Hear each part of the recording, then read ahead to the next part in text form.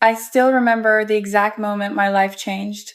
It was a Tuesday morning, 9:47 a.m., and I was sitting in what I thought was a routine meeting with my boss, Director of Operations Richard Patterson. I'd been with Apex Digital Solutions for 7 years, worked my way up from junior analyst to senior project manager, and I genuinely believed I was about to discuss my promotion to VP of Client Relations. I was so wrong. Richard didn't waste time with pleasantries. He slid a manila folder across his mahogany desk, his expression cold and calculated. Inside was a termination letter, effective immediately, citing repeated insubordination and failure to maintain professional standards. I felt my stomach drop. Insubordination? I'd never even received a written warning, let alone been reprimanded for anything serious. Before I could process what was happening, he continued. He told me I had 30 minutes to pack my things, that security would escort me out, and that if I caused any scene or tried to contact anyone in the company, they would pursue legal action for breach of contract. My hands were shaking as I tried to form words to ask what I'd done wrong, but he just pointed to the door and told me my access cards would be deactivated within the hour. Walking through that office with a security guard flanking me while my colleagues stared was the most humiliating experience of my professional life. 7 years of late nights, sacrificed weekends, missed family events, all reduced to this walk of shame. I could see the confusion on people's faces, the whispers starting before I even reached the elevator. My best friend at the company, Jennifer, tried to approach me, but the guard literally stepped between us. I wasn't even allowed to say goodbye, but here's the thing about being the person who actually did the work while everyone else took credit. I knew where all the bodies were buried. And I mean that both figuratively and literally in terms of the company's darkest secrets. Let me back up and give you the full context. I'd been Richard's right hand for the past 3 years, ever since he'd been promoted to Director of Operations. I was the one who cleaned up his mistakes, who actually managed the client relationships he claimed credit for, who worked through the night fixing problems he'd created during his boozy lunch meetings. And I documented everything, not because I was planning some elaborate revenge, but because I'm meticulous by nature. Every email, every project file, every conversation, I kept records because that's what good project managers do. But there was something else. About 8 months before I was fired, Richard had started making things uncomfortable. It began with small comments about my appearance, compliments that felt just slightly too personal. Then came the invitations to after-work drinks, just the two of us. Suggestions that we should travel together to client sites even when it wasn't necessary. I'd always declined politely, kept things professional, but he was persistent. The final straw came 3 weeks before my termination. We were at a company retreat in Colorado, and after the official events ended, Richard cornered me in the hotel bar. He was drunk, handsy, and made it crystal clear that my career advancement was contingent on being more flexible with him. I recorded the entire conversation on my phone, not because I planned to use it, but because I knew I needed protection. I told him firmly that I wasn't interested and that his behavior was inappropriate. His face went from predatory to furious in about 2 seconds. That's when I knew my days were numbered, but I didn't realize he'd move so quickly or so viciously. So there I was, sitting in my apartment on a Tuesday afternoon, still in shock, scrolling through 7 years of files I'd backed up on my personal cloud drive. Standard practice for me, I never wanted to lose work if my company laptop died, but as I looked through everything with fresh eyes, I started seeing patterns I'd been too busy to notice before. Richard had been systematically stealing credit for my work, yes, but it was worse than that. He'd been falsifying project budgets, billing clients for work that was never done, and pocketing the difference through a consulting company that, after some digging, I discovered was registered in his wife's maiden name. We're talking about hundreds of thousands of dollars over the past 2 years, maybe more. But the really damaging stuff was about our biggest client, a pharmaceutical company called MedTech Innovations. I'd been the actual point person on this $12 million account, though Richard took all the credit with upper management. In my files, I had documentation of regulatory shortcuts. Richard had approved false compliance reports and correspondence showing he'd knowingly allowed them to proceed with marketing materials that misrepresented clinical trial data. This wasn't just corporate misconduct, this was potentially criminal. I sat there for hours, just processing. Part of me wanted to delete everything, move on, find a new job, and forget this nightmare.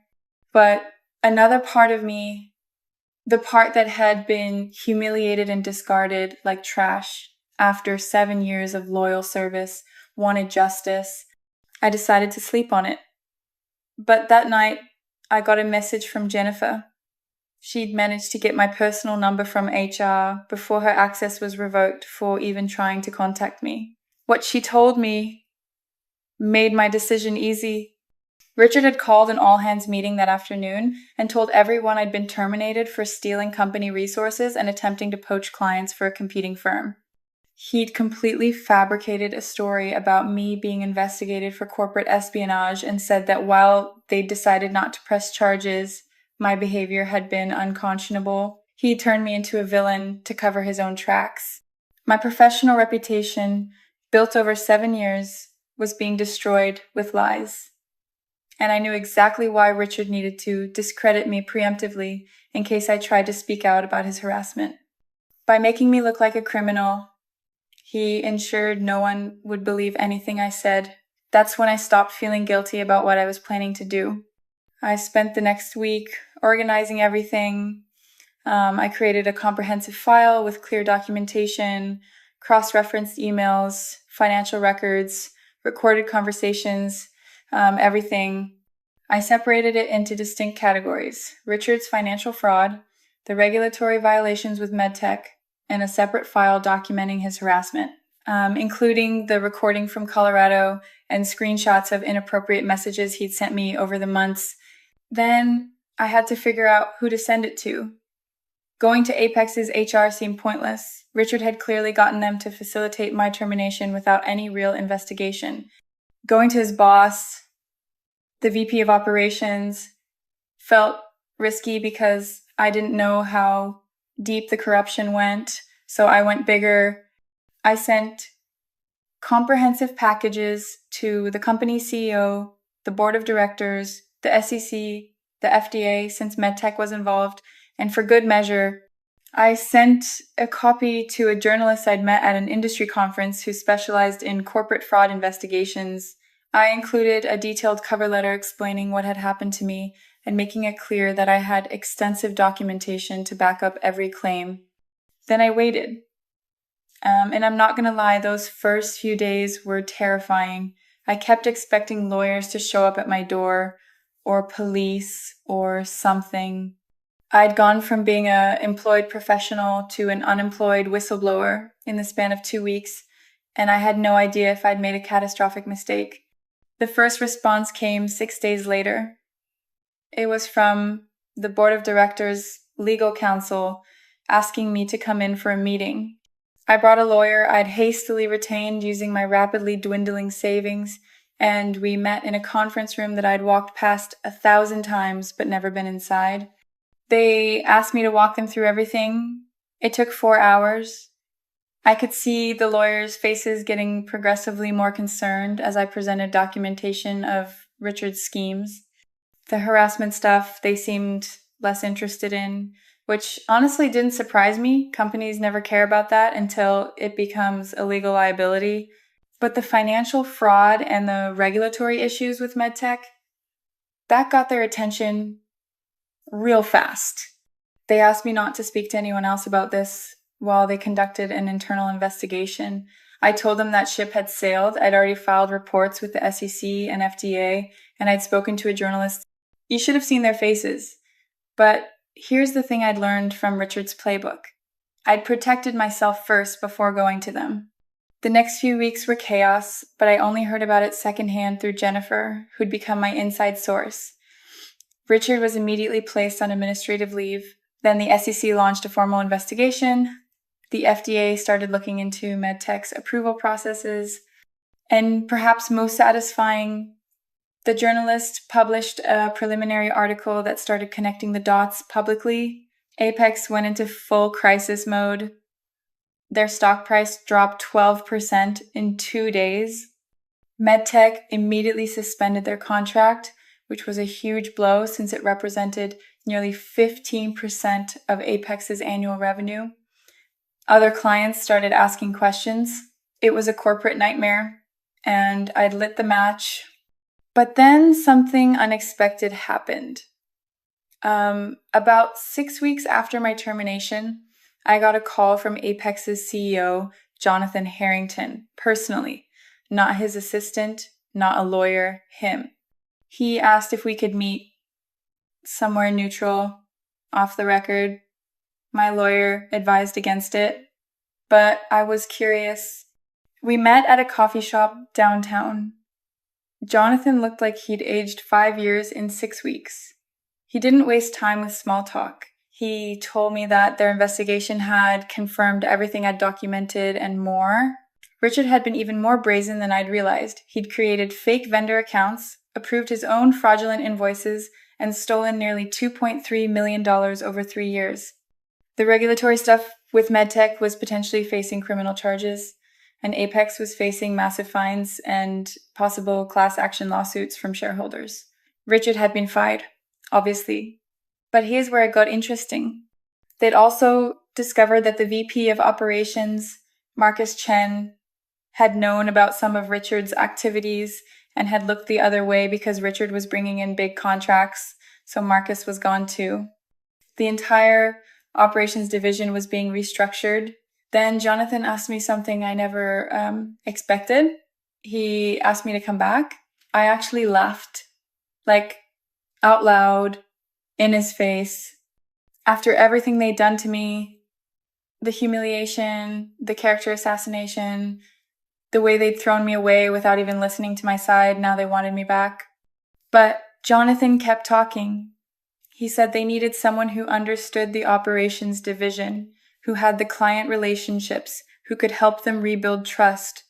He was offering me Marcus's old position, VP of Operations, with a significant salary increase, full back pay for the time I'd been terminated, a formal written apology, and a guarantee that my termination would be expunged from all records with a glowing reference letter signed by him personally. I told him I'd think about it. My lawyer thought I was insane to even consider it. Jennifer thought I should take the job and then quit dramatically after a few months just to mess with them. But here's what I was thinking. If I didn't go back, someone else would step into that role and all my work would benefit them instead of me. I negotiated for another week. I wanted more than just a VP position. I wanted protections. I demanded a 3-year contract with a massive severance clause if they terminated me without cause. I wanted a seat in executive meetings with the CEO. I wanted the authority to hire and fire within my division without approval from above. And I wanted a formal acknowledgement that my whistleblowing had saved the company from even worse consequences. They agreed to everything. I think they were desperate. The company was hemorrhaging clients and talent, and they needed stability fast. So I went back 3 months after being escorted out by security. I walked back into that building as a vice president. The looks on people's faces were priceless. Some were shocked, some were angry, some were clearly scared of me now. The people who'd whispered about me when I was fired suddenly wanted to be my best friend. The first thing I did was clean house. Remember how I said I'd documented everything? Well, I hadn't just documented Richard's crimes. I'd also noted every manager who'd turned a blind eye, every colleague who'd thrown others under the bus for advancement, every person who'd participated in the toxic culture that had allowed someone like Richard to thrive. I didn't fire everyone, I'm not a monster, but I made it very clear that the old way of doing things was over. People who'd succeeded by taking credit for others' work suddenly found themselves being held accountable. Managers who'd created hostile environments got one warning, then were shown the door. Within 6 months, I'd restructured the entire division, promoted people who actually deserved it, and implemented new protocols to prevent another Richard situation. As for Richard himself, the last I heard, he was facing multiple criminal charges. The SEC hit him with securities fraud charges, the fraud for his embezzlement scheme, and MedTech actually sued him personally for the regulatory violations. His career was over, his reputation destroyed, and he was looking at potential prison time. His wife divorced him, he lost his house, and last I checked, he was working at a friend's car dealership while awaiting trial. I wish I could say I felt bad for him, but I didn't. He'd tried to destroy me, to cover up his own crimes and harassment. He'd counted on me being too scared or too beaten down to fight back. He'd underestimated the quiet, meticulous project manager who documented everything and knew where all the bodies were buried. The MedTech situation ended up being a bigger deal than anyone expected. The FDA investigation revealed serious problems with their approval process, and while Apex lost the contract, we actually came out looking better because I'd been the one to blow the whistle. Several other pharmaceutical companies actually reached out to us specifically because they wanted to work with a firm that clearly took compliance seriously. Within a year, we'd not only recovered the revenue from MedTech, but exceeded it. The company's stock price bounced back, and I went from being a terminated employee to being featured in industry publications as an example of ethical leadership and corporate whistleblowing done right. But the best part, the absolute best moment of the entire saga, came about 8 months after I returned. We were at an industry conference, the kind of big networking event where everyone in our field shows up. I was there as a VP, speaking on a panel about corporate ethics and compliance. And who did I see in the audience, sitting in the back row, looking absolutely miserable? Richard. Apparently he'd managed to get some low-level job with a small firm that was desperate enough to overlook his background, and they'd sent him to the conference. When our eyes met, I saw him recognize me. I saw the moment it clicked that I was on stage being celebrated as an industry leader while he was sitting in the cheap seats of a career that would never recover. I smiled at him. Not a friendly smile, a smile that said, I won, and you know it. Then I continued my panel discussion like he wasn't even there. After the panel, several people came up to talk to me, including the journalist who'd written the original article about the scandal. She was working on a follow-up piece about corporate comebacks and asked if she could interview me. I agreed, and that article ended up being the cover story of a major business magazine. The headline was From Fired to Featured: How One Executive Turned Wrongful Termination into Industry Leadership. Richard's name was mentioned in the article too as a cautionary tale of what happens when ambition isn't tempered by ethics. Looking back now, 3 years later, I'm actually grateful for everything that happened. Not for the harassment or the humiliation or the fear. Those parts still make me angry when I think about them. But being fired forced me to take action I might never have taken otherwise. It showed me that I was stronger than I thought, more capable than I'd given myself credit for, and that sometimes the worst thing that happens to you can become the catalyst for the best thing. I'm still at Apex now as Senior Vice President with a direct line to the CEO. I've mentored dozens of younger employees, particularly women, about standing up for themselves and documenting everything. I've implemented policies that make it harder for people like Richard to abuse their power, and I've made it my personal mission to ensure that no one in my division ever has to go through what I went through. Jennifer, my friend who risked her own position to tell me what Richard had said about me, is now my Director of Client Relations. The first thing I did when I got my VP position was promote her. She deserved it, and I wanted people to know that loyalty and integrity would be rewarded in my division. As for the other people who were involved in my termination, the HR director who processed my paperwork without any real investigation, the security guard who seemed to enjoy escorting me out, the colleagues who immediately believed Richard's lies about me, most of them aren't with the company anymore. Some left on their own when the culture changed and they realized they couldn't succeed by playing political games anymore. Others were let go during the restructuring. A few actually apologized to me, which I appreciated, even if I didn't fully forgive them. The financial recovery was something else too. Once I had the authority to actually implement the changes I'd been suggesting for years, efficiency improved dramatically. We cut out the bloat, the fake vendors, the unnecessary expenses that Richard and others had been hiding in their budgets. In my first year as VP, I saved the company nearly $4 million just by implementing basic oversight and accountability measures. The board of directors noticed. They gave me a bonus that was larger than my entire salary from when I was first fired. I used part of it to take my family on a vacation to Europe, the one I'd been planning to take before I was terminated. The rest I invested. I was never going to be in a position again where losing a job meant immediate financial panic.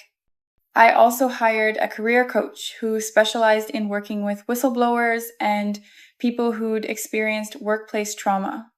That might sound dramatic, but what I went through really did leave scars. There were nights I couldn't sleep, replaying the moment Richard told me I was fired, the walk through the office, the fear that I'd destroyed my entire career by speaking out. The coach helped me process all of that and turn it into something productive rather than letting it eat away at me. One unexpected development was the number of people who reached out to me after the magazine article was published. Former colleagues from other companies, people I'd met at conferences years ago, even complete strangers, they all had similar stories. They'd been harassed or witnessed fraud or been fired for speaking up, and they wanted advice on what to do. I started doing informal mentoring, which eventually led to me being invited to speak at business schools and corporate ethics seminars. There's something powerful about sharing your story and having people tell you that it gave them courage to stand up for themselves. I've had former Apex employees tell me that watching me come back and succeed gave them the confidence to report problems they'd been ignoring.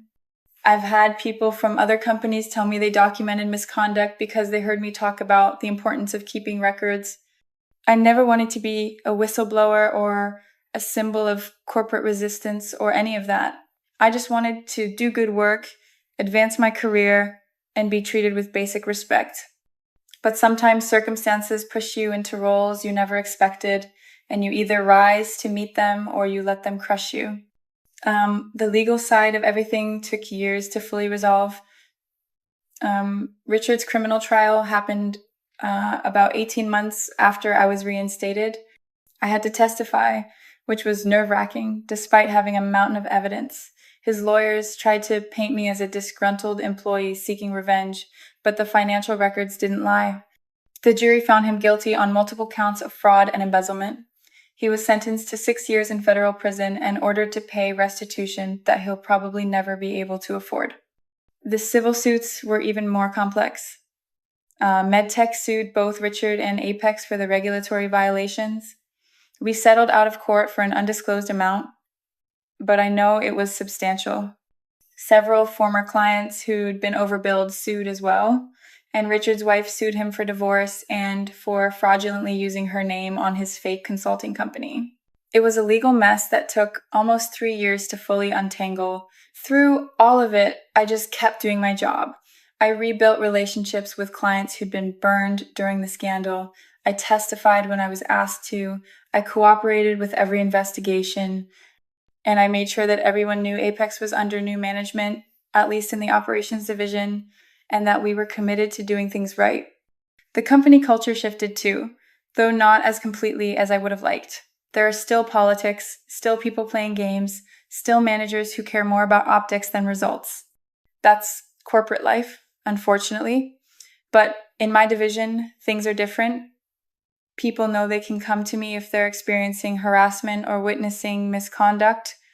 They know that I'll take them seriously because I've been where they are. And they know that I have the authority and the will to do something about it. I've also become close with the CEO, Jonathan Harrington. He's told me multiple times that bringing me back was the best decision he made during the crisis. We have a relationship based on mutual respect and transparency. When he's considering major decisions, he often asks for my input, not just on operations issues, but on broader company strategy. I'm not naive enough to think I'm irreplaceable or that corporate politics don't still exist at the highest levels, but I have a seat at the table now, and I use it to advocate for the things I believe in. One of my proudest accomplishments has been the mentorship program I established in my division. Every new hire is paired with a senior employee who serves as their advocate and advisor. We have quarterly reviews where people can confidentially report concerns without fear of retaliation, and I personally review every termination decision to make sure no one is being fired for speaking up or refusing to go along with unethical behavior. Has it been perfect? No. I've made mistakes. I've trusted people who didn't deserve it. I've probably been too harsh on some employees who reminded me of Richard when they really were just making honest errors. I've had moments where the stress and pressure made me question whether it was worth it. But overall, I'm proud of what I've built and who I've become through this process. The strangest part of all of this has been becoming a public figure in the corporate ethics world. I get invited to speak at conferences, my opinions get quoted in articles, and I've even been approached about writing a book. It's surreal because I never set out to be anyone's hero or role model. I just wanted justice for what happened to me, and I wanted to make sure the company couldn't sweep its problems under the rug anymore. But I've come to accept that my story resonates with people because it's fundamentally about something universal, standing up to bullies, refusing to be silenced, and proving that doing the right thing can actually lead to success rather than just punishment. In a corporate world where we're often told to keep our heads down and play it safe, my experience shows that sometimes taking a risk and fighting back is not only morally right, but strategically smart. 3 years out from that terrible Tuesday morning when Richard fired me, I'm in a position I never could have imagined. I'm more successful than I was before, more respected, more financially secure, and more satisfied with my work. I have actual power to make changes rather than just suggesting them to bosses who ignore me. And I have the satisfaction of knowing that Richard, who tried to destroy me to cover his own crimes, ended up destroying only himself. People often ask me if I would do anything differently. Knowing what I know now, it's a complicated question. Obviously, I wish I'd never been harassed or fired or had to go through months of stress and uncertainty. But would I have taken the same actions if I could do it over? Absolutely, without hesitation. Because here's what I learned. Companies and corrupt individuals count on good people staying silent. They count on the fear of retaliation, the difficulty of proving wrongdoing, the exhaustion of fighting back. They count on you caring more about your career than about justice. And for a lot of people, that calculation works. It's safer to stay quiet, to look the other way, to accept mistreatment rather than risk everything by speaking up. But I couldn't live with that. Once I knew what Richard had done, once I'd been fired and humiliated and lied about, I couldn't just walk away and let him keep doing it to other people. And yes, part of my motivation was revenge. I won't pretend otherwise. I wanted him to suffer the way he'd made me suffer. But it was also about principle, about believing that people like him shouldn't be allowed to win just because they're willing to be ruthless. The documentation was key to everything. If I hadn't kept those meticulous records, if I just relied on my word against his, I would have lost. No one would have believed me. Richard would have successfully painted me as a bitter former employee, making accusations she couldn't prove. But because I had emails, recordings, financial documents, everything backed up and organized, I had a case that couldn't be dismissed or ignored. So if there's one piece of advice I give to every person who asks me about dealing with workplace misconduct, it's this: document everything. Every inappropriate comment, every sketchy financial decision, every instance of someone taking credit for your work, write it down, save the email, record the meeting if it's legal in your state. You might never need it, and I hope you don't. But if you ever do need it, you'll be grateful you have it. The second piece of advice is to know your worth. I spent years at Apex being undervalued, watching less competent people get promoted over me, sacrificing my personal life for a company that saw me as disposable. It took being fired for me to realize that I deserved better, that my skills and experience and work ethic had real value. When I came back as VP, I negotiated from a position of strength because I finally understood my own worth. And the third piece of advice is to build a support system outside of work. Jennifer was crucial to my survival during those dark weeks after my termination. My lawyer, my therapist, my family, they all kept me grounded when I was tempted to either give up or do something reckless. You can't fight a battle like this alone. You need people who believe in you, who can give you perspective, who can help you strategize. Looking at where I am now, 3 years later, I sometimes still can't believe it. I went from unemployment and humiliation to being one of the most senior executives in a major company. I went from being a cautionary tale about speaking up against your boss to being a case study in successful whistleblowing. And I went from wondering if my career was over to having recruiters regularly calling me about even bigger opportunities. But the thing I'm most proud of isn't the title or the salary or the recognition.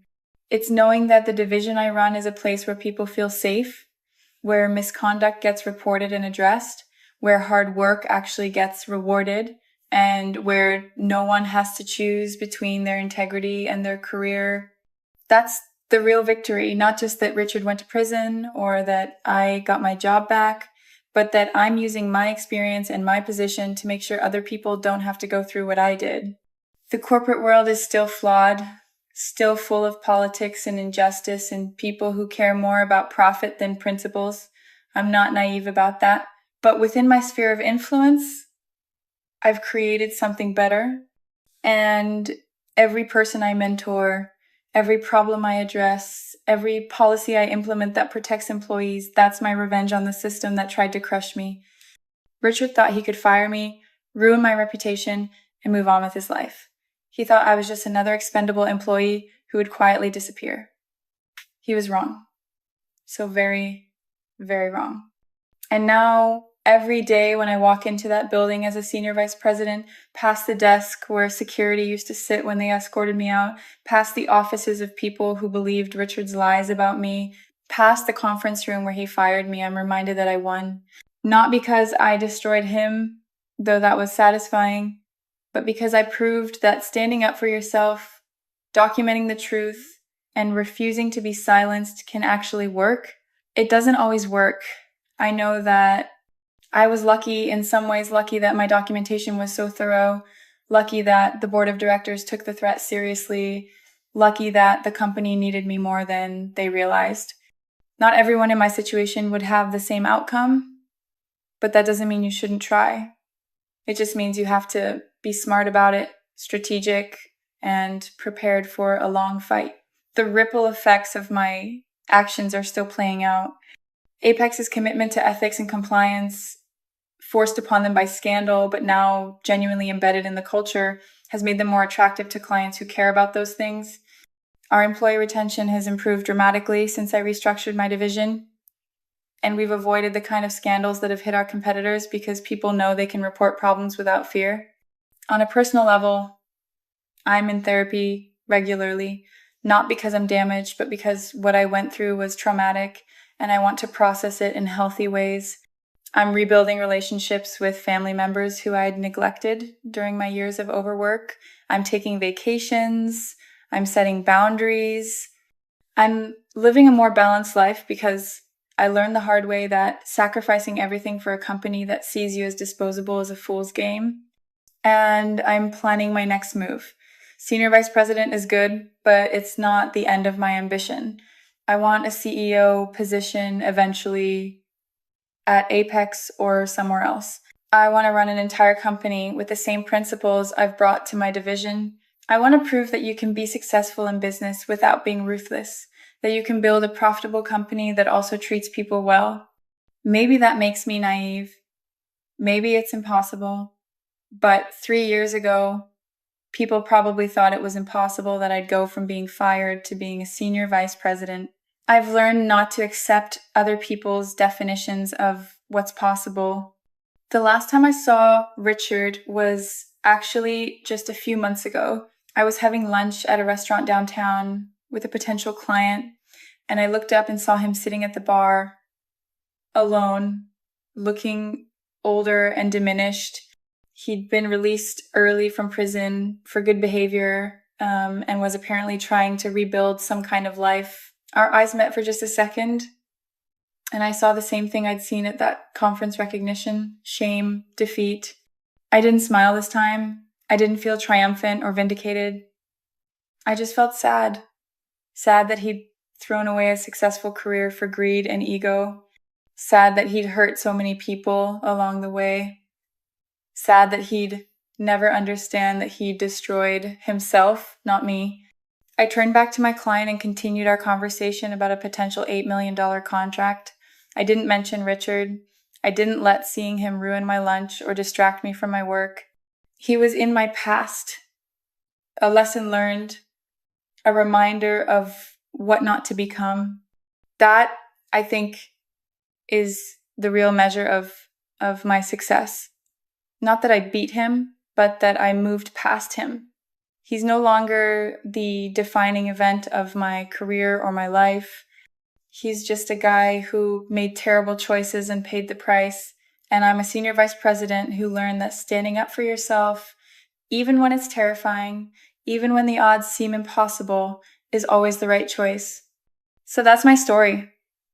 From fired to featured, from victim to victor, from powerless to powerful. It's not the career path I would have chosen. The easy road would have been to stay quiet, to accept the harassment, to let Richard continue his schemes, to prioritize my comfort over my principles. But I'm glad I took the hard road, because now, when I look at myself in the mirror, I see someone I'm proud of, someone who stood up, someone who fought back, someone who won. And that's worth more than any job title or salary could ever be. The email arrived at 11:32 p.m. on a Sunday night, 2 weeks before I was supposed to return from maternity leave. I was nursing my 3-month-old daughter, exhausted and covered in spit up, when my phone lit up with a message from HR at DataCore Analytics. The subject line read, "Organizational restructuring. Please review before return." My stomach dropped before I even opened it. The email was corporate speak at its finest, but the message was clear. While I'd been on leave, they'd reorganized my department. My position as Director of Client Strategy had been eliminated. However, they were pleased to offer me a role as a junior account coordinator, reporting to someone who'd been my subordinate 4 months ago. The salary was 60% of what I'd been making. The email ended with, "We look forward to discussing this transition during your return meeting with HR and your new supervisor." My new supervisor. The guy I'd hired and trained myself. The guy who'd been with the company for 8 months. I sat there in the dark nursery, my daughter asleep in my arms, and I cried. Not because I was sad, but because I was so angry I didn't know what else to do. I'd given DataCore 6 years of my life. I'd built their entire client strategy division from scratch. I'd brought in over $15 million in new business in my last year alone.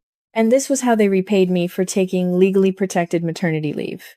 But here's what they didn't know about me. I don't break. I pivot. Let me give you some context. I started at DataCore right out of business school as one of their first employees when they were just a scrappy startup in a converted warehouse. I believed in the vision using data analytics to help mid-sized companies optimize their operations. I worked insane hours, took a below-market salary in exchange for equity, and built relationships with clients that became the foundation of the company's growth. By the time I got pregnant, DataCore had grown to over 200 employees and was pulling in $30 million a year in revenue. I was one of 3 directors, the only woman in senior leadership, and I had a team of 12 people who I'd personally recruited and trained. I was also engaged to my partner Daniel, who worked in a completely different industry, and we were excited about starting our family. When I told my boss, the VP of operations named Trevor Walsh, that I was pregnant, his first response was, "Congratulations." His second response, later that same day in a private meeting, was, "So what's your plan for coverage while you're out? Not how can we support you, but how will you make sure your absence doesn't impact us?" I should have seen it then, but I was optimistic. Naive? maybe. I created detailed transition plans. I trained my senior team members to handle everything in my absence. I even worked from home during the first 2 weeks of my leave to make sure nothing fell through the cracks. I did everything right, and they still screwed me over. That Sunday night, after I stopped crying and put my daughter back in her crib, I started planning. I had 2 weeks before my return meeting. 2 weeks to figure out what I was going to do. Because one thing was absolutely certain, I was not going to accept that demotion. The first thing I did was review my employment contract. I'd been granted equity when DataCore was still small, which meant I owned 2.3% of the company. Not a huge amount, but enough to make me a vested stakeholder. The contract had clauses about wrongful termination, but nothing explicit about demotion. However, there was a section about material changes to compensation and responsibilities that gave me some leverage. The second thing I did was start documenting everything. I went through my emails, my files, everything I could access remotely. I made copies of client contacts, project methodologies I developed, training materials I created.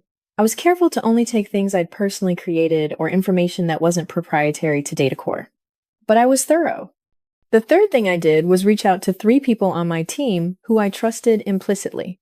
Sarah, my senior strategist, Michael, who handled our largest accounts, and Patricia, who'd been with me since the beginning. I asked each of them to meet me for coffee individually, not at our usual spot near the office, but at a cafe across town. Their reactions when I told them about the demotion were exactly what I expected. Shock, anger, and in Sarah's case, immediate offers to quit in solidarity. But I told them not to do anything yet. I asked them questions instead. How had things been while I was gone? Who was really running my department? What were they hearing about the restructuring? What they told me was enlightening and infuriating. Apparently, Trevor had been telling people that I probably wouldn't come back after having the baby. That I'd said I wanted to be a stay-at-home mom. Complete lies. He'd given my position to Dylan Carter, a guy who'd been hired less than a year ago, who had an MBA from the same school Trevor went to, and who had exactly 0 experience in client strategy. But the really interesting part was what was happening with the clients. 3 of our biggest accounts were unhappy. Dylan was trying to implement new approaches that contradicted everything we'd built, and the clients were pushing back. 2 of them had specifically asked where I was and when I'd be returning. That's when I started to see the opportunity. I spent the next week doing research. I looked at the data analytics market, at competitors, at gaps in service. I talked to Daniel about our finances and how long we could survive on his salary alone. I reached out to a lawyer who specialized in employment discrimination to understand my options. And I started building a business plan. By the time I walked into that return meeting with HR and Trevor, I knew exactly what I was going to do. The meeting was even worse than I'd expected. Trevor was condescending, talking to me like I was a child who needed to understand business realities.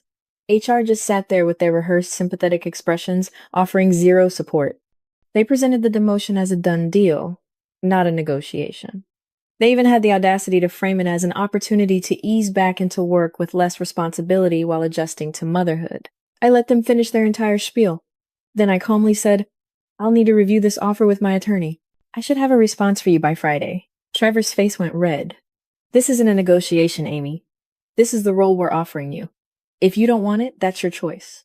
"I understand," I said, standing up. "I'll have my response by Friday." I walked out of that building for what I thought might be the last time, and I felt lighter than I had in months. I spent the next 3 days in intense preparation. My lawyer confirmed what I suspected. What they were doing was likely illegal discrimination based on pregnancy and parental status. But fighting it in court could take years and might result in nothing more than a settlement and a return to a company that had made it clear they didn't value me. He could send a strongly worded letter, but that would just make them defensive. So I chose a different path. On Friday, I sent an email to HR and Trevor. In it, I declined their offer of the junior account coordinator position. I also resigned from DataCore, effective immediately, citing fundamental differences in values and career direction. I offered to consult on the transition of my remaining responsibilities for a generous hourly rate, which I knew they'd refuse, and I exercised my right to hold on to my equity shares, which I was fully vested in per my contract. Then I sent a second round of emails. These went to Sarah, Michael, and Patricia. I told them I'd resigned and why. I told them I was starting my own data analytics consultancy, and that I'd love to have them join me if they were interested, but I completely understood if they wanted to stay at DataCore. I didn't pressure them. I just presented the opportunity. All 3 of them quit within a week. Starting Insight Analytics Group was simultaneously the scariest and most exhilarating thing I'd ever done. We launched with 4 people working out of my living room, taking calls while my daughter napped, having strategy sessions interrupted by diaper changes. It was chaos. It was exhausting. But it was ours. The first client wasn't hard to get. Remember those accounts that were unhappy with Dylan's new approaches? I reached out to my contacts there, not to poach them directly, but just to let them know I was now independent and available for consulting work. Within 2 weeks, 2 of Datacor's top 5 accounts had hired Insight Analytics as consultants. Within a month, they'd moved their full contracts to us. Datacor was furious. Trevor called me personally, accused me of stealing clients and violating non-compete agreements. I calmly reminded him that my contract had no non-compete clause because Datacor couldn't afford to include them when I was hired in the startup days. Everything I'd done was completely legal. The clients had chosen to work with us because they trusted the relationships we'd built and the quality of our work. He threatened to sue anyway. My lawyer sent him a very detailed letter about pregnancy discrimination, wrongful demotion, and constructive dismissal. We never heard from Trevor again. The next 6 months were a blur. We operated lean, reinvesting every dollar back into the business. I worked around my daughter's schedule, pumping between client calls, writing proposals during 2 a.m. feedings, doing presentations with spit-up stains on my shirt that I covered with a blazer. Daniel was incredible, taking on more of the household duties and believing in what I was building even when I had doubts. We landed client after client, many of them from Datacor. Not because we were actively poaching, but because word spread. People in the industry knew what had happened to me. They knew the quality of work we'd done, and they wanted to work with a company that actually valued its employees and wasn't run by people like Trevor. By month 8, we had 12 clients and needed to hire. We brought on 3 more strategists, including one of them was a woman returning from her own maternity leave who'd been pushed out of her previous company. We made a point of creating a culture that was flexible, family-friendly, and based on results rather than FaceTime. By the end of year 1, Insight Analytics Group had 18 employees and had generated $2.8 million in revenue. We were profitable from month 10 onward, and we'd taken 6 of Datacor's top 20 clients. I heard through the grapevine that Trevor had been demoted. Apparently, losing those major accounts and having several key employees quit had reflected poorly on his leadership. Dylan, the guy who'd been given my job, had been fired after 9 months. The client strategy division I'd built was in shambles. I wish I could say I felt bad for them. I didn't. Year 2 was about scaling. We developed proprietary methodologies for data analysis that were more efficient than what anyone else in the market was offering. We hired specialists in machine learning and predictive analytics. We expanded our client base beyond Datacor's former accounts to include companies and industries we'd never touched before. We also made Incorporated Magazine's list of fastest-growing private companies. The profile they wrote about us focused on my story, the wrongful demotion, the pregnancy discrimination, the decision to start my own company. It went viral in business circles. Suddenly, I was getting speaking invitations, interview requests, even venture capital firms asking if we wanted funding. That article did more for our business than any marketing campaign could have. Companies wanted to work with us because of what we represented. Proof that doing the right thing could be profitable. That you didn't have to choose between family and career. That the old boys club way of doing business was outdated. By year 3, Insight Analytics had 45 employees, $8 million in annual revenue, and we'd opened a second office. I was CEO of a thriving company, mother to a toddler who I got to see every day because I controlled my own schedule, and I was engaged in meaningful work that made a real difference for our clients. Datacor, meanwhile, was struggling. They'd lost market share, their reputation in the industry had taken hits, and they'd gone through 2 rounds of layoffs. I heard Trevor had left the company entirely. Their valuation had dropped by 40%. The most satisfying moment came about 3.5 years after I'd been demoted. I was at an industry conference on a panel about innovation in data analytics. And guess who was in the audience? The CEO of Datacor, Gregory Mills, the guy who'd been too important to even respond to my initial complaints about the demotion, who'd let Trevor handle the whole thing without any oversight. After my panel, he approached me. He congratulated me on Insight Analytics' success, made some comments about how impressive our growth had been, and I couldn't believe he had the audacity. He asked if I'd be interested in discussing an acquisition. Datacor wanted to buy my company.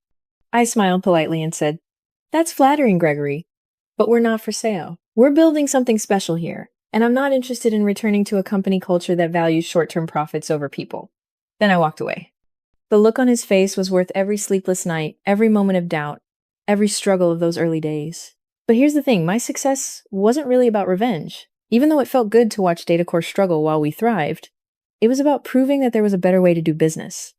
that you could build a company that was both profitable and humane, that supporting your employees' lives outside of work actually made them more productive and loyal. We implemented unlimited parental leave, flexible schedules, and remote work options before they were trendy. We paid well and offered real equity to key employees. We promoted based on merit, not on who went to which business school or who played golf with the executives. And we created a culture where having a life outside of work wasn't seen as a lack of commitment, but as a sign of healthy balance. Our retention rate was 93%. Our client satisfaction scores were the highest in the industry, and we were profitable every single year. Around year 4, something unexpected happened. Some of DataCore's former executives reached out to me separately. They wanted to apologize. They said they hadn't known the full extent of what Trevor had done, that they'd been misled about my situation, that they regretted not fighting harder to keep me. Some of these apologies felt genuine. Others felt like networking attempts now that I was successful. I accepted the apologies but didn't forget the lessons. These were people who'd sat in leadership meetings where decisions about my demotion were discussed. They'd chosen not to speak up, not to question, not to verify the story they were being told. That kind of passive complicity enables discrimination. But I also recognize that people can change and grow. So when some of them asked if there were opportunities at Insight Analytics, I didn't immediately say no. I told them we'd consider applications like we would anyone else's, but that they'd need to prove they understood and aligned with our values. A few of them eventually joined our team, and they became some of our strongest advocates for the culture we'd built. The media attention continued as we grew. I was named to several 40, under 40 lists, featured in business magazines, invited to speak at conferences around the world. What struck me was how many women reached out with similar stories, demoted after pregnancy, pushed out after taking parental leave, passed over for promotions they'd earned. I started using my platform to talk about these issues openly. I shared the specifics of what happened to me, named the discriminatory practices I'd experienced, and advocated for better policies. Some people criticized me for being too vocal, for playing the victim, or making it about gender. But far more people thanked me for speaking up and giving voice to experiences they thought were just their own failures. That advocacy work led to consulting with companies on parental leave policies, speaking to law students about employment discrimination, and eventually joining the board of a national organization focused on workplace equality. The work I'd started as personal revenge had become a broader mission. By year 5, Insight Analytics was at $12 million in annual revenue with 70 employees. We'd been approached by multiple private equity firms about investment or acquisition, but I wasn't interested in giving up control. We were growing sustainably, profitably, and on our own terms. Then something interesting happened. A former DataCore client, one we'd never worked with, reached out. They were the company's biggest account, worth over $5 million a year. They said they were putting their analytics contract out for bid, and they wanted Insight Analytics to be part of the process. During the pitch meeting, the client's CEO told me something fascinating. She said they'd stayed with DataCore out of loyalty, but over the past few years, the quality had declined dramatically. When she'd asked what happened, someone had finally told her the real story that their best team had left to start Insight Analytics after the company had discriminated against me for taking maternity leave. She said, "I'm a mother of 3. I've faced similar challenges in my career. I can't in good conscience continue giving millions of dollars to a company that treats women that way when there's a better alternative." We won that contract. It was the single largest account Insight Analytics had landed, and it put us over $15 million in annual revenue. For DataCore, losing that account was apparently the final straw. Within 3 months, they announced they were being acquired by a larger firm at a significant discount from their previous valuation. I read about the acquisition in the industry press. Part of me felt vindicated. But mostly, I just felt grateful that I'd escaped when I did and built something better. The employee who'd replaced me, Dylan, actually reached out around this time. He apologized for taking my job, said he'd been young and naive and hadn't understood the situation. He told me Trevor had manipulated him, promised him rapid advancement, and used him as a pawn. He'd been fired when things went south, and it had taught him a lot about corporate politics.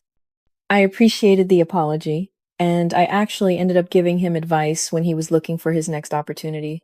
I didn't hire him, that would have been too weird, but I made some introductions. He wasn't the real villain in my story. He'd been a tool used by people who should have known better. The real reckoning came when Trevor Walsh, my former boss, reached out. It was 6 years after everything had happened. He sent a long email, which I've saved, where he tried to explain and justify his actions. He said he'd been under pressure from above to cut costs. He said he genuinely believed I wouldn't want to return to the demanding pace after having a baby. He said he'd made mistakes but had learned from them. He asked if I'd be willing to meet for coffee and talk. I thought about it for a week. Part of me wanted to ignore it entirely. Part of me wanted to respond with a scathing letter about everything he'd cost me. But then I thought about the woman I'd become, the company I'd built, the life I was living. I responded with a brief email. I told him I appreciated the apology, but that his actions had caused real harm that couldn't be undone by a reflective email 6 years later. I said that what he could do to make amends wasn't to apologize to me, but to ensure he never made the same mistakes with anyone else in his career. I told him to hire women, to support working parents, to question his own biases, and to create opportunities for people rather than taking them away. Then I ended with, I don't need your apology to move forward. I already have. I never heard from him again, and I was fine with that. Year 7 brought new challenges and opportunities. We'd grown to a point where we needed to decide stay independent or take on investment to scale even faster. After a lot of discussion with my co-founders, Sarah, Michael, and Patricia, we decided to take on a minority investment from a venture capital firm that specialized in women-led businesses. The investment allowed us to expand into new markets, develop new product offerings, and grow our team to over 100 employees. We also launched an initiative to provide free consulting services to small businesses owned by women and minorities, giving back to communities that often got overlooked by the major analytics firms. By year 8, Insight Analytics was valued at $75 million. We'd gone from 4 people in my living room to a company with offices in 3 cities, over 120 employees, and clients ranging from mid-sized companies to Fortune 500 firms. And through it all, I never missed a school event for my daughter. I never had to choose between being a mother and being a CEO because I'd built a company culture where that false choice didn't exist. My daughter is 9 years old now. She knows the story of how mommy started her company, though we've age-appropriated it for her. She knows that sometimes people treat you unfairly, but that you can turn that unfairness into motivation to build something better. She's grown up seeing a mother who works hard but is also present, who builds businesses but also builds Lego towers. She's also grown up in offices where she sees women in leadership, where she sees parents bringing their kids to work when needed, where flexibility and family are valued. She thinks that's normal. And that's exactly what I want for her generation, for these things to be so normal that they don't even need to be discussed. Last month, I was invited to speak at my business school's commencement. Standing at that podium, looking at graduates about to enter the workforce, I thought about the woman I'd been when I graduated over a decade ago. Ambitious, naive, believing that if I just worked hard enough and was good enough at my job, success would follow. I told those graduates the truth, that hard work matters, but so does working for the right people and the right companies. That sometimes the best career move is leaving a bad situation rather than trying to fix it from within. That discrimination and inequality still exist, but that they can be opportunities to build something better. I told them about being demoted for taking maternity leave and about building a company worth $75 million in response. Not to brag, but to show them what's possible when you refuse to accept other people's limitations on your potential. The speech went viral, as did several interviews I did afterward. Once again, my story was making waves, but this time with a decade of success behind it. The message resonated because it wasn't just about revenge or proving people wrong, it was about building something meaningful that aligned with your values. Today, Insight Analytics is on track to break $100 million in revenue this year. We're expanding internationally, we've been recognized as one of the best places to work in our industry, and we're profitable and growing. But more important than any of those metrics is the culture we've built and the lives we've changed. We've hired dozens of women returning from parental leave, giving them opportunities they couldn't find elsewhere. We've promoted based on merit and results rather than FaceTime politics. We've proven that treating people well isn't just morally right, it's good business. As for DataCore, they still exist as a subsidiary of the company that acquired them. I don't keep close tabs on them anymore. They're irrelevant to my story now. Trevor is apparently in consulting, teaching other executives how to manage operations, which would be funny if it wasn't so sad. I hope he's learned from his mistakes, but that's not my problem to solve. Sometimes I think about what would have happened if they hadn't demoted me, if they'd welcomed me back from maternity leave, honored my contributions, and continued my career trajectory at DataCore. I probably would have stayed. I probably would have continued working long hours, building value for a company that didn't really value me, missing time with my daughter to attend meetings that could have been emails. Instead, they forced me to bet on myself, and it turned out to be the best bet I ever made. The journey from that devastating email at 11:32 p.m. on a Sunday night to where I am today wasn't easy. There were moments of crushing doubt, financial stress, exhaustion, and fear. There were times I wondered if I'd made a catastrophic mistake leaving the security of a corporate job to start my own company while caring for an infant. But every client we landed, every employee we hired, every milestone we hit reinforced that I'd made the right choice. Not just for me, but for everyone who believed in the vision we were building. People often ask me if I've forgiven DataCore or Trevor or the people who let the discrimination happen. It's a complicated question. I don't carry active anger anymore that would be exhausting and counterproductive. But forgiveness implies that I've excused what they did, and I haven't. What they did was wrong, harmful, and illegal.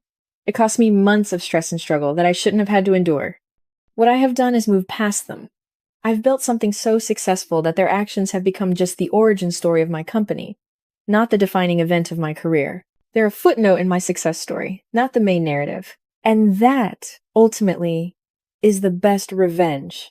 Not destruction or humiliation or making them suffer, just massive, undeniable success that makes their small-minded discrimination look as foolish as it was. My story isn't unique, unfortunately. Thousands of women face pregnancy discrimination every year. Thousands of talented employees get pushed out of companies for reasons that have nothing to do with their performance. The difference is that I had the resources, the relationships, and the timing to turn it into an opportunity. Not everyone does. That's why part of Insight Analytics' mission is to help change the broader system. We advocate for better policies, we share our practices openly with other companies, and we try to create opportunities for people who face similar discrimination. If my story can inspire even one company to treat their employees better, or encourage one person facing discrimination to fight back, then something good has come from that terrible email on that Sunday night. 9 years ago, I was sitting in a dark nursery, crying over an email that tried to take away everything I'd worked for. Today, I'm the CEO of a company that's changing our industry, proving that success and values don't have to be in conflict. I'm a mother who gets to be present for my daughter's life while building something meaningful. And I'm a woman who refused to let other people define my worth or my potential. DataCore thought they were demoting a troublesome employee who'd made the mistake of having a baby. Instead, they created their most successful competitor and proved that underestimating people has consequences. I didn't just bounce back. I soared. And every day that Insight Analytics succeeds is a reminder that the best response to being undervalued is to prove your true value where people will recognize it. That email at 11:32 p.m. on a Sunday night didn't destroy my career. It redirected it to something better than I could have imagined. And for that, I'm actually grateful. Not to DataCore, but to my own resilience, to the people who believed in me and joined me in this venture, and to the universe for showing me that sometimes when a door slams in your face, you need to build your own building. I'll never forget the moment I realized my career was being stolen from me. It was during a quarterly executive review meeting, 3 years into my job at TechVista Solutions. I was sitting in the back of the conference room, not at the table, because I was just a senior product analyst, not important enough for a seat with the directors and VPs. Brandon Hoffman, my colleague, was presenting what he called his revolutionary approach to predictive customer analytics. I watched him click through slides that contained my algorithms, my research, my insights that I'd spent 9 months developing. He was getting nods of approval from the CEO. He was being praised for his innovative thinking. And I was sitting in the back, invisible, watching my work get credited to someone else. Again. But here's what made that moment different from all the other times. I'd started recording everything. Every email, every meeting, every conversation. I had proof. And I was about to use it. Let me back up and tell you how I got here. I joined TechVista right out of grad school, where I'd gotten my master's in data science with a focus on machine learning applications in consumer behavior. I was recruited specifically for their analytics division, and I was excited about the opportunity. TechVista was a mid-sized tech company specializing in customer relationship management software, and they were looking to expand their predictive analytics capabilities. My hiring manager, Victoria Chen, was impressive, one of the few female executives at the company, and she seemed genuinely committed to building a strong analytics team.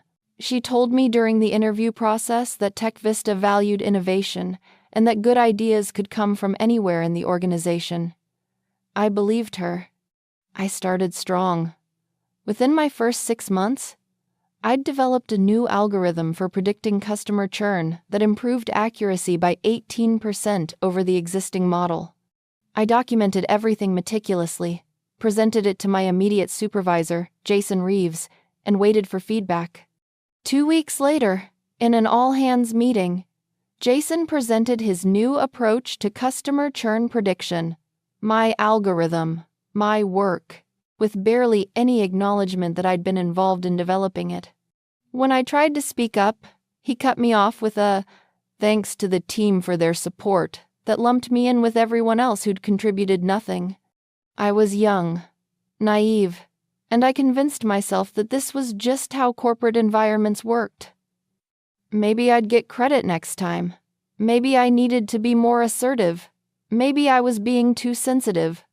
I wasn't being too sensitive. I was being systematically exploited. The real problem started when Brandon Hoffman was hired about a year into my time at TechVista. He came from a competing firm, had an MBA from an Ivy League school, and had apparently impressed the executive team during his interviews. He was brought in at the same level as me, senior product analyst, but there was an immediate difference in how he was treated. He got invited to executive meetings. He got FaceTime with the CEO. He was given high-visibility projects. And whenever we worked together, which was often since we were in the same division, he somehow ended up getting all the credit. The first major project we collaborated on was a customer segmentation model for our largest client, a retail chain worth $12 million annually to TechVista. I did the bulk of the analytical work, designing the methodology, running the models, interpreting the results. Brandon did the PowerPoint slides and presented to the client. The client loved it.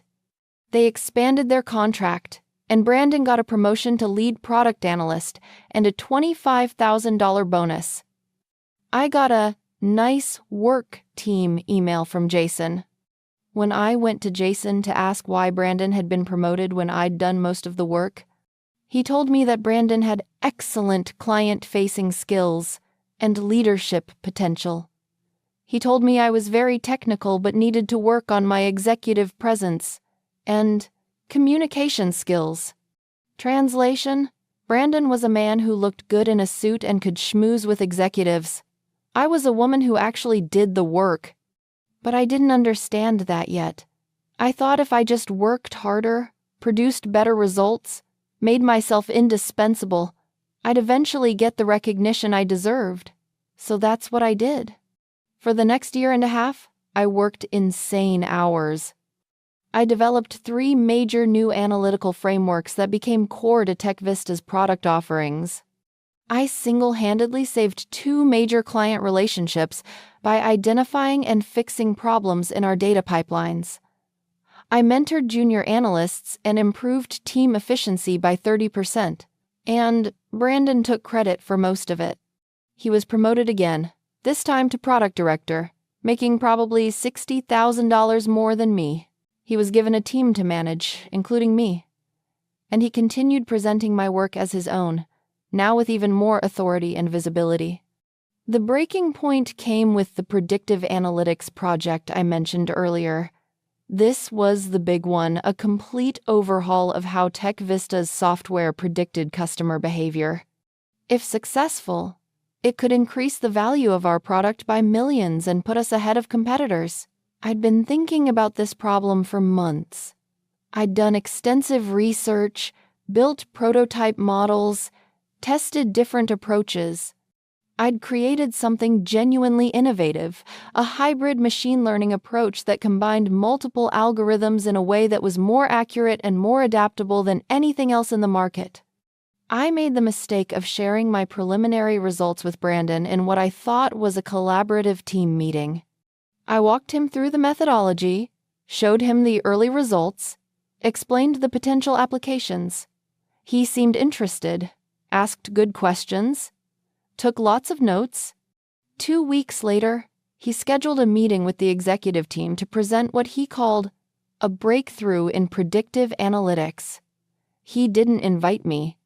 I only found out about it because Victoria Chen's assistant, who'd always been kind to me, sent me a message asking if I was going to attend Brandon's big presentation. That's when something inside me snapped.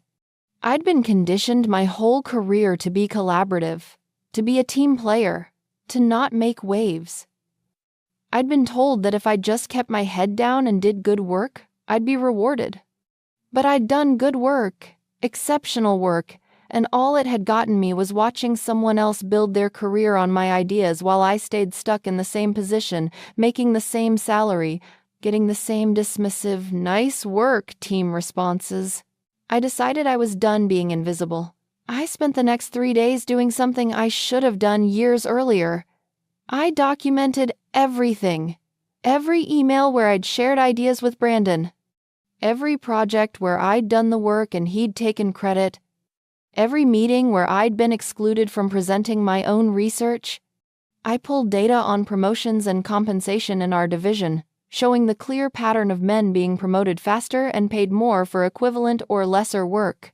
I created a comprehensive timeline of the predictive analytics project, showing exactly when I'd developed each component, when I'd shared it with Brandon, and when he'd scheduled his presentation. I included the original code I'd written, the research papers I'd reviewed, the prototypes I'd built, all time-stamped, all clearly my work. Then I did something that I knew could end my career at Tech Vista. I sent it all to Victoria Chen, the VP who'd hired me, with a detailed letter explaining what had been happening. I didn't hear back for 4 days. They were the longest 4 days of my professional life. I was convinced I'd made a terrible mistake, that I'd be labeled as difficult or not a team player, that I'd just destroyed any chance I had at advancement. Then Victoria's assistant called and asked me to come to a meeting. Not in Victoria's office, in the executive conference room, with the CEO. I walked into that room expecting to be fired. Instead, I found Victoria, the CEO Marcus Sutherland, the head of HR Rebecca Walsh, and the company's general counsel. They asked me to sit down and walk them through everything I documented. It took 3 hours. I showed them the emails, the code, the project timelines. I explained how the customer segmentation work had been primarily mine, how the churn prediction algorithm that had been attributed to Jason was actually my development, how the predictive analytics framework that Brandon was scheduled to present was entirely my creation. I could see their faces changing as I presented. Shock, anger, discomfort. Rebecca from HR looked like she wanted to crawl under the table.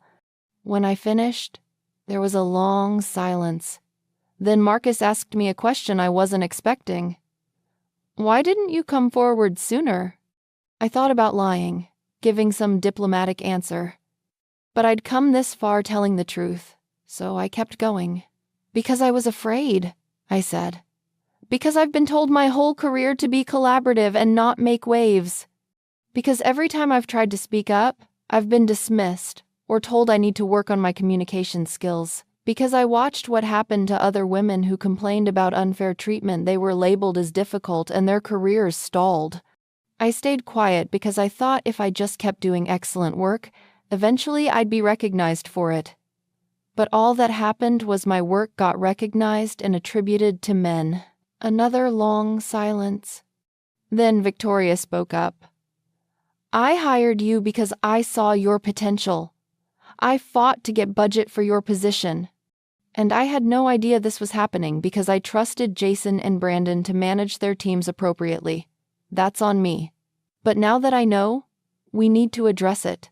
What happened next unfolded over the following weeks, and it was both vindicating and exhausting. First, Brandon's presentation to the executive team was canceled. Instead, I was asked to present the predictive analytics framework myself. I spent 3 days preparing, rehearsing, making sure I could articulate not just the technical aspects but the business value.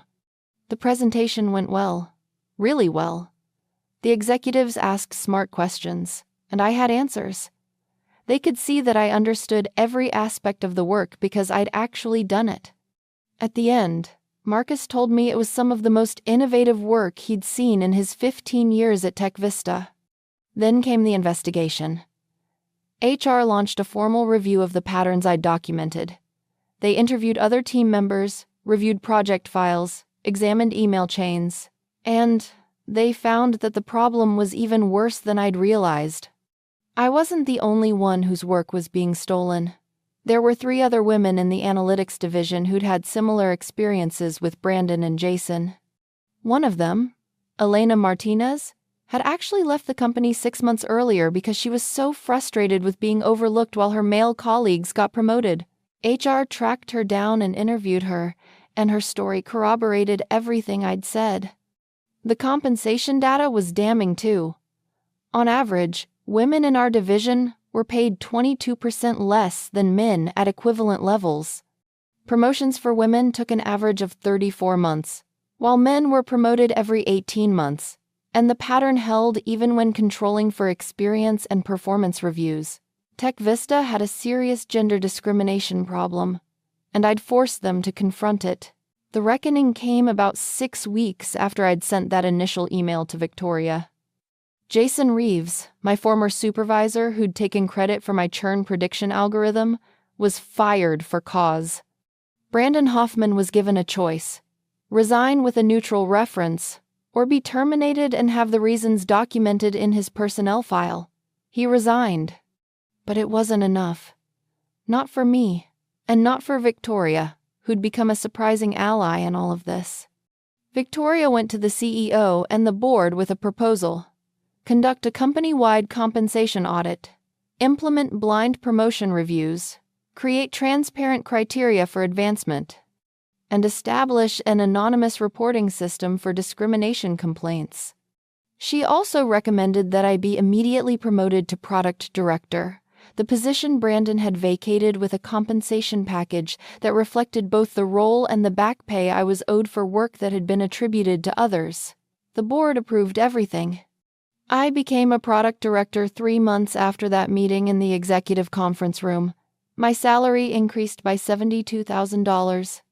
I was given Brandon's former team to manage, and I made it my mission to create an environment where people were recognized for their actual contributions. But the best part, the moment that made all of the fear and stress and fighting worth it, came during the next quarterly executive review meeting, the one where Brandon had been scheduled to present my predictive analytics framework. I was no longer sitting in the back of the room. I was at the table, presenting my own work, getting credit for my own ideas, and as I walked through the revolutionary approach I developed, I could see the executives truly understanding for the first time who'd been driving innovation at TechVista all along. After the presentation, Marcus pulled me aside and said something I'll never forget. "I'm sorry it took us so long to see what you were contributing. That's our failure as leadership, but I promise you things are going to be different now." He was right. Things did change. The company-wide compensation audit revealed disparities across multiple departments. Over 40 women received salary adjustments and back pay totaling more than $2 million. Several managers who'd been systematically undervaluing their female employees were put on performance improvement plans or quietly pushed out. TechVista implemented new policies around idea attribution. Every major project now required documentation of who contributed what. Presentations had to include slides acknowledging all contributors by name. Performance reviews were restructured to focus on measurable outcomes rather than subjective leadership presence assessments. Within 6 months, the culture started to shift. Women started speaking up more in meetings. Ideas were being credited appropriately, and the company started retaining female employees who previously would have left out of frustration. I wish I could say I stayed at TechVista forever and built my career there. But the truth is, after everything that happened, I was damaged. Not broken, but changed. I'd seen too clearly how easily good people could be complicit in discrimination. How systems could be set up to benefit some people while exploiting others. About 8 months after my promotion, I got a call from a recruiter. One of TechVista's biggest competitors, Nexus Analytics, wanted to talk to me about leading their entire predictive analytics division. The role would be VP level. The salary would be triple what I'd been making when I was invisible at TechVista, and they'd heard about what I'd accomplished. They'd also heard about what I'd exposed, and they wanted someone who'd stand up for doing things right. I met with the CEO of Nexus, a woman named Diane Crawford who'd built the company from a startup to $100 million in annual revenue. She told me she'd read about the changes at TechVista. News spreads fast in our industry, and she wanted to make sure Nexus never had those problems. She offered me the VP position, equity in the company, and complete authority to build the division the right way. I accepted.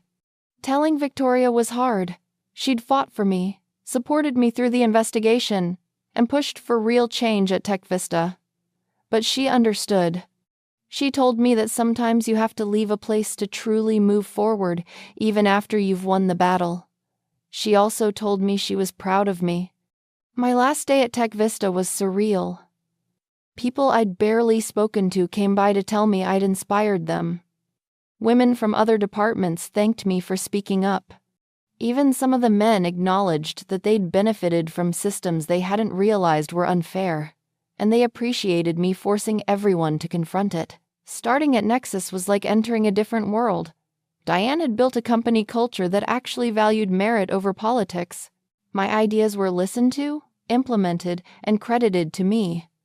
When I hired team members, I made sure to create an environment where everyone's contributions were visible and valued.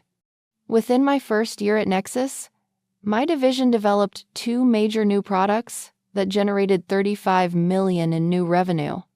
I hired 12 people, 8 of them women, all of them talented analysts who'd been overlooked at their previous companies.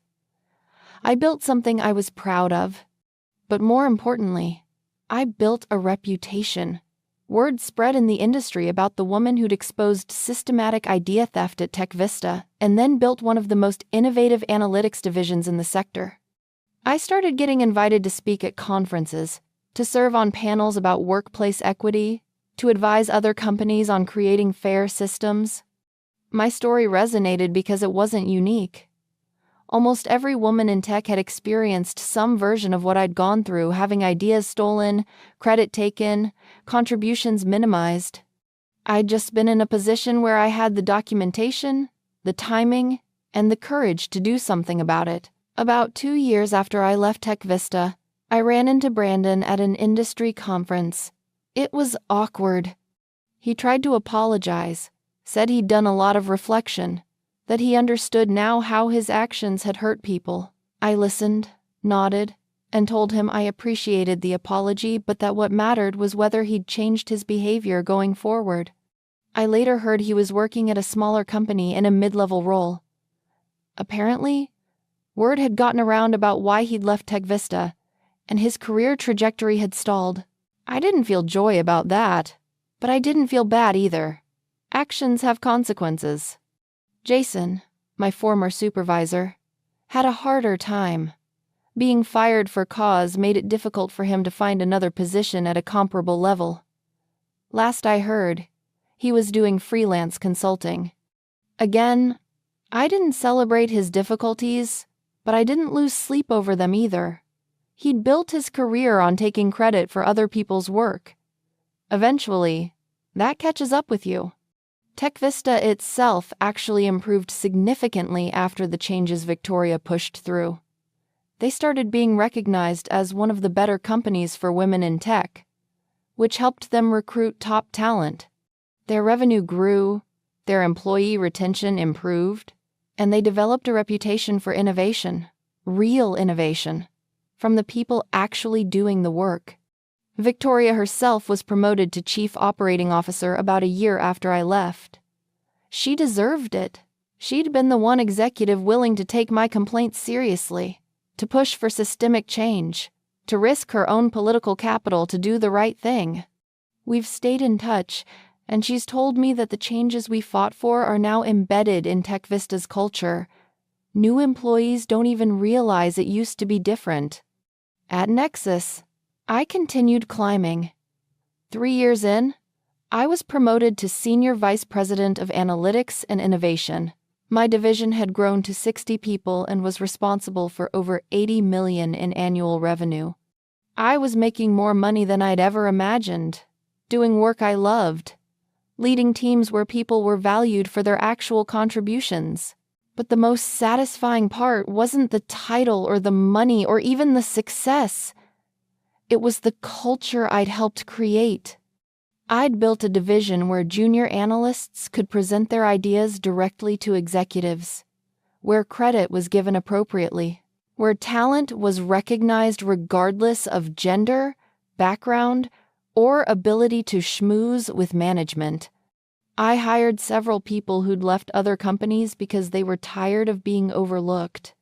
I mentored women who reminded me of my younger self, brilliant, hardworking, and naive about how easily their contributions could be minimized. I made sure they didn't have to go through what I did. One of my proudest moments came about 4 years into my time at Nexus. A young analyst on my team, Priya Sharma, had developed an innovative approach to real-time data processing.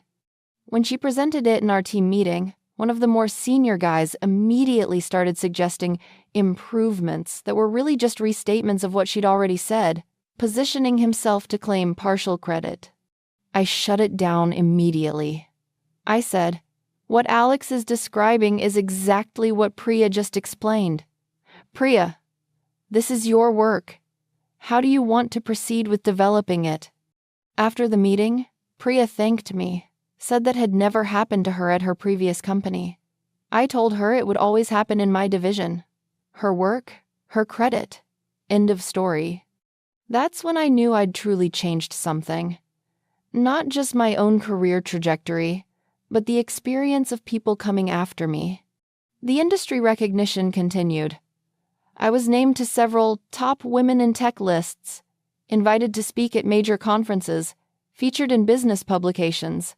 Some people criticized me, said I was playing the gender card, or that I was too focused on past grievances, but far more people thanked me for speaking openly about issues they'd experienced but felt unable to address. I also started advising startups and smaller companies on how to build equitable systems from the beginning. I'd learned the hard way how much harder it is to fix a broken culture than to build a healthy one from the start. If I could help newer companies avoid the problems that had plagued TechVista, that felt like meaningful work. About 5 years into my time at Nexus, Diane approached me with an interesting opportunity. The company was considering an acquisition, and she wanted me to lead the due diligence on the target company's analytics capabilities. If the acquisition went through, I'd be promoted to executive vice president and would oversee all of the combined analytics operations. The target company was TechVista. I sat with that information for a while. TechVista, the company where my career had been stolen, where I'd had to fight just to be recognized for my own work, where I'd finally stood up and forced change. And now I was in a position where I'd be evaluating whether they were worth acquiring. The irony was almost too much. I decided to take on the due diligence project, but I recused myself from the final acquisition decision. I didn't want my personal history to bias the business evaluation. I led a team that objectively assessed TechVista's capabilities, culture, and value. During the process, I met with Victoria again, now COO of TechVista. We had coffee, talked about what had changed since I left. She told me the company was genuinely different now, not perfect, but better. The systems we'd fought for were working. Women were being promoted based on merit. Idea theft was taken seriously and punished. She also told me something surprising. The predictive analytics framework I'd developed, the one that Brandon had tried to steal, had become core to TechVista's product offering. It was generating over $20 million a year in revenue. I'd built something that outlasted all the politics and drama, something that created real value. The acquisition ultimately went through, though my recommendation was based purely on the business case, not on any desire for symbolic revenge. Nexus acquired TechVista for $160 million, and I became executive vice president, overseeing all analytics operations across both companies. which meant that Victoria, my former champion, now reported to me. We both found this deeply amusing. In my new role, I had the authority to ensure that the cultural changes I'd fought for at TechVista and built at Nexus were maintained and expanded across the combined organization. I had over 150 people in my division, 100 million in annual revenue responsibility, and the ability to shape how an entire company valued and credited innovation. Sometimes I think about that quarterly meeting 7 years ago, where I sat in the back of the room watching Brandon present my work. If someone had told me then that I'd eventually be running the combined analytics operations of both companies, I wouldn't have believed them. But the path from there to here was made possible by one decision: to stop being invisible, to document my contributions, to demand recognition for my work, to risk my career on the principle that I deserved better. It wasn't easy. There were costs. The investigation at TechVista was stressful. Some colleagues resented me for making trouble. I had sleepless nights wondering if I'd destroyed my career by speaking up. And even after I won, I had to deal with the psychological impact of years of being systematically devalued. But I'd do it all again. Because staying silent wasn't protecting me, it was enabling a system that exploited me. Because speaking up didn't just help me, it helped every woman at TechVista who'd been experiencing the same thing.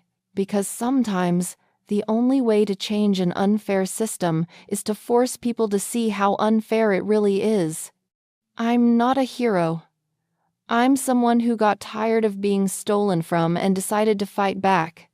I'm someone who got lucky that I had documentation, that I had a champion in Victoria, that the timing and circumstances aligned in a way that made change possible. Not everyone in my situation would have had the same outcome. But I hope my story encourages other people facing similar situations to document their work, to speak up when they're being exploited, to demand the recognition they deserve. Not everyone can win, but the more people who fight, the harder it becomes for these systems to persist. Today, at 42 years old, I'm the Executive Vice President of Analytics and Innovation at Nexus Analytics, overseeing operations that generate over $120 million annually. I have equity in the company worth several $1,000,000. I've been recognized as one of the top analytics leaders in the industry, but what I'm most proud of is the culture I've built and the people I've helped. I've mentored dozens of talented professionals, many of them women and minorities who'd been overlooked at their previous companies. I've created systems that make it harder to steal credit and easier to recognize actual contributions. I've used my platform to advocate for equity and transparency in tech. My daughter, who just started middle school, asked me recently what I do for work. I told her I help companies understand their customers better using data and technology. She said, "That's cool. But what I want to know is, how did you become a boss?" I thought about how to answer that. I could have given her the sanitized version, worked hard, got promoted, kept advancing. But I decided to tell her the truth, age appropriately. I told her that I had to fight for it, that I did really good work that other people tried to take credit for, that I had to stand up for myself even though it was scary, that sometimes you have to be willing to risk losing everything to get what you deserve. She thought about that for a minute. Then she said, "So you're not just a boss. You're a boss who wouldn't let anyone push you around." Exactly. The story of how I went from invisible to executive vice president isn't a fairy tale. It's not a simple narrative of hard work leading to inevitable success. It's a story about systemic discrimination, about having your contributions stolen, about fighting back against unfair systems, and about building something better. It's also a story about documentation, timing, allies, and a bit of luck. Because let's be honest, not everyone who speaks up gets the outcome I did. Some people face retaliation and never recover. Some companies double down on protecting the people stealing credit rather than fixing the system. Some battles are lost despite being righteous.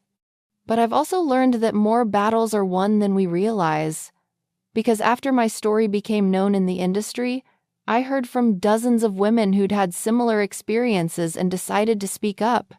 Some won, some lost, but all of them refused to stay silent. And collectively, we're changing the culture. The tech industry still has massive problems with gender equity. Women are still underrepresented in leadership. Pay gaps persist. Discrimination continues. But it's better than it was 7 years ago. And part of that progress is because people spoke up and demanded better. I'm not done fighting. In my current role, I'm working on industry-wide initiatives around transparency and promotions and compensation. I'm advising companies on how to build equitable systems. I'm mentoring the next generation of leaders and making sure they know they don't have to accept being invisible. And every time I present my work in an executive meeting, every time I see my name on a patent or a publication, every time someone acknowledges my contributions, I remember that meeting 7 years ago where I sat in the back watching someone else claim credit for my ideas. I'm not in the back anymore. I'm at the head of the table. And I got here by refusing to let anyone steal what was mine. That's not just my success story. It's my revenge story. And honestly, it's the best revenge possible using the visibility I fought for to make sure others don't have to fight as hard as I did. The email came on a Wednesday afternoon in March. Subject line: Confidential Strategic Reorganization Meeting. I'd been with Meridian Financial Services for 12 years, worked my way up from customer service representative to senior account manager, and I'd never seen my manager schedule a confidential meeting before. My stomach immediately knew something was wrong, even if my brain tried to stay optimistic. The meeting was just me, my manager, Craig Peterson, and someone from HR I'd never met before named Sandra. They had the look, that corporate sympathy face that means you're about to get screwed. Craig did the talking while Sandra nodded along like a bobblehead with a law degree. We're restructuring the account management division to remain competitive in a global marketplace, Craig began, which is corporate speak for we're cutting costs and you're expensive. He went on to explain that my position was being eliminated, but that I was valued and they wanted to make transition as smooth as possible. The transition. Not my transition to a new role within the company, the transition of my job to someone else. They were outsourcing my position to a team in Bangalore, India. They'd pay these people a fraction of my salary to do the work I'd spent over a decade perfecting. And here was the real insult. They wanted me to spend the next 3 months training my replacements before my transition date. In exchange, I'd receive a severance package of 6 months' salary, but only if I completed the training and signed a non-disparagement agreement. I sat there numb as Craig explained how this was just business and nothing personal, how the company valued my contributions but needed to optimize operational costs, how this was an opportunity for me to explore new directions in my career. I was 43 years old. I'd given this company 12 years of my life. I'd worked through weekends, holidays, family emergencies. I'd built relationships with clients that brought in millions of dollars. I'd trained countless junior employees who'd been promoted past me. And now I was being discarded because someone in a boardroom had decided my salary was too high compared to what they could pay someone overseas. But here's what Craig and Sandra didn't know about me. I'm a documenter, I keep records, I save emails, I understand how businesses actually work beyond the corporate buzzwords. And over the next 3 months, I was going to document everything wrong with their cost-cutting plan while they paid me to do it. I accepted the terms with a calm smile. Craig looked relieved. He'd probably expected tears or anger. Sandra seemed almost disappointed that there wouldn't be drama. I asked about the training timeline, took notes on their answers, and left the conference room with my head high. Then I went to the bathroom and cried for 20 minutes. When I pulled myself together, I started planning. I had 3 months of salary, during which I'd ostensibly be training my replacements, but would actually be preparing for what came next. 3 months to secure my future while documenting their mistakes. Let me give you context about what I did at Meridian. I managed 17 major client accounts, representing about $38 million in annual business for the company. These weren't simple transactional relationships. I knew these clients personally. I understood their businesses, their pain points, their long-term goals. I'd spent years building trust with them, solving their problems, being available when they needed support. The financial services industry isn't like other industries. Clients don't just care about the product, they care about the relationship. They want to work with someone who understands their needs, responds quickly, and provides personalized service. The idea that you could just transfer these relationships to someone overseas who'd never met the clients, who didn't understand their business contexts, who'd be working in a different time zone with a dozen other accounts to manage it was absurd. But Meridian's leadership had looked at the numbers on a spreadsheet and seen that they could cut costs by 65% by outsourcing. They'd convinced themselves that account management was a commodity service that could be easily replicated. They were wrong, but they wouldn't realize it until it was too late. My training of the replacement team began 2 weeks later. There were 4 people in Bangalore who would be splitting my 17 accounts. They were professional, educated, and clearly trying their best.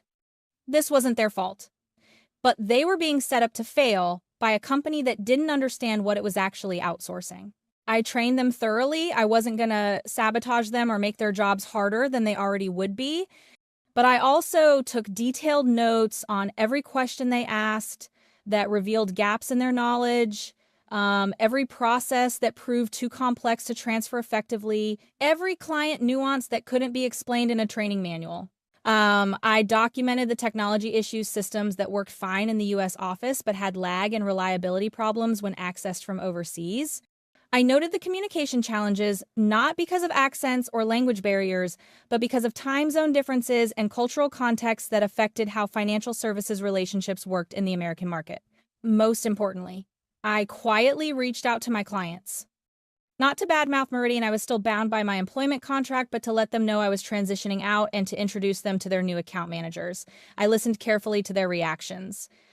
Every single one of them was upset. Several asked if there was any way I could stay. A few hinted that they might consider moving their business elsewhere if the service quality declined. One, the CEO of a mid-sized manufacturing company who'd been a client for 8 years, flat out told me that if I ever started my own firm, he'd be my first client. That conversation changed everything. I started seriously planning to start my own consulting firm. I consulted with a lawyer about what I could and couldn't do given my employment contract and non-compete clause. The good news, my non-compete only prevented me from working for direct competitors for 1 year. It said nothing about starting my own independent consulting practice. The better news, several of my clients were in industries that weren't covered by the non-compete at all. I registered a business, set up a website, got insurance, opened a business bank account, all while still employed at Meridian, all completely legal. I wasn't soliciting their clients yet. I was just preparing for the day my severance ran out. My last day at Meridian was surreal. Craig gave a little speech about my valuable contributions and wished me well in my future endeavors. Sandra from HR had me sign the final paperwork, including the non-disparagement agreement that would give me my 6-month severance. I smiled, signed, packed my desk, and left. I didn't tell anyone that I'd already incorporated my own firm. I didn't mention that I had a business plan and a list of clients who'd expressed interest in working with me. I just took my severance package and walked away. The severance gave me 6 months of runway.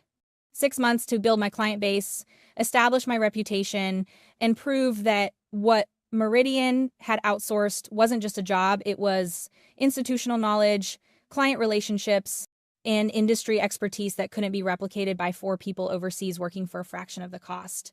I waited exactly 2 weeks after my last day to start reaching out to former clients.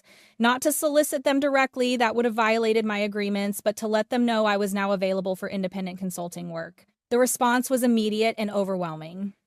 Within a month, I had 6 clients. 5 of them were former Meridian clients who'd become frustrated with the new account management team. They weren't getting responses to emails for days. Simple requests that I used to handle in hours were taking weeks. The personalized service they'd valued was gone, replaced by generic corporate responses. The 6th client was a referral from one of my original clients, someone who'd heard about my reputation and wanted to work with someone who actually understood their business rather than treating them like a number on a spreadsheet. By month 3, I had 12 clients and was generating more monthly revenue than my old salary at Meridian. By month 6, when my severance ran out, I had 18 clients and had hired my first employee, another former Meridian account manager who'd been restructured in a second round of cost cutting. Meanwhile, Meridian was hemorrhaging clients. I heard through the grapevine that 5 of my former accounts had left within the first 6 months. The reasons varied, but the theme was consistent. The new team couldn't provide the level of service they'd come to expect. Response times were slow. Solutions were generic. The personalized attention that had built those relationships was gone. The financial impact was significant. Those 5 accounts represented about $11 million in annual revenue. The cost of replacing me with the overseas team was maybe $60,000 a year total. They'd saved $120,000 annually by eliminating my position, but they'd lost $11 million in business. Even a first-year business student could do that math, but it got worse for them. The account management problems created a ripple effect. Other clients who weren't assigned to my former accounts heard about the issues. Meridian's reputation in the industry started to suffer. Their client retention rate dropped from 92% to 78% in 1 year. Their revenue declined by 15%. The company's leadership finally noticed what was happening about 8 months after my departure. They tried to fix it by hiring new domestic account managers, but rebuilding client relationships that had been damaged took time. Some clients had already moved to competitors. Others, like the ones working with me, had found alternatives they preferred. I heard that Craig, my former manager, was put on a performance improvement plan. Several members of the executive team who'd championed the outsourcing initiative were quietly pushed out. The company brought in a consulting firm to analyze what had gone wrong, and the report apparently confirmed what anyone with common sense could have predicted. You can't commoditize relationships. Year 2 of my business was even better than the first. I'd built a team of 5 consultants, all former Meridian employees who'd been restructured and were thrilled to work in an environment that valued client relationships over cost cutting. We were lean, efficient, and hungry. We provided better service than Meridian ever had because we weren't weighed down by bureaucracy and corporate politics. My revenue hit $2.8 million. My personal income was nearly 4 times what I'd made at Meridian. But more importantly, I loved my work again. I was building something that mattered, working directly with clients who valued what I brought to the table, and creating a company culture that treated people as assets rather than expenses. The most satisfying moment came during an industry conference about 3 years after I'd been transitioned out of Meridian. I was there as a speaker on a panel about client relationship management and financial services. Craig was in the audience. During the Q&A session, someone asked about the trend toward outsourcing account management to reduce costs. I saw Craig shift uncomfortably in his seat. I answered honestly. I talked about how some functions can be effectively outsourced, but relationship-intensive work requires continuity, cultural understanding, and personal connection. I mentioned, without naming Meridian, that I'd seen companies destroy millions in revenue trying to save thousands in costs. I talked about the false economy of cutting experienced staff and expecting overseas teams to seamlessly replicate years of institutional knowledge. The audience loved it. Several people came up afterward to exchange cards. 3 of them became clients within 6 months. Craig approached me after my panel. It was awkward. He congratulated me on my success, made some comments about how things had changed at Meridian, and then asked if I'd ever consider consulting for them to help rebuild their account management division. I almost laughed. Almost. Instead, I smiled politely and said, I appreciate the offer, Craig, but I'm very happy with my current clients. I hope Meridian figures things out. What I didn't say, you fired me to save money, destroyed your own business in the process, and now you want to pay me consulting fees that are probably more than my old salary to fix the mess you created. But the non-disparagement agreement was still technically in effect, so I stayed professional. By year 4, my firm had grown to 15 consultants and was generating $8 million in annual revenue. We'd expanded beyond financial services into adjacent industries. We'd developed a reputation as the place former corporate account managers went when they wanted to do meaningful work without the bureaucracy. We'd also become a cautionary tale that consultants and business schools used when discussing the hidden costs of outsourcing. Several companies reached out to me to speak to their leadership teams about how to do restructuring without destroying client relationships. I always said yes, and I always told the truth about what I'd experienced. Meridian continued to struggle. They never fully recovered from the mass exodus of clients that followed their cost-cutting initiative. The company was eventually acquired by a larger financial services firm at a significant discount. Craig was let go as part of the acquisition. The CEO who'd championed the outsourcing strategy took early retirement. I didn't celebrate their downfall. I didn't need to. I'd already won by building something better. Around year 5, something unexpected happened. The manufacturing company's CEO who told me he'd be my first client, the one whose comment had sparked my decision to start my own firm, invited me to lunch. He told me his company was looking to expand their financial services operations and asked if I'd be interested in a strategic partnership. The partnership ended up being transformative for my business. It gave us access to capital, expanded our market reach, and provided stability. Within a year of the partnership, my firm's valuation hit $25 million. I owned 70% of it, which meant my personal net worth had grown to levels I'd never imagined when I was a salaried employee at Meridian.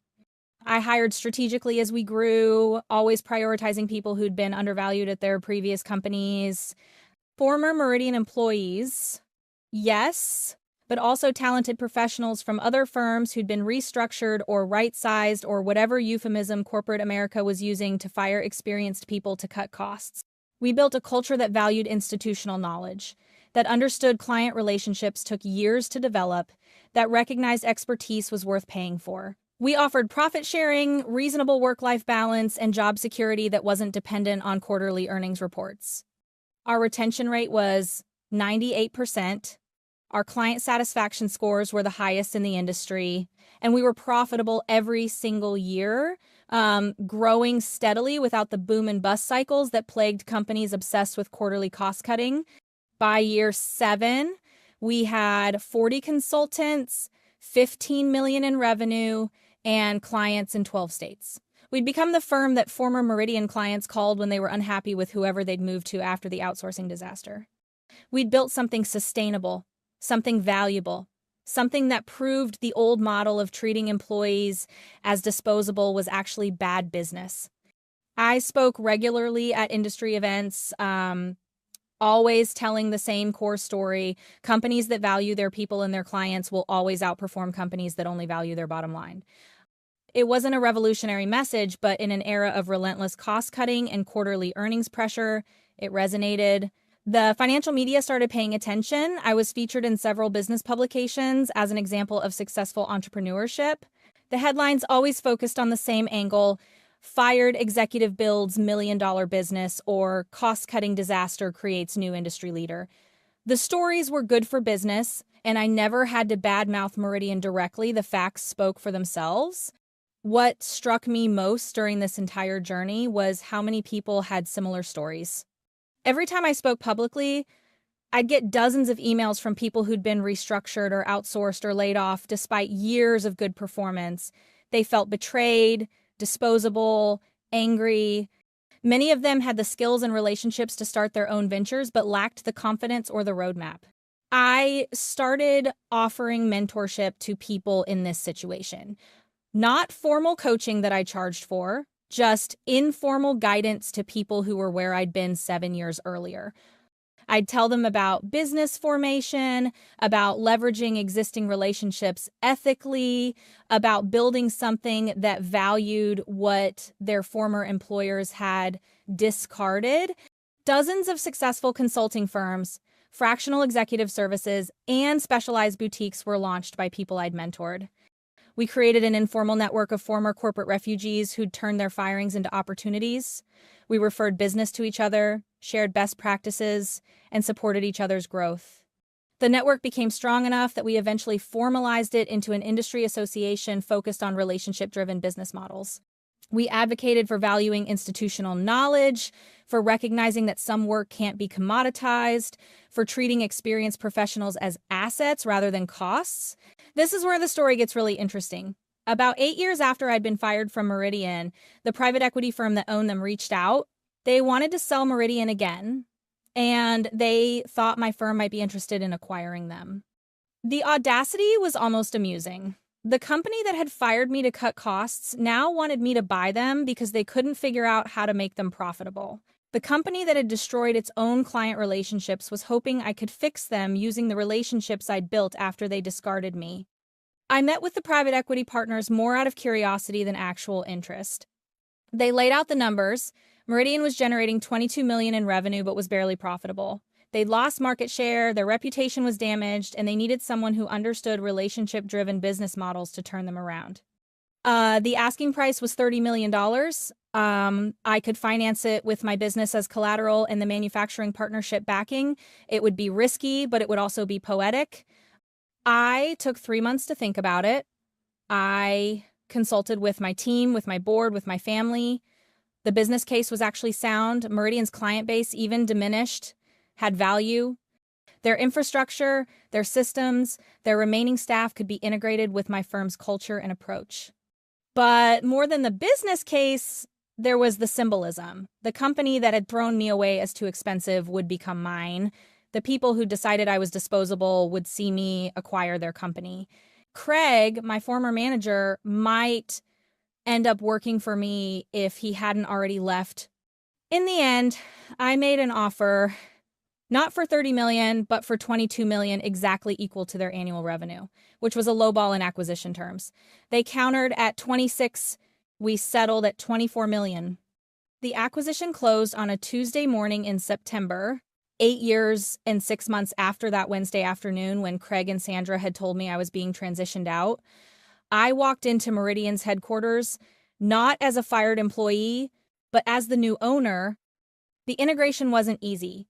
Meridian's culture was still broken, their systems outdated, their client relationships damaged.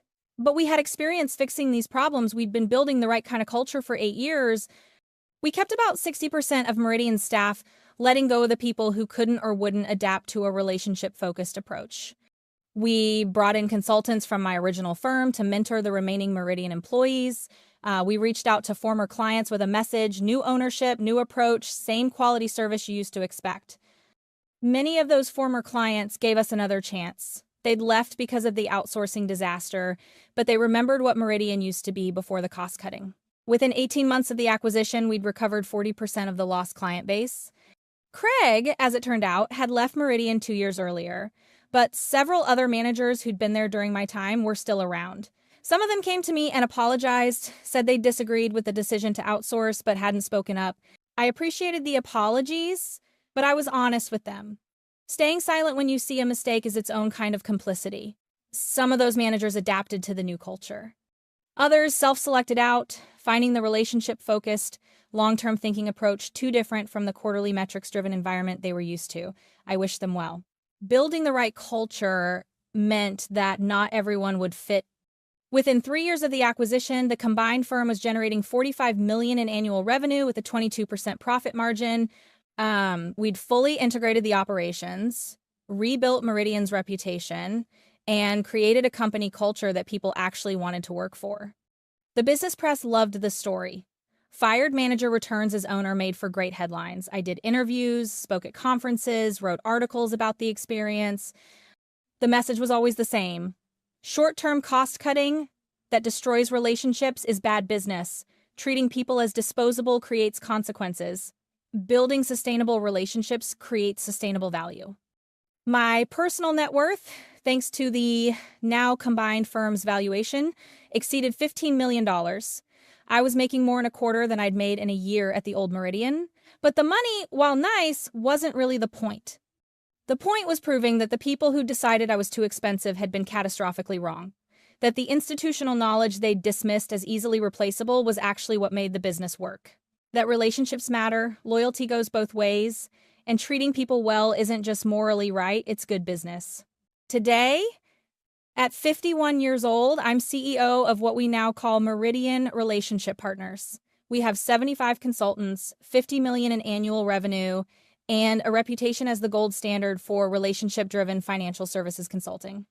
We've been named one of the best places to work in our industry for 3 consecutive years. But the metric I'm most proud of is this. Our average employee tenure is 7.3 years, and we haven't had an involuntary layoff since I acquired Meridian. When the industry went through a downturn and other firms were cutting staff, we reduced executive compensation instead, including mine. We valued our people's livelihoods more than our bottom line. That decision, which seemed crazy to some of our competitors, ended up being brilliant for business. While other firms were losing talent and institutional knowledge to layoffs, we retained everyone. When the market recovered, we were positioned to grow faster because we hadn't gutted our expertise to save a few quarterly expenses. We became the model for sustainable business growth. Business schools taught case studies about our acquisition and turnaround of Meridian. Consultants studied our culture and client retention rates. Young professionals sought us out because they wanted to work somewhere that valued them beyond their quarterly productivity metrics. The manufacturing CEO who'd sparked my entrepreneurial journey became a close friend and mentor.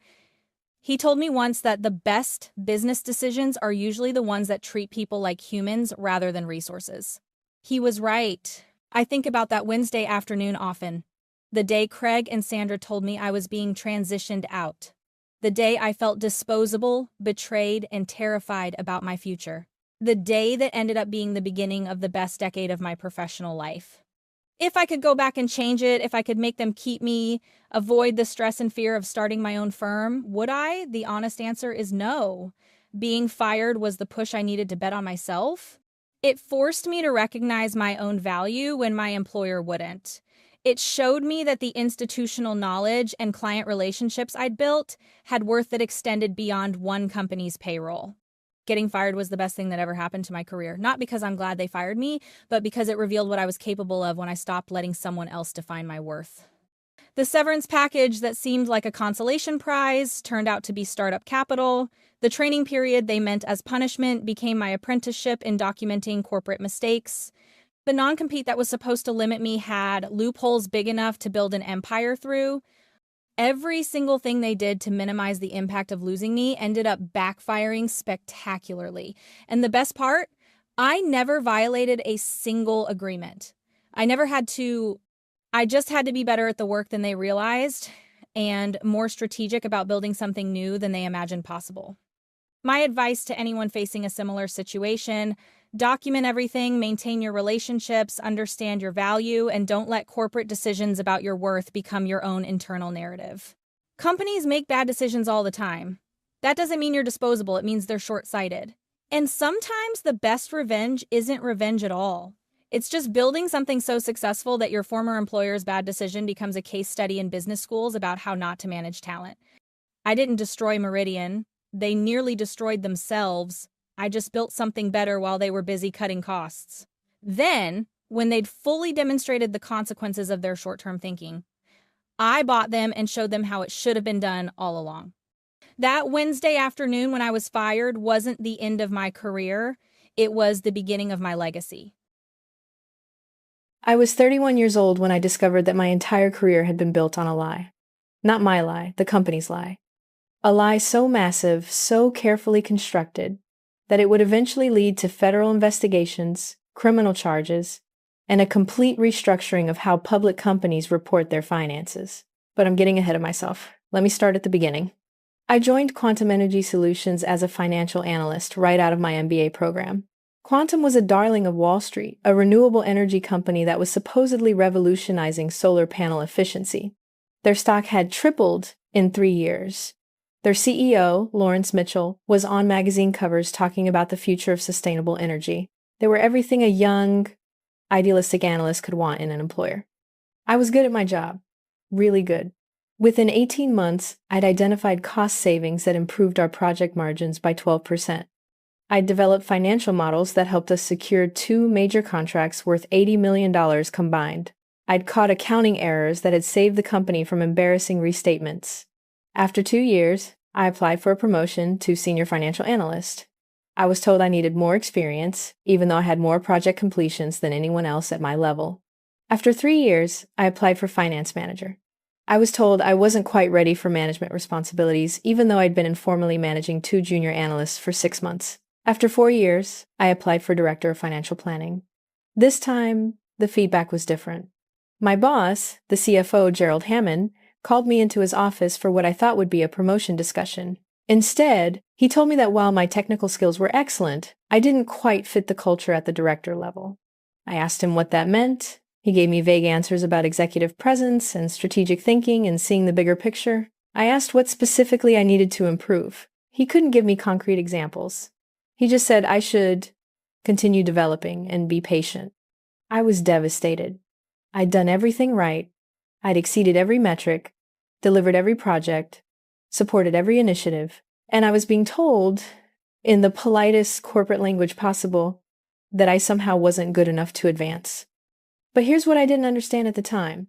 They weren't blocking my promotion because I wasn't good enough. They were blocking it because I was too good, because I paid too much attention to the details, because I asked too many questions, because I was exactly the kind of person who might notice what they were hiding. The first hint came about 2 months after that rejection. I was reviewing our quarterly financial statements before they went to the board, which was part of my job. I noticed something odd in our revenue recognition for a major project in Nevada, a $360 million contract that was supposedly 40% complete. The problem was, I'd been tracking that project's costs, and according to my models, we were maybe 20% complete at most, but we were recognizing revenue as if we were 40% done, which meant we were booking profits of about $35 million that we hadn't actually earned yet. I flagged it to Gerald. I thought it might be a data entry error or a miscommunication from the project team. Gerald told me the project team had confirmed the 40% completion, and that we were using the percentage of completion method as approved by our auditors. He told me not to worry about it. But I did worry about it, because that's what good financial analysts do. We worry about the details. So I did something I probably shouldn't have. I reached out directly to the project manager in Nevada to understand what I was missing. His response confused me. He said the project was behind schedule, running over budget, and they'd be lucky to be 25% complete by year end. When I mentioned the 40% figure, he had no idea where that came from. He said finance must have their own methodology. That's when I started to suspect something was seriously wrong. I spent the next week digging into our other major projects. The solar farm in Arizona booked at 35% complete, but the project manager said it was maybe 20%. The commercial installation portfolio in California showing 60% completion, but at least 8 of the installations hadn't even broken ground yet. Quantum was systematically overstating project completion to recognize revenue earlier than they should. And because we were a public company, that meant we were potentially committing securities fraud. I documented everything: project schedules, cost reports, revenue recognition calculations, emails with project managers. Then I requested a meeting with Gerald to discuss what I'd found. His reaction told me everything I needed to know. He wasn't confused or concerned. He was angry. He told me I'd overstepped by contacting project managers directly. He said I clearly didn't understand how complex revenue recognition worked at our scale. He accused me of creating problems and undermining confidence in our financial reporting. Then he said something that made my blood run cold. This is exactly why you're not ready for a director-level role. You don't understand how to see the bigger picture. You get lost in details that don't matter. The details that don't matter. He was telling me, as clearly as he could without saying it explicitly, that I needed to stop asking questions. That advancing my career required looking the other way. I went home that night and barely slept. I had a choice to make, and I knew both options would change my life. I could drop it, stop asking questions, and maybe finally get that promotion by proving I could be a team player.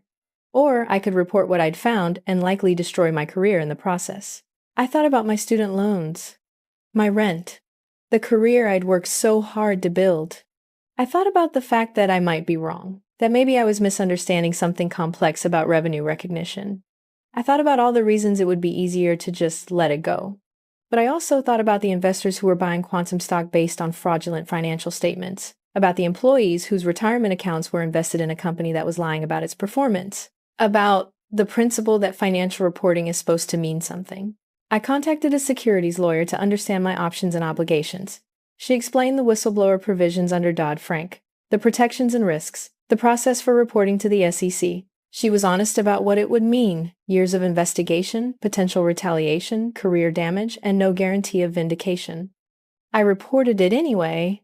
The SEC submission was 53 pages of detailed documentation, revenue recognition schedules, project status reports, emails, internal financial models, correspondence with project managers. I showed exactly how Quantum was overstating completion percentages and recognizing revenue prematurely. I estimated the total overstatement at somewhere between $60 and $90 million over 2 years. Then I waited and worked and pretended everything was normal while knowing I'd just filed a nuclear bomb that would eventually detonate my entire career. The first sign that my report was being taken seriously came 3 months later. Quantum received a subpoena from the SEC requesting extensive documentation about our revenue recognition practices. The company announced it was cooperating with a routine inquiry and that there was no reason for concern. Gerald called an emergency meeting of the entire finance department. He told us the SEC inquiry was nothing to worry about, probably just standard regulatory oversight. He emphasized that everyone needed to be careful and accurate in how they responded to any questions. He looked directly at me when he said that. I knew he suspected me, but he couldn't prove it. Whistleblower complaints to the SEC are supposed to be confidential. The investigation moved slowly. The SEC requested more documents. They interviewed employees. They brought in forensic accountants. Quantum hired a white shoe law firm to manage the response. The company's stock price started to drift downward as rumors spread about the investigation. My work life became increasingly uncomfortable. Gerald stopped including me in important meetings. My responsibilities were quietly reduced. I was excluded from projects I'd previously led. Other executives avoided me in the hallways.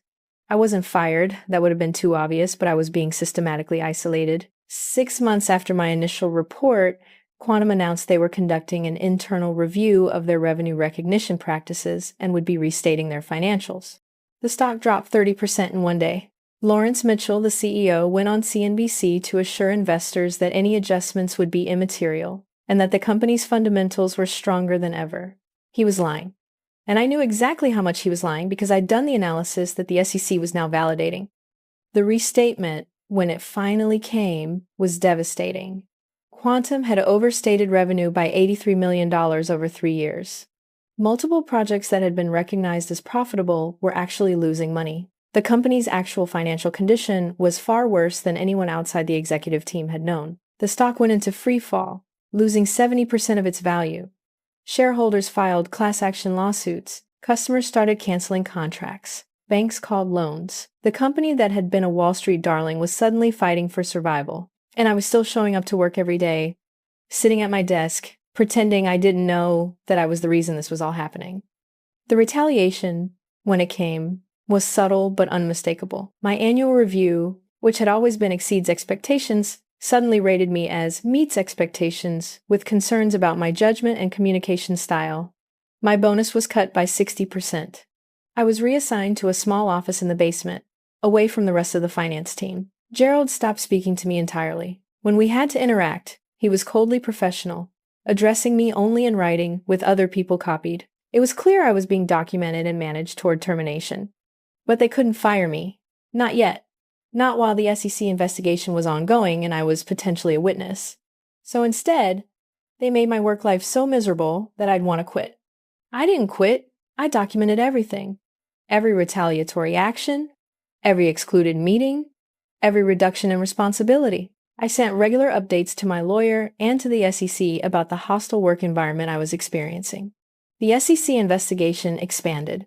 They weren't just looking at revenue recognition anymore. They were examining the entire executive compensation structure, because it turned out that Lawrence's massive bonuses were tied to revenue targets that had been fraudulently inflated. They were looking at insider trading, because several executives had sold significant stock in the weeks before the restatement was announced. This wasn't just accounting fraud anymore. This was potential criminal securities fraud. The criminal investigation was announced 14 months after my initial whistleblower report. The Department of Justice was now involved. Federal prosecutors were examining whether Quantum's executives had knowingly made false statements to investors and whether they'd engaged in insider trading. That's when Quantum finally fired me. They called it a position elimination due to restructuring. They offered me 2 months severance if I signed a separation agreement with a non-disparagement clause and a release of all claims. My lawyer told me not to sign it. She said we'd fight the termination as retaliation against a whistleblower, which is illegal under Dodd-Frank.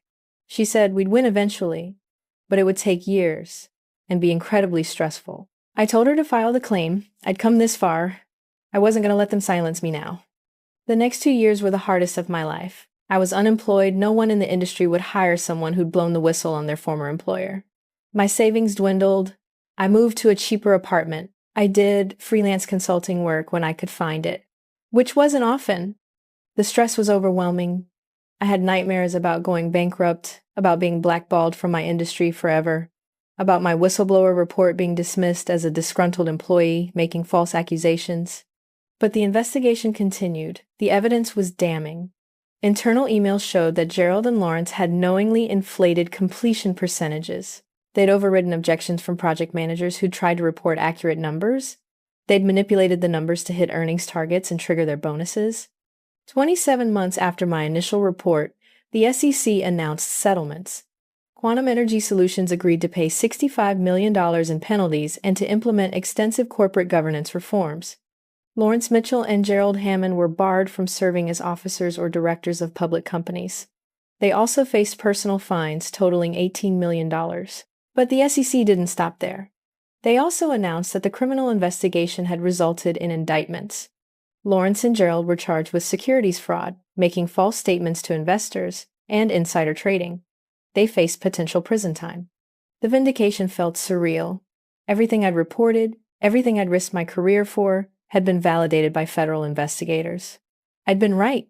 The company had been committing fraud. The executives had been lying to investors. But I was still unemployed, still struggling to pay my bills, still essentially blacklisted from my industry. That changed when the SEC announced my whistleblower award. Under Dodd-Frank, whistleblowers who provide original information that leads to successful enforcement actions are entitled to a portion of the penalties collected. The SEC awarded me $11 million, roughly 17% of the penalties Quantum had paid. $11 million, life-changing money, retirement money, never have to work again money. But more than the money, it was validation.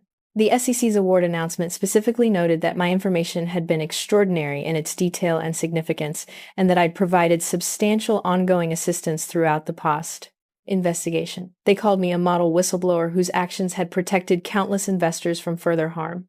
The media coverage was intense. Business publications wrote about the case as one of the most significant accounting frauds of the decade. My story became a case study in business schools about whistleblower ethics and corporate governance.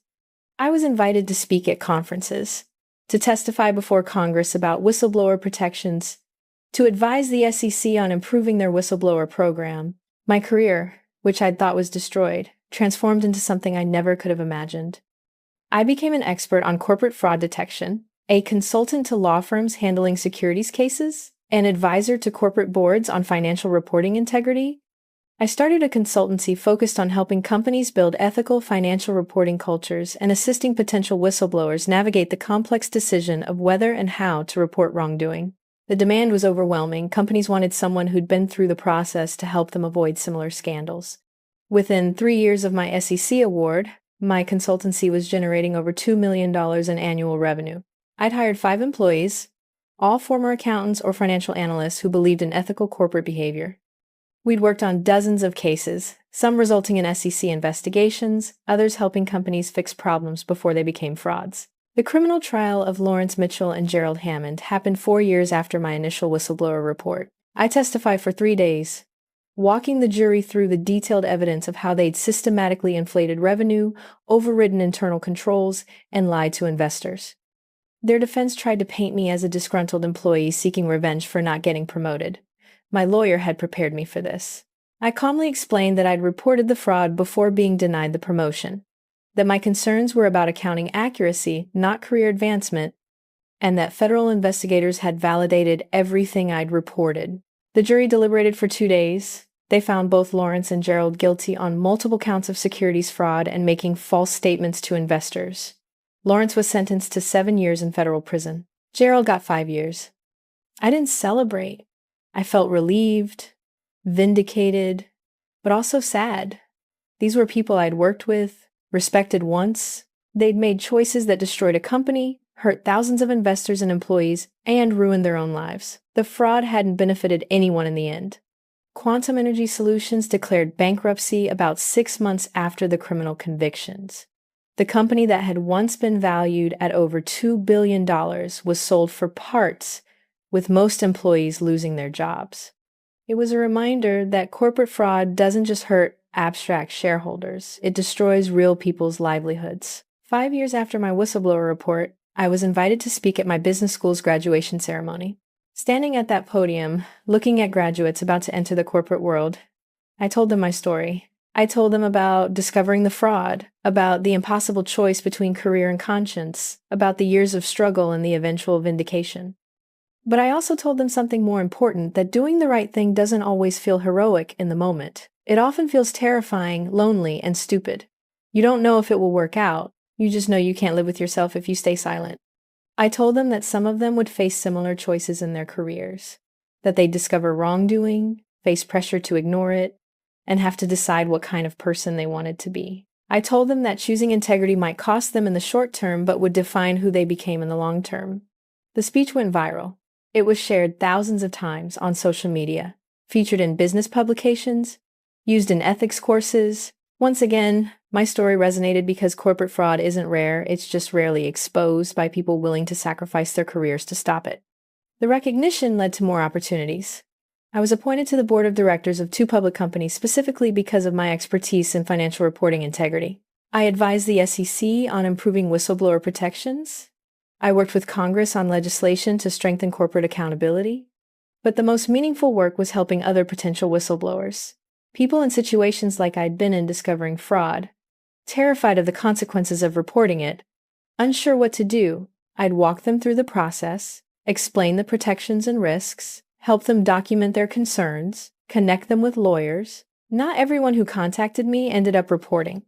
Some concluded the evidence wasn't strong enough. Others decided they couldn't handle the potential consequences. I never judged them. I understood how hard the decision was.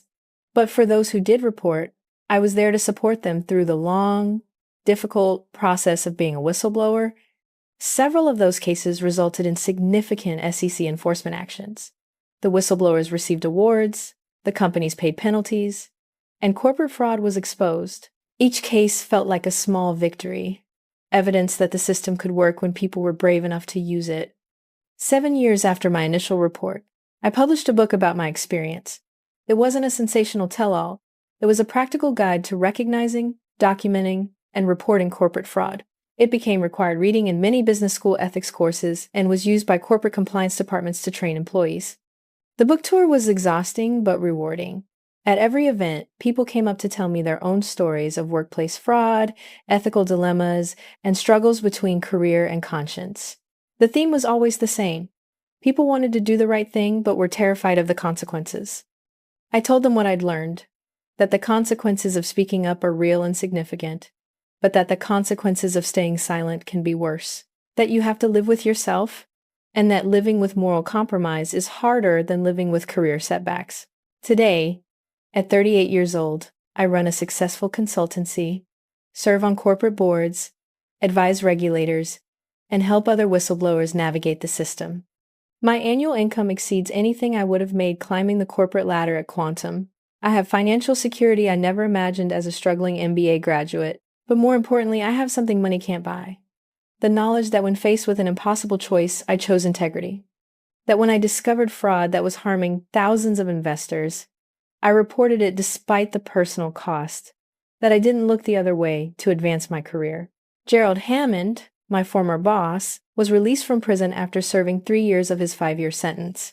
I heard through former colleagues that he's working as a bookkeeper for a small business, banned from ever working in corporate finance again. Lawrence Mitchell served 5 years before being released to a halfway house. Their careers, their reputations, their freedom, all destroyed by their own choices to commit fraud. I think about that sometimes, about how they could have chosen differently, how if they'd listened when I first raised concerns about revenue recognition, they could have fixed the problem before it became fraud. How if they'd valued accurate financial reporting over hitting quarterly targets, thousands of people wouldn't have lost their jobs when Quantum collapsed. But they made different choices. They chose short-term results over long-term integrity. They chose personal bonuses over corporate ethics. And they paid the price. I also think about my career path, about how being blocked from promotion turned out to be the best thing that could have happened to me, not because I'm glad it happened, but because it led me to discover the fraud and take action. If they promoted me to director of financial planning, I might have become complicit in the fraud. I might have been one of the executives who went to prison. Instead, I became the whistleblower who exposed them. And in doing so, I found a career more meaningful than anything I'd originally planned.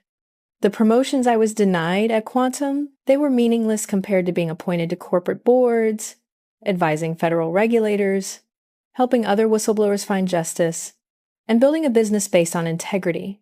My advice to anyone facing a similar situation is simple. Document everything, consult with experts, understand your protections, and then do what you know is right. The path of a whistleblower is hard, but living with moral compromise is harder.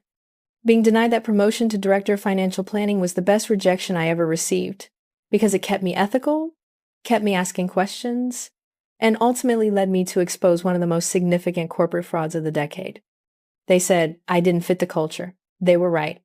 I didn't fit a culture of fraud. And I'm proud of that. The email that changed everything arrived on a Thursday afternoon in October. It wasn't even meant for me. It was a reply-all accident from someone in HR, a compensation spreadsheet attached to a message about budget planning that was supposed to go only to senior leadership. I opened it out of curiosity. And there, in rows and columns of cold data, I saw the truth about my 6 years at Silverton Tech. I was being systematically underpaid because of my gender. My name was right there, Rebecca Chen, Senior Software Engineer, $92,000. Directly below me was Jacob Foster, same title, same level, hired 3 months after me. His salary, $122,000, $30,000 more. For the same job, I scrolled through the spreadsheet with shaking hands. The pattern was undeniable. Every woman in the engineering department was paid 15 to 35% less than comparable men. Every single one. I sat there staring at my screen, feeling sick. 6 years. I'd spent 6 years at this company, thinking I was building a career, believing that hard work and talent would be rewarded. And all that time, they'd been paying me less than men doing the exact same work. But here's the thing about me. When I'm angry, I get methodical. I don't just get mad. I get organized. I saved that spreadsheet. I took screenshots. I cross-referenced titles and start dates with the company directory, and I started planning exactly what I was going to do about it. Let me give you context. I joined Silverton Tech right after finishing my computer science degree, one of only 4 women in a department of 32 engineers. Silverton was a mid-sized software company specializing in enterprise data management solutions. Nothing glamorous, but steady, profitable, and supposedly committed to diversity and inclusion. I'd always been good at what I did. Really good. Within my first year, I'd led the development of a feature that became one of our product's biggest selling points. By year 3, I was consistently rated as a top performer. I'd mentored junior developers, I'd salvaged failing projects, I'd worked weekends and nights when deadlines demanded it, but whenever I'd asked for raises, I got the same responses. Budget constraints, market rates, let's revisit at the next review cycle. I'd negotiated as best I knew how. But I'd always assumed that everyone faced the same challenges, that the small raises I got were just how things worked. I never imagined that men at my level were getting $30,000 more for doing the same work. The Friday after I discovered the pay gap, I requested a meeting with my manager, Kevin Phillips. I walked into his office with printouts of the spreadsheet, my hands still shaking, but my voice steady. I need to talk about compensation, I said, sliding the papers across his desk. I've discovered that I'm being paid significantly less than male engineers at my level. I need to understand why. Kevin's face went through several expressions in rapid succession: confusion, recognition, panic, and then carefully constructed neutrality. He glanced at the spreadsheet and immediately knew where I'd gotten it. "This is confidential information," he said. "You shouldn't have access to this." "It was sent to me by accident," I replied, "but that's not the issue. The issue is the $30,000 pay gap between me and Jacob, who does the same job I do. How do you explain that?" Kevin leaned back in his chair, doing that thing where managers try to look thoughtful while actually just stalling for time. "Compensation is complex." He finally said, "There are many factors: experience, negotiation, market rates at time of hire. Jacob was hired 3 months after me." I interrupted. I have more experience. We have the same title, the same responsibilities, the same performance ratings. The only difference is that he's a man and I'm a woman. Kevin's expression hardened. I don't appreciate the implication. Silverton Tech doesn't discriminate based on gender. We have policies. Explain the numbers. I said, pointing at the spreadsheet, every woman in engineering is paid significantly less than comparable men.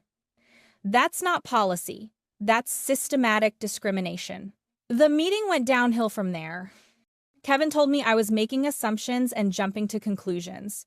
He said compensation decisions were above his pay grade and that I'd need to take it up with HR. He suggested I was damaging my professional reputation by making baseless accusations.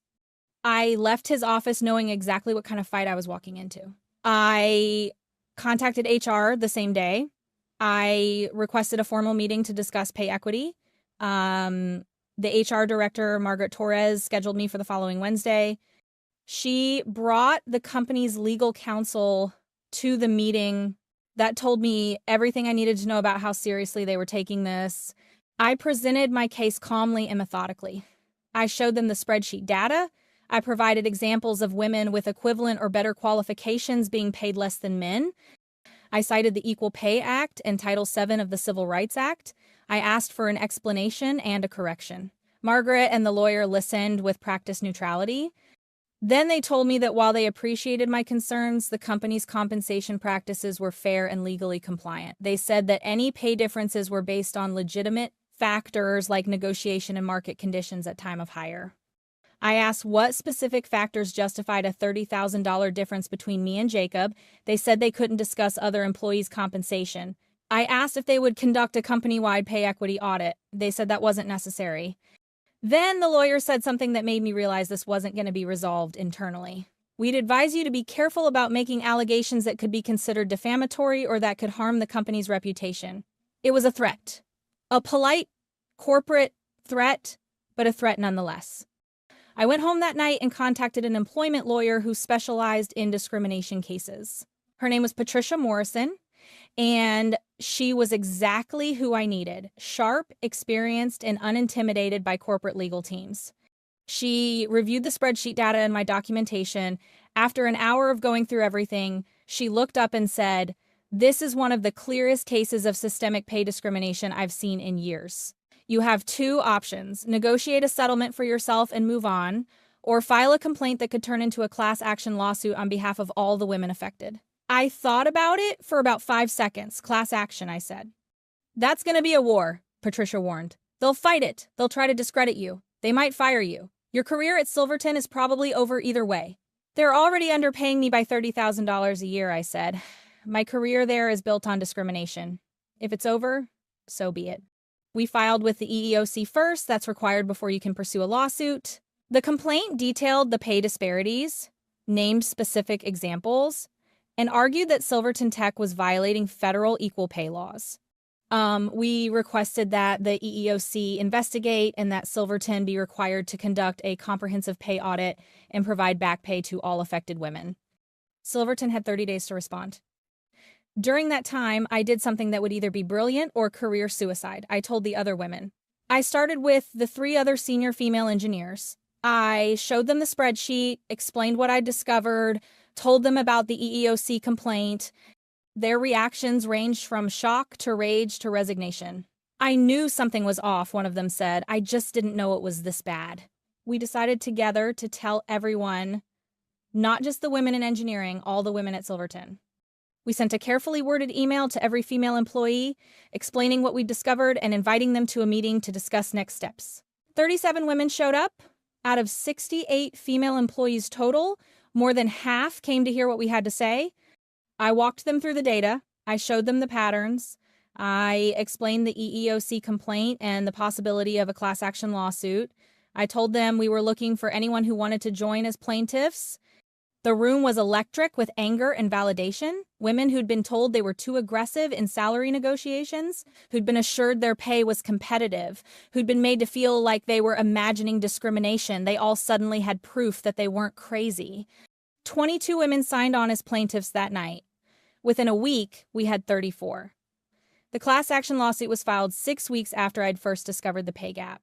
Silverton's response was swift and vindictive. They hired a prestigious law firm to fight the lawsuit. They issued a company-wide memo denying any discrimination and claiming the lawsuit was without merit.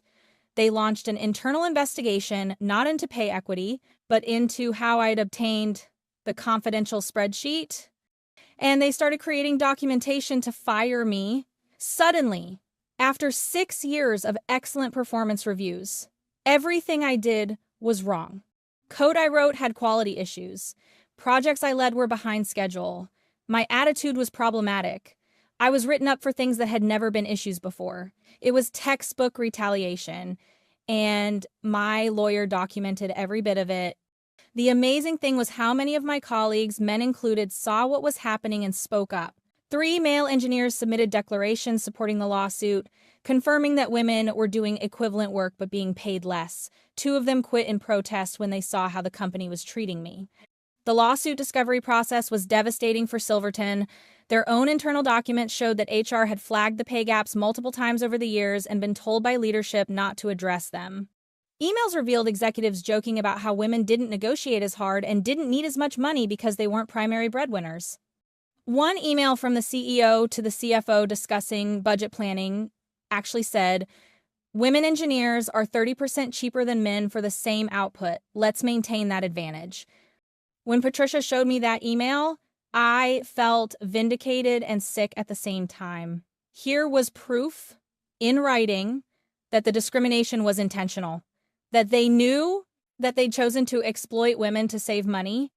The case made it into the media about 8 months after we filed. A local tech journalist got wind of the story and wrote an article about widespread pay discrimination in Seattle tech. It went viral. Suddenly, Silverton Tech was in the spotlight for all the wrong reasons. Customers started asking questions. Investors expressed concerns. The company's reputation, which they'd been so worried about me damaging, was being damaged by the truth coming out. They fired me 2 weeks after the article published. The excuse was performance issues and violation of confidentiality policies. It was obvious retaliation, and it became part of the lawsuit. Being unemployed and in the middle of a public legal battle was terrifying. My savings dwindled. Other tech companies in Seattle wouldn't interview me. No one wants to hire someone suing their former employer. I did freelance work when I could find it, but mostly I lived off loans from family and the small retainer my lawyer had negotiated with a litigation finance firm. But I wasn't alone. The 34 plaintiffs in the lawsuit supported each other. We met regularly, shared resources, kept each other going. We'd all sacrificed our careers at Silverton to fight this, and we were determined to see it through. The legal battle dragged on for 18 months. Silverton fought every motion, challenged every piece of evidence, tried every delay tactic their expensive lawyers could devise. But the core facts were undeniable. They'd paid women less than men for the same work, systematically and deliberately. The settlement, when it finally came, was significant. Silverton agreed to pay $12.3 million in back pay and damages to the class of 71 current and former female employees. That worked out to an average of about $170,000 per woman, though the amounts varied based on years of service and pay disparities. But the money was only part of it. The settlement also required Silverton to conduct a comprehensive pay equity audit and eliminate all gender-based pay gaps, implement transparent compensation bands for all positions, undergo annual third-party audits of their pay practices for 5 years, provide mandatory training on pay equity for all managers, allow employees to discuss their salaries without retaliation. We'd forced systematic change, not just for us, but for every woman who worked at Silverton in the future. My personal settlement was $328,000, 6 years of back pay plus damages. It was life-changing money. But more important was what we'd proven, that pay discrimination was real, that it could be fought, and that companies would be held accountable. The case got national attention. Other women in tech started examining their own companies' pay practices. Several similar lawsuits were filed at other tech companies. Salary transparency became a buzzword in the industry. Some companies started proactively conducting pay audits to avoid being the next Silverton. We'd started a movement, accidentally, by refusing to accept discrimination. My career took an unexpected turn. I couldn't go back to traditional software engineering. I was too well known as the woman who'd sued her employer. But I developed expertise in pay equity that was suddenly in high demand. I started consulting with companies on compensation practices, helping them conduct pay audits and fix disparities before they became lawsuits. I spoke at conferences about pay transparency and gender equity. I advised other women considering legal action about what the process entailed. Within 2 years, I'd built a consulting practice that was generating more income than I'd ever made as an engineer. I'd helped dozens of companies identify and correct pay gaps, totaling millions of dollars, and I'd advised on several similar class action lawsuits that resulted in significant settlements. But the most satisfying moment came about 3 years after the settlement. I was speaking at a tech conference about pay equity, and during the Q&A, a young woman raised her hand. "I just accepted a job at a tech company," she said. "During negotiations, they gave me a detailed compensation band for my position and explained how they ensure pay equity." The recruiter specifically mentioned that they'd implemented these practices after the Silverton case. "Your lawsuit literally changed the offer I received." That's when I knew it had all been worth it. Not just the settlement money, not just the vindication, but the actual systemic change we'd forced. Silverton Tech itself struggled after the lawsuit. Their reputation damage was severe. They lost major clients who didn't want to be associated with a company exposed for gender discrimination. Their stock price dropped significantly. Several key employees left, including some of the men who'd supported our lawsuit. The CEO who'd written that email about women being 30% cheaper was forced to resign. The board brought in new leadership committed to changing the culture. They made highly publicized hires of women executives. They launched diversity and inclusion initiatives. Whether the change was genuine or just reputation management, I couldn't say, but at least they were forced to try. Kevin, my former manager who dismissed my concerns, left the company about a year after the settlement. I heard through the grapevine that he'd had trouble finding another management role. Hiring managers would Google him and find articles about the discrimination case. His career had been damaged by his complicity. I didn't feel joy about that, but I didn't feel bad either. He'd had multiple chances to do the right thing, and he'd chosen to protect the company instead of addressing discrimination. The 22 women who'd been original plaintiffs mostly moved on to other companies. Several of them told me they negotiated significantly higher salaries at their new jobs, armed with salary transparency tools and the confidence that they deserved equal pay. A few started their own companies. One became a prominent advocate for pay equity legislation. We stayed connected, this group of women who'd fought together. We'd share job postings, make introductions, celebrate each other's successes. We'd accidentally become a network of women in tech who wouldn't tolerate discrimination anymore. About 5 years after the lawsuit, I was approached by a publisher about writing a book on pay equity in tech. The book, when it came out, became required reading in several business schools and corporate HR departments. It provided a practical guide to identifying pay disparities, conducting audits, and implementing transparent compensation systems. The book tour was fascinating. At every event, women came up to tell me their own pay gap stories. Some had successfully negotiated corrections, others were planning lawsuits. A few had started their own businesses after discovering discrimination. The theme was always the same. Once you see the pay gap, you can't unsee it. I also heard from men, many of them supportive, some defensive. The supportive ones wanted to know how to be allies, how to advocate for pay equity at their companies. The defensive ones argued that negotiation differences or biological factors explained pay gaps. I learned to engage constructively with the former and not waste energy on the latter. 7 years after discovering that spreadsheet, I was invited to testify before Congress on pay equity legislation. I told them my story, explained how widespread the problem was, and advocated for stronger enforcement of existing laws and new protections for salary transparency. Some of the testimony became part of the legislative record when Congress passed new pay equity requirements for federal contractors. It wasn't everything we needed, but it was progress. My consulting practice grew to a team of 12, all of us focused on helping companies build equitable compensation systems. We'd worked with over 200 companies, identified pay gaps totaling over $47 million, and helped correct those disparities. We'd also developed tools and frameworks that companies could use to maintain pay equity over time, because the problem isn't just fixing existing gaps, it's preventing new ones from developing. Today, at 40 years old, I run a successful consulting firm focused on pay equity and workplace equality. My annual income far exceeds what I made as an engineer. Even accounting for that $30,000 gap, I speak regularly at conferences, advise companies and legislators, and help other women fight their own pay discrimination battles. But what I'm most proud of isn't the money or the recognition. It's the emails I get from women telling me they negotiated better salaries because of tools and frameworks we developed.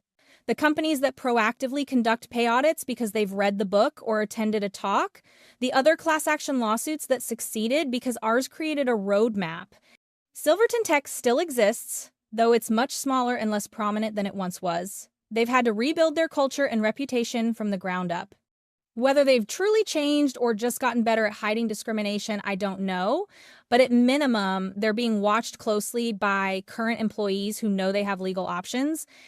I ran into Margaret Torres, the HR director who dismissed my concerns at a conference about 2 years ago. It was awkward. She said she'd learned a lot from the experience and was now working at a company focused on diversity and inclusion. I nodded politely but didn't engage further. Some people change, others just get better at appearing to care. The lawyer who'd threatened me during that early meeting, his firm dropped Silverton as a client after the settlement, probably worried about their own reputation. I'd like to think he learned something about picking the right side of history, but I doubt it. The most unexpected outcome of all this was meeting my business partner, Diana Russo.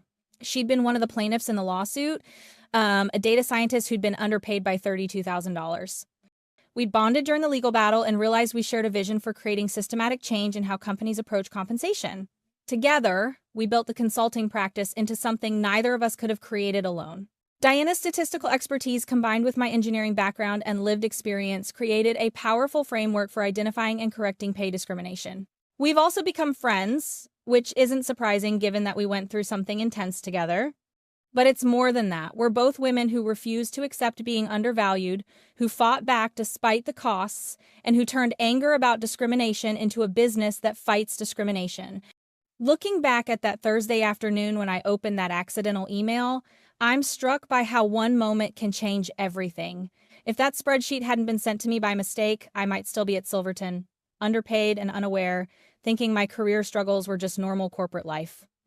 But I did see it, and I couldn't unsee it, and that meant I had to do something about it. Was it worth it? The legal stress, the unemployment, the career disruption, the public battle? Absolutely. Not just for the settlement money, but for the principle. For proving that discrimination has consequences, for forcing change, for showing other women that fighting back is possible. The $30,000 pay gap wasn't just about the money, though the money mattered. It was about respect, equity, and the fundamental principle that doing the same work deserves the same pay regardless of gender. My advice to any woman who discovers she's being underpaid: document everything, understand your legal options, build support among colleagues, and don't accept explanations that blame you for someone else's discrimination. Negotiation differences don't explain $30,000 gaps, market rates don't explain systematic patterns, and budget constraints don't explain why men get raises that women are denied. Those are excuses. The real reason is discrimination, and discrimination is illegal. Fight it, document it, report it, sue if you have to. Yes, it's hard. Yes, there are costs. But there are costs to staying silent too. Financial costs, psychological costs, the cost of knowing you accepted less than you deserved. I don't regret becoming the woman who sued her employer. I don't regret starting a legal battle that lasted 18 months. I don't regret losing a job at a company that didn't value me equally. Because now I have something better, a career built on fighting for equity, a business that helps create systematic change, and the knowledge that I helped make things better not just for me, but for women across the industry. That accidental email didn't just reveal a pay gap. It revealed what kind of person I wanted to be, someone who sees injustice and does something about it, even when it's hard, even when it costs me, even when the outcome is uncertain. They paid me $30,000 less because I'm a woman. I made them pay $12.3 million to settle the class action lawsuit. And I built a career that's made them pay attention to equity ever since. That's not revenge, that's justice. I've never told anyone the full truth about why I left Horizon Consulting Group. My LinkedIn just says pursuing new opportunities. My friends heard vague stories about wanting a change. But the real reason? I spent 5 years being the invisible engine behind someone else's career, and I finally got tired of watching him take credit for work he couldn't even understand. His name was Derek Sutton, and for 5 years, he was my boss, my mentor, supposedly, and my greatest professional frustration. He was charismatic, well-connected, and completely incompetent at the actual work. And I was the person who made him look good. Let me explain how this worked. I joined Horizon as a consultant right out of business school, assigned to Derek's team in the strategy practice. Horizon was a prestigious firm, the kind of place where you work 80-hour weeks, but tell yourself it's worth it for the resume value and exit opportunities. Derek was a senior consultant at the time, on track for promotion to manager. He'd been at Horizon for 6 years, had an MBA from a top 10 school, and had that polished executive presence that consulting firms love. In our first meeting, he told me he saw huge potential in me and that he'd make sure I got the right opportunities.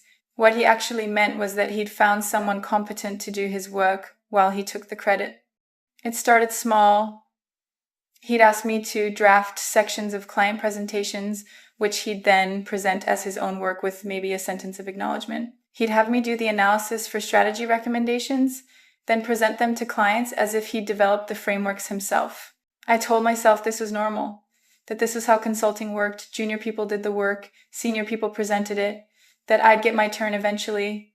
But as months turned into years, the pattern became more extreme. Derek would show up to client meetings having barely read the materials I'd prepared. He'd fumble through questions, then turn to me to provide the details. I'd bail him out, making him look like he had a great team, and he'd take full credit afterward. He got promoted to manager 18 months after I joined. I was told I was tracking well, but needed more client exposure, which was impossible to get when Derek monopolized all client interaction while I did the back-end work. Year 2, Derek was promoted again to senior manager. I was promoted to senior consultant, which sounds good until you realize I was still doing the same work, just with a slightly better title and a modest raise, and Derek's dependence on me had only increased. By year 3, I was essentially doing 2 jobs, my own work as a senior consultant and Derek's work as a senior manager. He'd schedule client meetings without preparing. He'd commit to deliverables without understanding the scope. He'd promise strategy recommendations that I'd then have to create from scratch. And he was being groomed for a partner. The breaking point came during what should have been my proudest professional moment. We were pitching a major client, a Fortune 500 company looking to restructure their entire operations. The contract was worth $12 million over 2 years. It was the biggest pitch of Derek's career and potentially mine. I spent 3 weeks building the pitch. I interviewed stakeholders, analyzed their financials, developed a comprehensive transformation strategy, created the presentation deck. Derek's contribution was showing up to a few meetings and telling me to make it compelling. The pitch meeting was with the client's CEO and CFO. Derek presented my work, stumbling over concepts he didn't fully understand, while I sat next to him, feeding him answers when he got stuck. We won the contract. At the celebration dinner, the Horizon leadership toasted Derek for his exceptional strategic vision and ability to win transformational engagements. My name was mentioned once in a list of the great team that had supported the effort. Derek was promoted to principal, 1 step below partner 3 weeks later. I was told I'd be considered for manager in the next cycle. That's when I started looking for other jobs. I was careful about it. I didn't want to burn bridges, and I didn't want Derek to know I was leaving until I had something lined up. I reached out to executive recruiters. I networked with former colleagues. I interviewed quietly. One of those interviews was with the CEO of a boutique strategy firm called Apex Advisory. Her name was Caroline Zhang, and she built her firm by poaching top talent from places like Horizon. During our conversation, she asked me pointed questions about my actual work versus what was on my performance reviews. I was honest with her. I told her about doing Derek's work, about the presentations I'd created that he'd presented, about the client relationships I'd built that he'd claimed. I showed her examples of my actual work strategy, frameworks, analysis, recommendations that had been implemented. Caroline looked at everything and said, "You're not a senior consultant. You're operating at a principal level, possibly partner level, and someone's been exploiting that while paying you a fraction of what you're worth." She offered me a role as director at Apex with a 60% salary increase and profit sharing. She also offered me something Derek never had, credit for my own work and direct client relationships. I accepted immediately. My resignation letter to Derek was professional and brief. 2 weeks notice, thanking him for the opportunities, looking forward to staying in touch. His response told me everything about how much trouble he knew he was in. He called me into his office, closed the door, and asked if there was anything he could do to keep me. More money, promotion to manager, better projects. I told him I'd already made my decision. Then he asked the question that revealed everything. Can you at least leave detailed documentation of your current projects and your methodologies? He didn't even know how to do the work I'd been doing for him. He needed me to write him an instruction manual so he could fake competence a little longer. I created the documentation, but I was strategic about it. I documented what I'd done, but not how I'd done it. I described the outputs, but not the analysis frameworks. I gave him enough to transition the projects to someone else, but not enough to sustain his career long term. My last 2 weeks were illuminating. Derek suddenly had to attend meetings he'd always sent me to. He had to answer client questions he'd always deflected to me. He had to do analysis he'd always delegated. He was noticeably struggling, and people were starting to notice. My farewell was surprisingly emotional. Junior consultants who I'd mentored came to tell me I'd taught them more than any other senior person at the firm. Clients I'd worked with sent notes saying they'd miss working with me. Even some partners acknowledged that I'd been the backbone of several major engagements. Derek's speech at my goodbye lunch was brief and awkward. He thanked me for being a reliable team member and wished me well. He looked stressed. He should have been. I started at Apex the following Monday, and it was immediately clear I'd made the right choice. Caroline gave me 2 major clients to lead from day one. She introduced me as a director and subject matter expert, not someone's assistant. She let me present my own work to clients. For the first time in 5 years, I was getting credit for what I actually did. Meanwhile, I started hearing things about Derek through the consulting industry grapevine. He'd hired a new senior consultant to replace me, but that person lasted less than 3 months. Apparently, Derek expected them to do his job for him the way I had, but they weren't willing. The Fortune 500 client whose transformation I designed started having problems. Derek couldn't answer their questions about implementation. He couldn't make strategic decisions about how to adapt the plan to changing circumstances.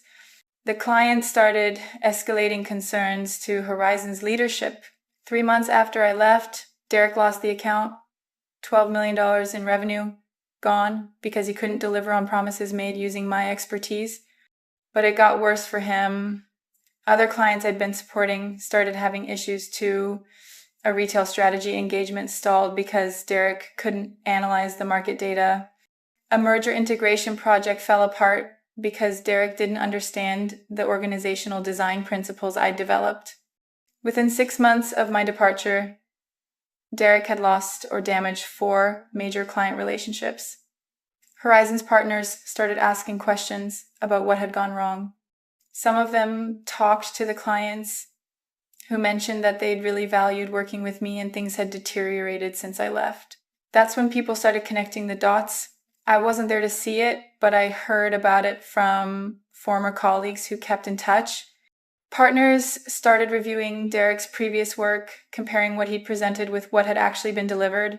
They noticed that his best work all dated to periods when I'd been on his team. They reviewed client feedback and noticed that clients consistently praised Derek's team, but rarely Derek specifically. They looked at project files and saw that my name was on most of the actual deliverables, while Derek's contributions were mostly PowerPoint presentations of work others had done. The final nail in the coffin came from an unexpected source, the industry press. A business journalist was writing a profile of successful transformation projects, and she contacted the Fortune 500 client to talk about their restructuring. They told her the strategy had been brilliant, but that they'd lost confidence when the lead strategist left Horizon and the engagement fell apart. The journalist, being good at her job, tracked me down at Apex. She asked if I'd been involved in that engagement. I confirmed I had been and explained my role carefully, professionally, but honestly, I told her I'd led the analysis and strategy development while at Horizon. When the article came out, it specifically named me as the architect of the transformation strategy and noted that the project had struggled after my departure from Horizon. It didn't directly criticize Derek, but the implication was clear. I'd been doing the work, and without me, the engagement failed. The article circulated widely in consulting circles. Everyone at Horizon read it, and suddenly, Derek's career was under intense scrutiny. Horizon launched what they called a performance review, but was really an investigation. They interviewed clients, reviewed project files, talked to former team members. The pattern was undeniable. Derek had been coasting on other people's work, primarily mine, for years. The firm had a choice: fire him and admit they'd promoted someone incompetent to principal, or quietly push him out with a face-saving exit. They chose the latter. Derek decided to pursue other opportunities about 9 months after I left. The official story was that he wanted to move in-house to a corporate role. The reality was that he'd been forced out. His career after Horizon was a disaster. He landed a VP of strategy role at a mid-sized company, probably by charming them in interviews the same way he charmed Horizon leadership. But without someone like me doing the actual work, his incompetence was quickly exposed. He lasted 11 months before being fired. I heard he blamed the poor culture fit and lack of resources. The real problem was that he didn't know how to do strategy work and couldn't fake it without someone competent covering for him. Last I heard, he was doing independent consulting, which is what people do when they can't get hired anywhere else. His LinkedIn is full of thought leadership posts that are obviously written by AI or copied from actual experts. He's become exactly what he always was: all presentation, no substance. Meanwhile, my career at Apex flourished. Within 18 months, Caroline promoted me to partner. I was bringing in new clients, leading major engagements, and building a reputation based on my actual work, not someone else's stolen credit. The clients I'd worked with at Horizon started reaching out. Some of them hired Apex specifically to work with me again. In the first 3 years at Apex, I brought in over $30 million in new business, much of it from relationships I'd built while being invisible at Horizon. The irony was delicious. Derek had taken credit for client relationships I'd built, and when he imploded, those clients came to me directly. One of those clients was particularly significant, the Fortune 500 company whose transformation Derek had botched. Their CEO called me directly and said they wanted to restart the implementation with me leading it. The contract was worth $18 million over 3 years. I led that implementation personally. It was the same strategy I'd developed while at Horizon, but this time I got to present it, defend it, and see it through to success. The client's operations improved by 23% in the first year. Their CEO sent a personal note thanking me and specifically noting that the transformation never would have succeeded under Horizon's leadership. That note more than any promotion or paycheck, was vindication. The consulting industry is smaller than people think. Word spreads about who's good and who's not. Derek's reputation as someone who'd been propped up by his team became common knowledge. Partners at other firms would make jokes about pulling a Derek when someone tried to take credit for work they hadn't done. He became a cautionary tale. Business schools started using cases based on his situation to teach about ethical leadership and the importance of giving credit where it's due. His career became a lesson in what happens when your success is built on other people's work. About 3 years after I left Horizon, I ran into Derek at an industry conference. It was awkward. He tried to make small talk, mentioned he was doing some interesting consulting work, asked what I was up to. I told him I'd made partner at Apex and was leading our enterprise transformation practice. I mentioned the Fortune 500 client whose project he'd lost. I didn't rub it in. I didn't need to. The contrast between our careers spoke for itself. He congratulated me with a forced smile and made some comment about how I'd really found my place. Then he excused himself quickly. I watched him work the room, trying to network, but people who recognized him kept conversations brief. He'd burned his reputation, and in consulting, reputation is everything. I did feel a moment of something, not quite pity, but maybe sadness, that he'd wasted his potential by trying to fake competence instead of actually developing it. If he'd spent half the energy learning to do the work that he spent claiming credit for mine, he might have been legitimately successful, but that was his choice. Not my problem. The best moment came about 4 years after leaving Horizon. I was invited back as a guest speaker for their annual partners retreat, talking about successful transformations and client relationship management. Many of the partners who'd overlooked me while I was working for Derek were in the audience. I didn't mention Derek by name. I didn't need to. I talked about the importance of recognizing and developing talent, of giving credit appropriately, of building sustainable practices rather than relying on individual heroics.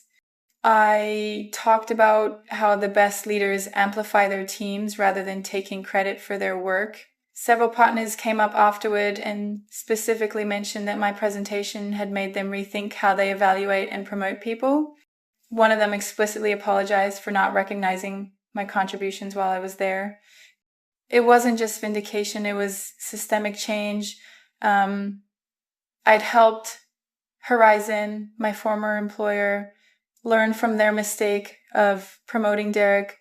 Caroline Zhang, my CEO at Apex, later told me that several Horizon consultants had reached out asking about opportunities at our firm. They'd been inspired by seeing my success and wanted to work somewhere that valued actual contribution over performance theater. We hired 3 of them, all excellent consultants who'd been undervalued at Horizon. They all had stories similar to mine, doing great work while watching less competent but more politically savvy people get promoted ahead of them.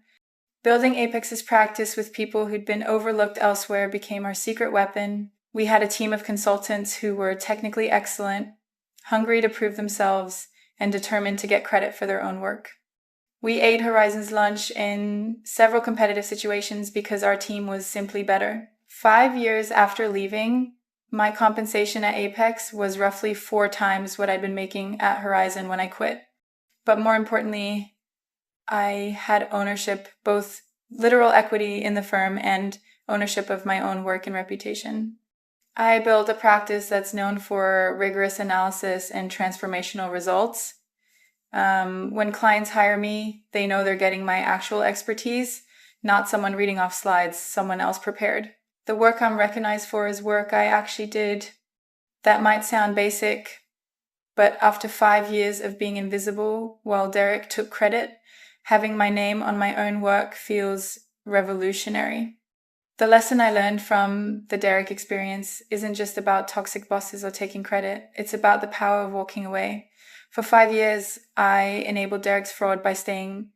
I told myself I was building experience, paying dues, waiting for my turn. But my turn never came because Derek needed me to stay invisible for his career to work. As long as I was there doing his job, he'd never have an incentive to learn to do it himself or to give me credit. It was only by leaving that the truth became impossible to hide. Within months of my departure, Derek's incompetence was exposed because there was no one there to cover for him anymore. Sometimes the best revenge isn't a dramatic confrontation or an elaborate scheme. Sometimes it's just leaving, taking your talents somewhere they're valued, letting the house of cards collapse on its own. I didn't destroy Derek's career. He destroyed it himself by building it on a foundation of stolen credit and hidden incompetence. I just stopped being the support beam holding it up. Today, at 36 years old, I'm a partner at a successful consulting firm, recognized in my industry for expertise I actually have, working with clients who value my actual contributions. I mentor young consultants and make sure they get credit for their work. I'm building a career based on substance, not stolen valor. Derek is still out there somewhere, probably still trying to charm his way through jobs he's not qualified for, still looking for the next person to do his work while he takes credit. But that person isn't me anymore. And the moment I stopped enabling his fraud, his career ended. Not because I sabotaged him, but because he never actually knew how to do the job he'd been promoted to do. The clients I built relationships with at Horizon, they work with me now. The junior consultants I mentored, several of them have joined Apex. The reputation I built by doing excellent work, it's mine now. Officially and completely. Derek took credit for my work for 5 years. But in the long run, the truth always comes out. The work speaks for itself, and when the person who actually did the work leaves, the fraud becomes obvious. I didn't need to expose Derek. I just needed to stop hiding his incompetence, and the moment I walked away, everything he'd built came crashing down. That's not revenge. That's just gravity. I had just traded a sexual act with a man for a gram of cocaine. I was 17 years old, and at that moment, I had a flash. I had to threaten him with a weapon just to get him to let me out. There aren't enough fingers in my family to count the number of assaults I endured during that period. I'd say a good 50, maybe more. If my fate was to die from drugs, well, I had to die from something. My name is Emma. I'm 20 years old. And today I'm going to tell you how, at 13, I became addicted to multiple drugs following school bullying, and how that led me to prostitution to pay for my consumption, and how I finally escaped that world. I fell into addiction pretty young because of the bullying I experienced. It started innocently enough. I would smoke with friends at the bus station after school, just for fun at first. And then I found that it really relaxed me with everything I was dealing with at school. I started using it more and more to decompress. One thing led to another, and it became pretty regular. When you start smoking alone, you automatically fall into addiction. The bullying started very early. I remember it was boys who discovered a pack of sanitary pads in my bag. They called me terrible names. We were in 6th grade. They were just kids, but it was devastating. The rumors spread like wildfire, and at that age, it's both physical and psychological violence. I complained to the teachers several times. They did nothing. Neither did the school administration. The principals always said the same thing. If your daughter isn't comfortable in our school, she should leave. I ended up attending 4 different middle schools during those years. At first, I didn't buy anything. I was just bumming off friends. Someone would say, "Hey, I've got a little something," and they'd pass it to me. Eventually, I started stealing money from my parents. I'm not proud of it, but that's what I did. Then in 9th grade, I moved on to ketamine. Ketamine is a horse anesthetic. In its original form, it's liquid. When you cook it in a pan, it forms little crystals, kind of like caramel. Once it cools and hardens, you grind it into powder. It's a substance that kills, that's extremely violent, but the effects are very pleasant in the moment. I know how horrible that sounds. I didn't really fall into ketamine immediately. I was looking for something stronger than weed because after an assault I experienced, weed just wasn't enough anymore. I needed something much more powerful. I somehow believed that with something stronger, I could feel better. It's paradoxical. I know. I found it through a contact on Snapchat, like a little advertisement, and that's how I started using it. The come downs weren't easy, but I still managed to go to school. Friends would literally carry me to class sometimes. I'd be present in class, and the teachers knew I had substance abuse problems. They'd mark me absent rather than giving me zeros. They knew things were complicated for me. Sometimes I'd collapse on the ground right in front of the school entrance. It was strange, but I was still showing up. My father was completely lost. He had created this path for us through his upbringing, through the way he raised us. What's bizarre about my story is that I had an excellent upbringing. I was raised like a princess, really. He had this predetermined path for me, and I didn't follow it. He couldn't understand. My mother was in complete despair. I think she fell into severe depression. We never really talked about it because it's kind of a taboo subject, but she was not doing well at all. The doctors talked about borderline personality disorder. I had developed severe addictive tendencies. There was self-harm, eating disorders, the need to control my weight, which is also an addiction, and then the drugs. Borderline disorder pushes you to extremes. There's no middle ground. When there's a desire, you have to see it through, no matter what it costs. It's stronger than you. It's a disease. One morning before getting on the bus, I took a line of ketamine to test it. I got on the bus and sat with a friend, and he took advantage of my state to sexually assault me. It was the school bus, so there were tons of people on it. Lots of people found out, and it spread throughout the school. I went from being the outcast to being even worse than before. I didn't file a complaint.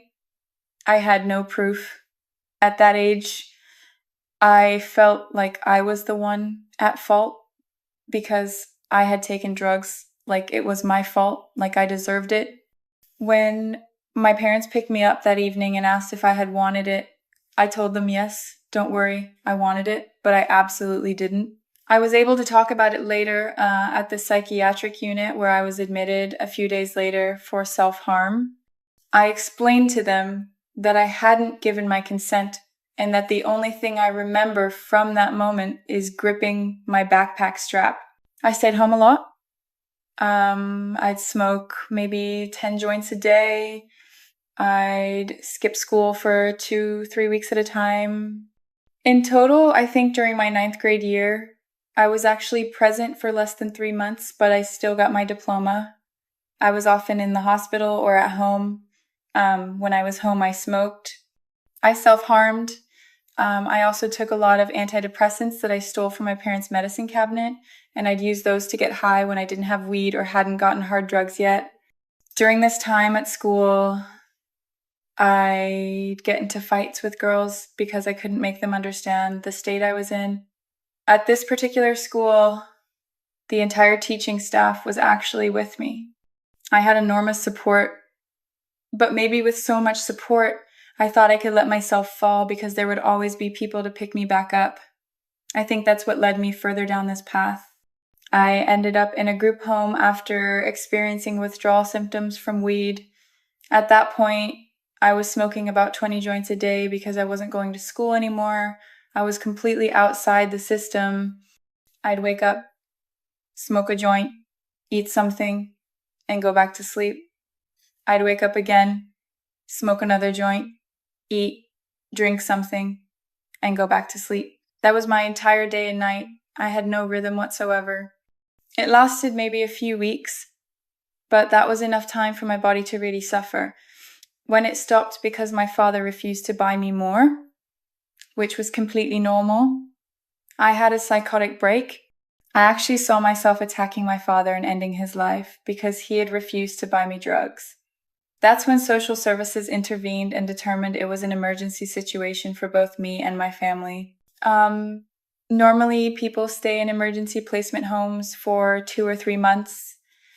These are places for people in crisis situations. I ended up staying for 11 months total. It was pretty lax because there were so many kids with only 3 staff members, and all the kids had serious psychological problems due to family trauma. The staff didn't have time to supervise everyone properly. We were left to our own devices, which opened the door to a lot of trouble, and we took advantage of it. I ran away a lot during those 11 months. Out of the entire time I was there, I spent 4.5 months on the run. I'd leave during the week, on weekends, whenever I felt like it.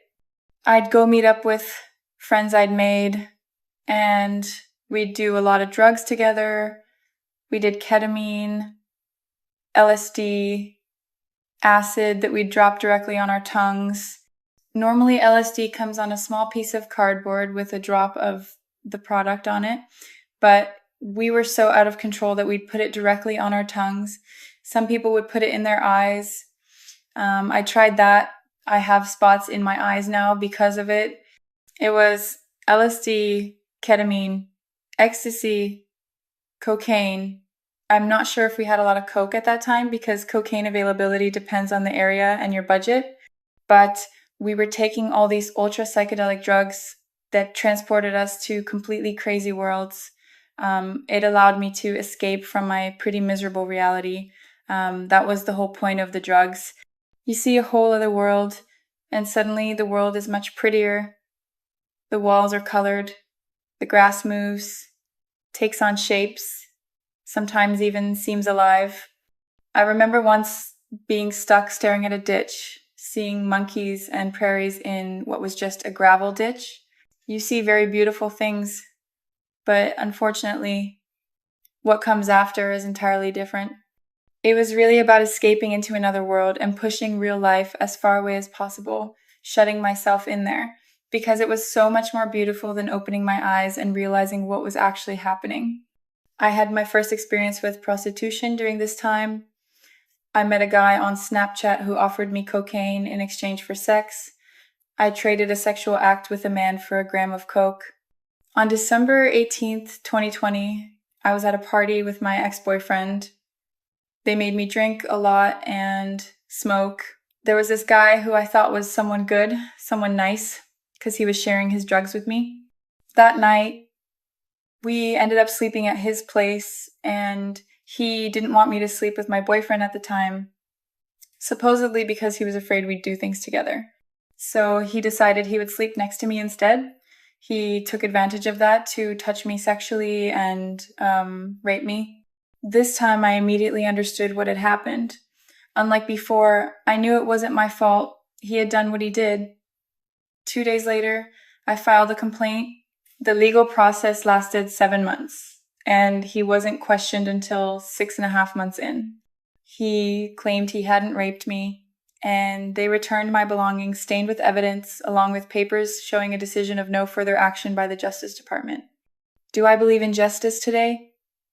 No, I don't believe in justice. Rapists are people you encounter everywhere. They have all their rights. It's almost like they have more rights than everyone else. Today, even as a drug addict, we have fewer rights than them. We're reprimanded more often than they are. It's horrible. At that point, I had cut ties with my father.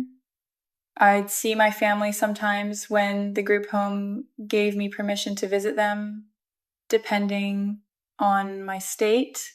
Sometimes I wanted to return to my parents, but it never lasted more than 48 hours before everything fell apart. My father was very angry with me because my mother was completely devastated at the end of her rope. I don't even know how she was functioning at that time. I also have a younger sister who shut herself away in her own world. She didn't take drugs, but she created a world to shield herself from the family troubles caused by my addiction, from the problems I inflicted on my family. She developed a lot of anxiety at school. She sometimes has social anxiety, and she uses my story a lot. She's a dancer, and recently she created a dance using a recording of me talking about my struggles. She uses it constantly in her classes, in her performances. She has a lot of psychological scars from all of this. After the group home, they gave me an apartment through a semi-autonomous youth support program. They put us in an apartment and we had to report to social workers who would visit to see how we maintained our living space and whether we were following through on commitments like looking for work or internships, staying active in daily life. We were housed and fed, all paid for by state social services. I misused that money too, unfortunately. 2 days after getting the apartment, I saw a friend I had met in the group home. She said she was having a trip party that night, meaning LSD. I said, absolutely. Let's do it. I needed it because I was changing environments again. Being in semi-autonomy was what I had wanted so badly, but I realized it wasn't easy being alone in a 9 square meter apartment. So I followed her, and that party never really ended. It lasted a long time. The next day we took more, and when you take it once, the next day you have to take twice as much to get the same effects. You always have to increase the doses to hope for any feeling from the drug. After those parties, we had quite a few friends. They were all people who panhandled, people with very complex life situations. We lived in what we called squats. There were lice, dogs. It was pretty run down, but we didn't really live there. We just got high there and spent our days wasted in the apartment or on the streets. It never stopped. We kept meeting people, discovering new drugs, because depending on the areas and people you meet, new drugs show up. I don't think there was a single day during that period when I didn't have drugs. In my memory, I was still planning ahead, telling myself I had so many grams left, and if I wanted some for tomorrow, I needed to go get more or find someone who could hook me up. There was a lot of sharing at that time. I told myself that whatever happened, if my fate was to die from drugs, well, I had to die from something. I had a sexual encounter with a man who told me I was good in bed and that I could sell my body and that he had a contact for that to pay for my drugs because he knew I was using. At that time, I didn't really have a choice and didn't know what else to do. So I accepted and met this man to prostitute myself. I was 17 years old. Did it bother the clients that I was a minor? No. On the contrary, some even preferred it. It's very raw, very harsh, but it's a huge fantasy. I don't know if it's purely French, but it's really a major fantasy. Children. I had extremely specific requests that sometimes I allowed myself to refuse, like requests involving baby seats with children's clothing. It was very, very disturbing. How much money did I make per day? Per day, you could count on 1,000 to 1,500, depending on the day. There were also nights, which were very hard. There was one night when I went to a guy's place, a man really, because he was maybe 35 or so.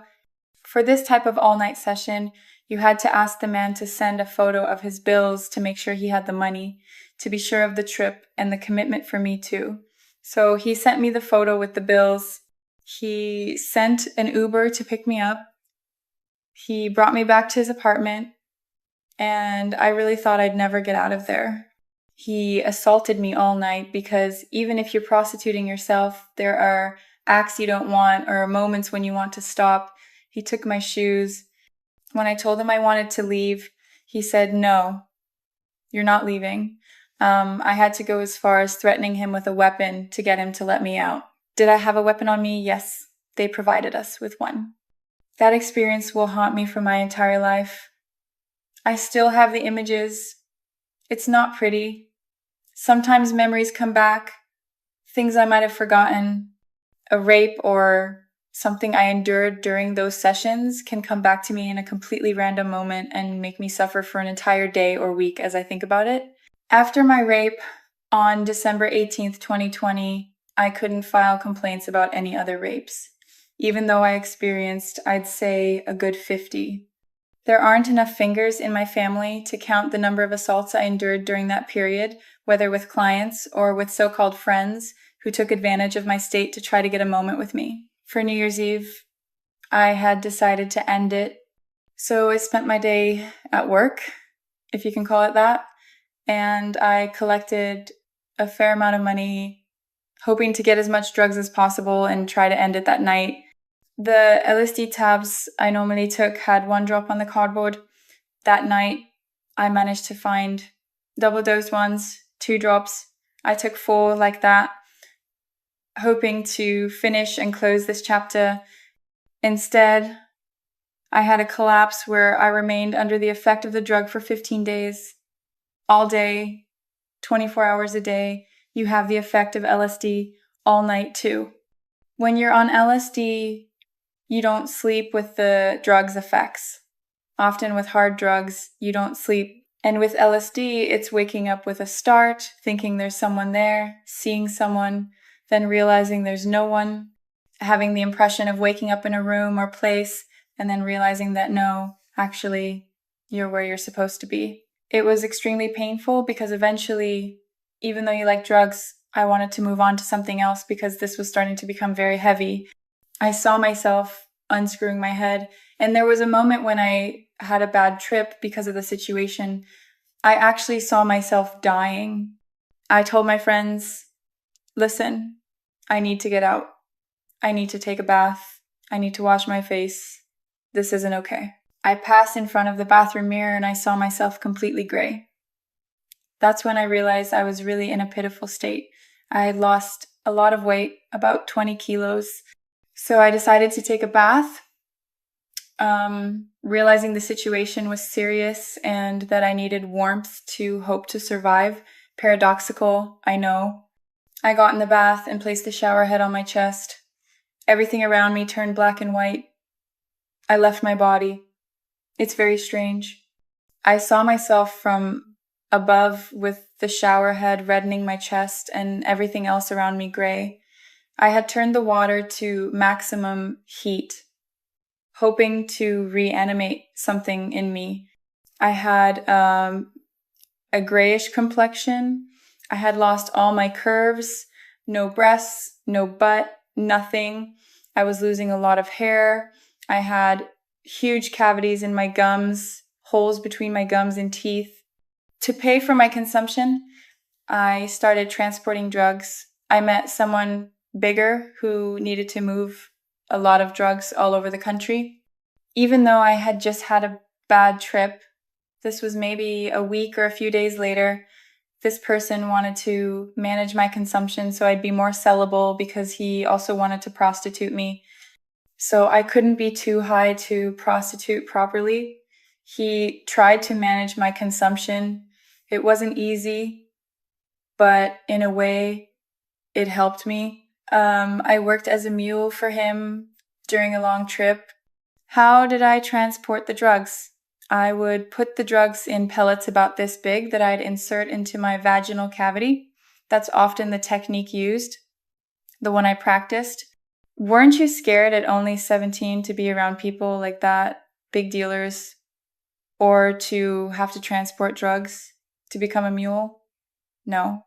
Because at 17, I felt like I finally had some usefulness. I felt useful.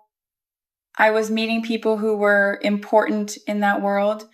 Before this, I didn't have friends. So I had importance because I had a place in the trafficking. I had a place with these people. I had people texting me every day, something I'd never really had. I don't know if I was happy at that time, but at least I felt useful. How did I leave the world of being a mule and prostitution? It took a somewhat heated discussion with my boss, if you will, who proposed taking me to another country to sell me there. I said no. It was too much. I had a moment of awareness where I realized I couldn't do it. I felt too young and too vulnerable. I just had that moment of consciousness, and he really didn't appreciate it. I was dropped off in the mountains with just socks, flip-flops, and dressed like I was at home in minus 20-degree weather, abandoned. I had to call the police to be recovered, but I never said anything about what had happened. I never spoke to anyone about it, which actually caused me a lot of problems with justice and the judge later. At that point, the social workers wanted me to come back. They gave me a train ticket to return. I crossed all of France by train, but I didn't want to stop where my social workers were. I stopped earlier and joined friends, and with them, I continued to get high and continued to prostitute myself, but alone this time, so even more in danger. I discovered a new drug called speed, which is poor man's cocaine. That one almost destroyed me. From what I had tried with cocaine, you feel the addiction pretty quickly, but with speed, it's almost instantaneous. I ended up doing 5 grams of speed per day, which is enormous. I lost even more weight. At that point, clients didn't want me anymore because I was so disoriented. How did I start wanting to get clean? I didn't really want to get clean. It was a falling out with a friend that made me want to leave. And I took advantage of that moment to leave with my 2 bags and a rat that I had ended up buying. I had 10 euros in my pocket. I left with my rat and my bags and took the train without paying. I had a lot of fines with the train company. I went to my grandparents' place. I left everything behind. I thought, all right, that's it. I'm getting away from it all. Except that since I was wanted by social services for several months already, my grandparents couldn't keep me and handed me over to social services. I was recovered by the police and ambulances under a provisional placement order assigned by the judge.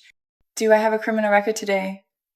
No, I don't have a criminal record because I was a minor. Normally, I still have a clean record with a note saying I had addictive tendencies. They have my photos and fingerprints, but no criminal record. I started my withdrawal. At first, I tried to trick the doctors a bit because even though I wanted to leave, I could really feel the withdrawal. My hands shook enormously. At night, I'd wake up having wet the bed, something that had never happened to me. I was losing a lot of hair. I still had very serious gum cavities because with drugs, often to taste them, you rub them on your gums to see if they numb well. But over time, it creates holes, and I still have consequences today. Between the pain, the withdrawal, the physical withdrawal where I felt my entire body atrophy, it was horrible. It lasted like that for 3 weeks. It was actually pretty short. I would have thought it would be longer. After that, it took time to accept that this wasn't a life, that maybe I could actually get out of this. What saved me? When I finished detox, they put me in an equine therapy center. It's therapy with horses. It was a host family that took me in. I had my own little cottage where I lived alone, but I ate with them morning, noon, and night. At night, I'd go back to my cottage. In the morning, we'd wake up and take care of the horses. It's a large herd in the middle of the countryside.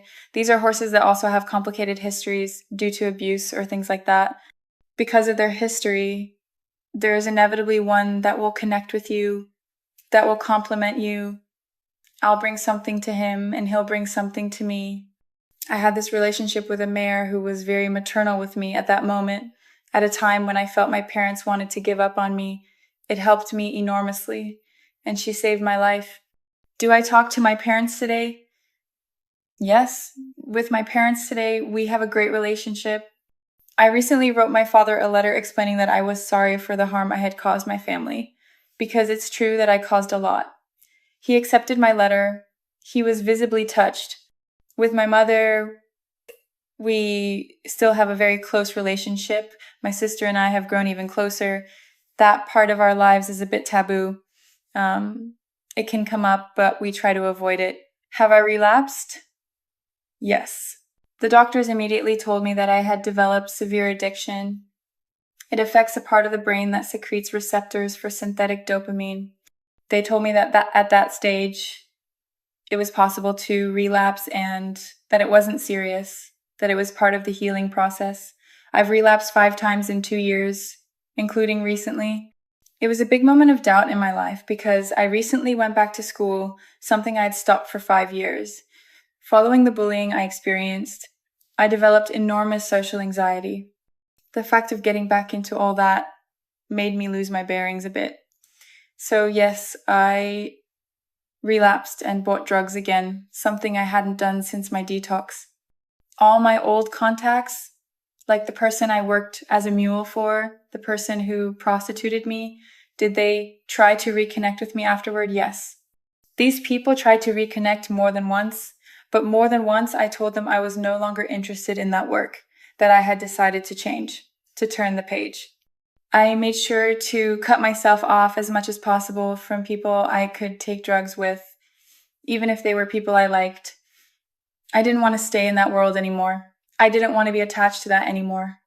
I'm only 20 years old. I'm putting myself pretty out there. I'm talking about this story that's pretty difficult. Why did I want to do this? If I wanted to do this, it was above all to raise awareness because it can happen quickly. Awareness for young people because smoking can eventually lead to other tendencies, especially addictive tendencies. There's also bullying. It escalates very quickly. It's time for teachers and politicians to make real decisions. Ideally, in the future of my story, I'd like to be able to speak in schools to inform about bullying, to inform about addictive tendencies, maybe write a book too. But that takes time, and with the gaps I have, it's not easy. I have a few small projects that I hope will be realized later. There's always a happy ending behind a pile of bad clouds, if I can say it like that.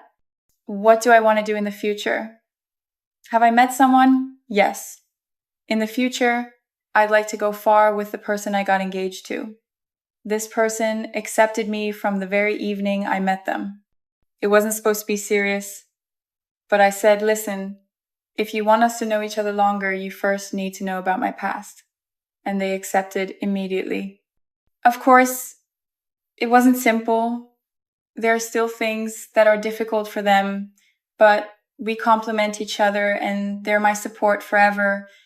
If they watch this, will they discover something? No. They know absolutely everything. There have always been very hard moments. There was a moment when we were having sex, and at that moment I had a flashback of rape. They were right there, first in line at that moment, and it hurt them enormously because it traumatized them. I felt like I was the rapist in my flashback at that moment. There are hard moments for them. Nothing is easy, but we're getting through it. My story is proof that no matter how dark things get, no matter how lost you feel, there's always a way out. The scars remain, both physical and psychological, but they're reminders of how strong I am, how far I've come. I went from being a 13-year-old girl who couldn't handle school bullying to someone who fell into the darkest corners of addiction and exploitation, and I came out the other side. I'm not going to lie and say it's easy. Recovery isn't a straight line. Those 5 relapses remind me that this is a lifelong battle, but each time I get back up, I'm a little stronger. Each time I choose life over the escape drugs offered me, I'm reclaiming a piece of myself that I thought was lost forever. To anyone out there who's going through something similar, who feels like drugs are the only escape, who's being bullied and thinks there's no way out, I want you to know that your story doesn't have to end the way mine almost did. Reach out, tell someone, find that one person, that one animal, that one thing that makes you want to fight. For me, it was a horse who had been through trauma just like me. She didn't judge me.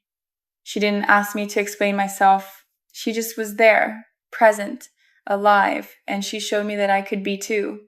My family almost lost me. My mother fell into depression watching me destroy myself. My father couldn't understand how his little princess ended up in squats and on the streets. My sister created an entire fantasy world to cope with the chaos I brought into our home. But we made it through. We're rebuilding. That letter I wrote to my father, his acceptance of it, those small moments of connection with my mother, the way my sister uses my story in her art, these are the things that remind me why I fought to survive. The justice system failed me multiple times. That rapist who walked free. The fact that I couldn't report the dozens of other assaults because I had already been dismissed once. It's a broken system. But I refuse to let that break me. I refuse to let those men who paid to abuse a child, who saw my age as a selling point rather than a crime, I refuse to let them define my worth. I'm back in school now despite the anxiety that still grips me when I walk into a classroom. Every day I don't use is a victory. Every moment I choose to be present in my own life rather than escaping into synthetic highs is me taking back my power. The physical scars remain. The spots in my eyes from dropping acid directly into them. The cavities in my gums from testing drugs. The places on my body marked by self-harm. The 20 kilos I lost when I was wasting away in those squats. These are permanent reminders of what I survived. But there are other marks too. The engagement ring on my finger from someone who knew everything and chose me anyway. The relationship with my sister that's stronger now than it ever was. The possibility of speaking in schools, of writing a book, of turning my pain into something that might save someone else. I think about that girl in the bathtub, seeing herself gray and lifeless, watching from above as the warm water tried to bring color back to her skin. I think about how close I came to letting that be the end. And I'm grateful, so incredibly grateful that I'm here to tell this story. If you're being bullied, if you're using drugs to cope, if you found yourself in situations where your body isn't your own anymore, please know that it's not too late. It's never too late. I was 17 with 50 assaults behind me, addicted to multiple drugs, working as a mule and a prostitute, and I still found my way out. The path isn't easy. There will be relapses.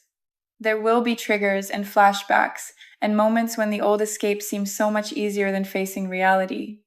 But reality, as hard as it is also where life happens.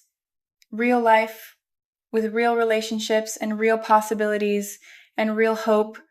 I'm 20 years old and I have my whole life ahead of me. That's something I never thought I'd be able to say.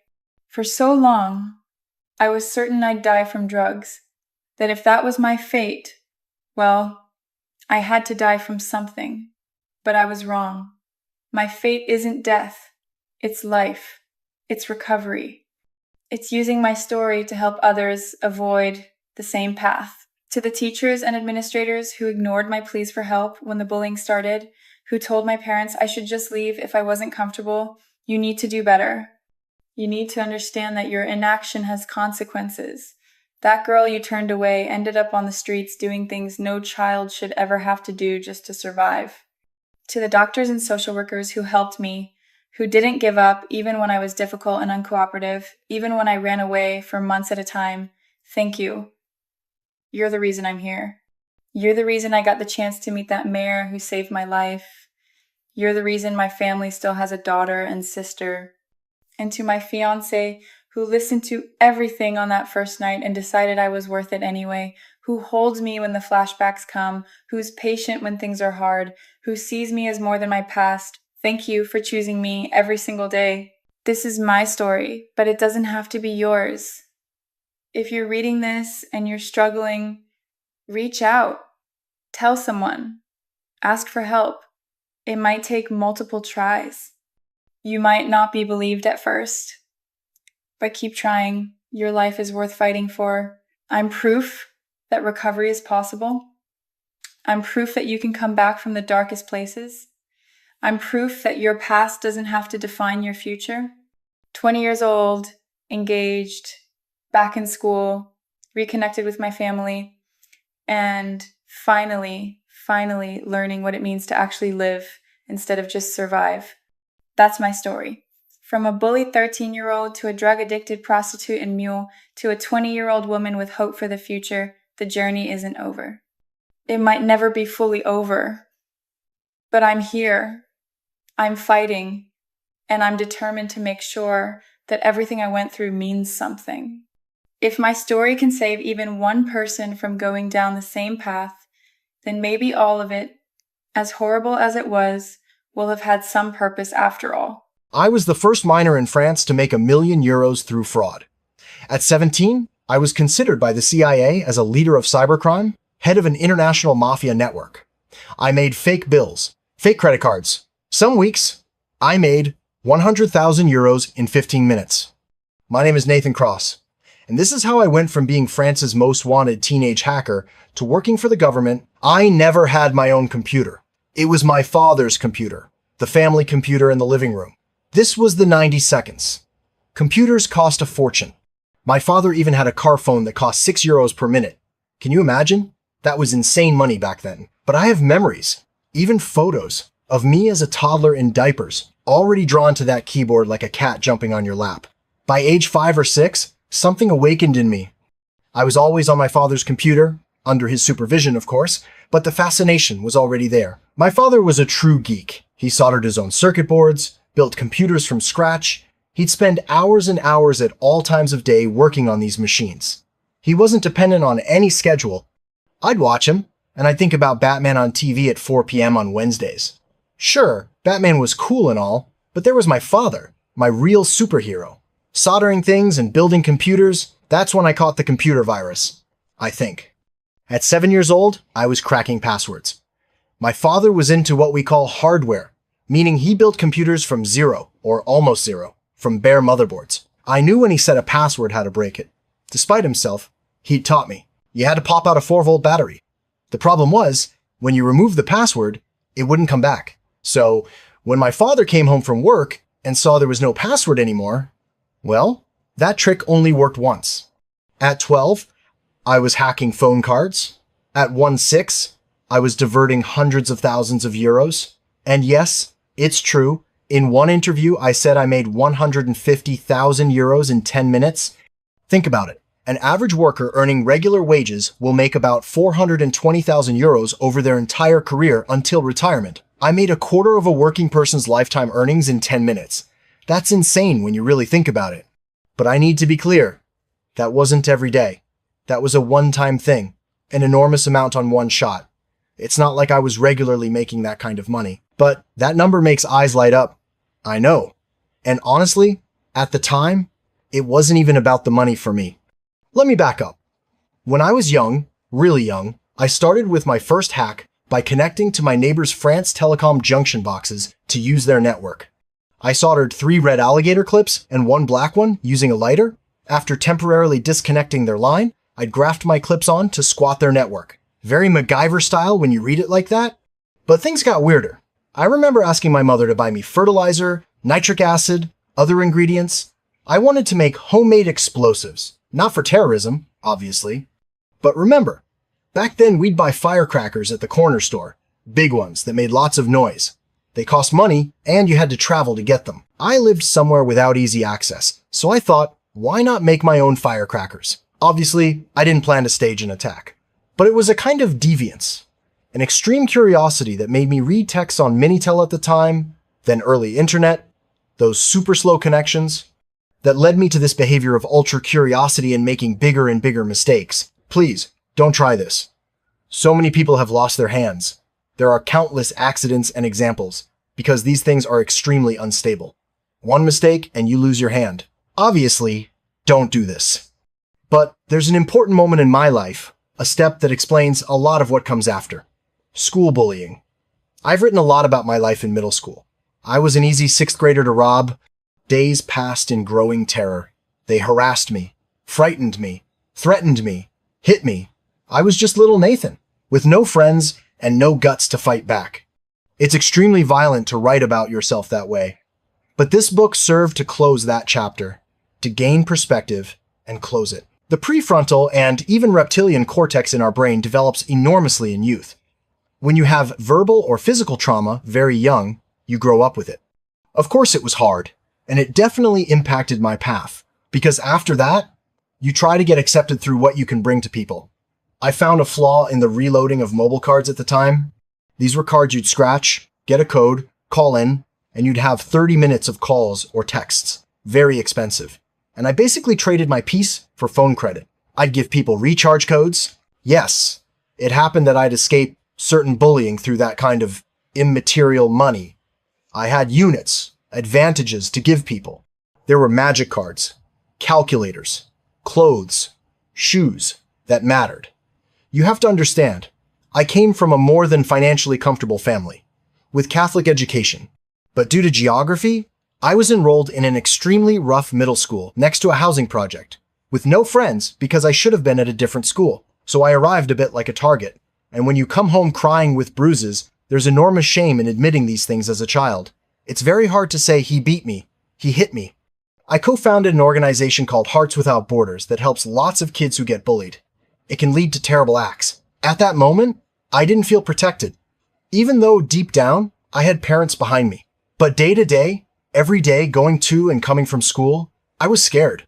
And that forces you to retreat into a computer, this magic box where you can do whatever you want, tinker, and especially where you have total power when you know how to do things. You think, yeah, you wanted to mess with me? Well, now I can get you back with my skills. Then I discovered the Hacker Manifesto by Lloyd Blankenship, also known as The Mentor. It's from the 80 Seconds, super famous in hacker culture.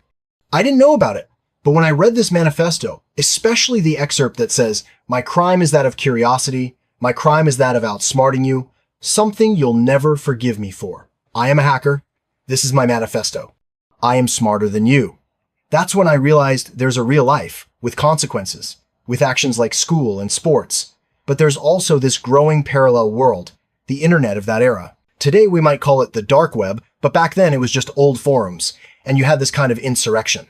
The manifesto spoke to me because we are invisible, but we exist. That was it. I started getting asked to hack MSN accounts. This was our youth, remember? MSN Messenger. I'd chat with the victim first, learn their tastes, interests, potential weaknesses, then send them an anonymous email crafted to spark their curiosity. Then I'd have access to all their privacy. Did I have ethical questions at the time? Absolutely not. When you're 12 or 13, do you even know what ethics is? I'm not sure. Obviously, you do stupid things, make mistakes, but ethics as a legal position? Absolutely not. At 15, I was spotted by other hackers and brought into private forums. That's when it really began. These were private forums for illicit traffic. I used pseudonyms like Zeitgeist. There were people I talked to who were important because they'd be convicted later. Names like Lord Kaiser, Max, Junkie, Funky Ron, Drone, and then I was quickly given the coordinates of a credit card, a Platinum Amex, and instructions on how to use it. The year 2000, internet at that time was still Swiss cheese, but it was enormous Swiss cheese with almost no cheese, just holes. If you had a merchant site selling t-shirts, you had no regulation on your clients. A client would buy from your store, and in your database, it would just say, "Client 1 bought this, here's the credit card number," just for traceability. The internet of before is not the same as today. There were enormous security holes. Today we say, everyone's vulnerable, the internet is Swiss cheese. True, there will always be holes, always people to fill them. But before, it was truly insane. And yes, I had in my hands on these not very recommendable forums, what we could call today's dark web predecessor, my first American Express cards, Visas, MasterCards. I used them to pay for internet, to pay for my video game subscriptions. And it worked. That's when you start to see that easy money, in quotes, arrives. Did I know whose card I was using? Of course. In a credit card's algorithm, you can tell me the first 6 digits, and I'll tell you what country you're from, what type of card, the bank, a bit like your social security number. I bought games. I'd buy virtual gold pieces. I spent so much money in a game called Dark Age of Camelot, 30,000 gold pieces. I wasn't investing at all. I wasn't in save for later mode. I was just buying stupid things. But there was this moment I remember with my grandmother. Around age 14, she gave me a 200 franc bill for my communion. She handed it to me with both hands like this, like it was precious. And I thought, why do adults struggle so much with money? Now, be careful with the conversion. It's not just 30 euros today. Back then, we didn't earn the same amounts at all. In real value, that 200 francs was worth much more. A 500 franc bill back then was enormous. You'd see it once in a lifetime? That's when I realized adults have trouble parting with money. And me, with simple conversations with not very recommendable people, I was managing to siphon off several thousand euros. When I selected cards, I'd say no to gold cards. Too small. Not worth it. I'd go straight for Platinum or Centurion cards. You'd have more money in the account. Plus, almost like a suppository, they wouldn't feel it. What I mean is, the guy's in Texas, I'm withdrawing 5,000 euros. If he has a Centurion with a 500,000 limit, he won't even notice 5,000 missing. I'm not saying it's moral. You shouldn't do it. But in my thinking, in my moral framework at the time, I thought these were the best targets. And I think I was right. That's when I started hacking databases with thousands of banking coordinates. Page 55 inches, my book, that's when it really escalated. Without realizing it, I'd gone from teenage pranks to true cybercrime. I'd put on a black hat, crossed to the bad side of the force. But for me, the border didn't exist at that time. I started scamming electronics retailers. I'd retrieve loyalty cards, transform them into bank cards using the magnetic strip, re-encoding the magnetic band. I accumulated so much stuff in my closet, even a washing machine. But I had several stages. There was the stage where I basically bribed salespeople. Salespeople at these places have their salary indexed on commission. So if you tell them don't look at the name on the card, they're pretty much okay with it. I bought everything. I had a washing machine delivered. Not because I needed a washing machine, obviously. It was an order for a friend whose father needed one. Didn't my parents say, honey, we need to talk, sit down? My parents definitely knew, but I always managed to deceive their surveillance. I'd also developed a strategy. I'd launched a company registered in Hong Kong with a branch in Delaware in the US to justify my income. At 15 years old, I met business lawyers who at the time called it tax evasion. Today, we call it optimization. Same thing, different name. So I managed to set up a company at 15, with paperwork, with my name, my Hong Kong P.O. box with a Hong Kong assistant, a lawyer there. Everything was justified with stamps and seals. It didn't come from nowhere. DHL or FedEx delivered official documents. It was legitimate. Maybe even I believed my own myth. But I need to be clear. At that age, I definitely understood that what I was doing was wrong. There were eavesdropping sessions through my bedroom door. Big arguments. My dear mother opened the family photo album once and found credit cards with names that weren't mine. So of course there were red flags. But maybe there was a bit of, let's see what happens. Maybe we don't want to know too much. And sometimes my mother would say, listen, shouldn't we call the police to report this? So it really wasn't invisible. Did I buy them TVs? No, nothing at all. Why? Because it was dirty money. I didn't want things at my house. I just wanted money. When I resold things, it was cash. But I bought a kind of appearance. I simply bought appearance. I never hoarded money. I definitely made money. I burned through it enormously. I was very rich for my age. But I didn't hoard it. I'm not Scrooge McDuck with a vault full of gold coins. That's actually fortunate, because when I was arrested, they saw I was basically just an overgrown geek who wasn't particularly interested in accumulating wealth and wasn't financially structured. That was important for the trial. The scam worked so well that I was approached by older guys, and after a handshake, the network we built together reached almost industrial level output. I had major school absenteeism. In my junior year of high school, I'd go 1 day per week just to see girls and friends. That's a lot when you're in high school. Then I moved to another level in the book. I started manufacturing my own credit cards from A to Z. I bought embossers to make my own bank cards. An embosser is a machine that heats plastic. While heating the plastic, you stamp on the name and card number associated with it. It's a press. I even made credit cards in Michael Jackson's name. Then you have what I used. And I think it's still the case because the technology hasn't evolved much. Encoding the magnetic card to inject the banking data, you basically do a swap with your hand depending on which account you want. And there you have access, not just to video games anymore. That's when I started wanting to flash money. I'd do shopping sprees in Paris, Place Vendôme, Avenue Montaigne, luxury boutiques. What did I buy and for how much? I didn't start with clothes. I started with facials and massages. Really. And hotels? A bit precious, a bit fancy. And yes, I have a sensitivity to fashion. I was always very sensitive to fashion, to appearances, at Valentino, Yves Saint Laurent, Prada, Dior. But what I wanted wasn't necessarily to leave with nice clothes. What I wanted was to build a character I'd created earlier, with names like Michael Jackson. Obviously, I didn't do the Thriller dance in front of the store, but I'd make myself pass as a son of diplomats, son of a consul, son of a very rich banker. Did I explain this to the saleswoman? No. In my head, I'd imprint it and believe it. And how much could I spend in a boutique like that? It's not me who decides. It's the card. You know Rodeo Drive in LA? You have all the souvenir shops for tourists. To verify the card works, because there's a difference between the US and France, you need to buy a small souvenir first. Make sure the bank doesn't flag the purchase. That's more institutional.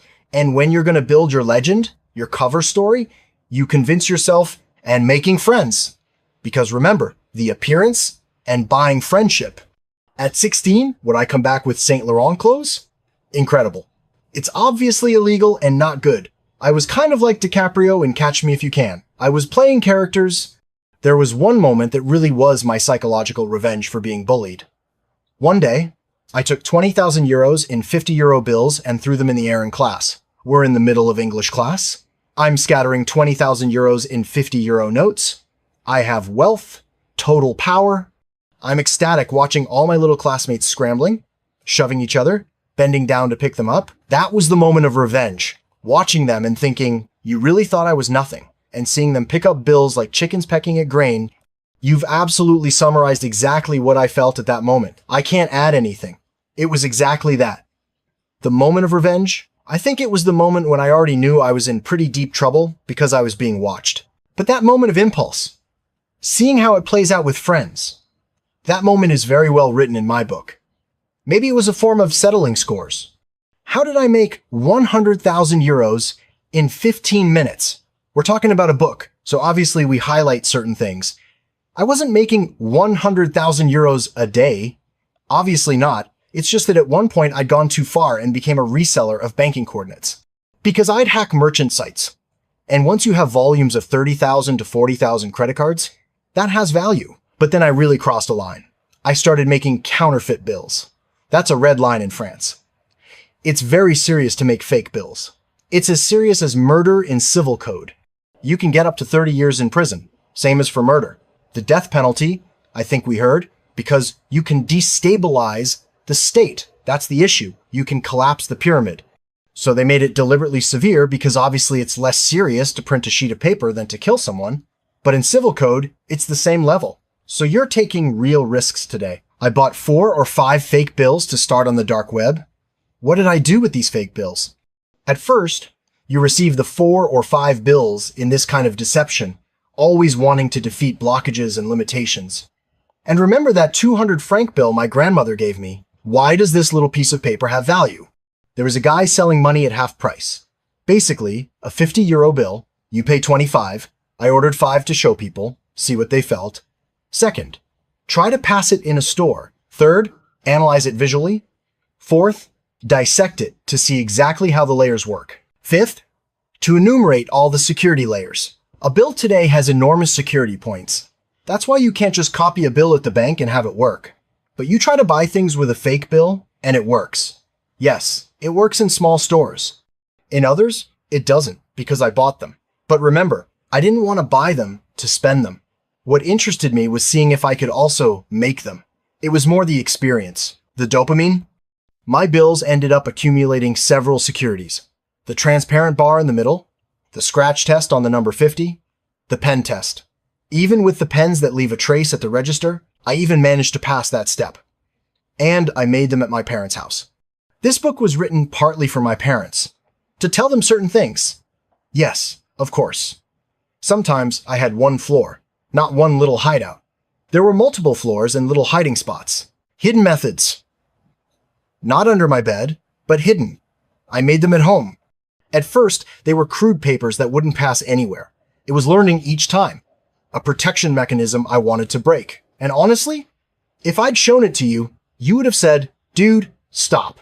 But over time, as I created them, because I'd analyzed them beforehand, I'd increment my knowledge and I'd replicate the securities on my paper. At first it was simple, A4 paper. Then I found cotton paper, special Italian paper, then optical ink bought on the black market, then holograms, how you apply aluminum on the right. These were 50 euro bills. There were lots of steps. But remember, it wasn't to enrich myself. It was to replicate an object that governs the world. Did I manage to pass all these security steps? Some no, but most yes.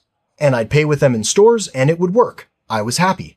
I'd succeeded in defeating another security Until the moment I arrive at an H&M and it doesn't work. Yeah, completely stupid. This story was really dumb. That day, I ran into a salesperson in training. Really bad luck. I ran into someone being trained at the register, and behind him was his supervisor. When I handed over my €50 bill, fresh from my printer, his supervisor said, "Here, I'll show you how to distinguish a real bill from a fake one." Turns out it was a fake. So I'd fallen into a training session. The guy had one of the protections I didn't have, which was the paper. A European banknote has this quality. When you crumple it in your hand, it'll relax and reopen a bit. You take an A4 sheet, put it in your trash, it stays crumpled. One of the securities was the paper. That's one of the biggest problems, the paper quality. That's actually why the Bank of France or the European central banks keep their banking paper suppliers very secret. And a sheet also has porosity when you touch it. What's difficult isn't printing. Printing is just an inkjet printer with white paper and colors you want. What's complicated in current fake bills, even before, was having this scratcher, these small ridges that have relief when touched. That's very hard to replicate because it's not normal ink, it's ink that has relief. There's also this protection called optical ink. Depending on the light, how you shine light on the number, the 50, depending on inclination, it changes color, from blue to green or blue to brown. Then there's also in transparency a very difficult protection to replicate, which is a bar in the middle. When you pinch this bar, it has hardness, not like simple paper. Basically, these three protections are the most important. If you have these three protections, normally it's a real bill. And these were the protections I tried to emulate. I had the optical ink at the time, ink with a bit of relief. But the middle bar was a bit tough. The guy at H&M calls security. The security guy takes me to what I think was the store's security office. Do you know to run? No. You understand quickly. I think at that moment I had this feeling of total power because I had weed on me. We went to security and I told the security guy, "Listen, my friend has nothing to do with this. It's me who paid. Let him go." At that time, I had a girlfriend for a few months named Emily. This is important because one morning I had to make a transaction at her place because I was in a rush for something. I had to do a deal with a guy on a forum and I was forced to connect from her place. Fatal error. But I didn't know yet. On the forum, I started seeing violence escalate. There was a Turkish guy called Chaos, his pseudonym.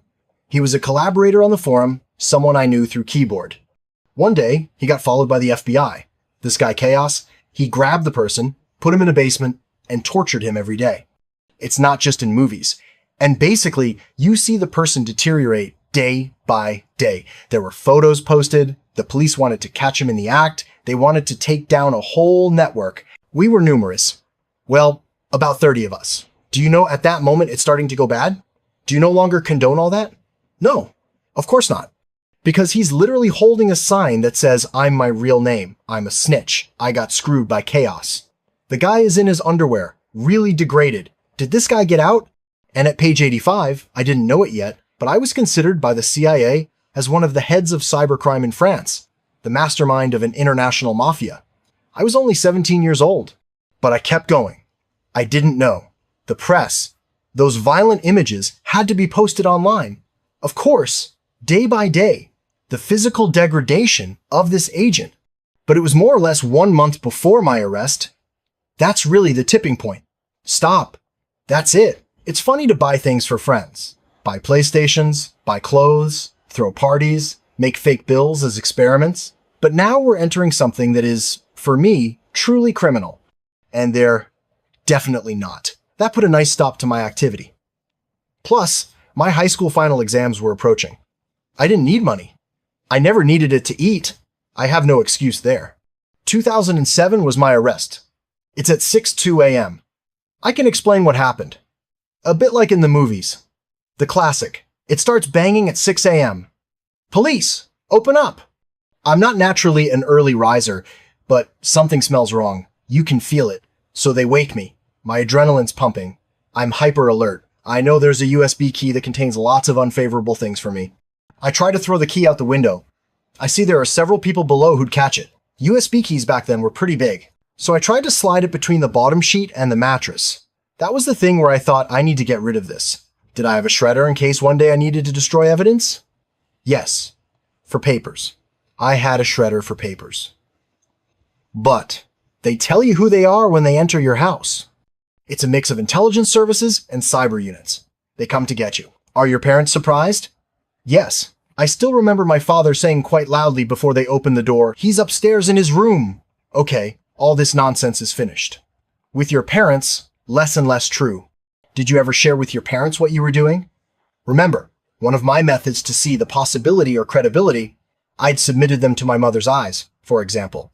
So you're taken away like a bandit. Do you have your hands behind your back in handcuffs? Are they nice about it? No, they ransacked my room. From age 2 to 18, I had the same room. They came and obviously ruined my entire room. Like in movies, but really violent. Everything on the floor. They disassembled everything. After, when it's time to leave, they let me kiss my parents goodbye. They asked my mother, "It might be a long time. Do you have a little money to give him for prison?" I know there were 50 euros left. They had the decency to put the handcuffs and bracelets on at the gate a bit further away.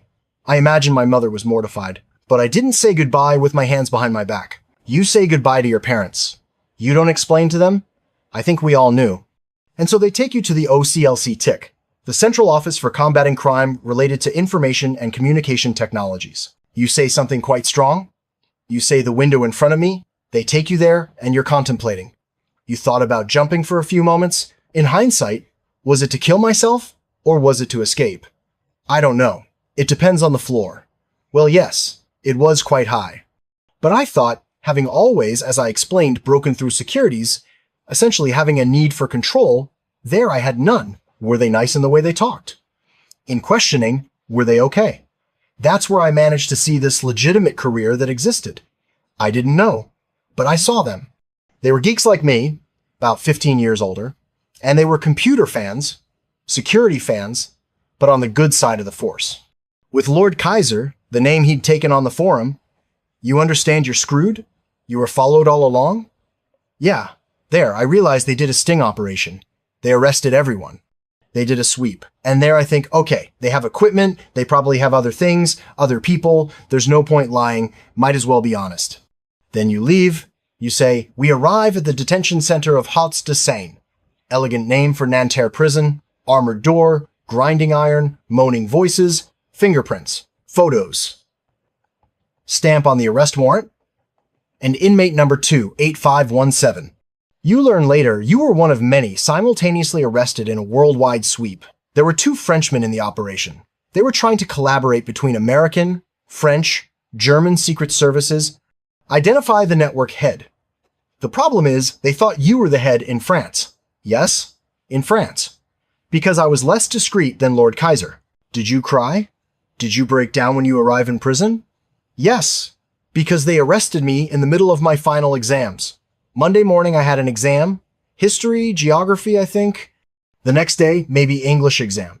And while I was being questioned then in prison, my classmates were taking their exams. While they were doing that, I was walking circles in the gravel at Nanterre, stuffing foam in my ears at night to not hear the screaming and yelling. Because prison is an extremely noisy, extremely bright environment. Obviously there was that. And also the immense disappointment and enormous worry. Obviously a moment when I completely broke down. Just like my cellmate who was up there with me. We were crying, more or less taking turns, very discreetly. Pretending to shower. Even for the toilet. We respected each other enormously on that. Each person, their space. How long do you spend in prison? A few weeks. Not much, actually. You have a trial where you risk 30 years in prison and 450,000 euros in fines. How do you get out of prison after just weeks? First, remember, we're talking about a child. The vast majority of things I did was between ages 12 and 17. I got busted at 18 and 3 months. So sure, obviously that doesn't excuse it. I had my reason, I was capable of understanding everything, but ultimately they were judging a child. So the charges were requalified as minor, 3 or 4 months. So it drops significantly. Plus, they arrested me during finals. Is it smart to put a little smart-ass kid walking laps for 20 years? In a reasoned way, I was able to take my finals. I passed. That was a fundamental condition to stay out of prison. I saw it, and then it was judged, and I got, I think, 20 or 24 months suspended prison sentence. Not much. A big fine, which is a big thing. How much? A big fine. I have this great luck again, which is why I say I have no excuse. The chance that my parents had the necessary funds to pay that fine. And after? You restart a new life. After this summons, just before the trial, you go back home, waiting for your trial. You eat a pizza alone with your father at a restaurant. Do you talk? Yeah, we talk, but about other things. Of course, we talk about other things. You don't talk about Nanterre? He doesn't say anything? We don't talk about it at all. We talk as if, I could make an analogy, as if we'd run into a friend we hadn't seen in a year. How are you? Like we were rediscovering each other. How were you caught? How did they get you? It was the FBI that found your trace, actually. It's linked to Emily, your girlfriend or ex-girlfriend. Basically, you connected at Emily's for the transaction. The connection wasn't secure enough. That's where the Secret Services traced the exchanges. One error? They wait for one error. I didn't protect myself with a girl. It's exactly that. It's the fault. You didn't protect yourself. One time without protection, and the American Secret Services, the French authorities would never have known about our activities. The others, they get 5 to 12 years in prison. And you say one evening during that same period, I receive a troubling call. On the other end, the lawyer of a very accused person says, I advise you to change your address. Your address is in the file. We can't guarantee that ill-intentioned people won't have access. It was kind of telling you, watch your back physically. I don't know exactly the identity of the person who told me that. I'm not sure of the truthfulness. In any case, I understood that I was the only one out of prison and that I should maybe be careful. Before we talk about your life now and everything you did, rapid fire. Have you ever done this or not? Have you ever hacked a webcam? Yes. For big purchases, if there's only one person, is it hacking someone's bank account? That can be that. Plus a CAC 40 company. Worldwide, a bit wild. No. Bought or sold on the dark web? Yes. Fake bills, lots of contacts. I even became moderator and administrator of platforms. Access premium services for free? Yes. Worked for a state? Yes. Been hacked yourself by another hacker? 'Cause you always run into someone a bit stronger than you at some point. Yes. You discover normal student life after. You work as a model agent for a bit to continue your life. Quickly, you're kicked out of your business school for insolence. You enroll in another one. You do lots of things.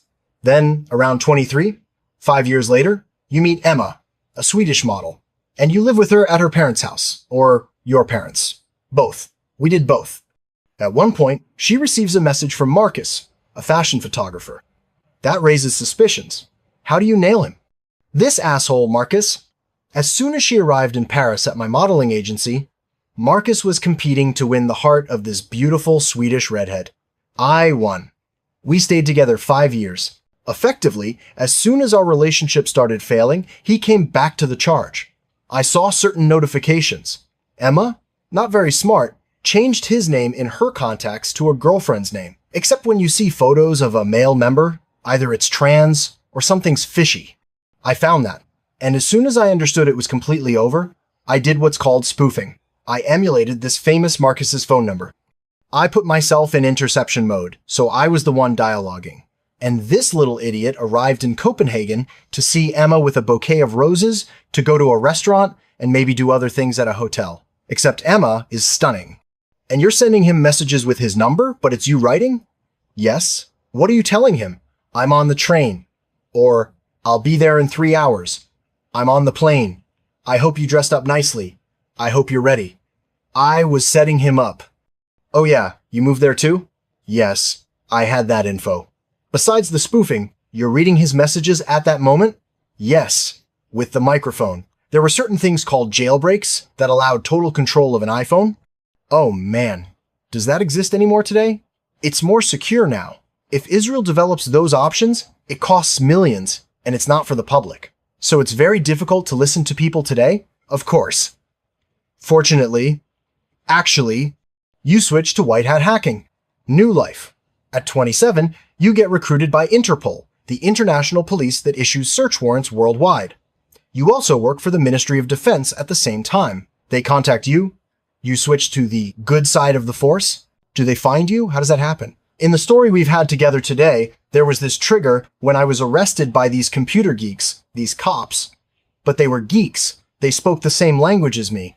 And I thought, damn, after my arrest and release, I thought I'd take some distance, do something else, hence the modeling thing. And over time, I thought, but I still have knowledge and skills. and it bothered me to maybe waste talents I had, predispositions. So I got my ass moving. I took an engineering school exam, the INT Telecom Group, and I got that master's. I could apply to positions in certain companies, including the Ministry of Defense, Interpol, the UN, lots of big organizations. And there, it's quite interesting. After, there are really lots of anecdotes. I really encourage you to get the book because it's really good. Hack Me If You Can, Memoirs of a Repentant Cyber Pirate, published by Cherchez Midi. I'll put clickable links below the video for those who want to find it. You say something really cool. You talk about passwords. We learn lots of things, and we learn passwords of a former minister, current or former, we won't say. There's an intranet in the ministries, and you have the password of a former president of the Republic, Jacques Chirac. We can say it now, from what I understand. And his password was what? It was Apple. It was Apple. You really, really have to put distance there. You have to put yourself in their place. Does he use encrypted messaging with the password he was assigned? No. It's probably an engineer from the Elysee or the intranet or some service who created his account because he used it. I don't know. However, effectively in the book, you can read it. There's a person. There are several highly placed people in government who may still be active, who maybe use passwords with these characters. And that's not good at all. No, it's not good. Especially since after there was the Pegasus scandal with Israel, who we all know the Mossad listens to everyone. Everyone listens to everyone, but they're very, very strong. They had what's called a zero-click exploit, meaning simply with your phone number, without you doing anything, just I put your phone number in a tool, I'll simplify, boom, I have access to everything. Microphone, your messages, your emails, etc. These exploits. There were lots of heads of state who were spied on, lots of journalists, lots of influential people. So when I see a minister who has single-digit characters on their password, I think with Pegasus out there, we maybe need to warn them. Apparently there was a minister, or former minister, we won't say, but their password was Tic Tac. I don't know what to tell you about that. Yes, it's true. And it was created and used for a certain time. Could you access the software we were talking about earlier that allows listening with just the phone number and access to everything? The Pegasus software? No, it stayed in the hands of many. After it was found by certain analysts, the software was copied and dissected. But actually, it was mainly Apple that was targeted by Pegasus. Immediately when they saw there was a flaw, they patched it immediately. Israel has other cartridges in stock, so each time they can make new versions. But basically, that's it. And you say human errors are at the origin of 85% of violations. So basically, it's always a mistake we make. We're on a phishing site, we click on something. It's in an audit you did for a Parisian hospital. You recover files that sell for $15,000. There are hundreds of profile numbers. It's a bit like the Israeli software you were talking about just before. And you come across famous people. You have fun typing names, and you come across Eric Nallo, who we had on, who was sitting in your seat actually not too long ago, Gerald Darmanin, Bruno Le Maire, and even Brigitte Macron. The cell phone number is available in your directory. Can you imagine? You have all these numbers, and you venture to send a text to Gabriel Attal. Why? Because I do monitoring for certain discrete services of the French state. I send a message to verify the accuracy of the information, and I see read. He sends you read. He doesn't send you a response, meaning there's a person behind it who chose not to respond. Or at 6 a.m., 15 calls on my phone. It's ringing everywhere. There are cars downstairs. Are they going to arrest you? So my approach, because I'm a bit crazy, a bit chivalrous, a bit impulsive, but nobody had the number. If you go through normal means, you go see your local police station, you tell them I have a list, you're in for 3 hours of waiting minimum. Then you have to go through the Pharos platform, cyber, malveillance. You have to do all this. So why did I call directly? I directly contacted the minister, and in 3 hours. But he wasn't happy? No, that's false. He was surprised. And so the cars downstairs, what was that? They were taxis. I think Attal, among obviously all the panel of all the ministers I've had and other people obviously in power, I think Mr. Attal is the person who reminded me the most physically. A bit like a younger kid. He looks more like you. And so you have consequences with exchanges. I did some, well, that's with the reputation. So that's how, little by little, you're contacted by the DGSI. You work for them. How does the DGSI work? From what I can say is that I was led to work for, effectively, the DGSI as a kind of liaison agent to give official intelligence. So there was obviously, you can go to maybe jobs.Ministry of Interior or defense.gov/career, where you have this alternative method, which is that I was sourced by police people who saw I had very good intelligence, and my contact was to work with me in a rather discreet way. So, unofficial. Did you never want to enter directly? Didn't they offer you? I'd already done things. It's just they offered me this or that, and they made me lean toward the unofficial side. Because putting a guy like me who maybe has a certain experience, maturity, behind a computer, looking at computer flows all day, doing intelligence, infiltration, because the question is quickly answered. What do you do today to finish? Today, I'm director of cyber, which is a humble cybersecurity company where I do security audits. I do crisis management with police people, special forces people. I also launched Hearts Without Borders. I co-founded Hearts Without Borders, where we're a bit like Reporters Without Borders, but to be able to help, obviously not Total or Lafarge, who have lots of money, but individuals or the medical field worldwide for free. We're a strike force. We're on 5 continental plates with representatives everywhere, and we help medical laboratories to protect them. Or if they've suffered pirate attacks, ransomware, we'll help them. We help lots of children who are victims of cyber harassment. Lots of seniors, too, who fell into scams. They put 600,000 euros aside their whole life in life insurance. They got wiped out in crypto. Shit.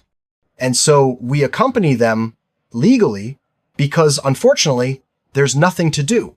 If the girl gets naked photos stolen, we can't do anything. If guys are on an MLM chain, a Ponzi pyramid scheme, we're not going to Panama to see the guy. So we try to orient them. We have psychologists who'll try to help them get back on their feet. I think the guy had told me about it in HQ, the version. Oh, okay, yes. And so you did that with him? Yeah, everyone. That's it? Okay. You still see each other? You work together? Yes. We're seeing each other tomorrow at the Hack, which is a cybersecurity congress. Well, you'll give him a hug for me. Thanks anyway for coming. Thank you. If you want to find Nathan's book, I'll remind you one more time, but it's really good. Hack Me If You Can. Memoirs of a Repentant Cyber Pirate, published by Cherche Midi. Lots and lots of anecdotes. We highlighted them in orange. It helped us prepare the show. Obviously, in an hour, we can't read the whole book. We can't tell everything in the book, but you can go get it. I'll put the link below the video for that. Keep subscribing to our channel, guys. Thank you so much for being more and more numerous on Legends YouTube. Subscribe, give us a thumbs up. It really helps us. Little comment, too. Thanks so much. We're also on TikTok if you want to find us. This is my story. From cracking passwords at 7 to making fake bills at 16. From being hunted by the CIA to working for the government. From being France's most wanted teenage hacker to protecting hospitals and helping cyberbullying victims, I'm not proud of everything I did. I hurt people, I stole money, I broke laws, but I'm proof that people can change. That your past doesn't have to define your future. That the skills you use for bad can be redirected for good. Today, when kids message me asking how to hack, I tell them the same thing every time. Don't. Learn cybersecurity legally. Get certified. Work for companies that need protection. Use your intelligence to build, not destroy. Because at the end of the day, I was just a bullied kid looking for power and acceptance. I found it in the wrong places. In fake bills and stolen credit cards and throwing money in the air to watch my bullies scramble. But real power, real acceptance, that comes from using your skills to help people, to protect the vulnerable, to make sure what happened to me, the bullying, the loneliness, the desperation, doesn't happen to someone else. I can't undo what I did. I can't give back the money I spent on designer clothes with stolen cards. I can't erase the pain I caused my parents, watching their son get arrested at 6 a.m. But I can make sure the next generation of curious, brilliant, lonely kids finds a better path than I did. That's why I do this. That's why I tell my story, even though it's embarrassing, even though people judge me, even though I risk my reputation every time. Because if one kid sees this and thinks, maybe I should use my skills legally instead of illegally, then it's worth it. If one elderly person doesn't lose their life savings because we helped secure their bank, then it's worth it. If one hospital doesn't get ransomware attacked because we showed them their vulnerabilities, then it's worth it. I was Nathan, The bullied kid with no friends and no future. Then I was Zeitgeist, the hacker, the criminal, the black hat. Now I'm Nathan Cross, cybersecurity director, government consultant, co-founder of Hearts Without Borders. The journey from there to here wasn't easy. Prison, even for a few weeks, changes you. Seeing your mother cry changes you. Realizing you've wasted your intelligence on hurting people instead of helping them changes you. But change is possible. Redemption is possible. A second chance is possible. You just have to be brave enough to take it. And to everyone watching this, everyone who's made mistakes, everyone who thinks their past defines them, it doesn't. Your past informs your future, but it doesn't control it. I'm living proof. From France's most wanted teenage hacker to working for the government. From making fake bills to protecting real institutions. From throwing money in the air to show off, to using my skills to protect people who can't protect themselves. That's my story. That's my redemption. That's my proof that no matter how dark your past, your future can still be bright. You just have to choose it. Every single day. I need to tell you something that's been weighing on me for years. At 29 years old, I was making $300,000 a year. I had the apartment, the lifestyle, the reputation. From the outside, I had made it, but I was living a lie. And the day I watched someone lose $50 million in a single trading session, everything changed. My name is Marcus, and this is the story of how I went from having bailiffs empty my childhood home when I was 13, to becoming a high-earning trader, to walking away from it all to expose what's really happening in the financial industry. This isn't going to be comfortable, for you or for me, but it needs to be said. Let me take you back to 1998. I was 13 years old, living in a modest home in France. My father worked hard. My mother took care of us. We weren't wealthy, but we were comfortable. Or so I thought. One morning, I woke up to strange noises downstairs. Voices I didn't recognize. Heavy footsteps. I walked down in my pajamas and saw men in suits carrying our furniture out of the house. Our couch. Our dining table. My mother was crying. My father stood there, silent, his face completely blank. Bailiffs. They were taking everything. I didn't understand what was happening. I was just a kid. I asked my father what was going on, and he couldn't even look at me. That image of my mother crying, of our home being emptied, of my father's defeated face, it burned into my memory. At 13 years old, I learned that money, or the lack of it, could destroy your entire world in a single morning. That day created something in me. A fear, an obsession. I became terrified of poverty. And I promised myself I would never, ever be in that position again. I would make money, lots of it. And I would never have to watch bailiffs take my things. But here's what's interesting about trauma. It doesn't just motivate you, it warps you. And I didn't realize how warped my relationship with money had become until much, much later. Fast forward to 2005. I'm 21 years old, and I'm working as a diplomatic intern in Kyrgyzstan. Yes, Kyrgyzstan. It's a former Soviet country, and I was there because I had this dream of becoming a diplomat. I'd been studying Russian since I was 10 years old. Why Russian at 10? That's actually a funny story. My father in 1992 decided that Russia and China were going to be the future of the world. So he flipped a coin to decide which language each of his sons would learn. My older brother got Chinese. I got Russian. I lost the coin toss, or so I thought at the time. My brother ended up living in China since 2005 and has done incredibly well. Me? Well, I ended up in Paris working in banking instead. So there I was in Kyrgyzstan for the holidays at the end of 2005, and I decided to visit my brother in Hong Kong. New Year's Eve, we went out to a nightclub. It was late, probably 1 or 2 in the morning, and I met this guy. He was American, probably in his early 30s, extremely well-dressed, confident, buying rounds for everyone. We started talking, and he told me he was a trader for a major American bank. I'd never really thought about finance before. But the way he described it, the energy, the money, the lifestyle, it was intoxicating. This was 2006, remember? The golden age of finance, before the crash, before people understood what was really happening.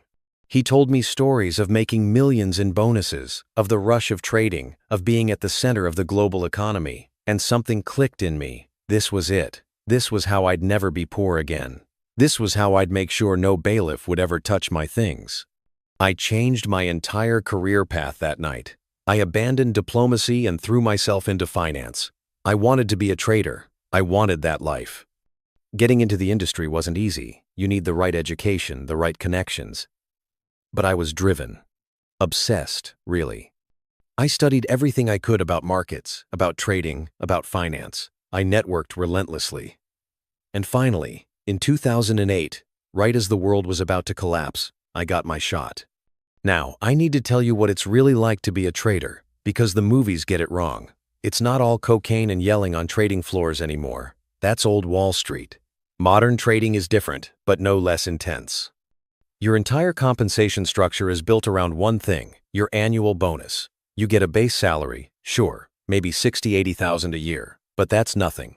The real money is in your bonus, which is calculated based on how much profit you generate for the bank.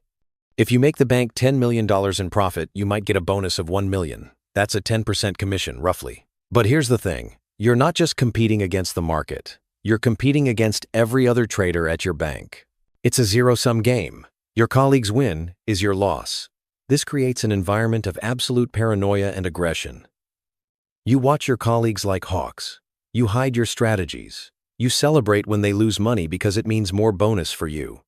It's toxic. Completely toxic. But when you're 25 years old and making $200,000 a year, you tell yourself it's worth it. The hours are insane. You're at your desk by 6:30 in the morning, watching markets in Asia close, European markets open. You're there until 6 or 7 at night, sometimes later. And even when you're not at the office, you're thinking about your positions, worrying about overnight moves, checking your phone obsessively. I remember one night I was at dinner with some friends. It was supposed to be a relaxing evening. But I had a large position in European government bonds, and there was a vote happening in Greece that could move the market significantly. I checked my phone every 5 minutes. My friends were talking, laughing, and I was somewhere else entirely. That was my life for years.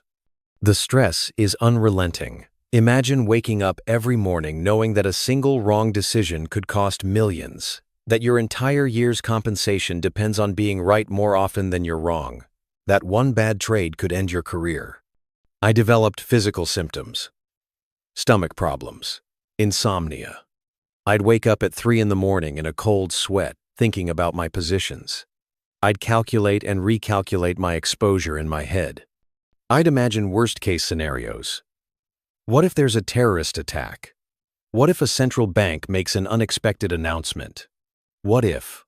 What if? What if? Some traders turned to drugs to cope. Cocaine was surprisingly common. Not like in the movies, not at work, but after hours, at clubs, at parties. It helped them stay alert during those brutal hours, then helped them come down and sleep. I never went that route, but I understood the temptation.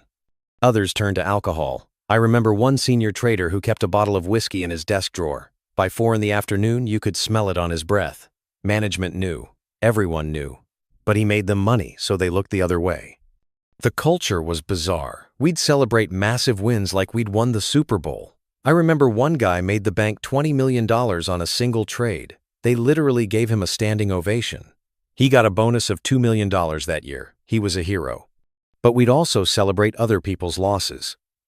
When a competitor bank announced they'd lost hundreds of millions on a bad trade, we'd cheer. When a rival trader got fired, we'd take them out for drinks and pump them for information about their former employer's positions. It sounds sociopathic when I describe it now. And maybe it was, but when you're in it, it feels normal. It feels like the game. And if you're not playing the game, you're losing. But I was making money. At 29, I was earning $300,000 a year. I had an amazing apartment in Paris. I traveled constantly. I wore expensive suits. From the outside, I'd made it. The kid whose house was emptied by bailiffs was now rich. I'd won. Except I hadn't. Because working in finance, especially in trading, you see things. Things that make you question everything. Let me tell you about the day I saw someone lose $50 million. It was a normal Tuesday morning. I was at my desk, monitoring my positions. The trader sitting about 20 feet from me was one of the most experienced guys at the bank. We'll call him Richard. Richard had been trading for 15 years. He was known for taking big positions and making big profits. That morning, Richard had a massive bet on the direction of the US dollar against the Japanese yen. He was convinced the dollar would strengthen. He'd put on a $50 million position. 50 million. But the market didn't agree with Richard. News came out, I don't even remember what it was, some economic data from Japan, and the yen started strengthening instead. Richard's position started losing money, fast. In trading, when your position moves against you, you have a choice. Cut your losses and get out, or hold on and hope it reverses. Richard held on. He was convinced he was right. The market was wrong, and it would correct. It didn't correct. It got worse, and worse, and worse. I watched Richard's face go from confident, to concerned, to panicked, to completely blank. He was frozen. His entire body was tense. Other traders were gathering around, watching. Some were fascinated. Some were horrified. Some, I'm ashamed to say, were excited because Richard's loss meant more bonus pool for the rest of us.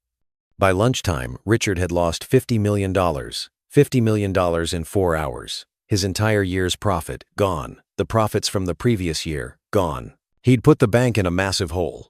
Richard was escorted out of the building that afternoon. He never came back. I heard later that he'd suffered a complete mental breakdown.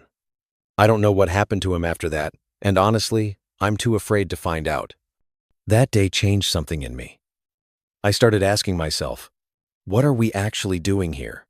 We're not building anything.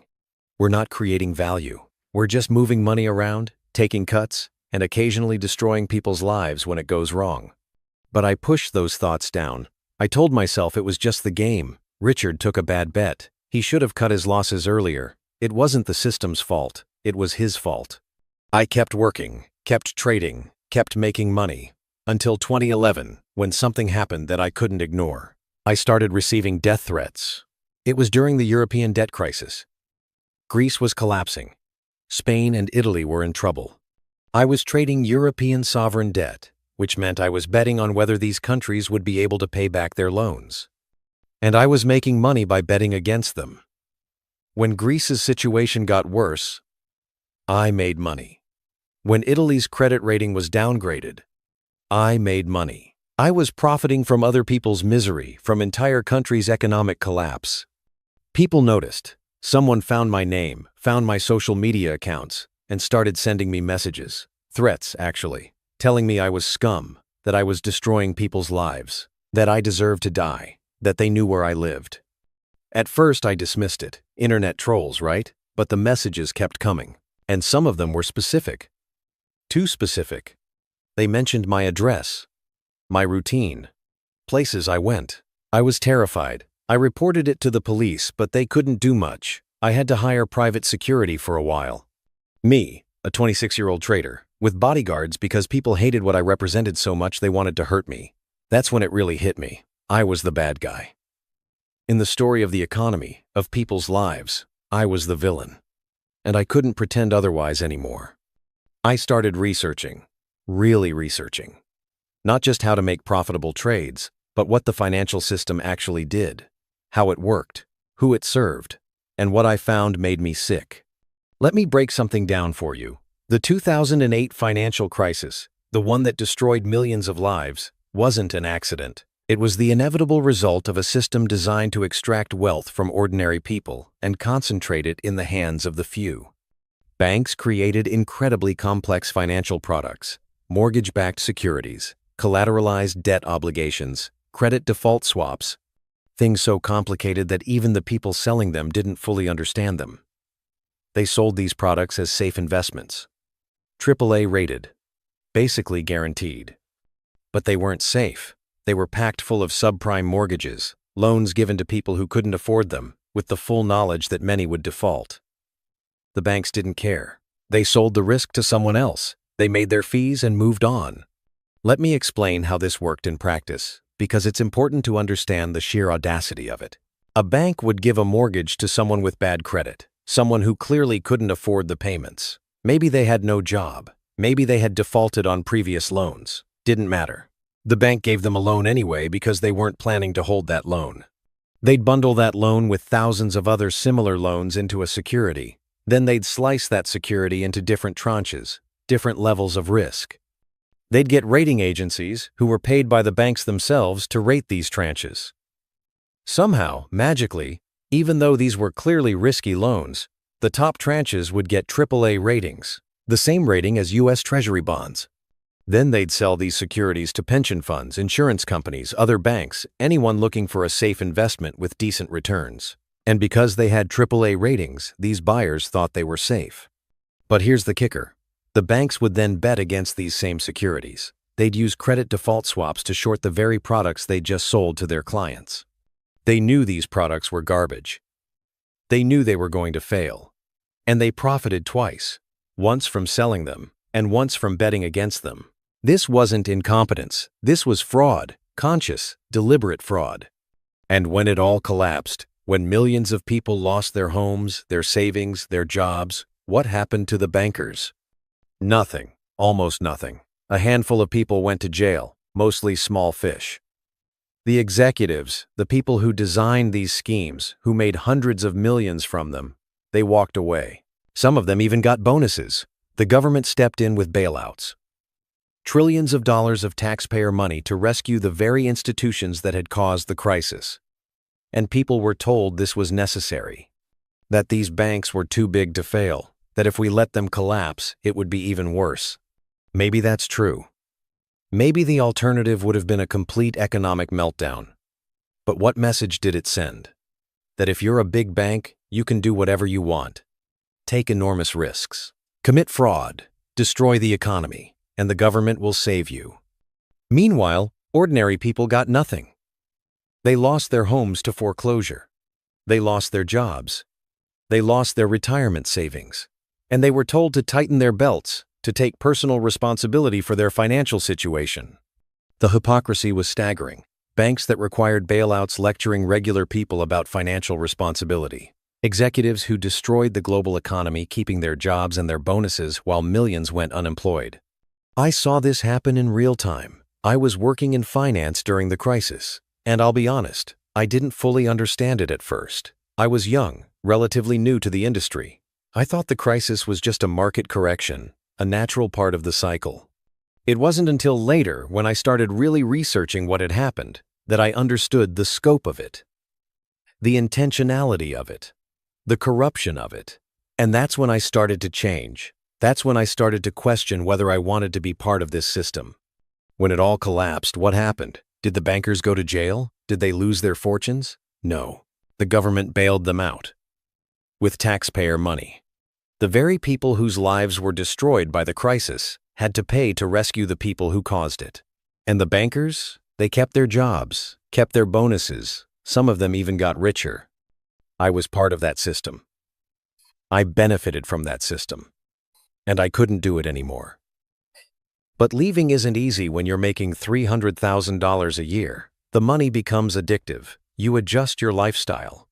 The expensive apartment, the nice clothes, the restaurants, the travel, it all becomes normal, and the thought of giving it up is terrifying. I struggled with this for 2 years. Part of me wanted to leave, wanted to do something different, something that actually helped people. But part of me was still that 13-year-old kid, terrified of being poor, terrified of the bailiffs coming back. The internal conflict was brutal. I'd be at work, making trades, making money, and I'd feel sick, literally nauseous. I'd go to the bathroom and stare at myself in the mirror and think, "What are you doing? You know this is wrong." But then I'd think about my apartment, my savings, my lifestyle, and I'd think about that day when I was 13, watching men carry our furniture out, and the fear would overwhelm everything else. Fear is a powerful motivator. But it's also a trap. It kept me in a job I hated, doing things I knew were wrong, for 2 years longer than I should have stayed. During those 2 years, I started having nightmares. Not every night, but often enough to be disturbing. I'd dream about Richard, the trader who lost $50 million. I'd dream about the people whose homes were foreclosed during the financial crisis. I'd dream about bailiffs coming for my own apartment, even though I had plenty of money. My girlfriend at the time, we'll call her Sophie, she noticed. She asked me what was wrong, why I seemed so distant, so anxious. And I tried to explain, but how do you explain that you're complicit in a system that's fundamentally immoral? How do you explain that you're too afraid to leave? Sophie was working as a teacher. She made maybe 30,000 euros a year, a tenth of what I made, and she was happy. She found her work meaningful. She was helping kids learn, grow, develop. She was making a real difference. Meanwhile, I was making 10 times as much and I was miserable. The contrast was stark and embarrassing. One night, after a particularly bad day at work, Sophie asked me a simple question. If money wasn't a factor, what would you do? And I didn't have an answer. I couldn't think of a single thing. My entire identity had become wrapped up in making money. Take away the money, and who was I? What did I care about? I had no idea. That scared me more than anything. The realization that I'd lost myself, that I'd become so consumed by fear and greed that I didn't even know who I was anymore. That's when I started looking for a way out. Not impulsively. I couldn't afford to be impulsive, but methodically. I started researching other career options, other ways to use my skills, other paths. And that's when I discovered the emerging fintech scene, companies trying to use technology to make finance more accessible, more transparent, less exploitative. It was 2012, 2013. This was still relatively new. Most of my colleagues in traditional finance thought fintech was a joke. They'd laugh at these startups. They don't understand banking.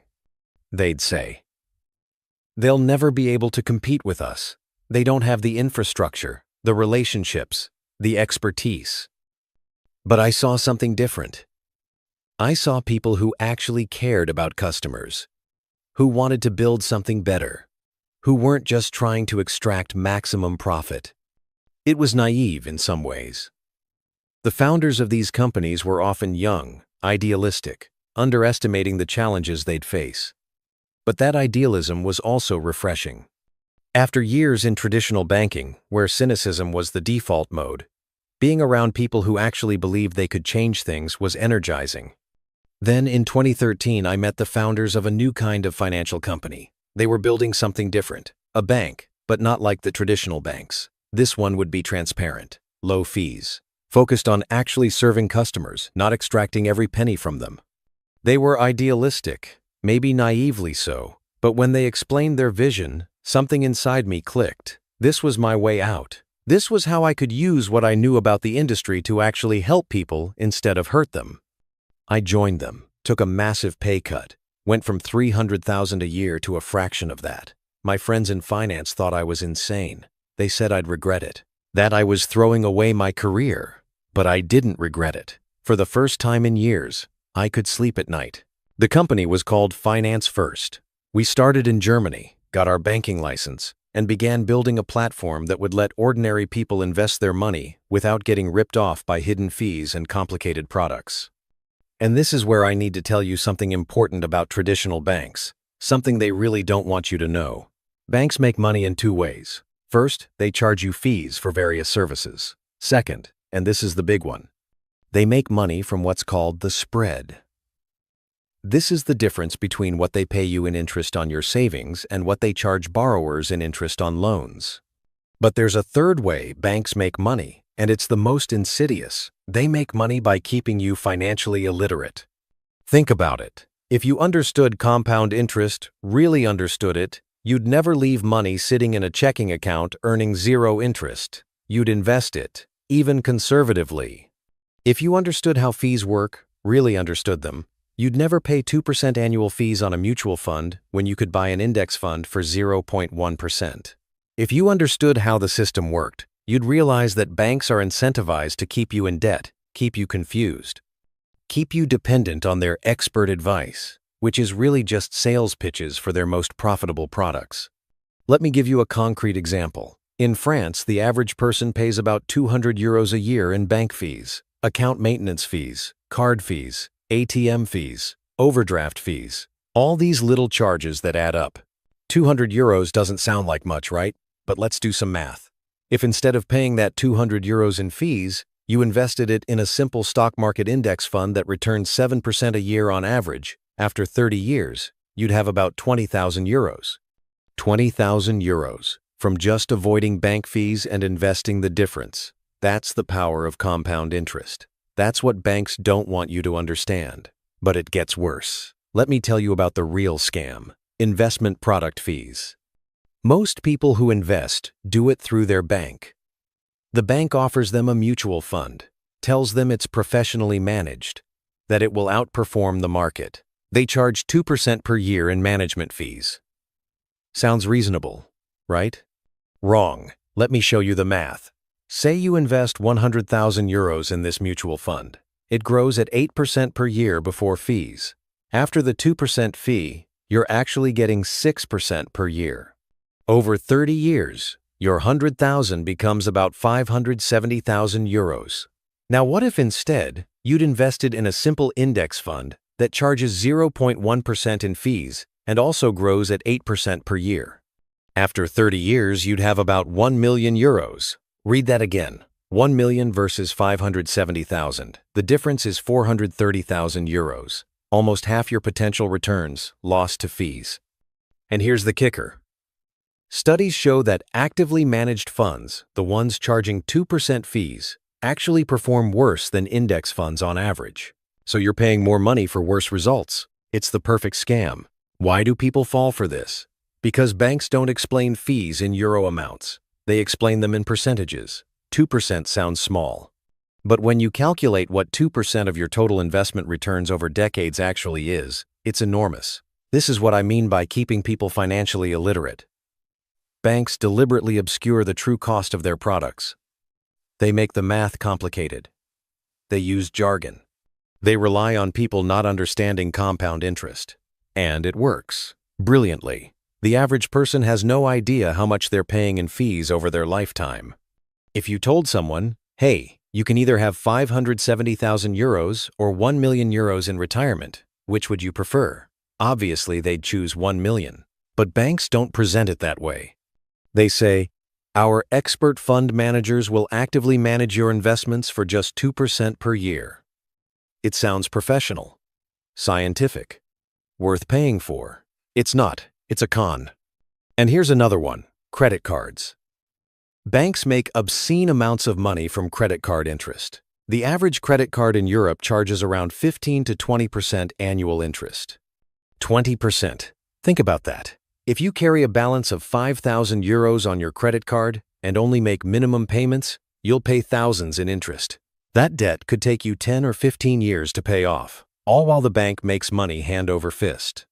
But banks don't want you to pay off your credit card. They want you to carry a balance. They want you to make minimum payments forever. That's why they keep raising your credit limit. They make it easy to spend.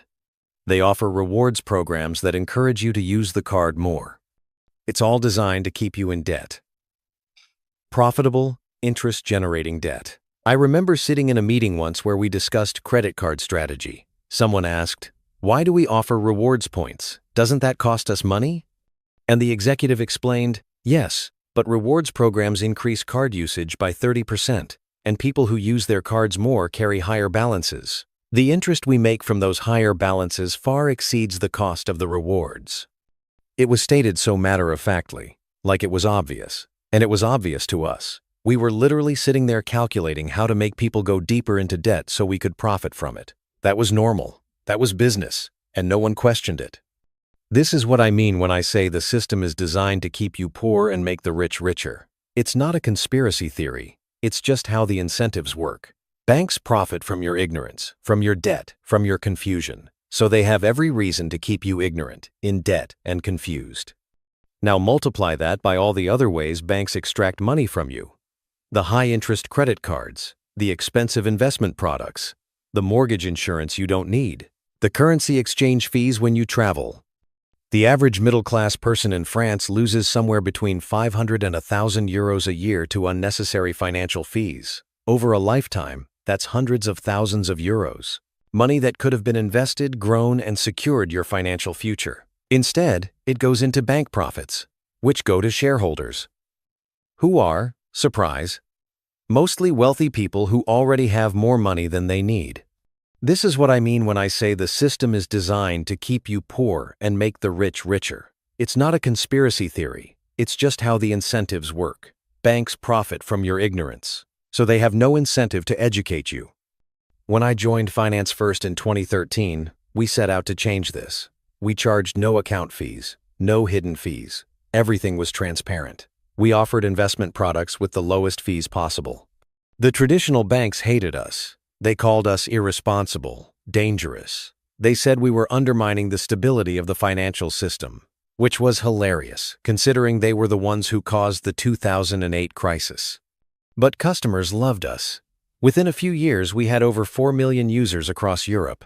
4 million people who decided they were done being ripped off by traditional banks. And this is where things get interesting. Because once you have millions of customers, you have power, you have leverage, you can start pushing for real change. We started advocating for financial education in schools. Think about this. We teach kids calculus, which most of them will never use. But we don't teach them how to create a budget, how to understand interest rates, how to invest for retirement. Why? Because the people who design education curricula don't want you to understand money. It's not malicious necessarily. It's just that the people in power, the wealthy people, they already know this stuff. They learned it from their families. They don't think about the fact that 90% of the population never receives this education. This is what I call financial determinism. If you're born into a wealthy family, you learn about money. You learn about investing. You learn about tax optimization. You learn about wealth preservation, and you stay wealthy. If you're born into a poor or middle-class family, you don't learn these things. You learn to fear money, to avoid thinking about it, to trust experts who are really just salespeople, and you stay poor or middle class. The system perpetuates itself. It's brilliant, in a horrifying way. So we started pushing for change. We partnered with schools. We created free financial education content. We lobbied the government to make financial literacy a mandatory part of the curriculum. And you know what? We started making progress. Some schools began adopting our materials. Some politicians began listening. It's slow, frustratingly slow, but it's happening. But I want to be clear about something. I'm not a hero in this story. I spent years being part of the problem. I made money by exploiting the same system I now criticize. I can't erase that. I can't pretend it didn't happen. What I can do is use what I learned, the inside knowledge of how the system works, to help people protect themselves, to help people understand what's being done to them. So let me share some of that knowledge with you now. These are things I wish someone had told me when I was younger, things that could change your financial life. First, understand the difference between assets and liabilities. An asset puts money in your pocket. A liability takes money out of your pocket. Your house is not an asset unless you're renting it out for more than your mortgage payment. Your car is not an asset. They're liabilities. They cost you money. Real assets are things like stocks, bonds, rental properties that generate positive cash flow, businesses that generate profit. Focus on acquiring assets, not liabilities that look like assets. I see people make this mistake all the time. They buy a big house because they think it's an investment. But if you're living in it, it's costing you money every month. Mortgage payments, property taxes, maintenance, insurance, utilities. It might appreciate in value over time, sure, but while you own it, it's taking money out of your pocket every month. Compare that to buying a smaller house and using the difference to invest in stocks or bonds. Those investments pay you dividends, generate returns, put money in your pocket. That's an asset. Second, understand compound interest. Albert Einstein supposedly called it the eighth wonder of the world. If you invest $1,000 at a 7% annual return and never add another penny, in 50 years, you'll have about $30,000. If you add just $100 a month to that investment, in 50 years, you'll have about $500,000. Time is your greatest ally when investing. Start early, even with small amounts. The difference between starting at 25 versus starting at 35 is hundreds of thousands of dollars. Let me make this concrete. Two people, we'll call them Alex and Jordan. Alex starts investing at age 25, puts away €200 a month, invests in a simple index fund that returns 7% annually. At age 65, Alex has about €520,000. Jordan waits until 35 to start investing, also puts away €200 a month, same 7% return. At age 65, Jordan has about €240,000. Same monthly investment, same rate of return. The only difference is 10 years, and it results in a difference of €280,000. That's the power of starting early. That's compound interest. Most young people don't invest because they think they don't have enough money. They think they need to wait until they're earning more. But that's exactly backwards. The best time to start is when you have the most time for compound interest to work. Even if you can only invest €50 a month, even if it's €25, start. Something is infinitely better than nothing. Third, avoid high-fee financial products. A 2% annual fee might not sound like much, but over 30 years, it can cost you hundreds of thousands of dollars in lost returns. Always ask about fees. Always compare. Usually the simplest, cheapest option is the best. And don't fall for the pitch that active management is worth the fees. Study after study shows that passive index funds outperform actively managed funds over long periods. The math is simple. Even if a fund manager can beat the market by 1% per year, if they're charging 2% in fees, you're still worse off. Fourth, understand that credit card debt is financial cancer. The average credit card charges 15 to 20% interest. If you're carrying a balance, you're hemorrhaging money. Pay it off as fast as possible, even if it means sacrificing other things. Here's a strategy I recommend. List all your debts, from highest interest rate to lowest. Pay minimum payments on all of them, except the highest interest rate debt. Put every extra euro you can toward that highest interest rate debt. Once it's paid off, move to the next highest. This is called the debt avalanche method, and it's mathematically the fastest way to get out of debt. Some people recommend the debt snowball method instead, where you pay off the smallest balance first, regardless of interest rate, because the psychological win motivates you. That's fine too. The important thing is to have a plan and stick to it. Fifth, don't trust financial advisors who are paid on commission. Their incentive is to sell you products that make them the most money, not products that are best for you. If you need advice, pay a fee-only advisor who has a fiduciary duty to act in your best interest. I can't stress this enough. When you walk into a bank and talk to their financial advisor, that person is a salesperson. They have sales quotas. They get bonuses for selling certain products. Their job is to make the bank money, not to help you. They'll never say this, of course. They'll talk about your goals, your risk tolerance, your time horizon. They'll seem professional and knowledgeable, and they might genuinely believe they're helping you. But at the end of the day, they're incentivized to sell you the bank's products, regardless of whether those products are best for you. A fee-only advisor, by contrast, you pay directly. They have no incentive to recommend one product over another except what's actually best for you. They're required by law to act as a fiduciary, meaning they must put your interests first. Sixth, and this is important, investing isn't gambling. Good investing is boring. It's buying diversified index funds and holding them for decades. It's not day trading. It's not buying crypto because your friend said it's going to the moon. It's not following hot stock tips. The people who get rich from investing do it slowly, consistently, and boringly. The people who try to get rich quick usually end up poor. I know because I was a professional trader. I was paid to take risks, to make quick profits. And even with all my training, all my experience, all my resources, it was incredibly difficult. Most traders lose money in the long run.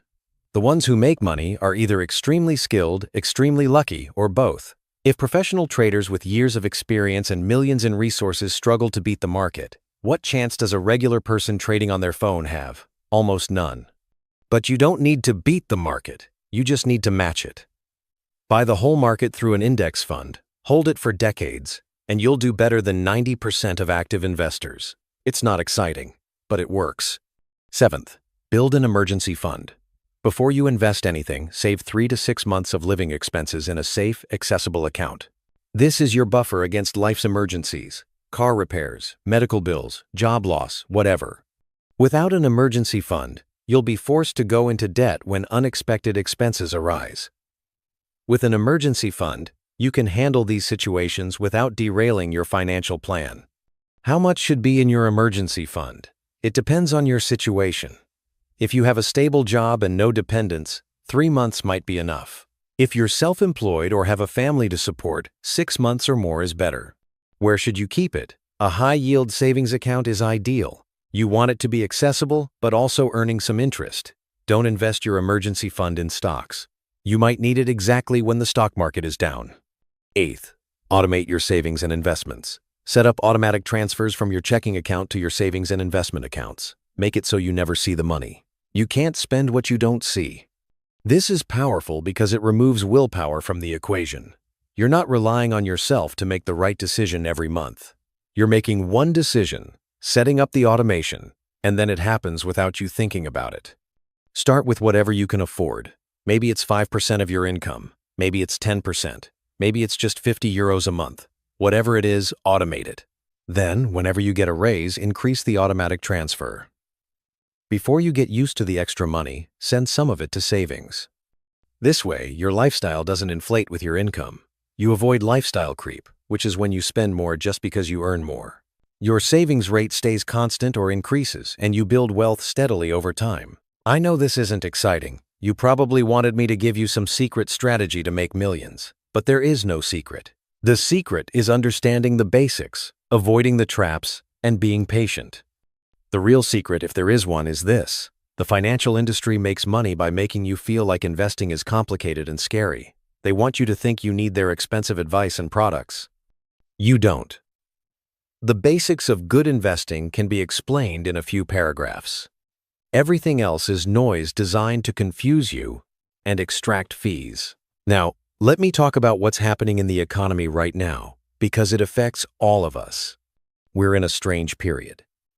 Inflation has been high, which means your money is losing value faster than normal. Interest rates have gone up to try to combat inflation, which makes borrowing more expensive.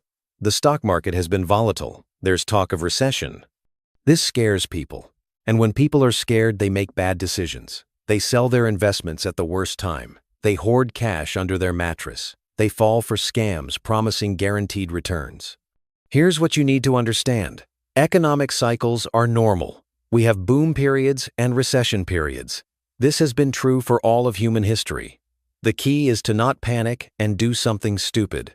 If you have a long-term investment strategy, stick to it.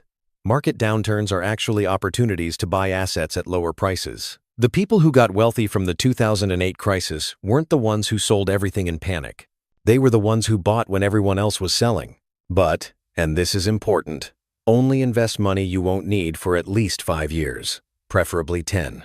The stock market can be volatile in the short term. You need time for it to recover from downturns. For money you need in the short term, keep it in safe, liquid places. High-yield savings accounts, money market funds, short-term government bonds. Don't chase high returns with money you might need soon. And please be careful of scams. When the economy is uncertain, scammers come out in force. If someone promises guaranteed high returns with no risk, they're lying. All investments have risk. Anyone who says otherwise is trying to steal your money.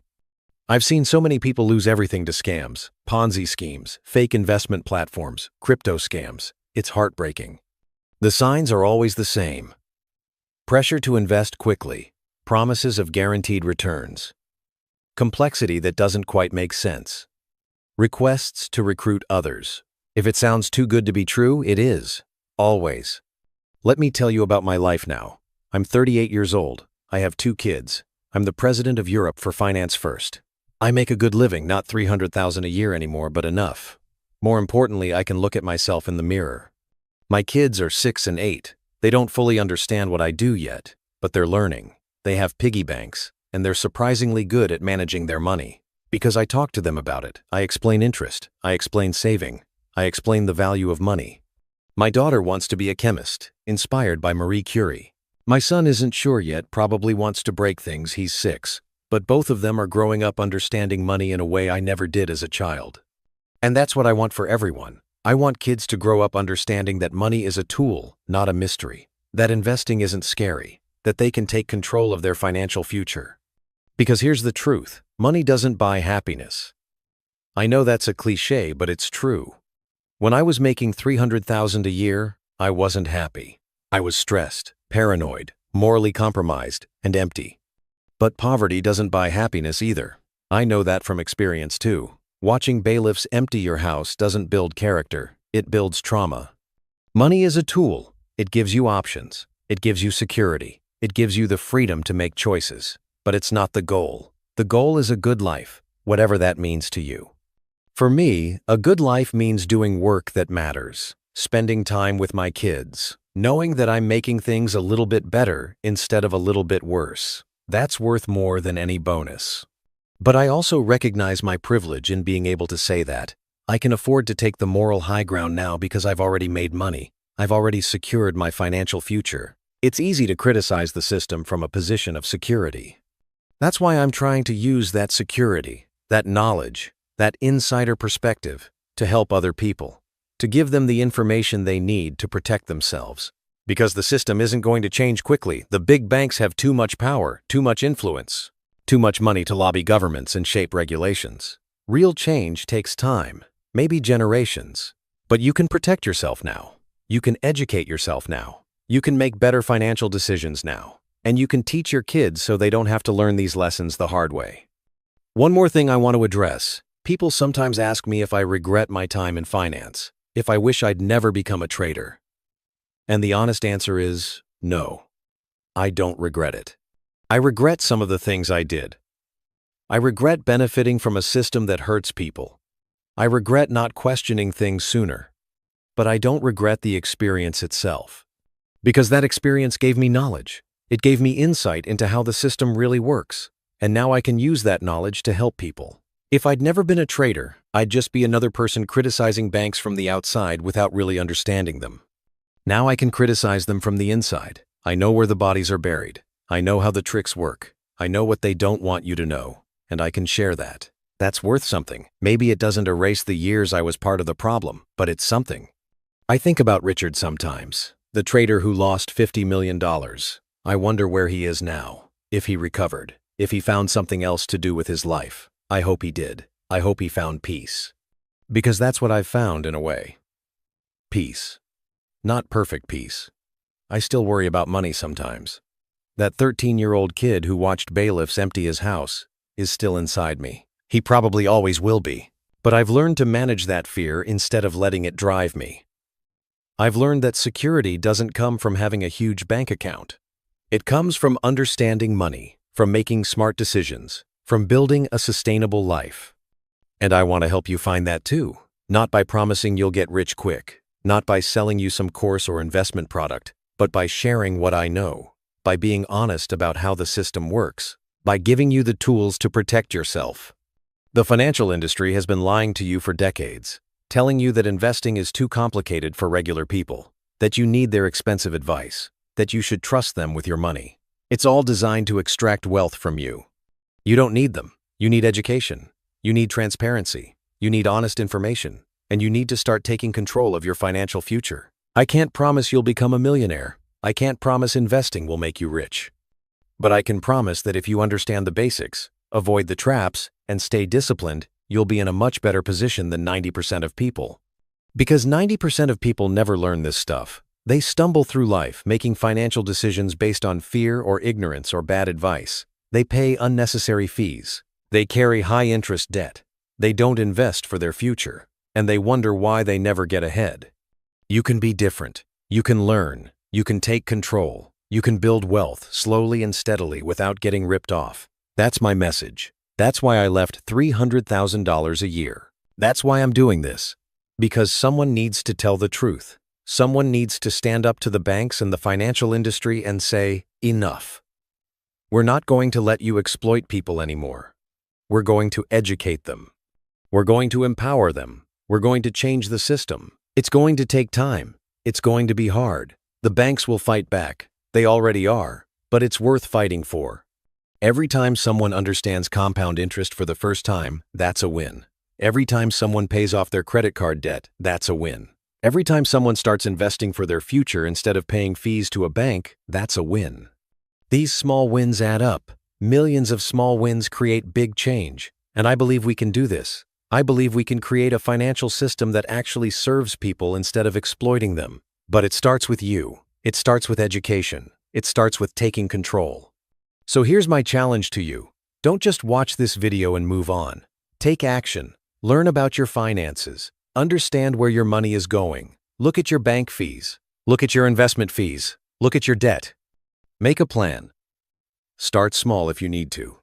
But start. Open a low-fee investment account. Put away even a tiny amount each month. Pay down your highest interest debt first. Learn one new thing about personal finance each week. Small actions, repeated consistently, create massive results over time. That's compound interest applied to your life, not just your money. And teach others. Talk to your friends about this stuff. Talk to your family. Break the taboo around discussing money. The more people who understand this, the harder it becomes for the financial industry to exploit us. This is how we change things, not through revolution, but through education. Through millions of individual people making better decisions. Through building a groundswell of financial literacy that can't be ignored. I started this story with bailiffs emptying my childhood home. That moment defined me for decades. It drove me into finance. It drove me to make $300,000 a year. It drove me to witness $50 million evaporate in hours. It drove me to receive death threats. And ultimately, it drove me here, to this mission. That 13-year-old kid who was so scared and confused, he just wanted security. He wanted to never feel that helpless again. And in a way, this work is me going back and helping him. Helping all the kids out there who are scared about money, who don't understand it, who are being set up to fail by a system that profits from their ignorance. I can't go back and change my past. I can't undo the years I spent as part of the problem, but I can use what I learned to build something better. To help create a future where fewer kids have to watch bailiffs empty their homes, where fewer people have to live in fear of financial ruin, where the system works for everyone, not just the wealthy. That's my goal. That's my mission. And I hope, after hearing my story, you'll join me in it. Thank you for listening. Thank you for being here. And remember, you have more power than you think. You just need to understand how to use it. The game is rigged, but you can still win. You just need to know the rules. And now you do. I want to tell you about the life I lived. A life that took me from the streets of Paris to prison cells, from armed robberies to writing rooms, from being hunted by police to standing on theater stages. My name doesn't matter anymore, but what does matter is the journey. Because if there's one thing I've learned, it's that no matter how far you fall, redemption is possible. But it comes at a price. I was born in 1960 inches Paris. Right from the start, my life wasn't what you'd call normal. My biological father was a traveler, a wanderer who got my mother pregnant and then disappeared. She was working as a waitress, trying to make ends meet, when she met the man who would become my stepfather. He worked in a factory. Both of them were so consumed by work, so focused on survival, that they didn't have time for a baby. So they did what many parents did back then when money was tight. They sent me to a wet nurse to live with strangers. I spent my early years with people I didn't know, people who were paid to care for me, but who weren't my family. When I finally went to live with my grandparents in Brittany, it was with my stepfather's parents. These were people I barely knew. The affection I craved, the love every child needs, it just wasn't there. My parents were always working, always busy, always somewhere else. And me, I was just there, existing in their world, but not really part of it. Looking back now, I can see the patterns forming even then. A child who doesn't feel wanted learns to seek validation elsewhere. A child who doesn't feel loved learns that love must be earned through performance, through being impressive, through standing out. I became the kid who would do anything for attention, anything to feel like I mattered to someone.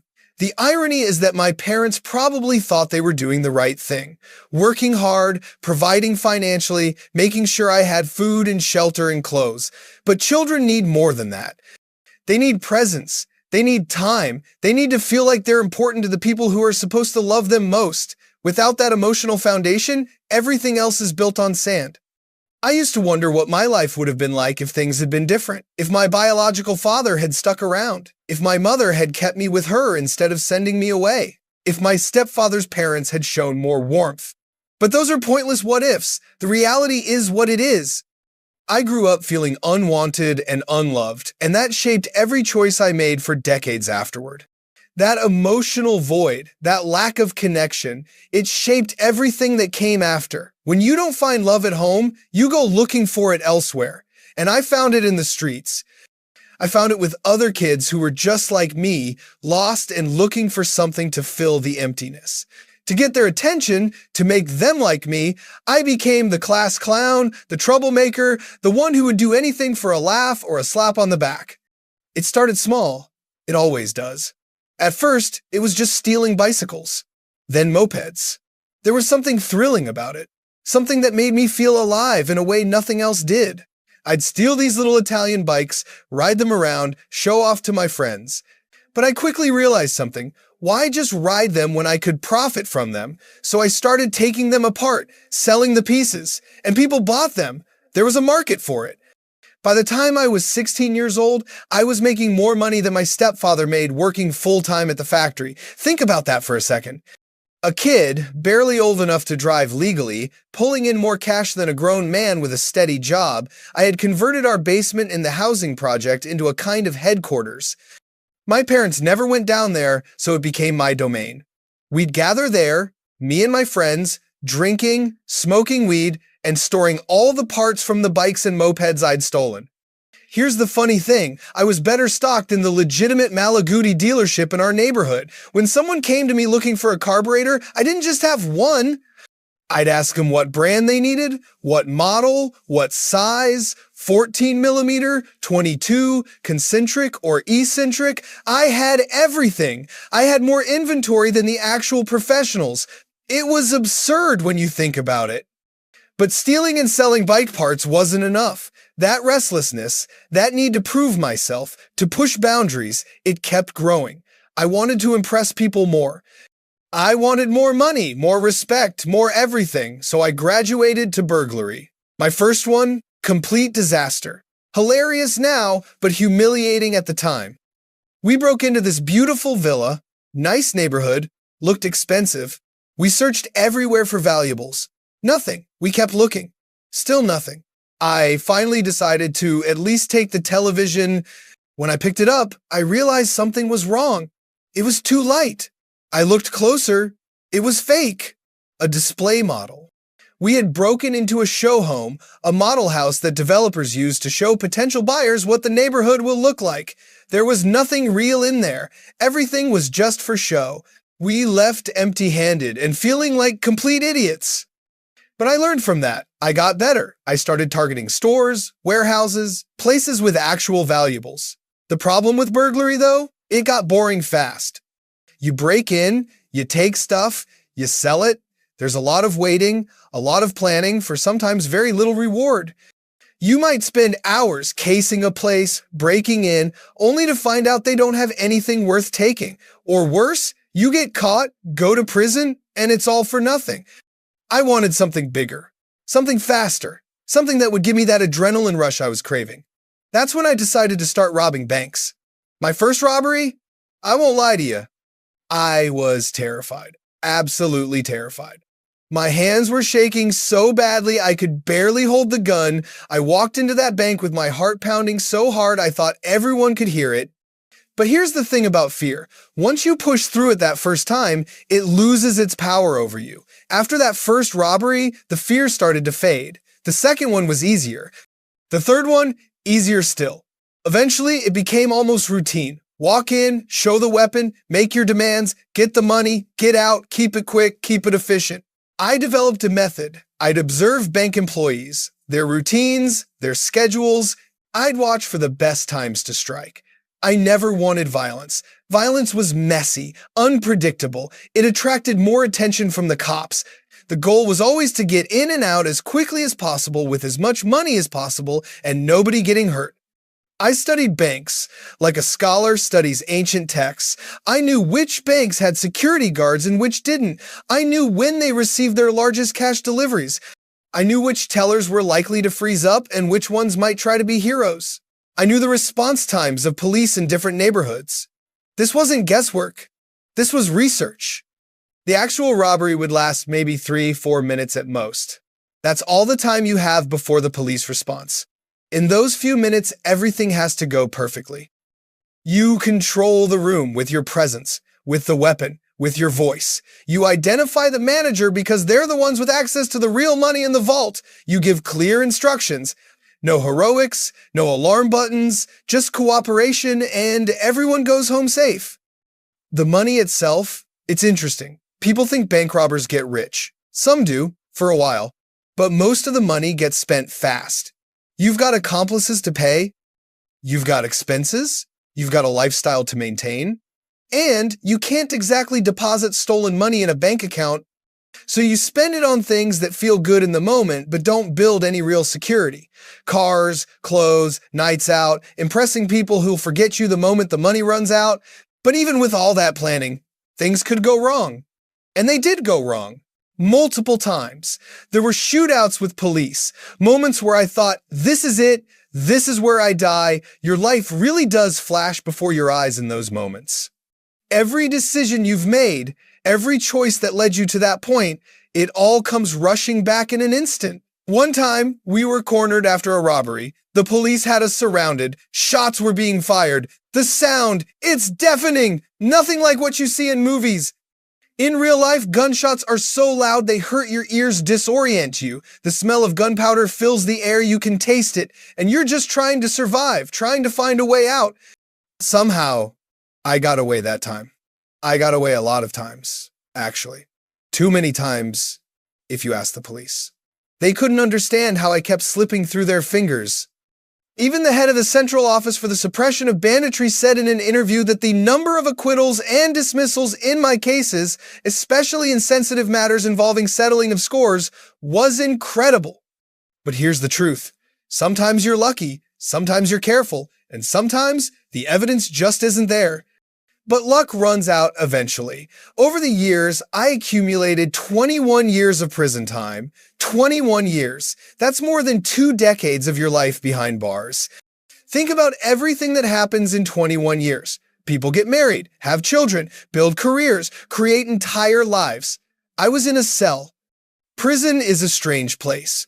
It's designed to punish you, to separate you from society, to make you think about what you've done. But does it actually reform people? I'm not sure. What I do know is that prison is filled with the people society doesn't want to deal with. You're not going to meet a lot of brilliant minds in there. Most people are, to be honest, not particularly bright. But every now and then, you meet someone interesting. Someone who, under different circumstances, might have been a captain of industry instead of a criminal. The thing about doing serious time is that you have 2 choices. You can let it destroy you, or you can use it to transform yourself. Early in my prison years, there was a system where you could get sentence reductions if you pursued education, study, pass exams, earn degrees, and get time off your sentence. It was brilliant. It gave people hope, a goal to work toward, a reason to better themselves. I threw myself into it. I started studying. I discovered I actually enjoyed learning.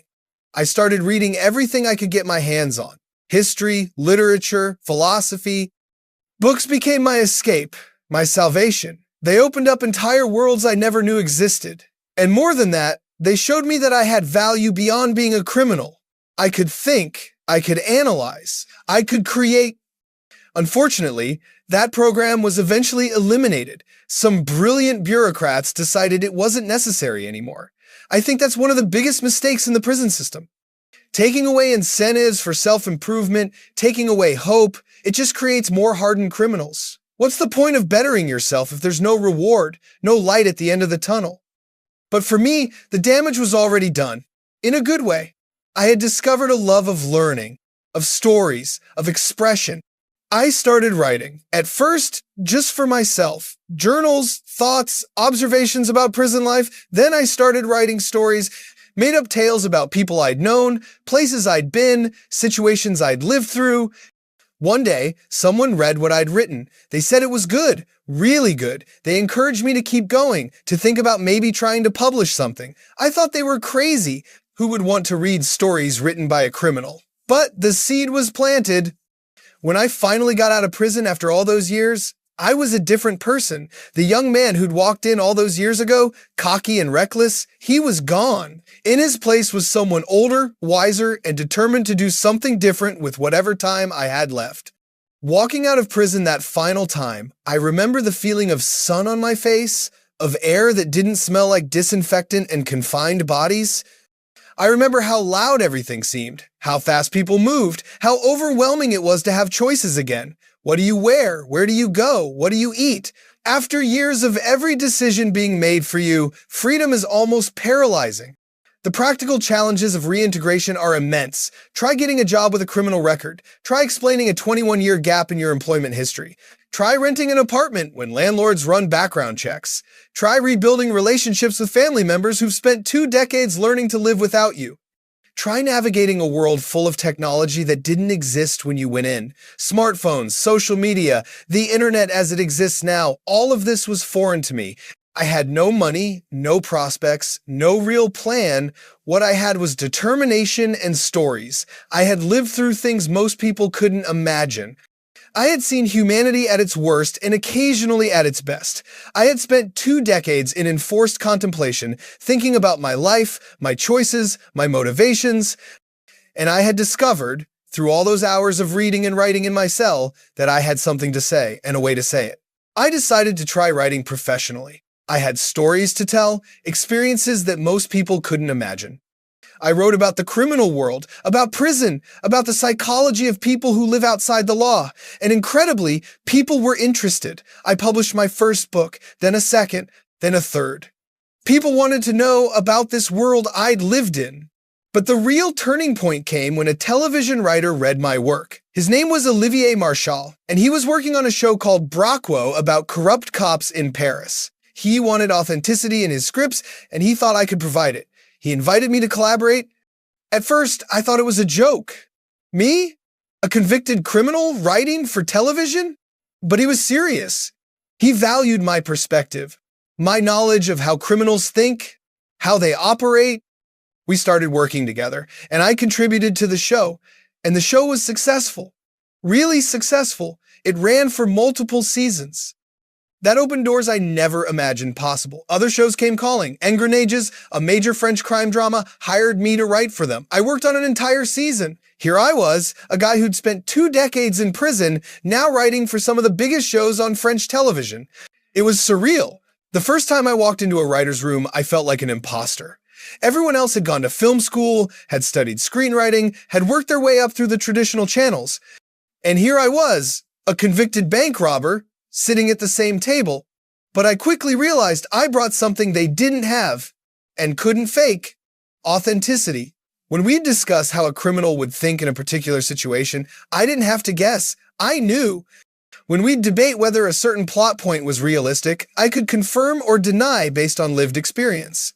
When we needed dialogue that sounded like actual criminals talking, not Hollywood's version of it, I could provide that. My criminal past, the thing that should have disqualified me from everything, became my greatest asset. The other writers, once they got over their initial surprise, embraced me. They picked my brain constantly. They wanted to know everything. How do criminals scout locations? What goes through your mind during a robbery? How do you split the money? What's the relationship like between crew members? Do you use code words? How do you avoid surveillance? All these questions that would require massive research for them, I could answer instantly. The work was hard but exhilarating. Writing a television series is incredibly complex. You're not just writing dialogue. You're creating character arcs that span multiple episodes, weaving together storylines, making sure everything connects and makes sense. It's like solving a giant puzzle, and I loved it. The beauty of television, compared to film, is that you have time. You can really develop characters, explore their motivations, show their evolution over time. In a movie, you have 2 hours. In a series, you have seasons. You can take your time and really dive deep into the human experience. Then came an offer I never expected. A producer approached me with a proposal. He wanted me to write and direct my own film, my own movie. He had a budget of 7.5 million euros. He wanted to know if I had a story to tell. Did I have a story? I had a lifetime of stories. I wrote a film called Byforce. It was about the criminal world I knew, but also about redemption, about trying to change your life when everything and everyone tells you you can't. And then I had to figure out how to actually direct it. Directing a film is terrifying. You're in charge of everything, every shot, every performance, every decision. You're the one who says action and cut. You're the one everyone looks to when something goes wrong. And I had no formal training. I just had my vision and my determination to make it work. I managed to assemble an incredible cast. Simon Abkarian, Eric Cantona, Thierry Fremont, Jean-Francois Stevenin. Real actors, talented people who took a chance on this ex-convict filmmaker, and we made the movie. It premiered in 2011. I stood there at the premiere, watching my film on the big screen, and I couldn't quite believe it was real. Think about the journey. From breaking into houses as a teenager to sitting in a director's chair. From pointing guns at bank tellers to calling action on a movie set. From a prison cell to a film premiere with actual movie stars. It was like living someone else's life. Throughout all of this, writing became my salvation and my identity. I wasn't just an ex-convict anymore. I was an author, a screenwriter, a filmmaker. These weren't just titles. They were proof that people could change, that your past doesn't have to define your future, but it required work, constant, hard work, and a willingness to be honest about where I'd been and what I'd done. People started approaching me about doing a one-man show, a theater piece where I'd tell my story directly to an audience. At first, I resisted. Stand on stage and talk about my life, about all my mistakes, my crimes, my time in prison. That seemed too personal, too exposing. But the more I thought about it, the more it made sense. My life was a story of resilience. It was about how someone could fall as far as possible and still find a way back. It was about the psychological void that drives people to crime, about the prison system, about transformation and redemption. These were important things to talk about. Maybe my story could help someone else who felt lost, who felt like they had no way out.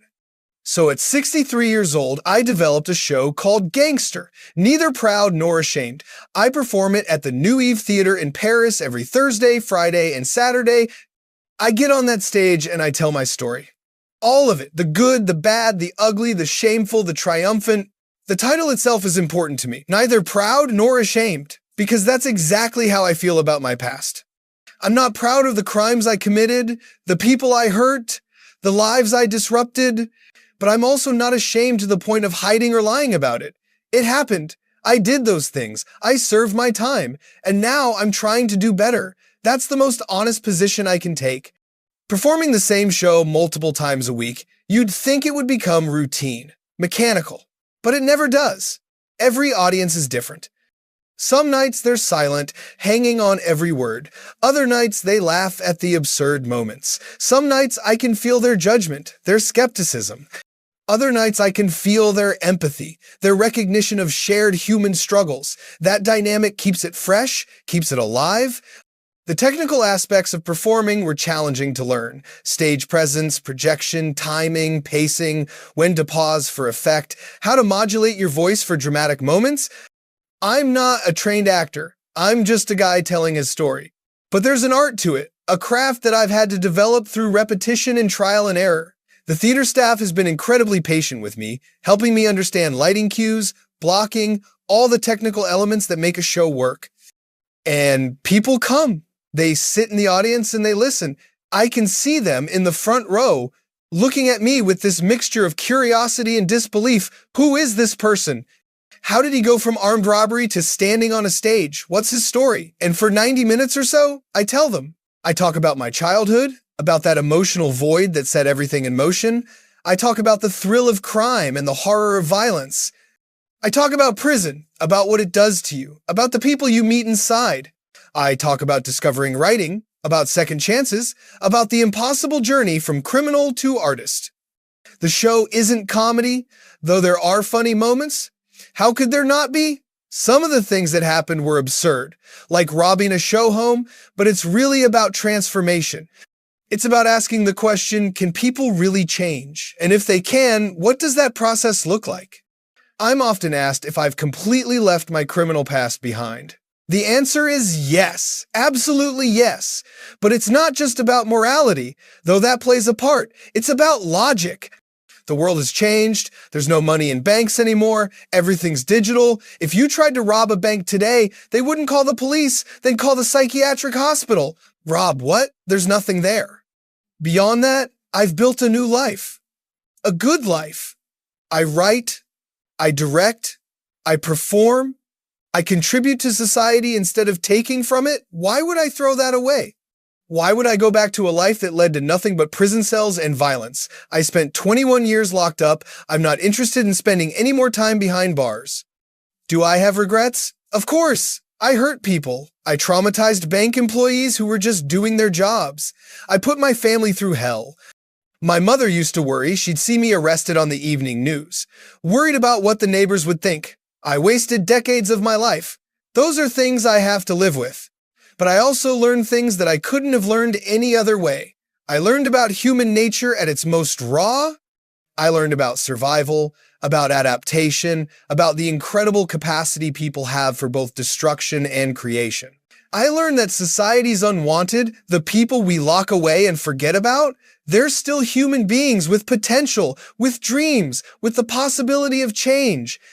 The prison system, as it exists, I have complicated feelings about it. I understand why it exists. Society needs to separate people who are dangerous, who break the rules, who harm others. But does prison actually rehabilitate people? Does it make them better? In most cases, no. It just warehouses them. It brutalizes them. It connects them with other criminals. It turns small-time offenders into hardened convicts. Let me tell you what prison is really like, because movies and television don't capture it. It's not dramatic all the time.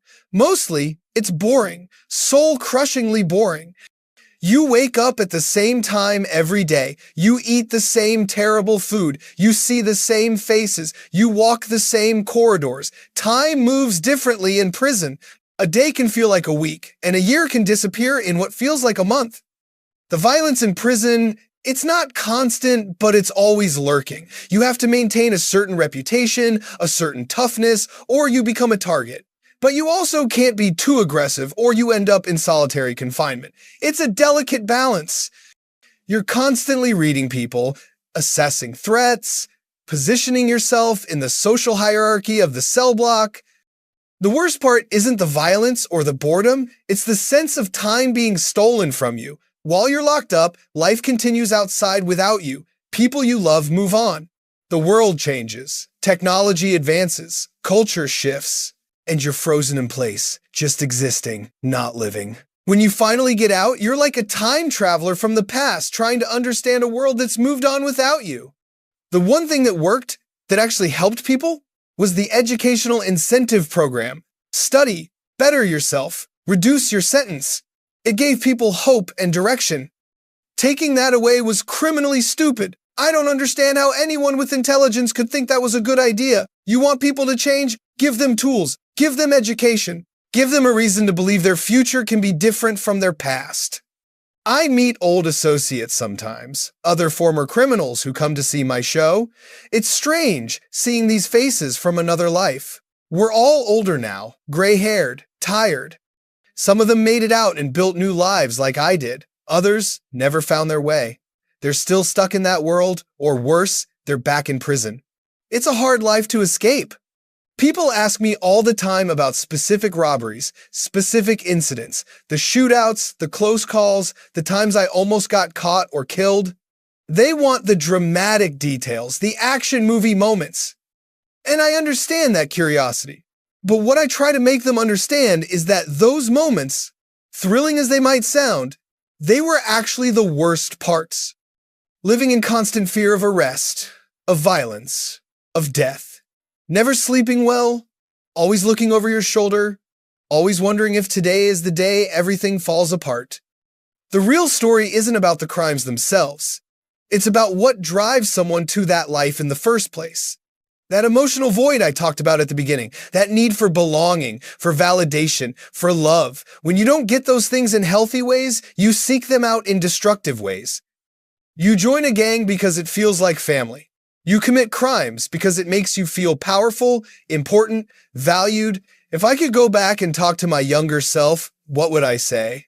I think I'd tell him that the love and acceptance he's looking for, he's not going to find it in the streets.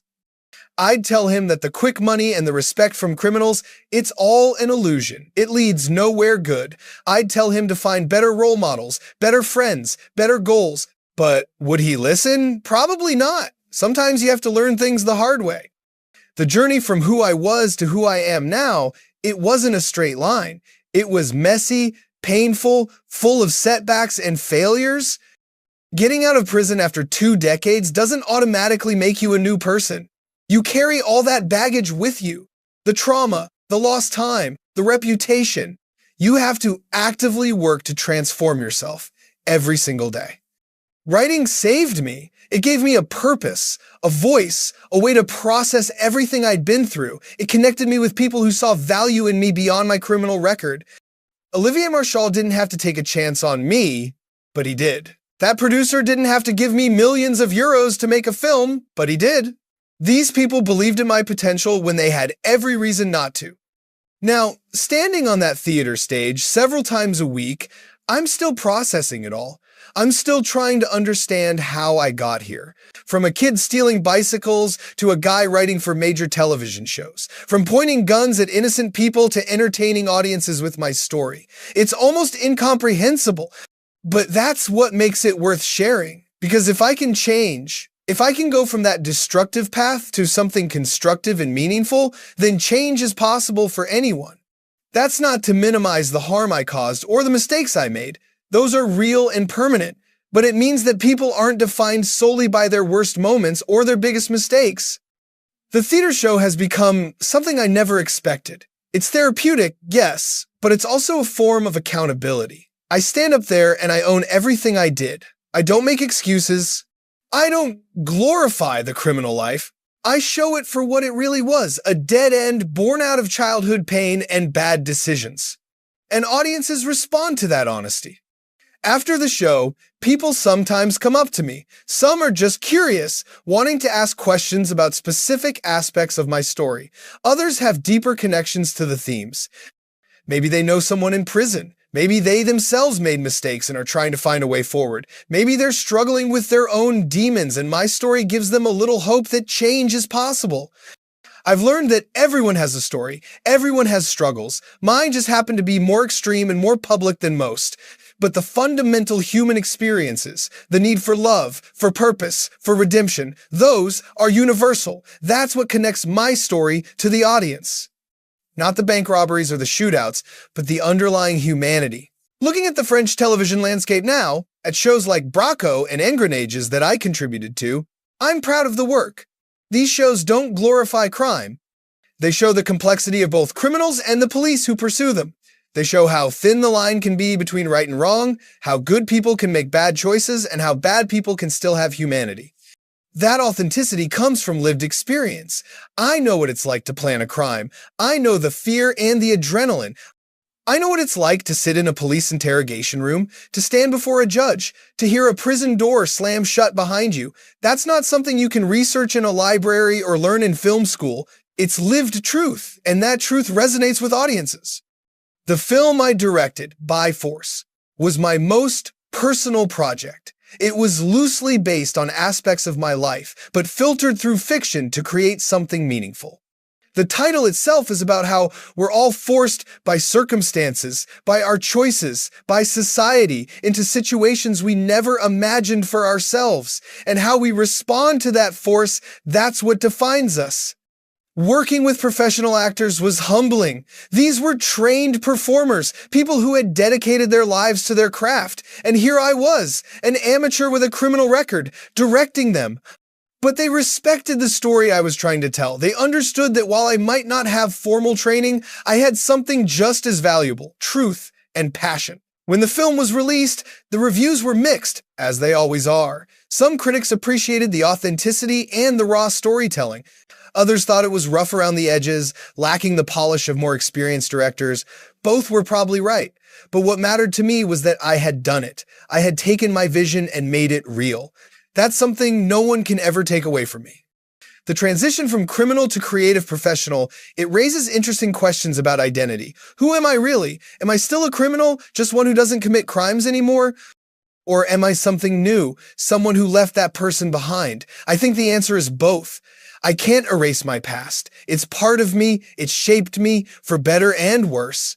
But I'm also not bound by it. I've grown beyond it. Society struggles with this concept. We like clear categories. You're either good or bad, criminal or citizen, dangerous or safe. The idea that someone can be both or neither or can transition from one to the other, that makes people uncomfortable. It challenges our assumptions about human nature and about justice. But life isn't that simple. People are complicated. We contain multitudes, as the poet said. I contain the young man who robbed banks and the older man who writes about it. I contain the prisoner and the free man. I contain the destroyer and the creator. All of these exist within me simultaneously. That's what I try to convey in my theater show. Not just the facts of what happened, but the emotional and psychological reality of transformation. How it feels to carry your past with you while trying to build a future. How it feels to be judged constantly for things you can't change but are trying desperately to make amends for. The French criminal underworld that I was part of, it's changed dramatically since my time. The old codes, the old ways of doing things, they're mostly gone now. Everything's more violent, more chaotic, more connected to international organized crime. The era of bank robberies by small crews, that's largely over. The world has moved on. In a way, I got out at the right time. Even if I wanted to go back to that life, which I don't, it wouldn't be possible. The game has changed. The risks are higher, the rewards are lower, and the consequences are more severe. The romantic notion of the gentleman thief, if it ever really existed, it's definitely dead now. What persists is the underlying causes that drive people to crime in the first place. Poverty, lack of opportunity, broken families, emotional trauma. These things haven't gone away. If anything, they've gotten worse in many communities. So new generations of young men and women are making the same mistakes I made for the same reasons. And that's tragic. That's part of why I tell my story. If even one person hears it and thinks, maybe there's another way, maybe I don't have to go down that road, then it's worth it. I can't undo the harm I caused, but maybe I can prevent some future harm by being honest about where that path leads.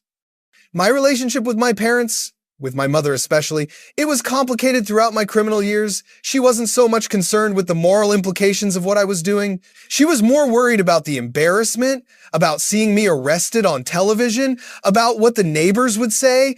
That says something about her priorities, about the family dynamic that contributed to my choices in the first place. We never had the deep, meaningful conversations I wish we could have had. There was never that moment of reconciliation or understanding. She's passed away now, and that window has closed forever. That's another regret I carry. Not just what I did to strangers, but what I put my family through, and the relationships that were damaged beyond repair. The question of whether I've completely reformed, whether I'm truly a different person, it's something I think about constantly. I'd like to believe I am. I'd like to believe that 21 years in prison and 2 decades of building a new life means something. But transformation isn't a destination, it's an ongoing process. Every day, I have to choose to be the person I want to be rather than the person I was. Do I still have impulses? Flashes of the old mindset? Sometimes. Old habits of thinking don't disappear overnight, but I've learned to recognize them and redirect them into productive channels.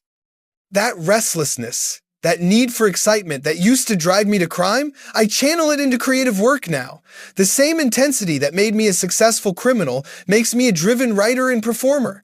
The irony isn't lost on me. The skills I developed as a criminal, planning, risk assessment, understanding human psychology, reading situations, those are the same skills that serve me well in creative endeavors. You need to understand people to write compelling characters. You need to plan meticulously to direct a film. You need to read an audience to perform effectively on stage. So, in a strange way, nothing was wasted. Even the terrible things I did, the time I lost, it all became material, experience, understanding that I can now use for better purposes. That doesn't justify it, but it gives it meaning. It transforms senseless destruction into something that might actually help people. The Central Office for the Suppression of Banditry, the cops who pursued me for years, they probably hate that I've had any success after prison. There's a part of law enforcement that believes criminals should be punished forever, that there should be no redemption, no second chances. And I understand that frustration. They see the victims, they deal with the aftermath of crime, they risk their lives trying to maintain order. But the reality is that most criminals will eventually get out of prison. And when they do, society has to decide, do we want them to return to crime, or do we want them to become productive members of society? If we want the latter, we have to provide pathways for transformation. Otherwise, we're just creating an endless cycle of crime and punishment that helps no one. My story is unusual. Most ex-convicts don't become successful writers and filmmakers. I'm incredibly lucky in that regard. I had opportunities that most don't get, but the fundamental process of change, that's available to anyone who truly wants it and is willing to do the work. It's hard. It's painful. It requires confronting uncomfortable truths about yourself, but it's possible. As I approach the end of my 60s now, I think about legacy. What will I leave behind? A criminal record, certainly. That never goes away. But also books, films, television episodes, theater performances, creative works that will outlast me. Stories that might inspire someone or make someone think differently about crime and punishment and human potential. My life has been lived in extremes. From the highest highs of successful robberies and the rush of crime to the lowest lows of prison cells and violence. From the depths of criminal life to the heights of creative success, not many people experience such dramatic swings. Most lives are more stable, more predictable. Mine has been anything but. And here's what I've learned from all of it. People are capable of far more than we think, both terrible and wonderful. We can destroy and we can create. We can hurt and we can heal. We can fall and we can rise. The trajectory of a life is never set in stone. It can always change direction, even when it seems impossible. So this is my confession, my testimony, my story. I was a criminal, a bank robber, a member of the Parisian underworld. I caused harm. I went to prison for 21 years. And then I became something else, a writer, a filmmaker, a theater performer, someone trying to make amends through honesty and creativity. Both versions are true. Both versions are me.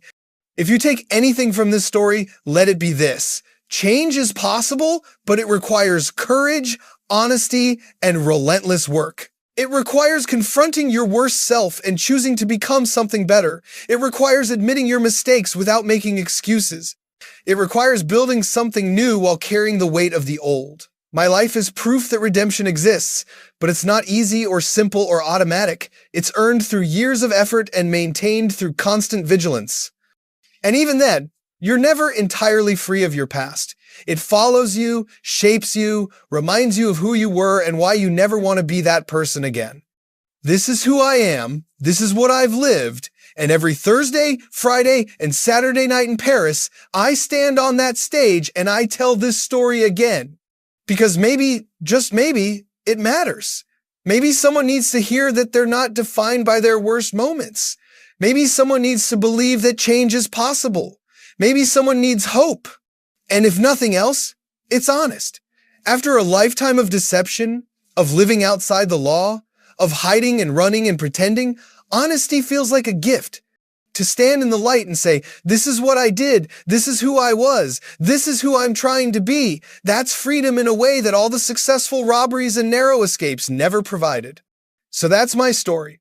From the streets to prison to the stage, from destruction to creation, from criminal to artist. It's not a typical journey, but it's mine.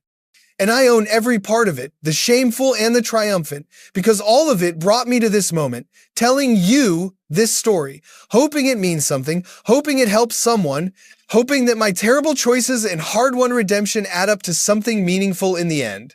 When people ask me what the most important lesson I've learned is, I tell them this. Your past doesn't have to be your future, but you can't escape it either.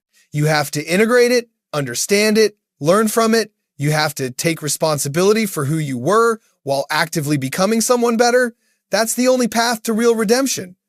I think about the bank employees I terrorized, the fear I put into their eyes, the trauma that some of them probably still carry. I can't undo that. I can't take back those moments. What I can do is live the rest of my life trying to contribute something positive to the world, trying to be honest about the cost of crime, trying to show young people that the glamorous image of criminal life is a lie. There's nothing glamorous about looking over your shoulder constantly. There's nothing glamorous about prison food and strip searches and being told when you can eat, sleep, and shower. There's nothing glamorous about missing your children growing up, about not being there for family events, about becoming a ghost in the lives of people you love. Crime takes everything and gives you nothing lasting in return. If my story serves as a cautionary tale, if it prevents even one person from making the mistakes I made, then maybe all of this suffering and struggle had a purpose. Maybe my wasted years can become a lesson that helps someone else not waste theirs. That's what I hope for when I stand on that stage 3 nights a week and bare my soul to strangers. I'm 65 years old now. I've lived several lifetimes worth of experiences. I've been a criminal, a prisoner, a writer, a filmmaker, a performer. I've seen the worst of human nature and the best. I've been the villain in many people's stories and hopefully the inspiration in a few others. I've fallen as far as a person can fall and climbed back up farther than I had any right to expect. What comes next? I don't know. I'll keep writing, keep performing, keep trying to make something meaningful out of the chaos my life has been. I'll keep telling this story as long as people want to hear it, because in the end, that's all any of us really have. Our stories, our experiences, our lessons learned. And if we're lucky, if we're brave enough, we get to share those stories and maybe make a difference. The young man who robbed his first bank all those years ago, he couldn't have imagined this life. Standing on a stage in Paris, working on television shows, creating films, being taken seriously as an artist and writer. He thought his story would end in prison or in a shootout with police. He couldn't see beyond the next robbery, the next score, the next moment of adrenaline. But life has a way of surprising you, of taking you places you never thought possible. Mine took me from the absolute bottom to something resembling success and respectability. It took sacrifice, pain, honesty, and an enormous amount of work. But it was possible. And if it was possible for me, it's possible for anyone willing to do the work. That's my message. That's what I want people to take away from my story. Not that crime is exciting or romantic, because it's not. Not that prison builds character, because it usually destroys it. But that transformation is possible. That people can change. That no matter how far you've fallen, no matter how many mistakes you've made, there's always a path forward if you're willing to find it and walk it, no matter how difficult. Thank you for listening to my confession. Thank you for hearing my story without judgment or with whatever judgment you feel is appropriate. I don't expect forgiveness from the people I've wronged. I don't expect anyone to forget what I did. I just hope that by being honest about all of it, by showing the reality of both the crime and the redemption, I can add something of value to the world that I once only took from. This is my truth. This is my life. And I'm still writing the next chapter. My name is Luke, and I need to tell you something that's been weighing on my conscience for years. I used to be a scammer, an internet criminal, someone who stole money from innocent people without a second thought. But today, I run the first company in France dedicated to hunting down scammers and helping victims recover their stolen money. This is my story, and it's going to take you places you never expected. Let me start from the beginning. I didn't wake up one day and decide to become a criminal. It happened gradually, almost innocently at first. I was young, maybe too young to understand the real consequences of what I was doing. I grew up in a modest neighborhood, and like many kids, I was fascinated by computers. But unlike most kids, I discovered I had a talent for getting into places I shouldn't be, digitally speaking. My first taste of what you might call questionable behavior happened when I was still in school. I figured out how to access certain systems, find information that wasn't meant for me. It felt like a game, like solving puzzles. The rush of adrenaline when I cracked something difficult was intoxicating. I didn't think about the victims. I didn't think about the consequences. I just thought about the thrill and the money. The money came later, of course. At first, it was small stuff, finding someone's credentials here, accessing an account there, but then I discovered the world of online marketplaces, fake websites, phishing schemes. This was where the real money was. I learned how to create convincing fake pages that looked exactly like legitimate banking sites or popular shopping platforms. People would enter their credit card details thinking they were making a purchase, and instead, they were handing me everything I needed to empty their accounts. I remember one of my early successes, if you can call it that. I created a fake listing for a high-end electronics item on a popular classified ads website. The listing looked perfect. Professional photos, detailed description, competitive price. Within hours, I had dozens of messages from interested buyers. I would string them along, building trust, asking them to send payment via bank transfer because it was safer than using the platform's payment system. The irony wasn't lost on me, even then. One guy, let's call him Thomas, he was so excited about the deal. He kept messaging me, asking questions about the product, talking about how he'd been saving up for months. When he finally sent the money, €800? I blocked him immediately. Gone. Vanished into the digital void. I didn't think about Thomas lying awake at night, wondering how he'd been so stupid. I didn't think about the months of savings he'd lost. I just thought about the €800 in my account. That became my pattern. Create fake listings, build trust, collect money, disappear, rinse, and repeat. I got better at it too. I learned psychological tricks to make people feel comfortable, to make them trust me.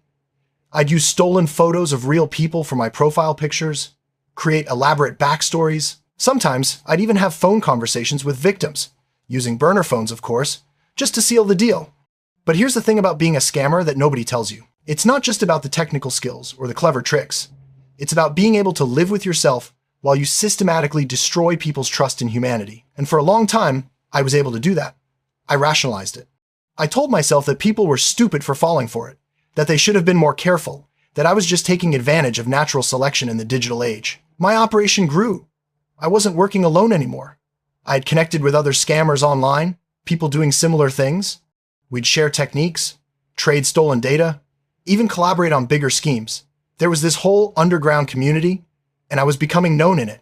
People respected my skills. That respect felt good, even if it was coming from other criminals. One of my specialties became what we called the long game.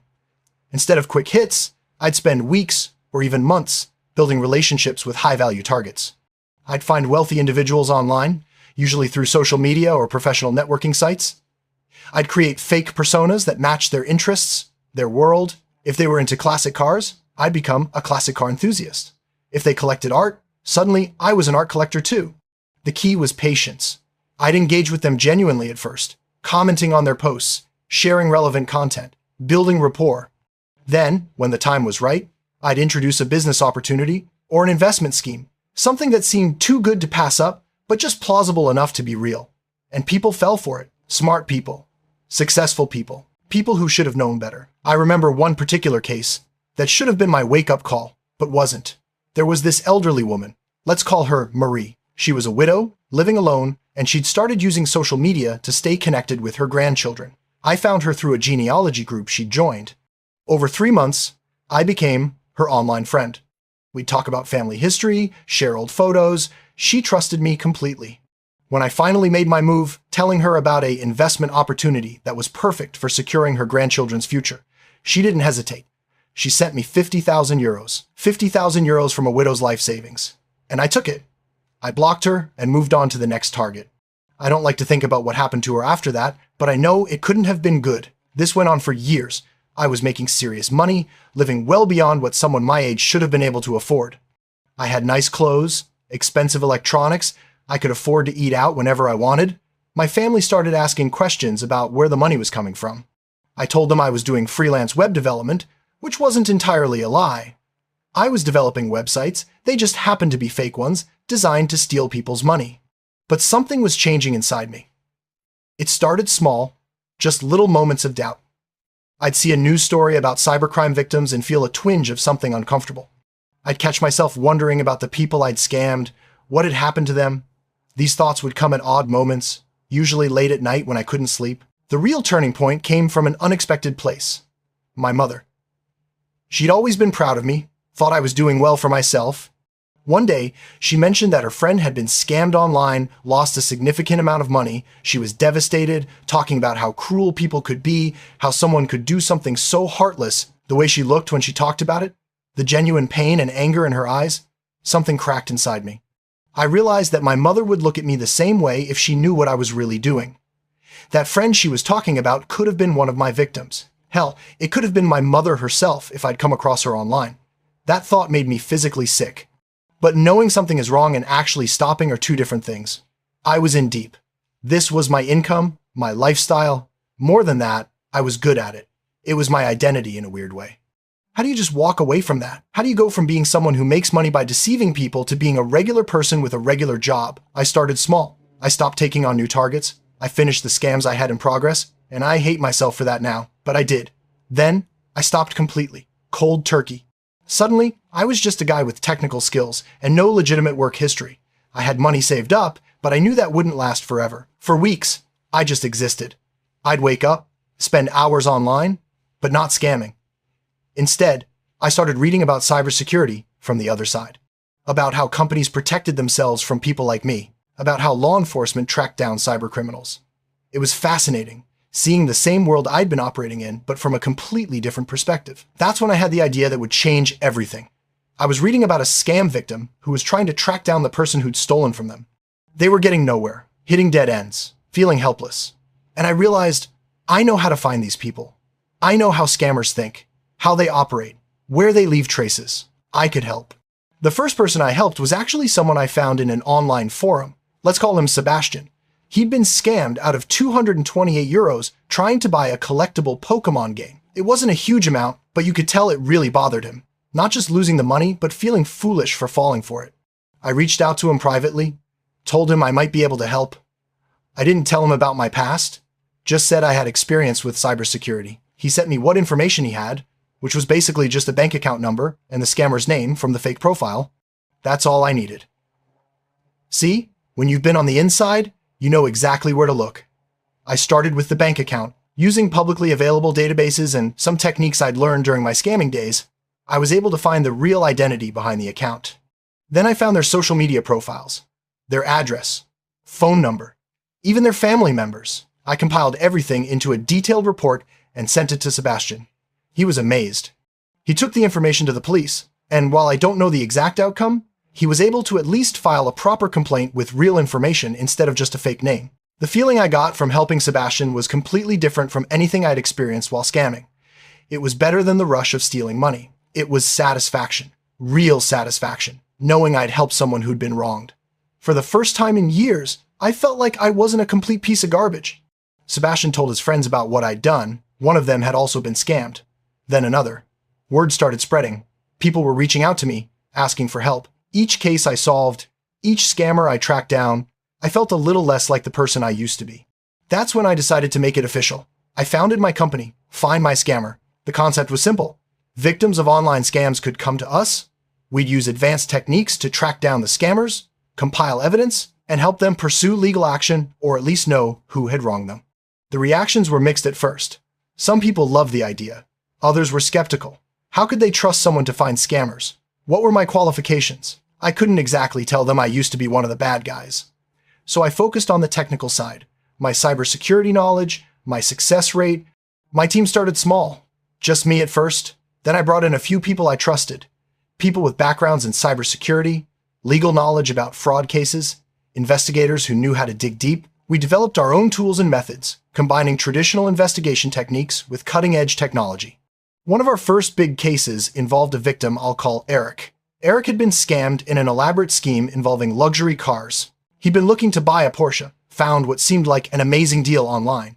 The scammers were sophisticated.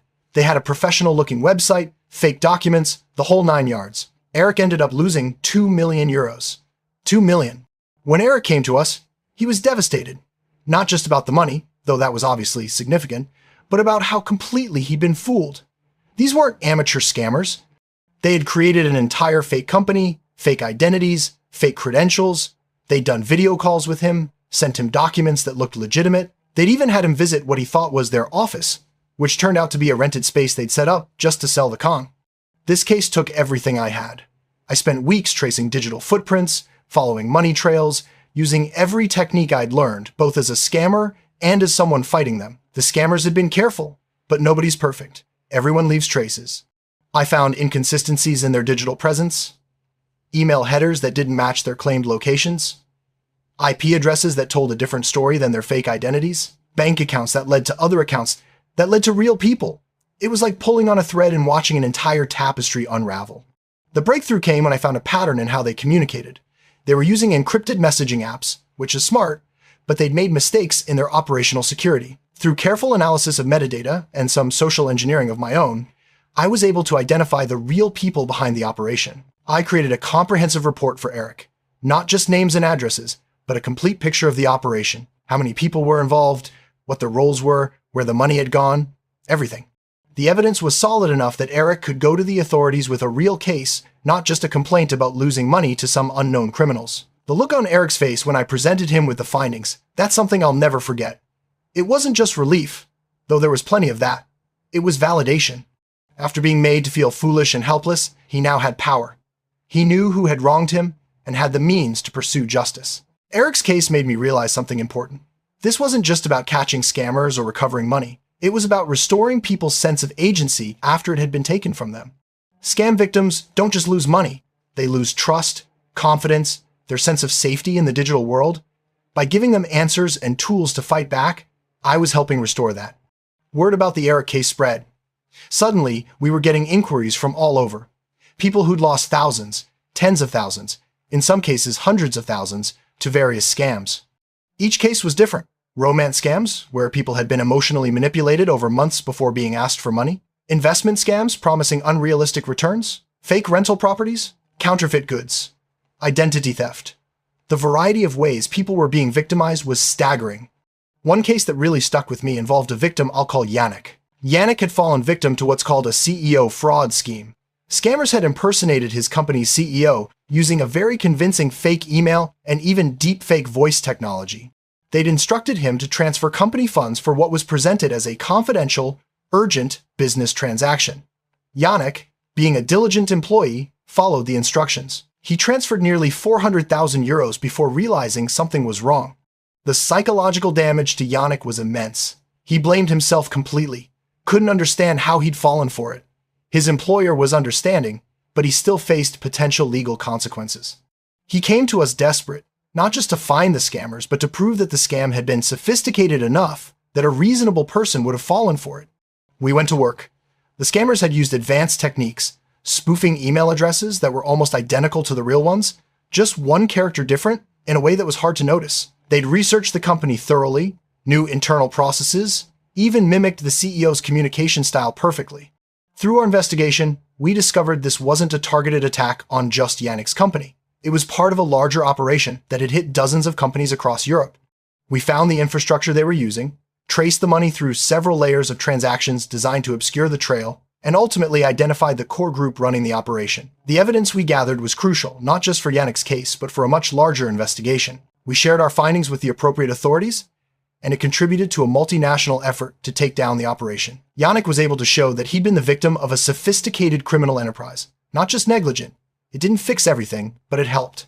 Cases like these taught me something valuable. The scammers I used to be part of, we thought we were clever. We thought we were getting away with victimless crimes because we never saw the victims. But every single euro stolen has a story behind it. There's a person who worked for that money, who trusted the wrong source, who's now dealing with the consequences. I started doing something that might seem strange. For each case I solved, I'd think back to my own victims. The people I'd scammed. I couldn't find them all, couldn't make amends directly, but I could help others in similar situations. It became a kind of penance, though I know that doesn't absolve me of what I did. My mother eventually learned about my past. It happened when a client who I'd helped tracked her down, actually traveled to Morocco where she was visiting family, just to thank her for raising a son who'd helped him recover his stolen money. She was confused at first, then proud, then I had to tell her the whole story, about what I used to do, why I changed, what I was doing now. I expected anger, disappointment, maybe disbelief. Instead, she cried. She told me she'd suspected something wasn't right years ago, the way I had money without a clear source, the way I was secretive about my work, but she'd been afraid to ask, afraid of what she might find out. Hearing that I'd changed, that I was helping people now, meant everything to her. That conversation with my mother was the final piece falling into place. I wasn't just running a business anymore. I was actively trying to be a better person, to make up for the harm I'd caused. Every scammer we caught, every victim we helped, was a step further away from who I used to be. We started developing new tools and techniques. One innovation was using artificial intelligence to analyze patterns in scam operations. Scammers often reuse techniques, infrastructure, even specific phrases in their communications. By training AI systems on known scam patterns, we could identify new operations faster, sometimes even before victims realized they'd been scammed. We also created educational resources. Because while catching scammers is important, preventing people from being scammed in the first place is even better. We'd analyze the psychological techniques scammers use, the red flags people should watch for, how to verify legitimacy before sending money or sharing information. One thing that surprised me was how similar scams are across different platforms and methods. Whether it's a romance scam, an investment fraud, a fake marketplace listing, or a phishing email, they all rely on similar psychological principles. They create urgency, they build false trust, They isolate victims from their normal decision-making processes. Understanding these patterns from the inside gave me unique insights into how to recognize and combat them. I also started noticing patterns in the scammers themselves. Many of them, like I had been, were young people with technical skills who saw scamming as easy money. They didn't think about the victims as real people. They rationalized their actions the same ways I had. Some were part of organized groups, working in what are essentially scam call centers or boiler rooms. Others were solo operators, doing it from their bedrooms. This made me think about prevention from another angle. What if instead of just catching scammers after the fact, we could intervene earlier? Show young people with technical skills that there are legitimate, rewarding ways to use those abilities. I started doing some outreach, talking to students about cybersecurity careers, showing them that the same skills that could be used for scamming could build a legitimate, satisfying career. The response was interesting. Some kids were fascinated by the ethical hacking angle, the idea of being paid to find security vulnerabilities legally. Others were drawn to the investigative aspect, the digital detective work. A few even reached out later saying they'd been considering getting into scamming but decided against it after hearing my story. My company continued to grow. We brought on more investigators, developed better tools, took on more complex cases. We started working with law enforcement more formally, providing them with the kind of insights and technical capabilities they sometimes lacked, not replacing their work, but complementing it with specialized knowledge. One interesting case involved cryptocurrency fraud. A victim had invested what they thought was a legitimate crypto trading platform. The platform looked professional, showed growing returns, everything seemed legitimate. But when they tried to withdraw their money, suddenly there were fees, delays, more fees. Eventually, the platform disappeared entirely, with hundreds of thousands of euros. Cryptocurrency scams are particularly challenging because the whole point of crypto is anonymity and decentralization. But anonymity isn't the same as invisibility. Every transaction leaves a trace on the blockchain. By analyzing these traces, following the flow of funds through multiple wallets and exchanges, we were able to identify the people running the fake platform. They'd gotten sloppy, as scammers often do. They'd mixed their scam proceeds with legitimate transactions. They'd cashed out to bank accounts that could be traced back to real identities. We built a complete picture of their operation and handed it to the authorities. Last I heard, several arrests were made. These victories felt good, but I remained realistic about the scope of the problem. For every scammer we caught, there were dozens we didn't. For every victim we helped, there were thousands who suffered in silence, either too embarrassed to come forward or convinced that nothing could be done. The scale of online fraud is staggering. Billions of euros are stolen every year through various scams. It's a global industry, with scammers operating from every continent, targeting victims anywhere there's internet access. The techniques are constantly evolving, becoming more sophisticated as technology advances. Deepfakes are a perfect example. When I was actively scamming, we didn't have access to AI that could convincingly fake someone's voice or face. Now scammers use these tools to impersonate executives, family members, anyone. I've seen cases where scammers used deepfake video calls to convince victims they were talking to real people. It's terrifying how convincing these can be.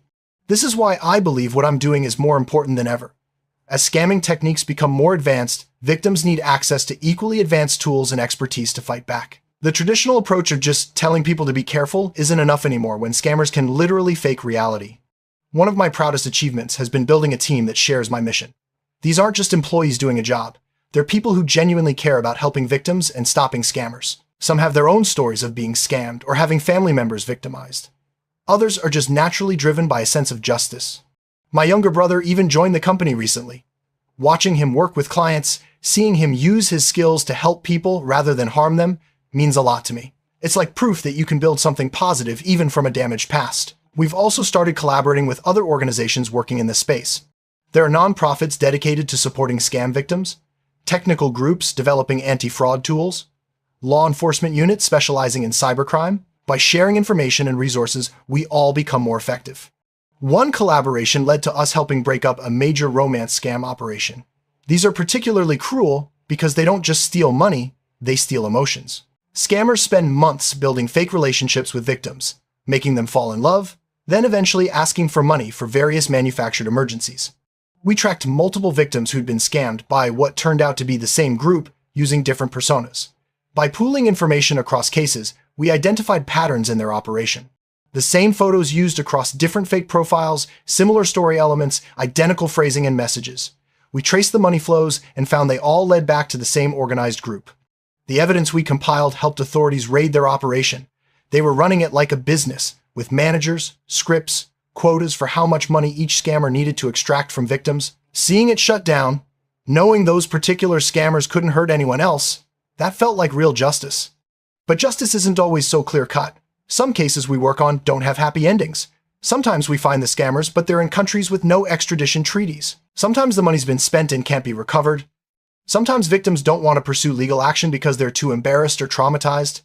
These cases are frustrating, but even when we can't get perfect justice, giving victims answers helps. Knowing who scammed them, understanding how it happened, having their experience validated by professionals, all of this has value. It helps them process what happened and move forward. I've learned a lot about human psychology through this work, about why people fall for scams, which isn't because they're stupid, but because scammers are skilled at manipulation, about the shame and self-blame victims feel, which often prevents them from seeking help, about resilience, watching people recover from devastating losses and rebuild their trust. I've also learned about myself, that I'm capable of change, that my past doesn't have to define my future, that skills used for harm can be redirected toward help. It hasn't been easy. There are still days when I feel the weight of what I did, when I think about the victims I created and wonder if anything I do now can balance that scale. My therapist, yes, I see a therapist now, helps me understand that it's not about balancing a scale. It's about choosing every day to be better than I was yesterday. The past happened. I can't change it, but I can influence the future, one case at a time. We recently expanded our services to include preventive education. We work with companies to train their employees on recognizing scam attempts, with schools to teach students about online safety, with senior centers because elderly people are disproportionately targeted. Prevention is harder to measure than solving individual cases, but it's arguably more important. Sometimes during these educational sessions, I share my story, not in detail, but enough to show that I speak from real experience about how scammers think and operate. The reactions are always interesting. Some people are judgmental, understandably so. Others appreciate the honesty and the unique perspective it provides. Most are just fascinated and eager to learn how to protect themselves. One question I get asked a lot is whether I ever feel tempted to go back to scamming. The honest answer is no, but not because I'm morally perfect now. It's because I've seen too much from the other side. I've sat with victims, heard their stories, seen the real impact of these crimes. I've watched elderly people cry about losing their retirement savings. I've seen marriages fall apart because of the financial strain and broken trust. I've talked to parents who can't afford their children's education anymore because of money they lost to scammers. You can't unsee that. You can't go back to thinking of it as a victimless crime or just easy money. Every euro stolen has a face, a story, consequences that ripple far beyond the initial loss.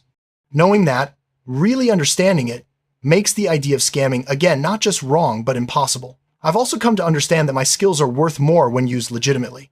Not just financially, though we charge for our services and it's a sustainable business, but worth in terms of satisfaction, pride, being able to talk openly about what I do instead of hiding it, being someone my mother can be proud of instead of someone she'd be ashamed of if she knew the truth. There are still challenges, of course. Running a business is hard even when it's doing something good. There are costs to manage, employees to pay, legal complexities to navigate. Some cases we take on are pro bono because the victims can't afford our services but deserve help anyway. We're trying to find sustainable models that let us help as many people as possible while keeping the business viable. We're also constantly updating our methods because scammers don't stand still. They're always developing new techniques, finding new vulnerabilities to exploit, adapting to countermeasures. It's an arms race, and we have to stay ahead to be effective. One emerging threat I'm particularly worried about is the combination of AI and social engineering. Scammers can now use AI to generate convincing fake identities, complete with photos, backgrounds, even social media histories. They can use language models to craft persuasive messages in perfect English or any other language. They can use voice synthesis to impersonate anyone once they have a few minutes of audio.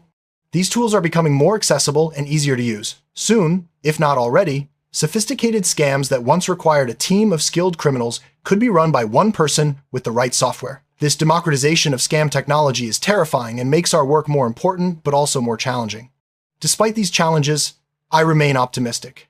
For every new scam technique, there are countermeasures being developed. For every scammer out there, there are good people working to stop them. The landscape is changing, but good people adapting too. I think about my journey often, from scammer to scam hunter, from someone who caused harm to someone trying to prevent it. It's not a redemption arc in the Hollywood sense. I haven't erased my past or fully atoned for it. I've just chosen a different path and committed to walking it every day. If there's one message I want to leave you with, it's this. Be careful online, but don't let fear paralyze you. The internet is an amazing tool that connects people and creates opportunities. Yes, there are criminals out there, but there are also good people and resources to help you stay safe. Watch for red flags. Be skeptical of deals that seem too good to be true. Verify identities before sending money or sharing sensitive information. Use secure payment methods that offer buyer protection. And if you do get scammed, don't suffer in silence. There are people and organizations, like my company, dedicated to helping victims. To anyone out there who might be considering getting into scamming, thinking it's easy money or a victimless crime, I want you to understand something. It's neither. The skills and intelligence you'd use for scamming can be used for so many better things. Things that will let you sleep at night, that you can be proud of, that build instead of destroy. I was lucky. I realized what I was doing before I got caught and ended up in prison. I had the opportunity to change and rebuild. Not everyone gets that chance. And even with that chance, I'm still dealing with the psychological weight of what I did. It's not worth it. Trust me on that. For victims watching this, I want you to know that what happened to you isn't your fault. Scammers are professionals at manipulation. Falling for a scam doesn't make you stupid or naive. It makes you human. You trusted someone you shouldn't have, and that's on them, not you.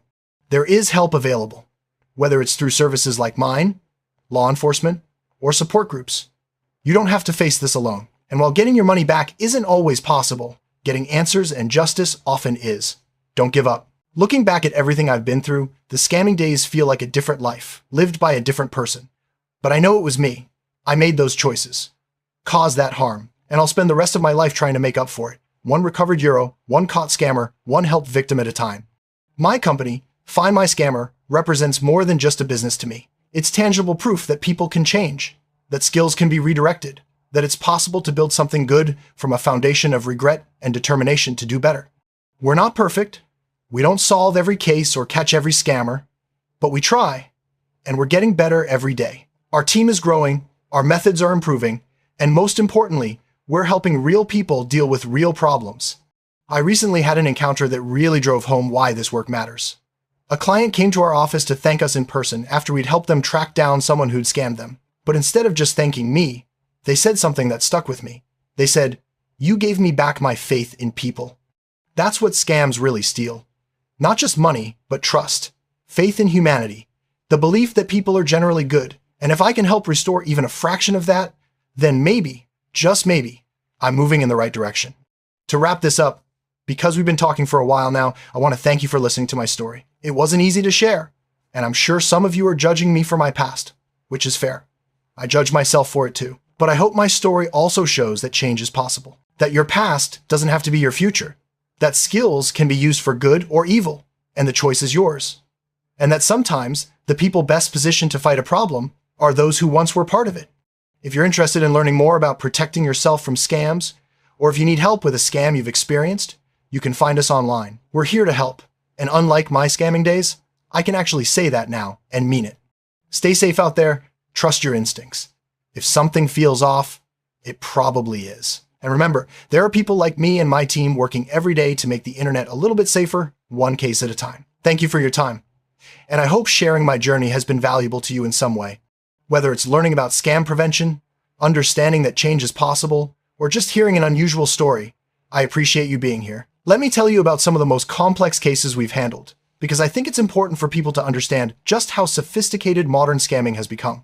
These aren't just random criminals sending poorly written emails anymore. These are organized operations with business plans, hierarchies, and budgets. One case that really opened my eyes involved what appeared to be a legitimate investment firm. They had a beautiful website, professional brochures, even a physical office that you could visit. They'd been operating for almost 2 years before we got involved, and they'd scammed dozens of people out of millions of euros total.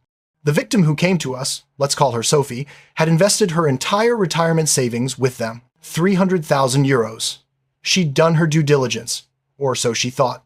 She'd visited their office, met with advisors, reviewed their credentials. Everything seemed legitimate. The returns they promised weren't even outrageously high, just steady, conservative growth. Exactly what a cautious investor would look for. For the first year, everything went smoothly. Sophie received quarterly statements showing her investment growing.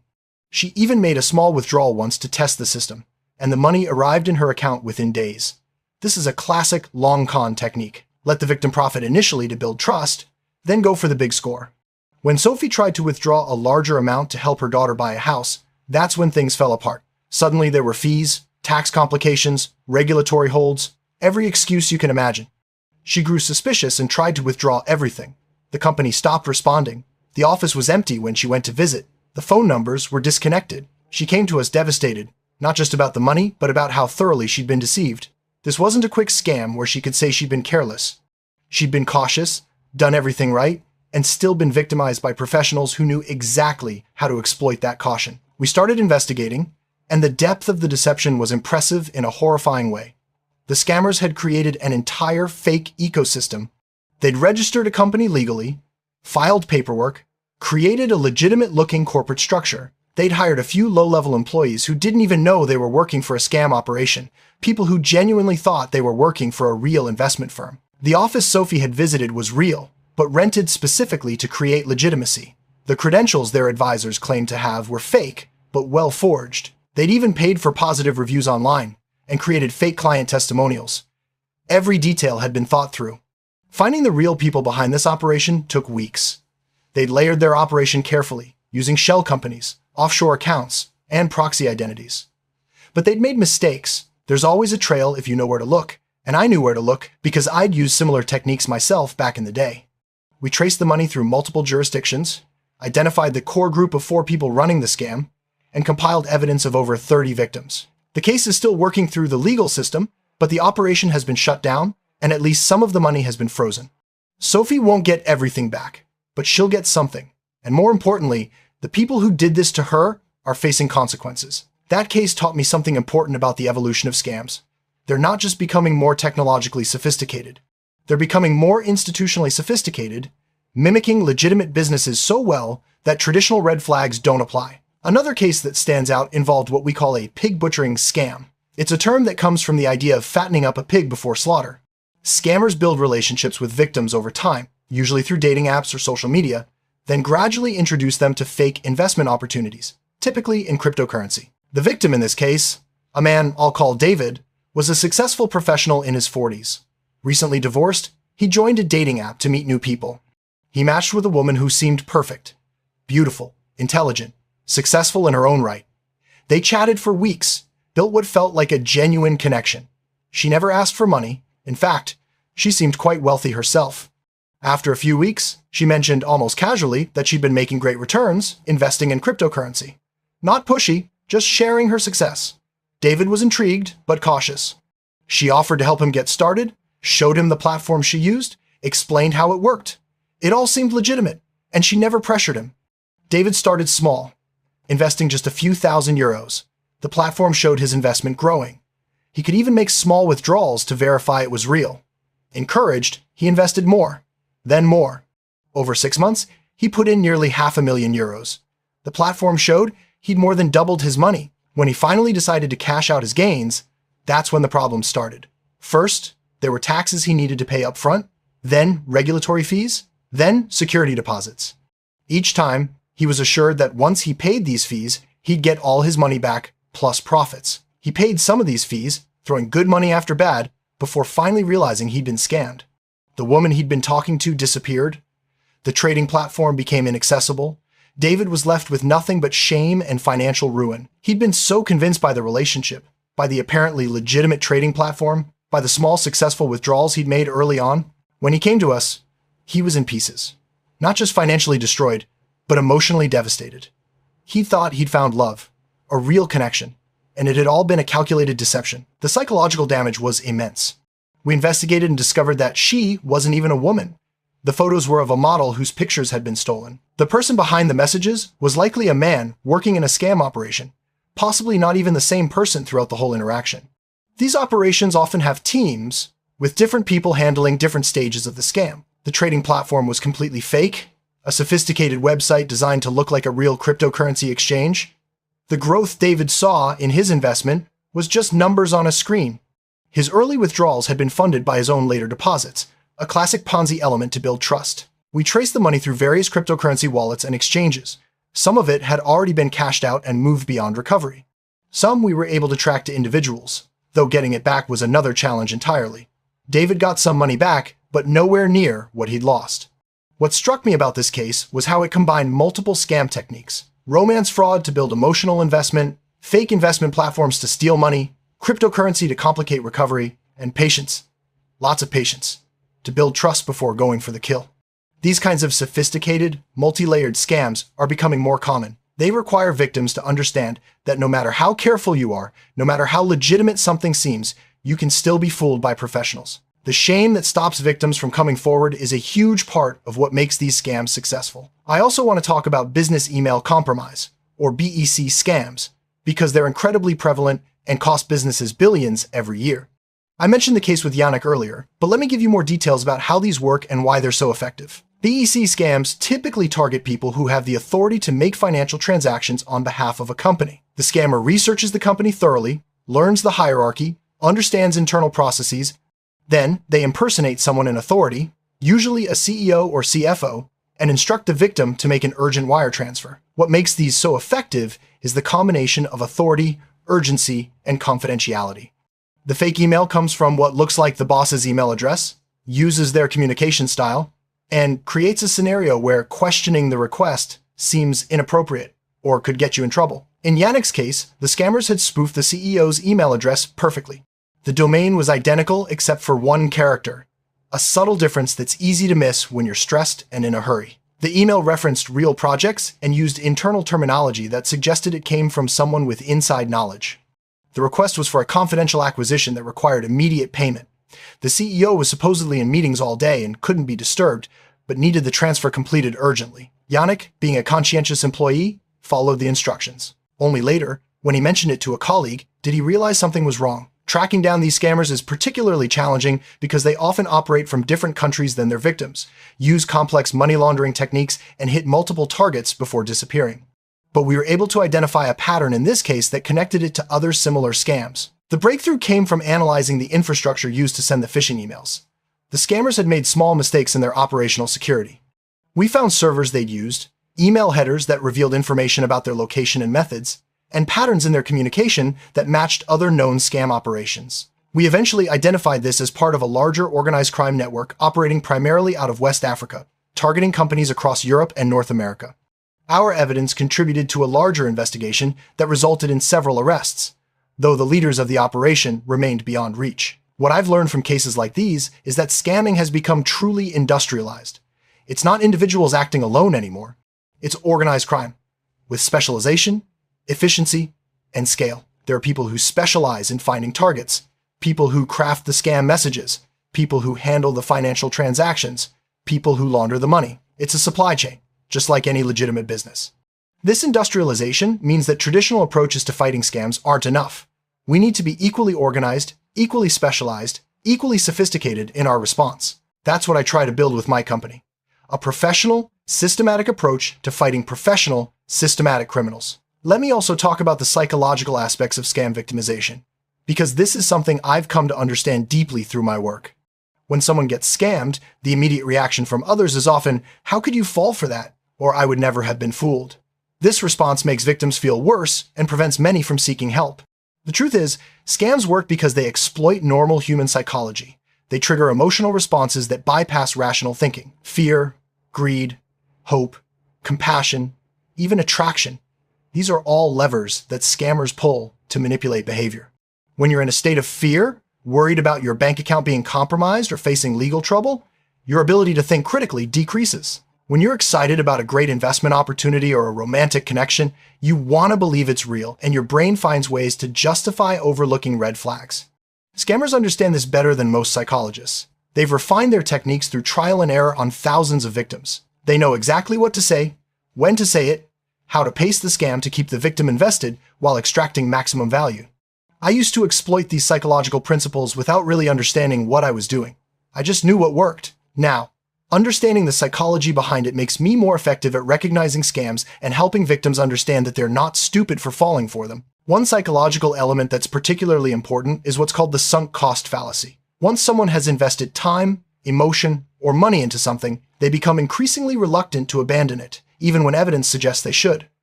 Scammers exploit this ruthlessly.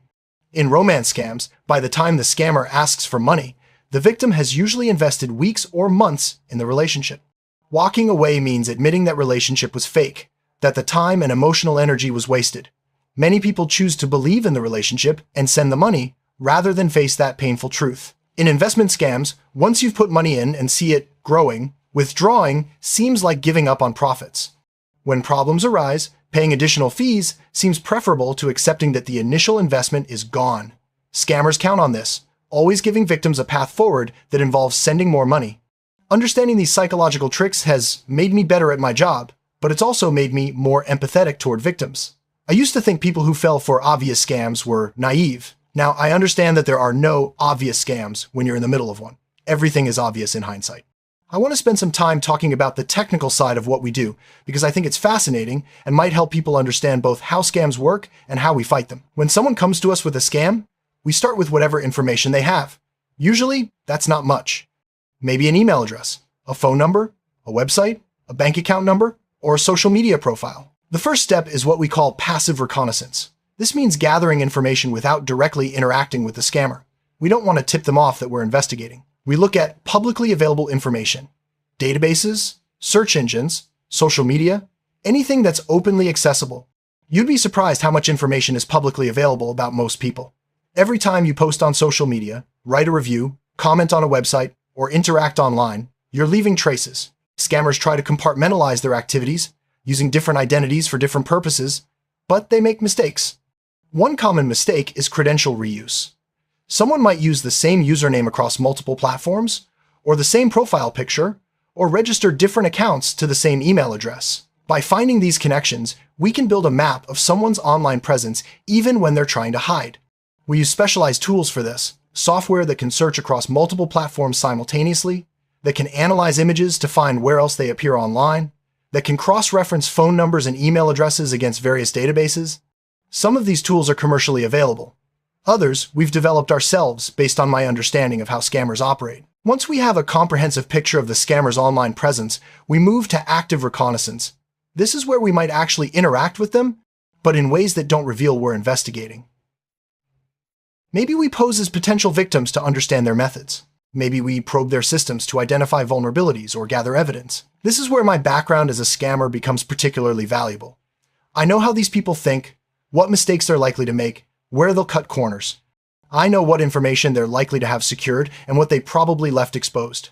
It's like being a burglar who becomes a security consultant. You know all the tricks because you used to use them. For example, many scammers use cloud services to host their fake websites or store their victim databases. They think these are secure, but they often make configuration mistakes that leave data exposed. I know what to look for because I made those same mistakes myself. I know which cloud providers are commonly used for scams, what typical misconfigurations look like, how to check if systems are properly secured. We also use what's called social engineering in our investigations. This is the art of manipulating people into providing information they shouldn't. It's how many scams work, but it also works in reverse. If we know a scammer's real identity but need more information, we might pose as someone else to gather it. I'm careful about this because there are legal and ethical boundaries we don't cross. We never do anything illegal, and we're always transparent with our clients about our methods. But within legal bounds, there's a lot we can do using social psychology and persuasion techniques. One technique is what I call authority borrowing. People are much more willing to help when they think they're assisting law enforcement or other authorities. While we never lie about being police, we can position our inquiries in ways that make people assume we have official standing and cooperate accordingly. Another technique is reciprocity. If you do someone a small favor, they feel obligated to return it. In investigations, this might mean helping someone with a minor technical issue, then asking for information in return. People want to balance social exchanges, and scammers are people too. We also use open source intelligence, or OSINT, extensively. This refers to information gathered from publicly available sources. You'd be amazed what you can learn about someone from public records, social media, leaked databases, and other open sources. Most people significantly underestimate how much of their information is publicly accessible. For instance, many data breaches result in huge amounts of personal information being leaked online. Email addresses, passwords, phone numbers, addresses, even financial information. These databases get compiled and traded in various online communities. While we don't participate in illegal trading of this data, we can use publicly available breach compilations to find information about scammers. Here's a concrete example of how this works. A scammer might use a fake name and a disposable email address for their scam operation. But if that email address appears in a data breach from years ago, it might be linked to their real information from before they started being careful. Maybe they used that email to sign up for a legitimate service using their real name and address. By finding these old connections, we can pierce through the layers of anonymity scammers try to create. It's detective work, but digital. Following breadcrumbs of data through the vast expanse of the internet until you find the real person behind the fake identity. Sometimes the technical work is more complex. Cryptocurrency tracking, for example, requires specialized skills. While cryptocurrency is often called anonymous, it's actually pseudonymous. Every transaction is recorded on a public blockchain, but it's recorded with wallet addresses, not real names. The challenge is connecting wallet addresses to real identities. We do this through analysis of transaction patterns, following the flow of funds through multiple wallets, and identifying points where cryptocurrency gets converted to traditional currency, which usually requires some form of identification. I've become quite skilled at this through necessity. Many scams now involve cryptocurrency because scammers believe it's untraceable. They're wrong, but it does require specialized knowledge to trace. I've spent countless hours studying blockchain analysis, learning from experts in the field, and developing our own tracking methodologies. One successful case involved tracking nearly 1 million euros through over 50 different cryptocurrency wallets across multiple blockchains. The scammers had been careful, using mixing services and other techniques to obscure the trail, but patient analysis revealed patterns, and we eventually traced the money to several individuals who we identified and reported to authorities. The technical aspects of our work are constantly evolving because the scamming landscape is constantly evolving. New platforms emerge, new payment methods gain popularity, new technologies get exploited. We have to stay current, constantly learning and adapting our methods. I subscribe to cybersecurity publications, attend conferences, network with other professionals in the field. I learn from the hackers and security researchers who discover vulnerabilities, from the law enforcement officers who prosecute cybercrime, from the fraud analysts who study scam trends. All of this knowledge feeds into making us better at what we do. But as important as technical skills are, soft skills matter too. When dealing with scam victims, you need empathy, patience, and excellent communication abilities. Many victims are traumatized, embarrassed, sometimes in denial about what happened. Getting the information we need to help them requires building trust and creating a safe space for them to share their experiences. I've learned to listen without judgment, to ask questions gently, to explain technical concepts in understandable terms. I've learned to manage expectations too. Not every case has a happy ending. Sometimes we can't find the scammers. Sometimes we find them but can't recover the money. Sometimes we get evidence but jurisdictional issues prevent prosecution. Being honest about these limitations, while still providing hope and options, is a delicate balance.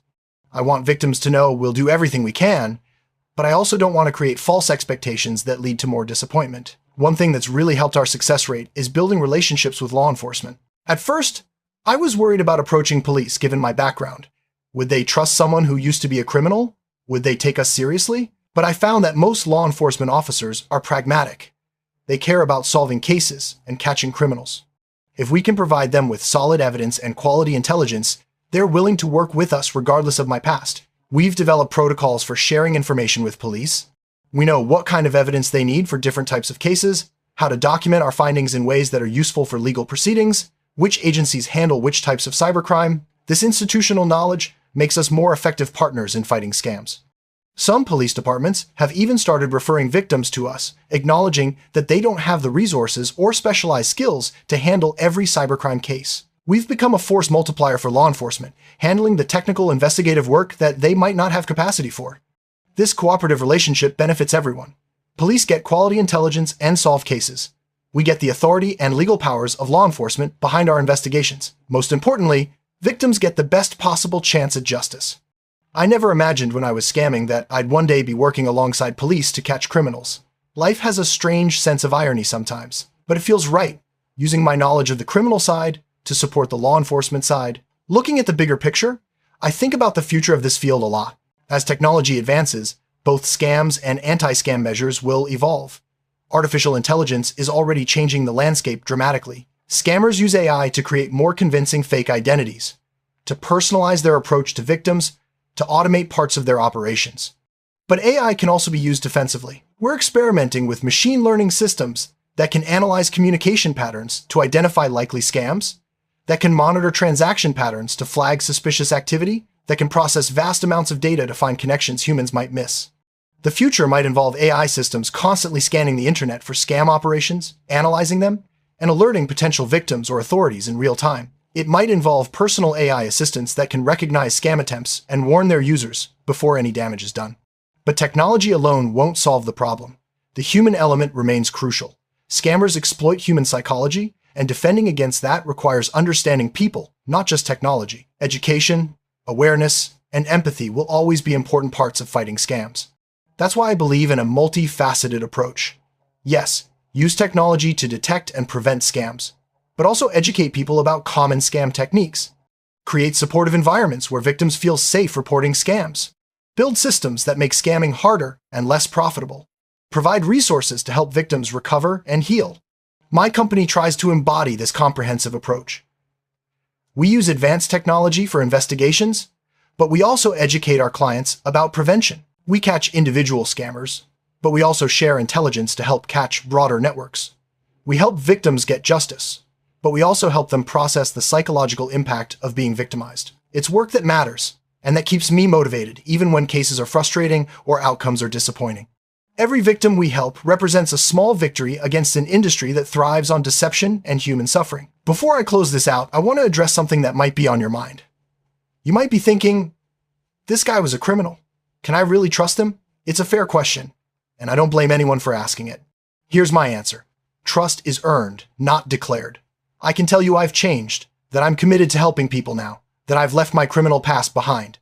But words are cheap. What matters is action, consistency, results.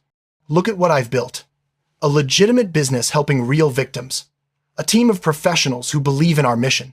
Partnerships with law enforcement and other legitimate organizations. Years of work producing tangible results for people who've been wronged. Could I scam people now, using my company as cover? Theoretically, yes. Would that be easier than the hard work of legitimate business? Probably. But I don't. And I won't, because I've seen too much from the other side. I know the real cost of scamming, not just to victims, but to the scammer's own humanity. I also know that one scam, one slip back into old patterns, would destroy everything I've built. My reputation, my business, my relationships, my self-respect. It's not worth it. Not even close. I have more to lose now than I ever gained from scamming. But ultimately, whether you trust me personally isn't the most important thing. What matters is whether the work I do is valuable and effective. You can judge that by the results, by the victims who've been helped, by the scammers who've been caught. I've shared my story not to excuse my past or to seek forgiveness, but to provide context for what I do now and why I'm uniquely positioned to do it. Use that information however you want. Just know that I'm committed to this work, to helping victims and fighting scammers, regardless of what anyone thinks of me personally. As we approach the end of this conversation, I want to leave you with some practical advice. Whether you've been scammed before or not, understanding how to protect yourself is crucial in today's digital world. First, slow down. Scammers create urgency to prevent you from thinking clearly.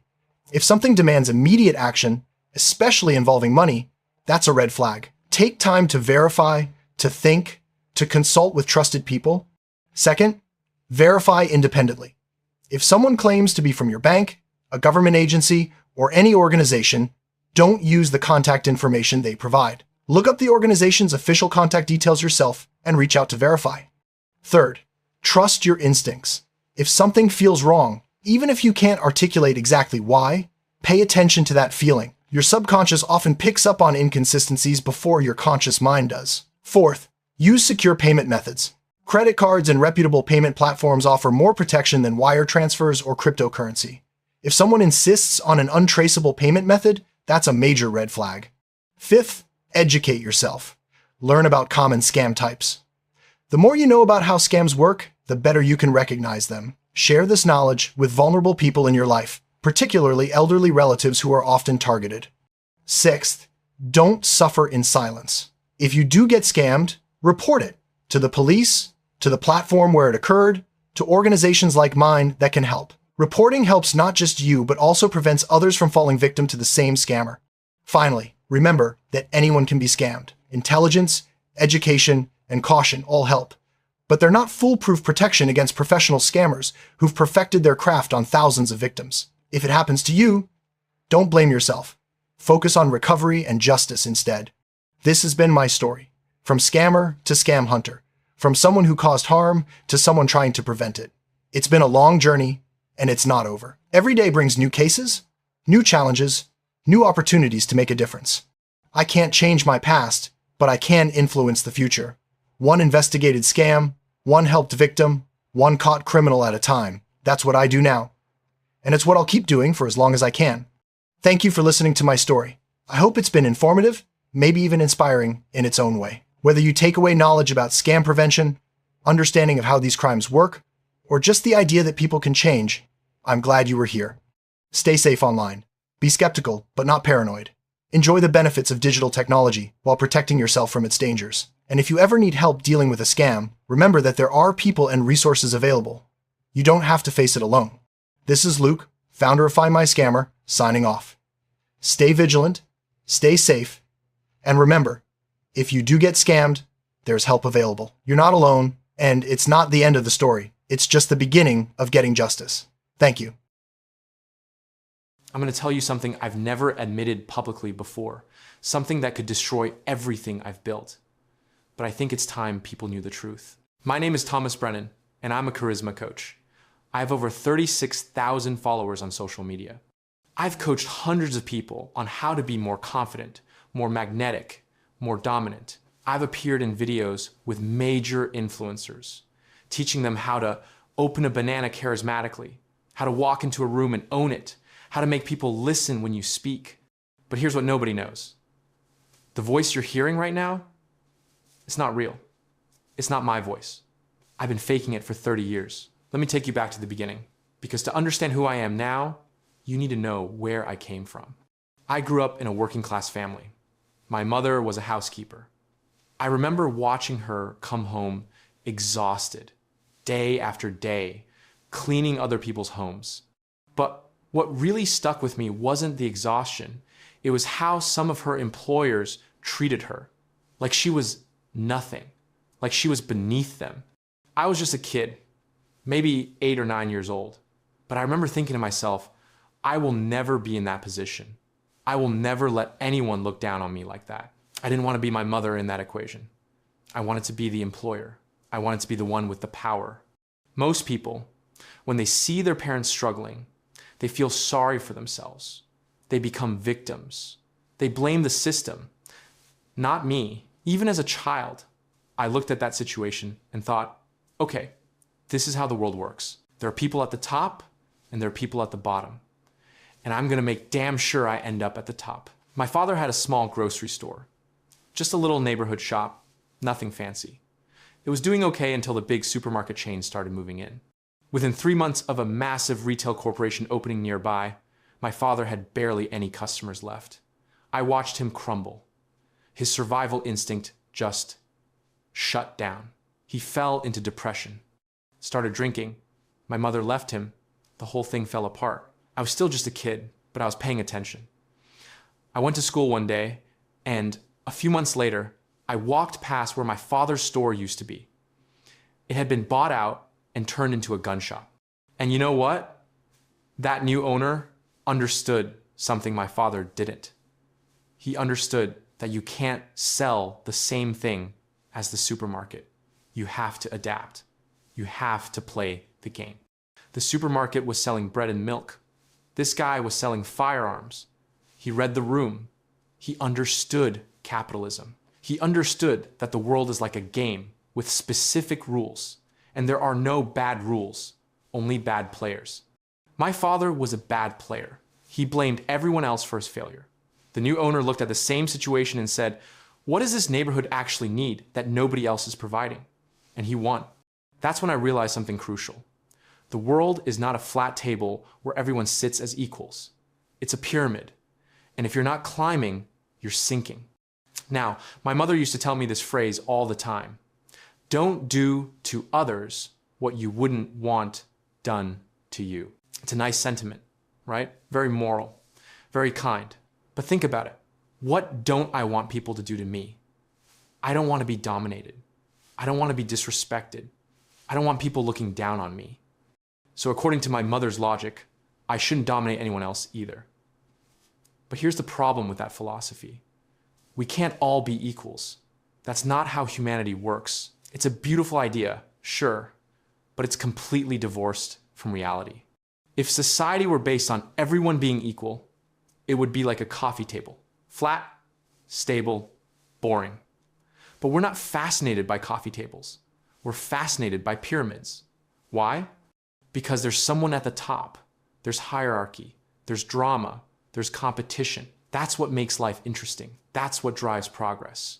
You can pretend we're all the same if it makes you feel better, but you're lying to yourself. So I decided early on that I was going to climb that pyramid. And to climb, you need certain tools. You need charisma. Now, what is charisma exactly?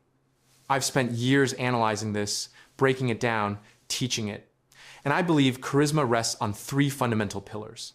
First, a voice that commands attention.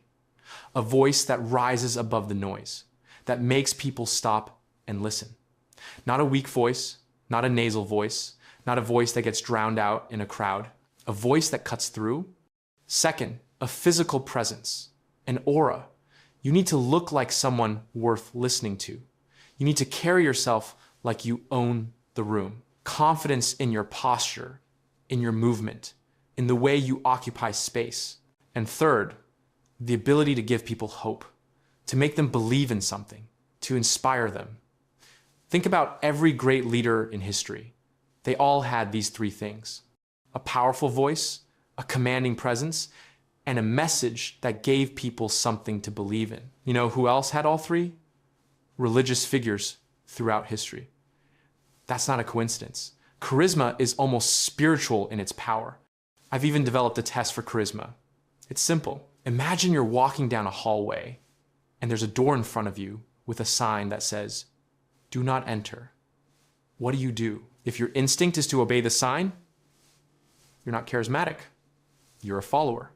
If your instinct is to open it just to see what's inside, to test the boundary, to claim that space as yours, then you're on the right track. Charismatic people don't see doors as obstacles. They see them as things that should open for them. Think about the old Western movies, the cowboys walking into saloons. Those doors swing both ways. Why? Because those men were never supposed to be stopped.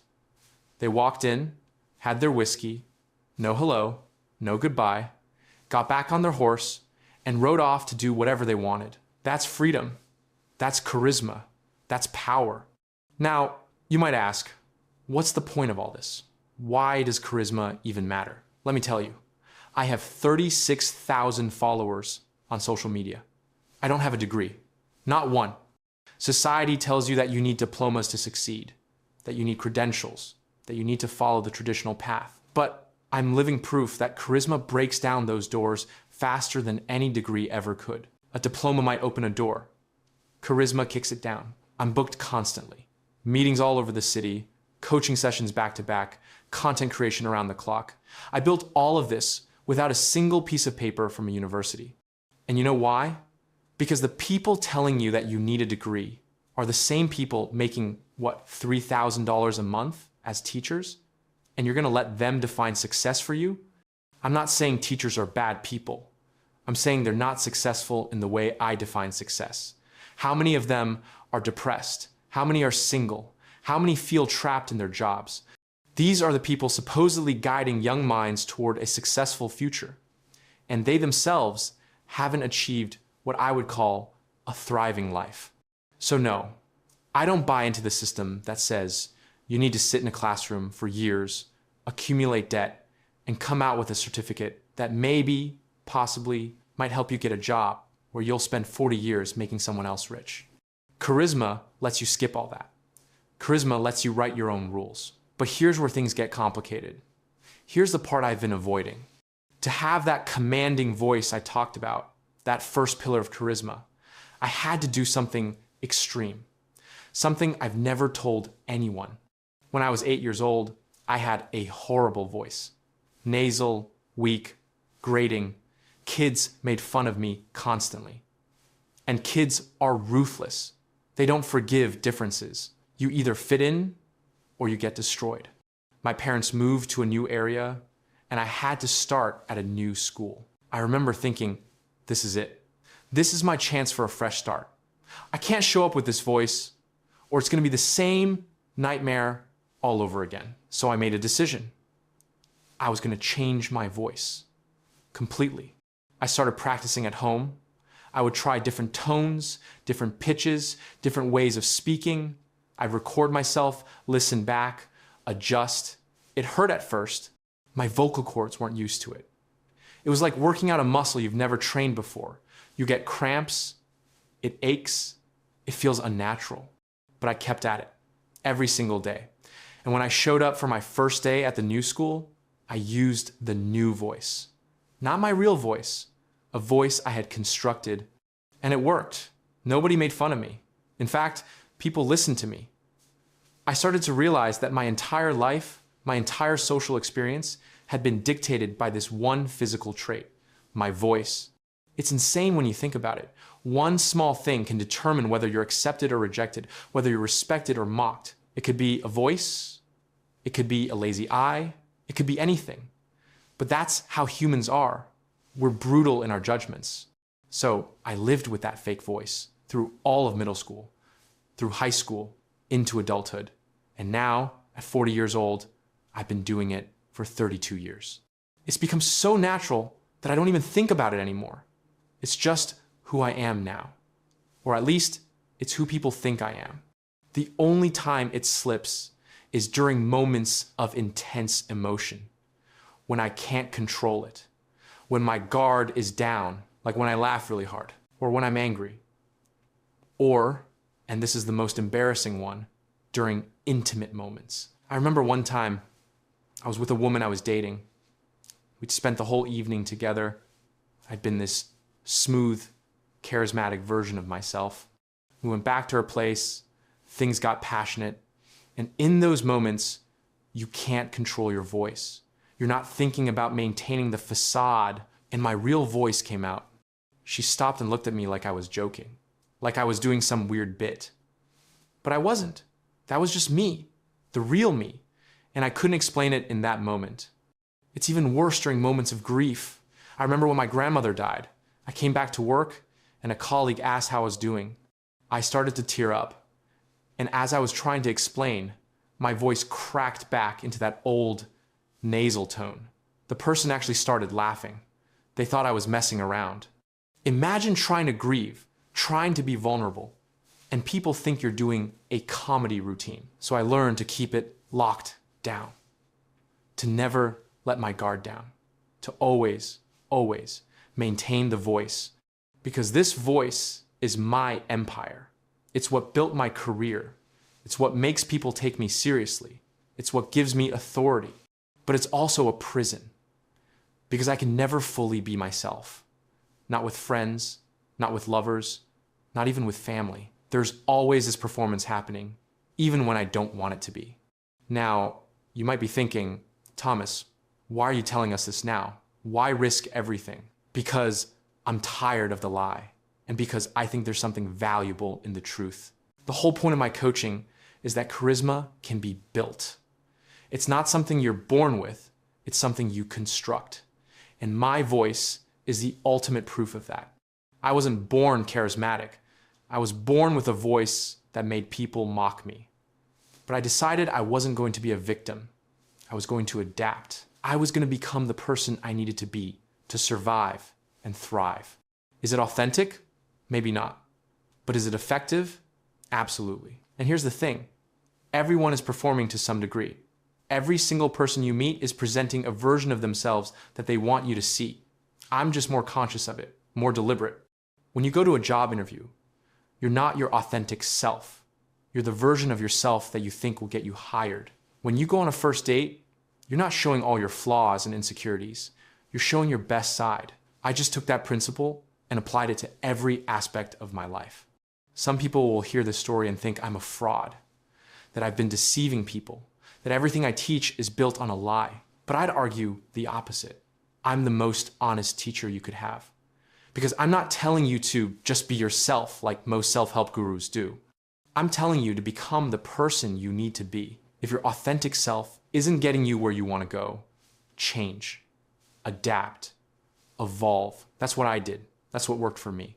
Now, let me share some of the techniques I teach, because whether you agree with my methods or not, they work. First, vocal projection. Most people speak from their throat. That's weak. You need to speak from your diaphragm. Breathe deep, let the air fill your belly, and project from there. Your voice should carry across a room without you having to shout. Practice by standing in front of a mirror and delivering sentences with intention. Don't mumble. Don't trail off at the end of sentences. Finish strong. Second, body language. When you walk into a room, own it. Shoulders back, head up, steady eye contact. Don't look around nervously like you're lost. Move with purpose. And here's a trick most people don't think about. Touch things. Touch the table, touch the chair, touch the wall. It signals ownership. It tells people unconsciously that this is your territory. I know it sounds manipulative, and maybe it is, but it works. Third, conversational dominance.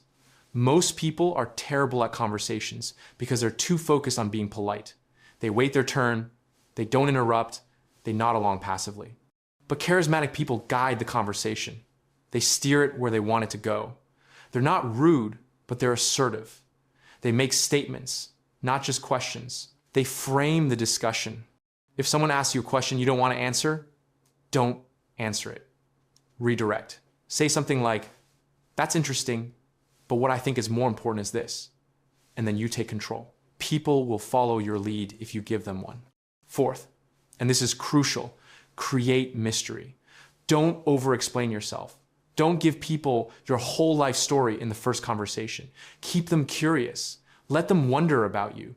I've had coaching clients who would meet someone and immediately dump their entire biography on them within 5 minutes. That's not charismatic, that's desperate. Charisma is about being selective with what you reveal. It's about making people work a little bit to know you.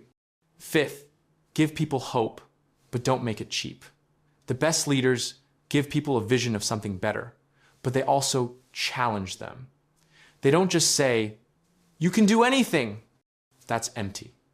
They say, "You can do this specific thing if you're willing to put in this specific work." People respect that. They don't respect hollow positivity. Now, I want to address something that's probably been bothering some of you this whole time. Is what I teach ethical? I talk about dominance. I talk about power. I talk about treating life like a competition where there are winners and losers. Some people find that offensive. They think everyone should be equal, that we should all support each other, that competition is toxic. And look, I get it. It sounds nice, but it's not realistic. Go look at nature. Look at how animals behave. There's a hierarchy in every species. There are alphas and there are followers. That's not cruelty. That's just how life works.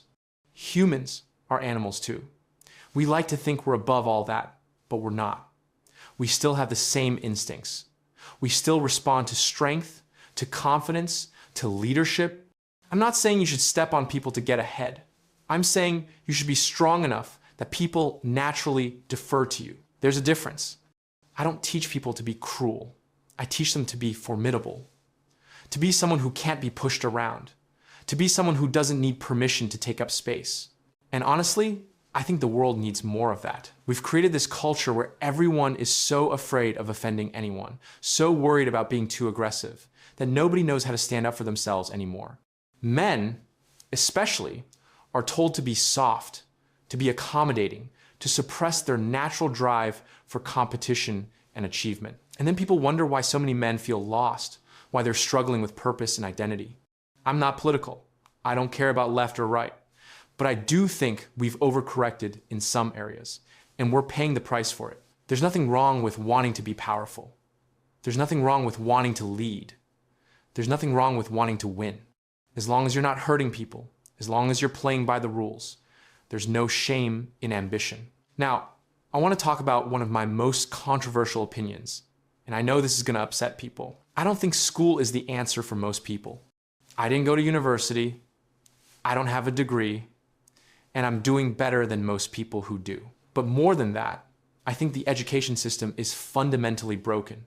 It's designed to create obedient workers, not independent thinkers. It's designed to make you fit into a system, not to help you break out of it. They teach you to memorize information, regurgitate it on a test, and then forget it. They teach you to respect authority without question. They teach you that there's one right answer to every question. That's not how the real world works. In the real world, there are 1,000 right answers, and the person who finds the most creative one wins. In the real world, questioning authority is often the smartest thing you can do. In the real world, the people who succeed are the ones who think differently, not the ones who follow instructions perfectly. I've had people tell me, but Thomas, what about doctors? What about engineers? They need formal education. Sure, for specialized technical skills, yes, you need training. But for most careers, for most of life, you don't need a classroom. You need experience. You need mentorship. You need to actually do the thing you want to get good at. You want to be a writer? Write. Every day. Read great writers. Study their techniques. Put your work out there and get feedback. You don't need a degree in creative writing to do that. You want to be an entrepreneur? Start a business. Fail. Learn. Try again. You'll learn more from one real failure than from 4 years of business school.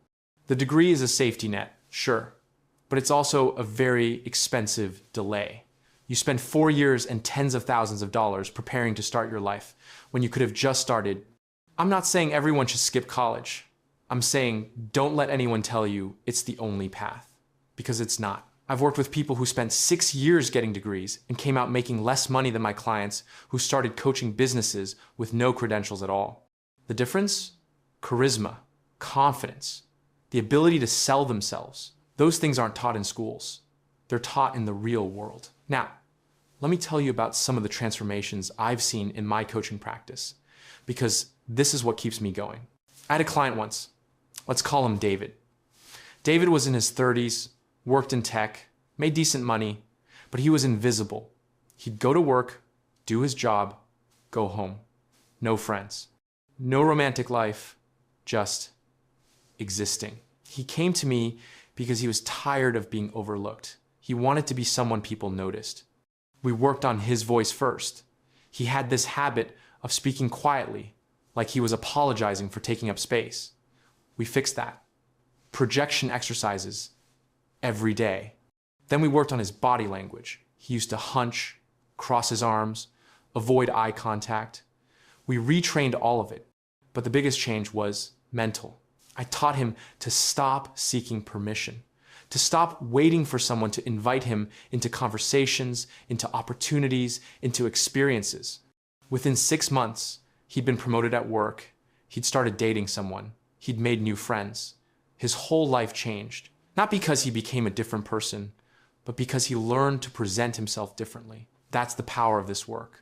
Another client, Sarah, came to me after a brutal divorce. Her ex-husband had been controlling, manipulative, and she lost all sense of her own worth. She wanted to rebuild, to become strong again.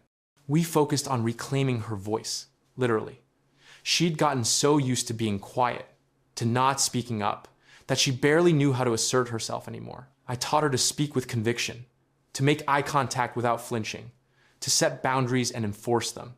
She told me later that the moment she knew it had worked was when her ex tried to guilt trip her during a custody discussion, and instead of caving like she used to, she looked him in the eye and said, "No, that's not happening." And he backed down, just like that. Because people respond to strength. They test you, and if you hold firm, they respect it. These stories, these transformations, that's why I do this work. But it's not always pretty. Sometimes my methods make people uncomfortable. I've been criticized for being too aggressive, too focused on power dynamics, too obsessed with winning. And maybe there's some truth to that. Maybe I've overcorrected from my childhood, where I felt powerless. But I'd rather be criticized for being too strong than too weak. I've spent time in the United States, and one thing Americans understand that a lot of other cultures don't is this: it's okay to be ambitious. It's okay to want more. It's okay to be competitive. In some places, if you talk about wanting to be successful, people look at you like you're greedy or arrogant. But ambition is what drives progress. It's what pushes people to innovate, to create, to build.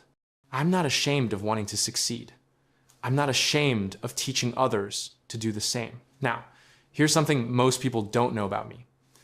Despite all this talk about dominance and power, I actually care deeply about the people I coach. I don't see them as transactions. I see them as people who are stuck, who want to break free, who need someone to show them that it's possible. Because I was that person once. I was the kid with the horrible voice, the kid watching his parents struggle, the kid who felt powerless, and I found a way out. And now I'm showing others the way out too. Is my way the only way? No. Is it the right way for everyone? Probably not. But for the people who resonate with it, who feel like they've been playing small their whole lives, it works. One thing I always tell my clients is this: the world doesn't owe you anything. Nobody is going to hand you respect. Nobody is going to hand you success. You have to take it. And that starts with how you carry yourself, how you speak, how you move through the world. If you walk around like a victim, people will treat you like one. If you walk around like a king, people will treat you like one. It's that simple. Now, I want to circle back to the voice thing, because I know that's what a lot of you are stuck on. Yes, I've been faking my voice for 30 years. Yes, that's a long time to maintain a performance. Yes, it's exhausting sometimes. But you know what? I don't regret it. That choice, that decision to reinvent myself at 8 years old, that's what set me on this path. If I had stayed with my natural voice, I would have been bullied for years. I would have grown up insecure, resentful, powerless. Instead, I took control. I decided who I was going to be. And that's the core message I want to leave you with. You are not stuck with who you are right now. You can change. You can evolve. You can become someone new. It won't be easy. It might require sacrifice. It might require you to do things that feel uncomfortable or inauthentic at first. But eventually, the new version of yourself becomes the real version. The mask becomes the face. I'm not the scared kid with the nasal voice anymore. That person doesn't exist. I killed him. I replaced him with someone stronger. And you can do the same, whether it's your voice, your body language, your confidence, your mindset. You can change it. You just have to be willing to do the work. So here's my challenge to you, if you've made it this far. Pick one thing about yourself that you want to change. Just one. Maybe it's the way you speak. Maybe it's the way you walk. Maybe it's the way you let people treat you. And start working on it. Today. Not tomorrow, not next week, today. Do it deliberately. Do it consciously. Do it every single day until it becomes second nature. That's how you build charisma. That's how you build power. That's how you take control of your life. I'm living proof that it works. 36,000 followers. A thriving coaching business. Respect from my peers. Clients who trust me to transform their lives. All of it built on a foundation of self-invention.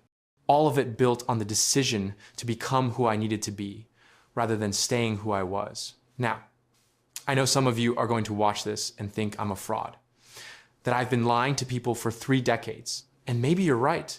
Maybe I am a fraud. But if being a fraud means I turned my life around, built a successful career, and helped hundreds of people do the same, then I'll take it. I'd rather be a successful fraud than an authentic failure. Because at the end of the day, results matter more than intentions. Outcomes matter more than authenticity. You can be your true self and be miserable, or you can reinvent yourself and be happy. I chose the latter, and I sleep just fine at night. Before I wrap this up, I want to share one more story, one that I think ties everything together.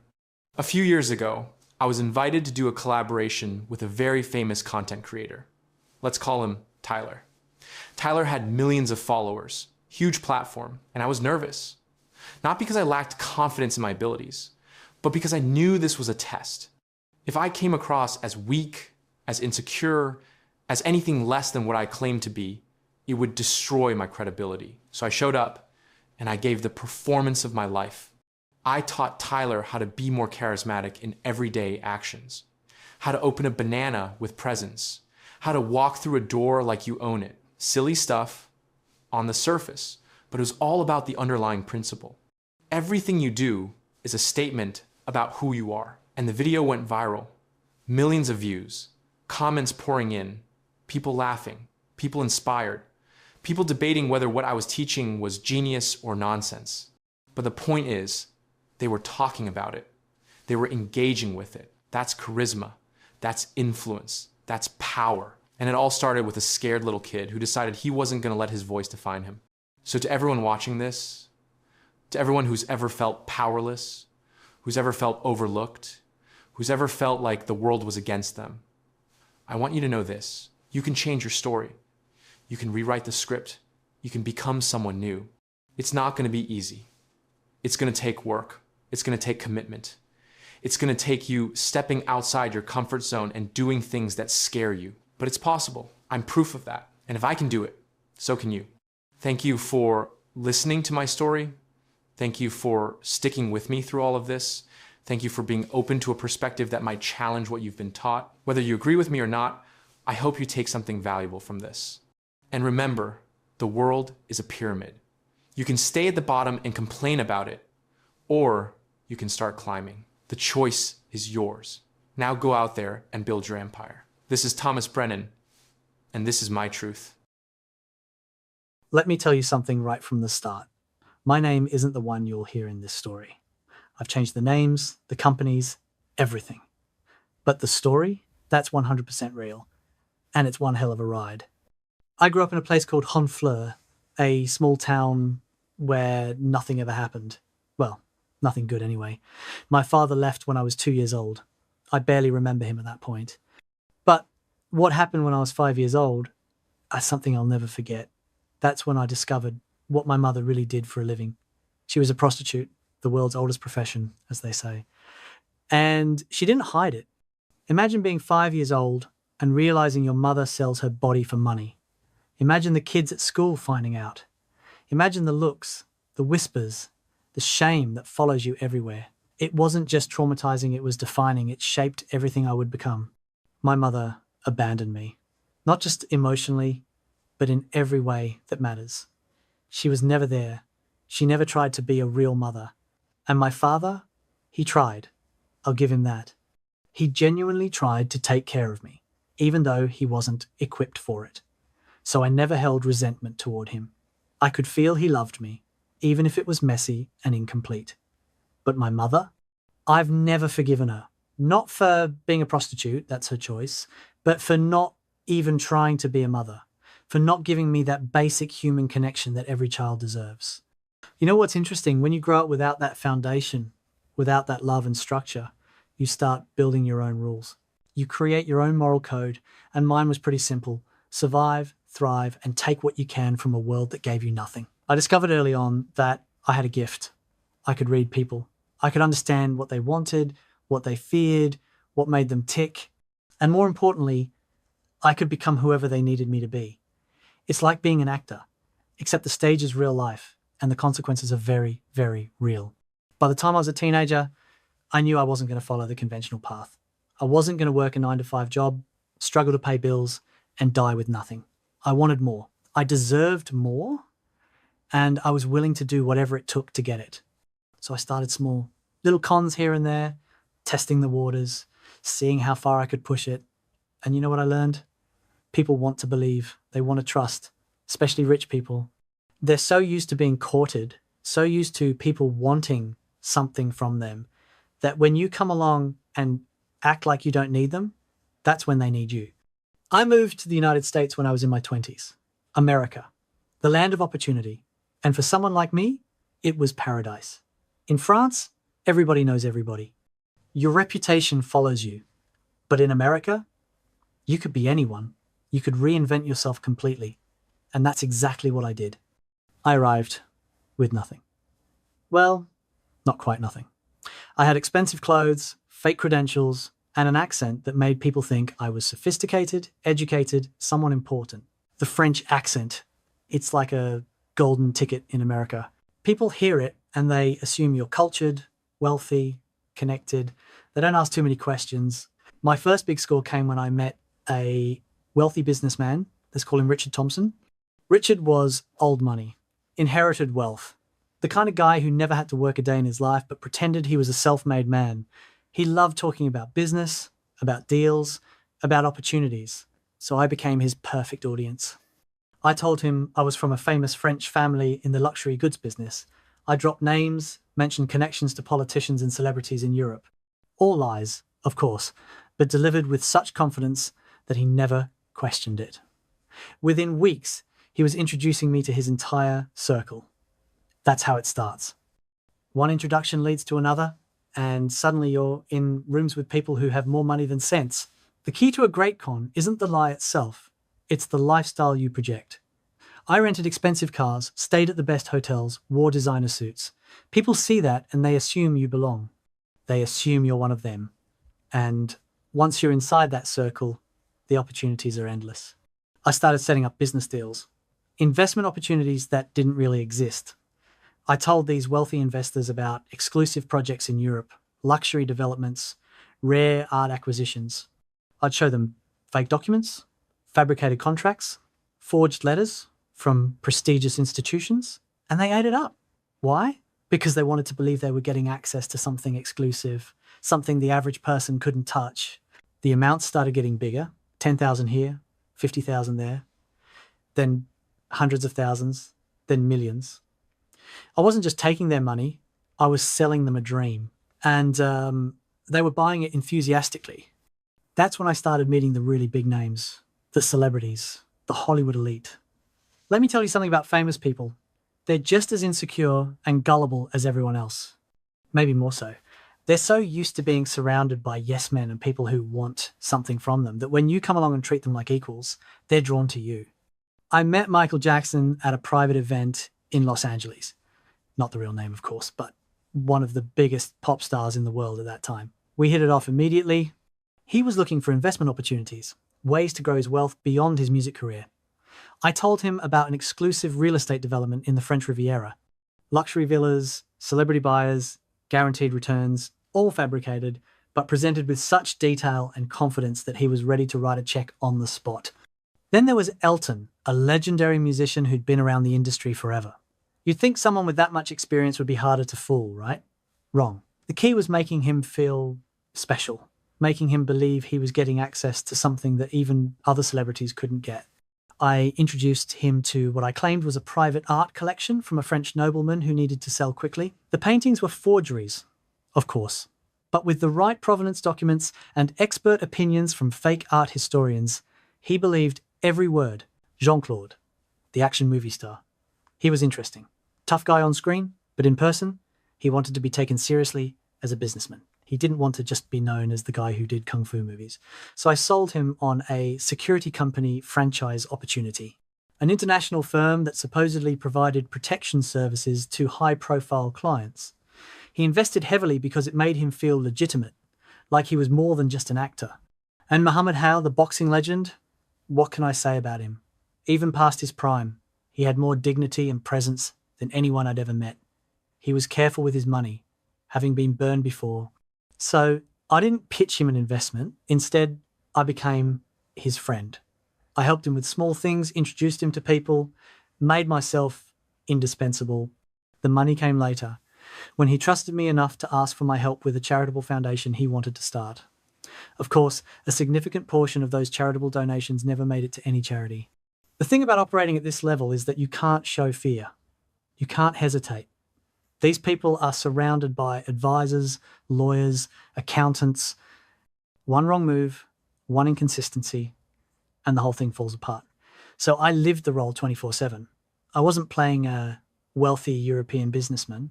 I was a wealthy European businessman. I believed it so completely that everyone else believed it too. The money was insane. I'm talking millions of dollars flowing through various accounts, shell companies, fake businesses. I had properties in multiple countries, cars worth more than most people's houses, jewelry that could pay off someone's mortgage. I lived like a king. Private jets, 5-star hotels, exclusive restaurants, VIP access to everything. It was intoxicating. But here's what they don't tell you about that lifestyle. It's exhausting. Maintaining that many lies, that many different identities, it takes a toll. You can never relax. You can never let your guard down. Every conversation is a performance. Every relationship is transactional. You start to forget who you really are underneath all the fabrications. And then there's the paranoia, the constant fear that someone's going to figure it out, that one person is going to ask the wrong question, make the wrong phone call, connect the wrong dots. You start seeing threats everywhere, you trust no one, and that's when the drugs come in. I never thought of myself as someone who'd get into that scene, but when you're living that lifestyle surrounded by excess, it's inevitable. It starts as a way to keep up the energy, to maintain the persona. A little cocaine here, some pills there. Then it becomes a way to escape the pressure, to quiet the voice in your head that's screaming that this can't last forever. I met some incredible people during those years. Not just the celebrities and the millionaires I was scamming, but other people in my world, other operators. There was this guy, let's call him Marcus, who taught me about offshore banking, how to move money in ways that left no trail. He was a genius with numbers, could make transactions disappear like magic. We became close. In our world, you don't have many real friends, but Marcus was as close as it got. The women were another aspect of this life I haven't talked much about. When you project wealth and power, women are attracted to that. It's not even about being particularly handsome or charming, although I'd like to think I had some charm. It's about the lifestyle you represent. I had relationships with models, actresses, socialites. Some of them knew I was full of shit and didn't care. Others believed every word. I have 4 children from 4 different women. Each relationship was intense, passionate, and ultimately unsustainable because I was never really myself with any of them. My oldest son, I met him much later in life after everything had fallen apart. That was hard. Realizing I'd missed so much of his childhood. My daughter, she's strong, independent. She doesn't take any of my shit, which I respect. The younger ones, they're still figuring out who their father really is. And my youngest, Raphael, he's 4 now. Being a father at my age, it's different. You have perspective. You know how fast time goes. You know what matters. But back then, in the height of my operation, family was secondary. Everything was secondary to maintaining the con, growing the empire. I was making so much money that I started getting sloppy. That's what they never show you in the movies. It's not some brilliant detective work that usually brings you down. It's your own arrogance, your own mistakes. I started taking bigger risks, setting up deals that were too good to be true, not covering my tracks as carefully. And that's when people started asking questions, real questions. Questions I couldn't answer with charm and fake documents. The FBI got involved. Not all at once. It started with local authorities investigating some of the business deals. Then they connected the dots. They realized it wasn't just 1 or 2 scams. It was dozens of them, spanning years, involving millions of dollars. They started building a case. I remember the day I realized they were on to me. I was at a hotel in Los Angeles, about to meet with another potential investor, when I got a call from one of my associates. He'd been contacted by federal agents. They were asking about me, about my businesses, about where the money was coming from. My blood went cold. That's when the running started. For 2 years, I was on the run from the FBI. 2 years of constantly moving, constantly looking over my shoulder, never staying in one place too long. People think that sounds exciting, like something out of a movie. It's not. It's terrifying. It's lonely. It's exhausting. I moved between different countries using fake passports, changing my appearance, staying with people who didn't ask questions. The money was still there. I'd hidden it well in various accounts and investments, but I couldn't access most of it without risking exposure. So I went from living like a king to scraping by, always one step ahead of the authorities. During those 2 years, I had a lot of time to think about what I'd done, about the people I'd hurt, about who I really was. When you strip away all the lies and the money and the lifestyle, what's left? That's a scary question to ask yourself. I tried to start over a few times during that period. Settle down somewhere quiet, maybe go straight. but I couldn't. Once you've lived at that level, once you've experienced that rush of pulling off a major con, normal life feels impossibly boring. So I'd set up another scheme, make another score, and keep running. The end came in Canada. I'd been laying low in a small town, thinking I was safe. But the FBI had international cooperation, and Canadian authorities picked me up on an extradition warrant. I remember sitting in that holding cell, knowing it was finally over. Part of me was terrified, but a small part was almost relieved. The running was over. The constant fear was over. They extradited me back to the United States, and I faced a lot of charges. Fraud, money laundering, identity theft. The list went on and on. My lawyer tried to negotiate, but the prosecutors wanted to make an example of me. I was the celebrity con man, the guy who'd fooled some of the most famous people in the world. They wanted the maximum sentence. I ended up getting 5 years in federal prison. 5 years might not sound like a lot for the amount of money involved, but those 5 years changed me fundamentally. Prison is a leveler. It doesn't matter who you were on the outside.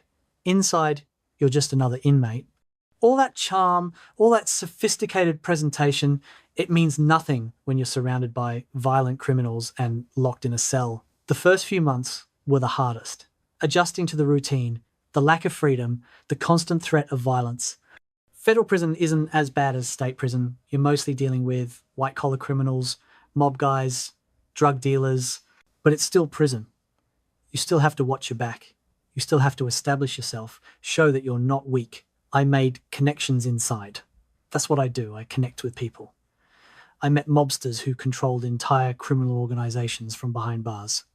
I met hackers who'd stolen millions through cybercrimes. I met corrupt politicians and businessmen who'd fallen from grace. Each of them had a story. And I listened. I learned. Prison became my graduate school in crime. But I also had time to reflect, really reflect about my childhood, about my mother's abandonment, about the choices I'd made. I started to understand that everything I'd done was trying to fill a void that couldn't be filled with money or success or other people's admiration. I was trying to prove I was worth something, that I mattered, that I wasn't just the abandoned kid of a prostitute from a small town. I started reading a lot in prison. Philosophy, psychology, biographies of great men. I worked out obsessively. It gave me something to focus on and helped establish respect in the prison hierarchy. I started helping other inmates with their legal appeals, using the knowledge I'd gained from my own case. It gave me purpose beyond just surviving. The letters from my children during that time, those kept me going. Knowing that despite everything, despite all my failures as a father, they still wanted a relationship with me. That meant more than any successful con ever did. I also spent time thinking about the people I'd scammed. In the thick of it, they were just marks, just means to an end. But locked up with nothing but time, I had to face what I'd actually done. I'd stolen from people. Not all of them were rich assholes who deserved it. Some of them were working people who'd saved their whole lives and trusted me with their money. That was hard to reconcile. Did I feel guilty? That's complicated. I felt guilty about specific people, the ones who weren't wealthy, who'd really been hurt by what I'd done. The rich celebrities? Honestly, not so much. They had so much money that what I took barely made a dent in their lives. They could afford to lose it, but the regular people who got caught up in my schemes, that guilt stayed with me. I got out after 5 years. 5 years that felt like 20. The world had changed, technology had advanced, social media was everywhere. The kind of cons I used to pull would be much harder now. Everyone's documented, everything's verifiable online, you can't just claim to be someone you're not anymore. Coming out of prison is strange. You'd think it would be this moment of freedom, of relief, but it's disorienting. You have to rebuild everything from scratch. Your reputation is destroyed. People know who you are, what you did. Job opportunities are limited, banks won't work with you, landlords won't rent to you, you're marked. But I still had some money hidden away. Not as much as before. Some of it had been seized, some had been lost to bad investments I'd made while on the run, but enough to start over. I had to be smart about it this time. Legal, legitimate. I started getting offers to tell my story. Production companies wanted to make documentaries. Publishers wanted me to write books. I realized that my past, as criminal as it was, had value. People are fascinated by con artists, by how we think, by how we pulled it off. So I started doing interviews, consulting on films about con artists, helping writers understand the psychology behind it all. The irony isn't lost on me. I'm now making money by being honest about being dishonest. It's strange how that works. But I'm not complaining. It's a living and it's legal. That's more than I could say for most of my adult life. I reconnected with my children during this time. It wasn't easy. They had questions, hard questions. Why did I do it? Why wasn't I there for them? Do I regret it? I tried to be honest with them. Yes, I regret not being there. Yes, I regret the choices that led to prison. But do I regret the life I lived before I got caught? That's harder to answer honestly. The truth is, those years of living as a con artist, of being whoever I wanted to be, of having unlimited money and access to any experience I wanted, those were the most alive I've ever felt. It was wrong. It was illegal. It hurt people. But it was also exhilarating in a way that normal life never has been. Raphael, my youngest, he doesn't know about my past yet. He's only 4. And he just knows dad as dad. And I want to be a good father to him in ways I wasn't for my older children. I want to be present. I want to give him the childhood I never had. But I also wonder what I'll tell him when he's old enough to ask questions. How do you explain to your child that their father was one of the most notorious con artists in the world? People ask me if I've changed, if I'm a different person now. The honest answer is yes and no. I'm not actively scamming anyone. I'm trying to live a legitimate life. But the way I see the world, the way I read people, the way I understand human psychology, that hasn't changed. Once you learn to see through people's facades, to understand what motivates them, you can't unsee it. I'm more careful now about who I trust. Prison taught me that. I have very few real friends. Maybe 2 people in the world I'd truly trust with anything. One of them is a guy named Cyril, who I met years ago. We're made from the same wood, as they say. We understand each other in a way that doesn't require explanation. The other is a guy I met after prison who became my assistant and friend. These relationships are precious to me because they're real in a way most of my life never was. I'm 56 years old now.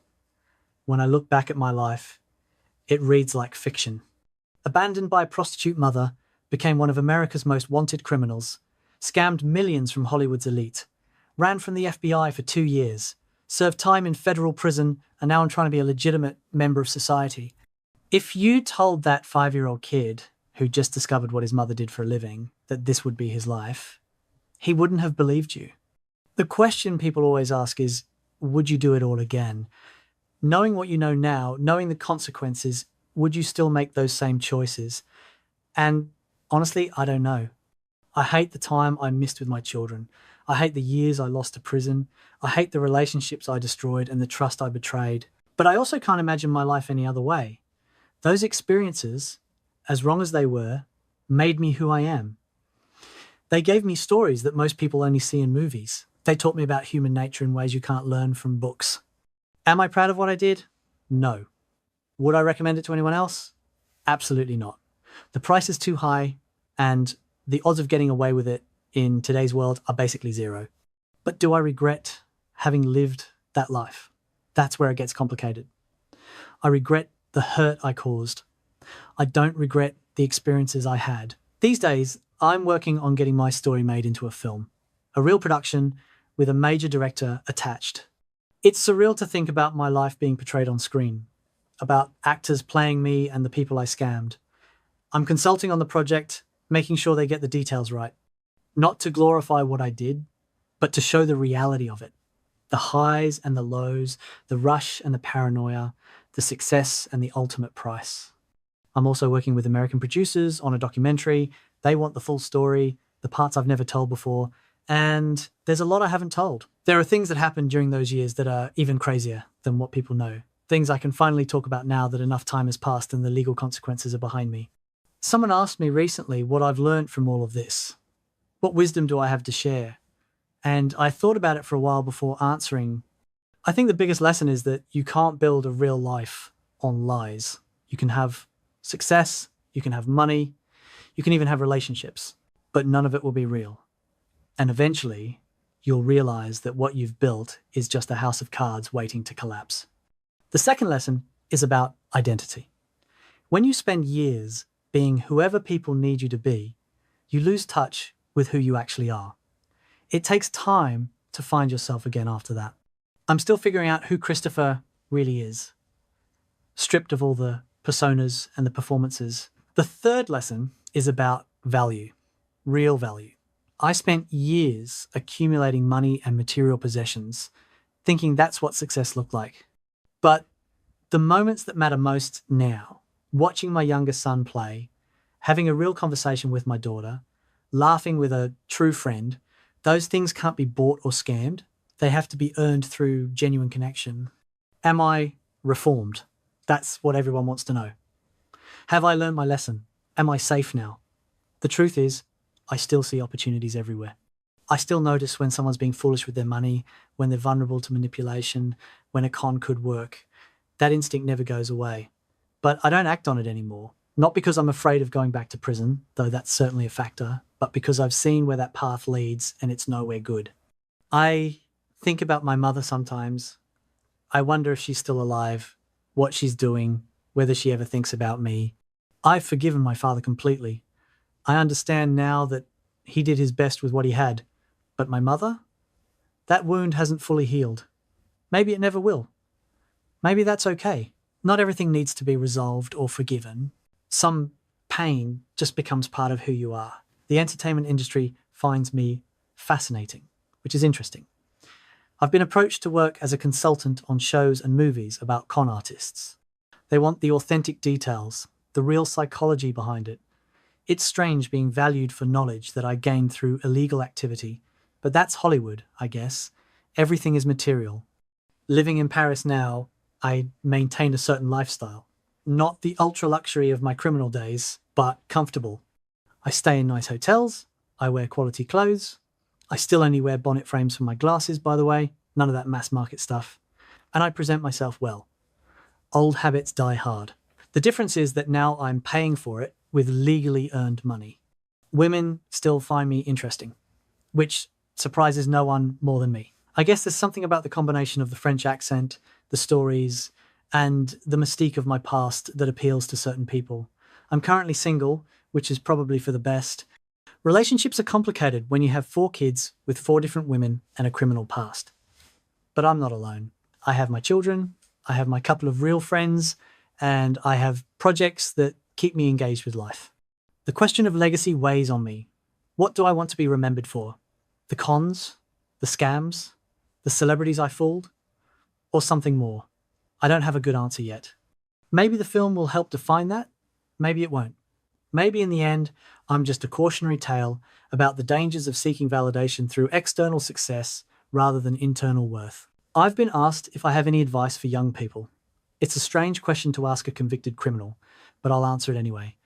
Don't look for shortcuts. Don't think you're smarter than everyone else. Don't build your life on lies, even small ones, because they compound. Find something you're passionate about and pursue it legitimately. The rush of success is so much better when you've earned it, honestly. But here's the thing, I know plenty of young people won't listen to that advice. Just like I wouldn't have listened if someone had told me when I was starting out, sometimes people need to learn their own lessons, make their own mistakes. All I can do is share my story and hope that someone, somewhere, makes a better choice than I did. The pandemic years were interesting for someone like me. Everyone was forced to live in a kind of isolation I'd experienced on the run. Unable to move freely, separated from normal society, uncertain about the future. I watched people struggle with that and remembered my own time living that way. The difference was they knew it would eventually end. When you're running from the FBI, you don't have that comfort. I've stayed in touch with a few people from my past. Not the celebrities I scammed, they want nothing to do with me, understandably, but other operators, other people who lived in that world. Some of them got out like I did. Others are still inside, either in prison or still running cons in more subtle ways. We have an understanding, a shared experience that's hard to explain to civilians. Cyril, my friend I mentioned, we talk almost every day. He gets it. He understands the pull of that life, the difficulty of going straight, the way you never quite fit back into normal society after you've lived on the edge. Having someone who understands that without judgment is valuable beyond measure. My assistant, Ludovic, he's been crucial to managing my life now. The documentary work, the film consultations, my schedule with my kids, it's a lot to coordinate. He's patient with my impatience, which is saying something. I'm not an easy person to work for. I move fast. I change plans constantly. I have high expectations. But he handles it well, and more importantly, he's become a real friend. There was a funny moment recently at the Lutetia, this hotel in Paris. We were having drinks at the bar when a prominent politician approached me, wanted to have a private conversation, ask for advice on something. Ludovic found it hilarious. Here's this legitimate political figure seeking counsel from a former con artist. But that's the weird position I'm in now. People are curious about my perspective, my insights into human behavior and psychology. They want to know how I think. Looking at my life objectively, it's absurd. The child of a prostitute who became an international criminal, scammed millions, fled the FBI, served time, and now consults on entertainment projects about the very crimes he committed. If I'd written it as fiction, people would say it's too far-fetched. But here I am, living it. I think about the people I've known over the years. The celebrities, the criminals, the victims, the friends. Each of them played a role in this strange journey. Some I hurt, some hurt me, some just orbited briefly and moved on. But they all contributed to the story, to who I became. The hardest part of living a legitimate life now is the boredom. I'm not going to lie about that. When you've lived at the intensity level I did for so many years, normal life can feel painfully slow. That's why I stay busy with multiple projects, why I travel, why I keep my schedule packed. It's the only way to combat that feeling that I should be doing something bigger, something more dangerous, something more. But I'm committed to staying on the right side of the law now. Not just because of the legal consequences if I don't, but because I've seen where that path ends. Prison was bad enough once. Going back would be worse, especially at my age. And I have my children to think about now, particularly my youngest. I want to be present for him in ways I wasn't for the others. There's something profound about being a father to a young child at my age. You have perspective you didn't have when you were younger. You understand how quickly time passes, how precious these moments are. I look at Raphael and I see innocence, possibility, potential. I see everything I could have been if my childhood had been different. And I'm determined to give him what I never had. The film about my life is still in development. These things take time in Hollywood, but I'm hopeful it will happen eventually. It would be a fitting way to tell the complete story, to show both the glamour and the darkness, the success and the cost.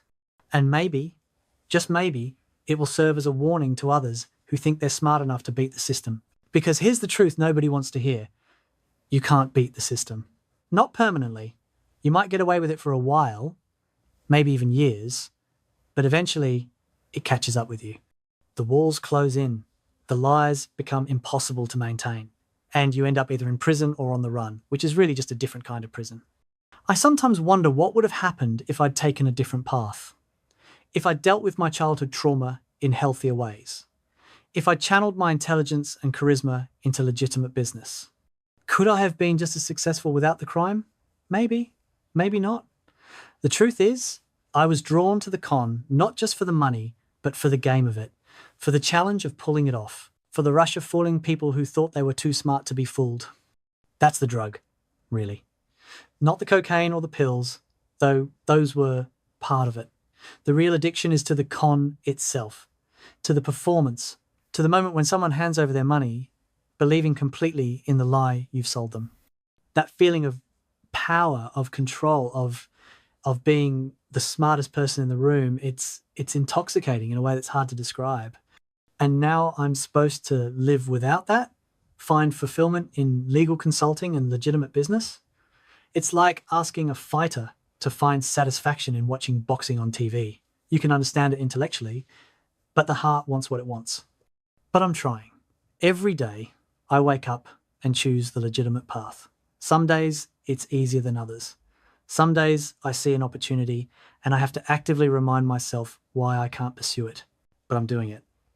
For my kids, for my future, for the possibility that there might be more to life than the con. What do I want for the future? Honestly, I want peace. I want to watch my children grow up and know that I was there for them. I want to maintain the few real relationships I have. I want to tell my story in a way that's honest and maybe even helpful to others. And I want to prove that it's possible to change, to move beyond your past, even when that past is as complicated and criminal as mine. People always want to know if I think I'm a good person or a bad person. It's not that simple. I've done terrible things. I've hurt people. I've broken laws and betrayed trust. But I've also loved my children fiercely. I've been loyal to my real friends. I've tried to learn from my mistakes. I'm not a villain from a movie, but I'm not a hero either. I'm just a man who made choices. Some brilliant, some catastrophically stupid. And now I'm living with the consequences. The best thing I can do now is be honest about it all. No more lies, no more cons, no more pretending to be someone I'm not. This is who I am. Christopher, former con artist, convicted criminal, father of 4, friend to few, trying to find meaning in legitimate life after years of living in the shadows. And you know what? Some days that's enough. Some days it feels like maybe I can build something real on the ruins of my criminal past. Some days I think there might actually be redemption possible for someone like me. Other days I see an opportunity and I have to fight the urge to take it. The old instincts die hard, but I'm fighting them. Every single day, I'm fighting them. Because the alternative, going back to that life, ending up in prison again or worse, is no longer acceptable. My life has been extraordinary in both the best and worst ways possible. I've experienced things most people only imagine. I've met legends, pulled off impossible cons, lived like royalty, and paid the price for it all. If I could go back and change it, would I? That's the question I can't fully answer even now. What I can say is this. The most important things in life, real love, real friendship, real connection, those things can't be faked. They can't be bought. They can't be obtained through manipulation or lies. They have to be real. And that's what I'm working toward now. Building something real. Even if it's smaller and less glamorous than what I had before. Because at the end of the day, when you're old and looking back at your life, it's not the money or the fame or the successful cons that matter. It's whether you loved people and whether they loved you back. It's whether you left something of value behind. It's whether you lived as your authentic self or spent your whole life playing a role. I spent decades playing roles. Now I'm trying to figure out who I really am underneath all of that. It's harder than any con I ever pulled. But maybe, just maybe, it's the most important work I'll ever do. So that's my story. The whole truth, or as much of it as I can tell. From the abandoned kid in Honfleur to the international con artist to the convicted criminal trying to go straight. It's messy, it's complicated, it's morally ambiguous, but it's real. And after a lifetime of lies, real is all I have left to give. My name is Nathan Ellery, and I'm the 12th person to be officially exonerated by the French justice system since 1945. For 23 years, I carried the weight of a crime I never committed. For 23 years, people looked at me like I was a monster. And for 23 years, I fought to prove something that should have been obvious from the start, that I was innocent. This is my story. I grew up in a small town called Ashbrook in northern France.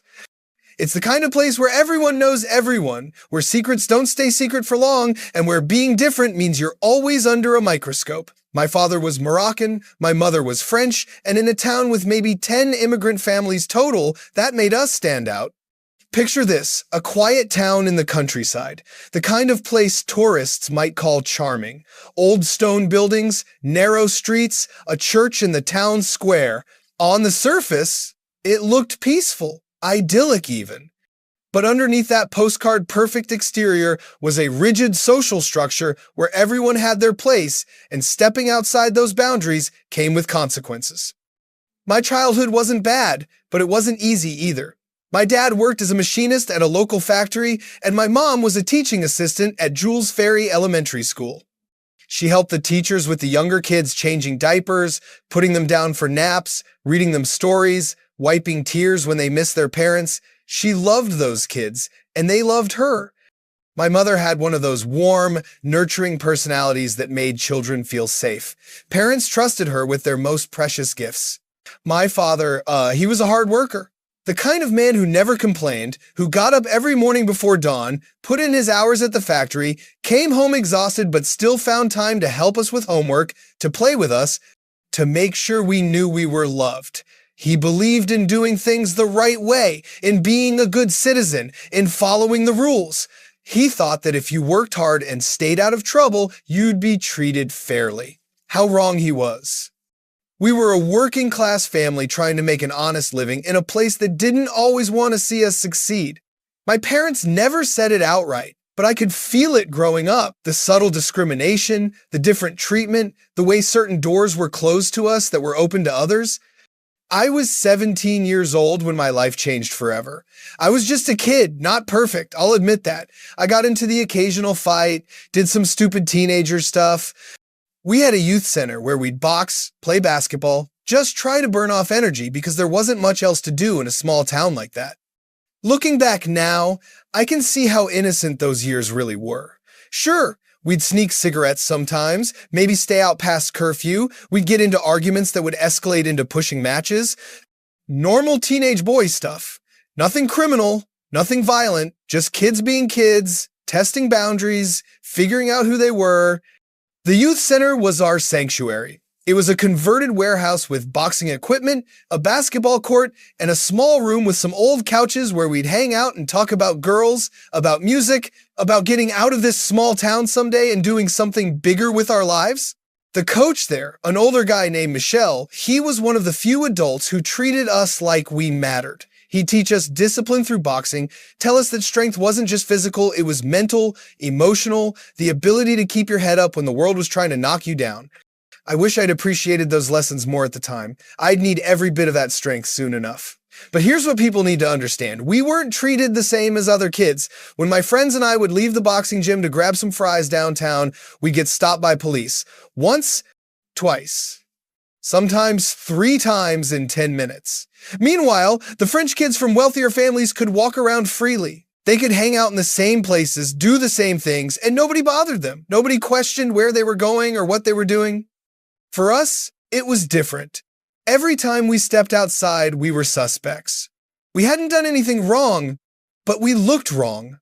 We had the wrong skin color, the wrong last names, the wrong addresses. We were guilty of being different in a place that valued conformity above all else.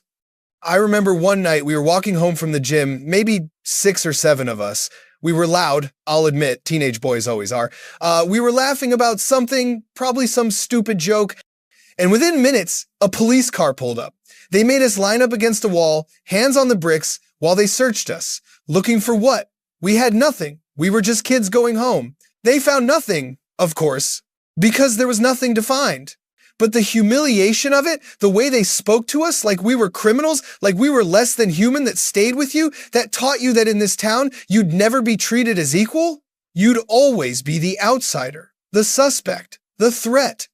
We always felt like we'd done something wrong, even when we hadn't. I had an older brother who'd fallen into drugs. That's a whole other story, a whole other tragedy.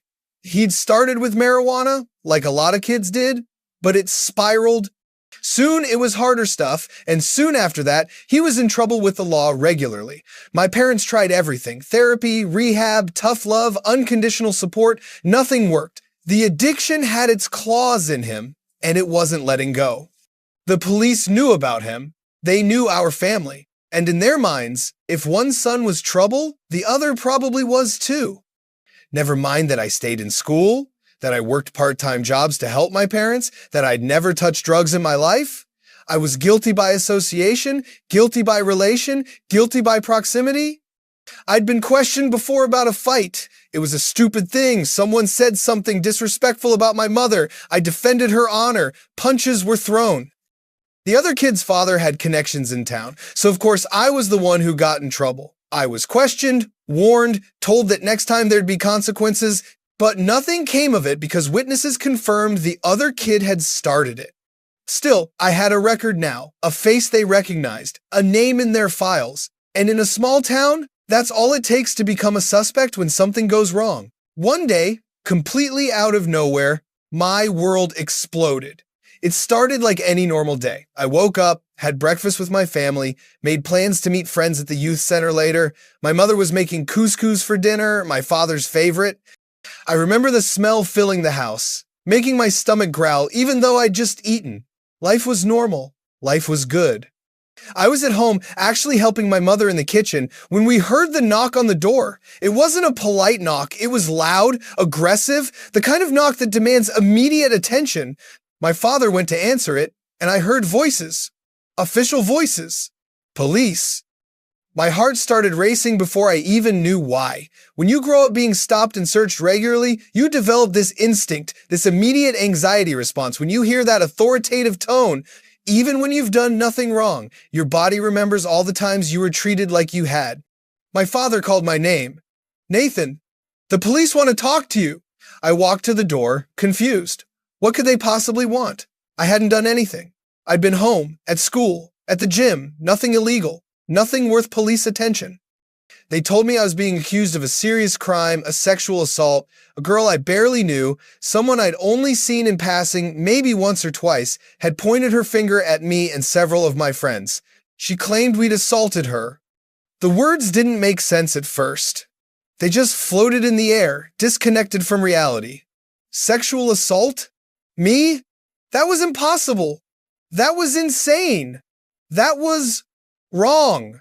Completely, utterly wrong. I couldn't believe what I was hearing. I'd never even spoken to this girl. I didn't know her name. I couldn't pick her out of a lineup if my life depended on it, which, as it turned out, it did. I'd never been alone with her, never been at any party or gathering where she was present, never had any interaction with her whatsoever. Behind me, I heard my mother gasp. My father's face went pale. They knew immediately that this was wrong, that their son was being accused of something he couldn't possibly have done. But they also knew, in that moment, that the truth might not matter. In a town like ours, for a family like ours, an accusation was as good as a conviction. There must be some mistake. I told them, my voice shaking. I don't even know who this person is. I would never. This is crazy. This is completely insane. But I could see it in their eyes. They didn't care about what I had to say. In their minds, the accusation had already been made, and I was already guilty. A brown-skinned kid from a family with a troubled son, questioned before about a fight, with no real connections in town to protect him. I was the perfect suspect. Easy to believe, easy to convict, easy to forget about once I was locked away. You need to come with us, one of the officers said. It wasn't a request. My mother started crying. My father tried to stay strong, tried to keep his composure, but I could see his hands shaking. This was every immigrant parent's nightmare, their child being taken by police, accused of a crime that could destroy not just their life, but the entire family's reputation. Can I call a lawyer? I asked. I'd seen enough TV shows to know that was supposed to be my right. You can do that at the station, they replied. Cold, professional, already treating me like I was guilty. The ride to the police station is burned into my memory. I sat in the back of that police car, handcuffs cutting into my wrists, watching my neighborhood and my home pass by the window. I saw neighbors in their yards, people I'd known my whole life, staring at the police car, staring at me. By tomorrow, everyone would know. By tomorrow, I'd be labeled. They took me in for questioning, and that's when I realized how serious this was. This wasn't just a misunderstanding that would get cleared up in a few hours. This was my life on the line. My freedom, my future. Everything I'd ever hoped to become was hanging by a thread, and that thread was fraying fast. I remember sitting in that interrogation room, a 17-year-old kid, terrified out of my mind. The room was small, claustrophobic, gray walls, a metal table, uncomfortable chairs bolted to the floor. A mirror on one wall, the kind you see in movies, the kind where people watch from the other side, judging, deciding your fate before you've even told your story. 2 officers sat across from me. One looked bored, like this was just another day at work, another kid claiming innocence. The other looked angry, like he'd already decided I was guilty and was just waiting for me to confess so he could go home. I kept saying the same thing over and over. I didn't do this. I swear to God, I didn't do this. I don't even know this girl. Please, you have to believe me. I would never do something like this. Never. But no matter how many times I said it, they didn't believe me. They had their suspect, they had their story, and nothing I said was going to change their minds. They kept asking the same questions in different ways, trying to trip me up, trying to find inconsistencies in my answers. Where were you on the night of the alleged assault? I don't know what night was it. I don't even know when this supposedly happened. That's convenient. Can't remember where you were? I can't remember where I was on a specific night when I don't even know which night you're talking about. I need dates, times, something to work with. But they weren't interested in helping me defend myself. They were interested in getting a confession. Then things got worse.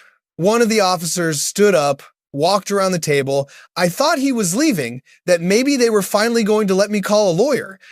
Instead, he came up behind me, leaned down close to my ear, and in a low voice said, "We know you did it. Just admit it. Make this easier on yourself." I shook my head. I can't admit to something I didn't do. That's when he hit me, a sharp slap across my face that made my ears ring. Then another. They actually struck me across the face, trying to get me to confess to something I didn't do. Can you imagine that? A scared kid, alone in a room with officers who are supposed to protect you, and they're hitting you, pressuring you, trying to break you down until you admit to a crime you had nothing to do with. No lawyer present, no parent to protect me, no one recording what was happening. Just me and them, and they had all the power. My cheek burned, my eyes watered, but I refused to let them see me cry. I wouldn't give them that satisfaction. "I didn't do it," I said again, my voice barely above a whisper. "I swear on my mother's life, I didn't do it." They kept at it for hours. Questions, accusations, insinuations. They told me my friends had already confessed, that I was the only one still denying it. That was a lie, I'd later learn. But in that moment, I didn't know what to believe. They told me it would go easier for me if I just admitted it, that the judge would be more lenient if I showed remorse. But how could I show remorse for something I hadn't done? How could I admit to raping someone when I'd never touched that person, never even spoken to them? They wanted me to destroy my own life to make their job easier. I didn't confess. I couldn't, because I hadn't done anything wrong. But that didn't stop them from arresting me anyway. When they told me I was being sent to pretrial detention, I felt my entire world crumble. Pre-trial detention, that means you're locked up before you're even convicted, before a judge has heard all the evidence, before anyone has proven you're guilty of anything. They were taking me to prison at 17 years old for a crime I didn't commit. I asked to call my parents. They let me, finally. I heard my mother's voice on the phone and I broke down. I couldn't help it. The tears I'd been holding back throughout the interrogation came flooding out. "Mama," I sobbed, "they're sending me to prison. They won't believe me. I didn't do anything wrong. I swear to you, I didn't do anything wrong." She was crying too. "I know, baby. I know you didn't. We'll get you a lawyer. We'll fix this. Just stay strong, okay? We love you. Your father and I, we believe you." But belief wasn't enough. Faith wasn't enough. Truth wasn't enough. The machinery of justice had started moving, and I was caught in its gears, about to be crushed. The prison was old, built with stone that seemed to absorb all the light and hope from the air. This wasn't some modern facility with programs and rehabilitation in mind. This was a centuries-old dungeon, built to punish, to break, to make you regret ever being born. When you walked through those heavy metal doors and heard them slam shut behind you, you knew you were entering hell. The sound alone, that metallic clang echoing through stone corridors, that sound haunts me even now. It's the sound of freedom ending, of one chapter of your life closing forever, whether you're guilty or not.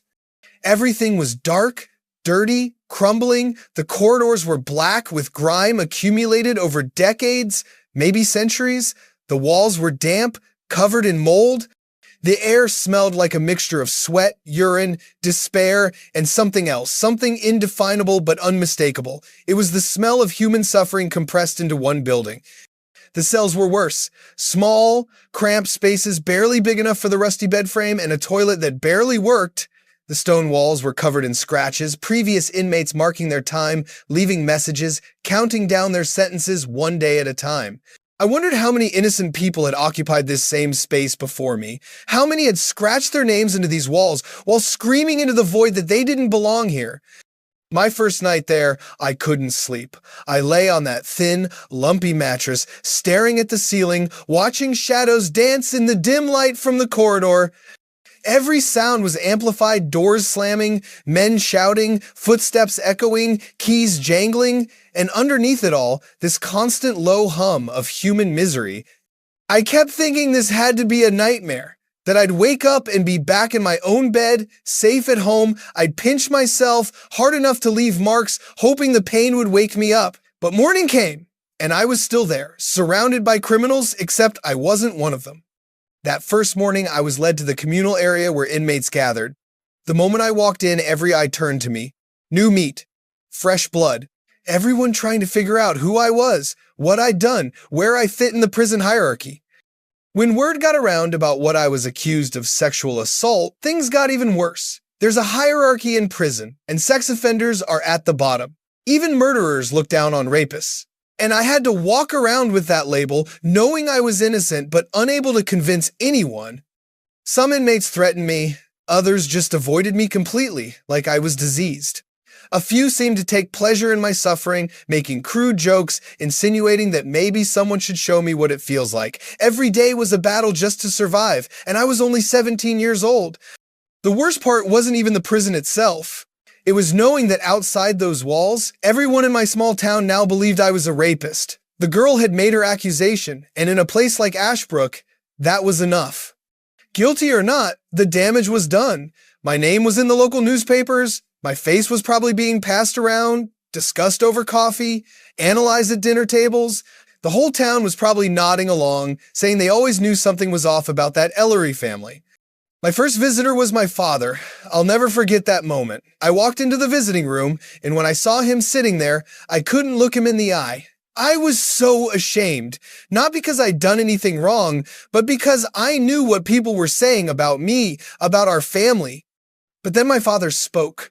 And what he said changed everything for me. He looked me straight in the eye and said, "Nathan, the only reason I'm here, the only reason I'm sitting in front of you right now is because I know with absolute certainty that you're innocent."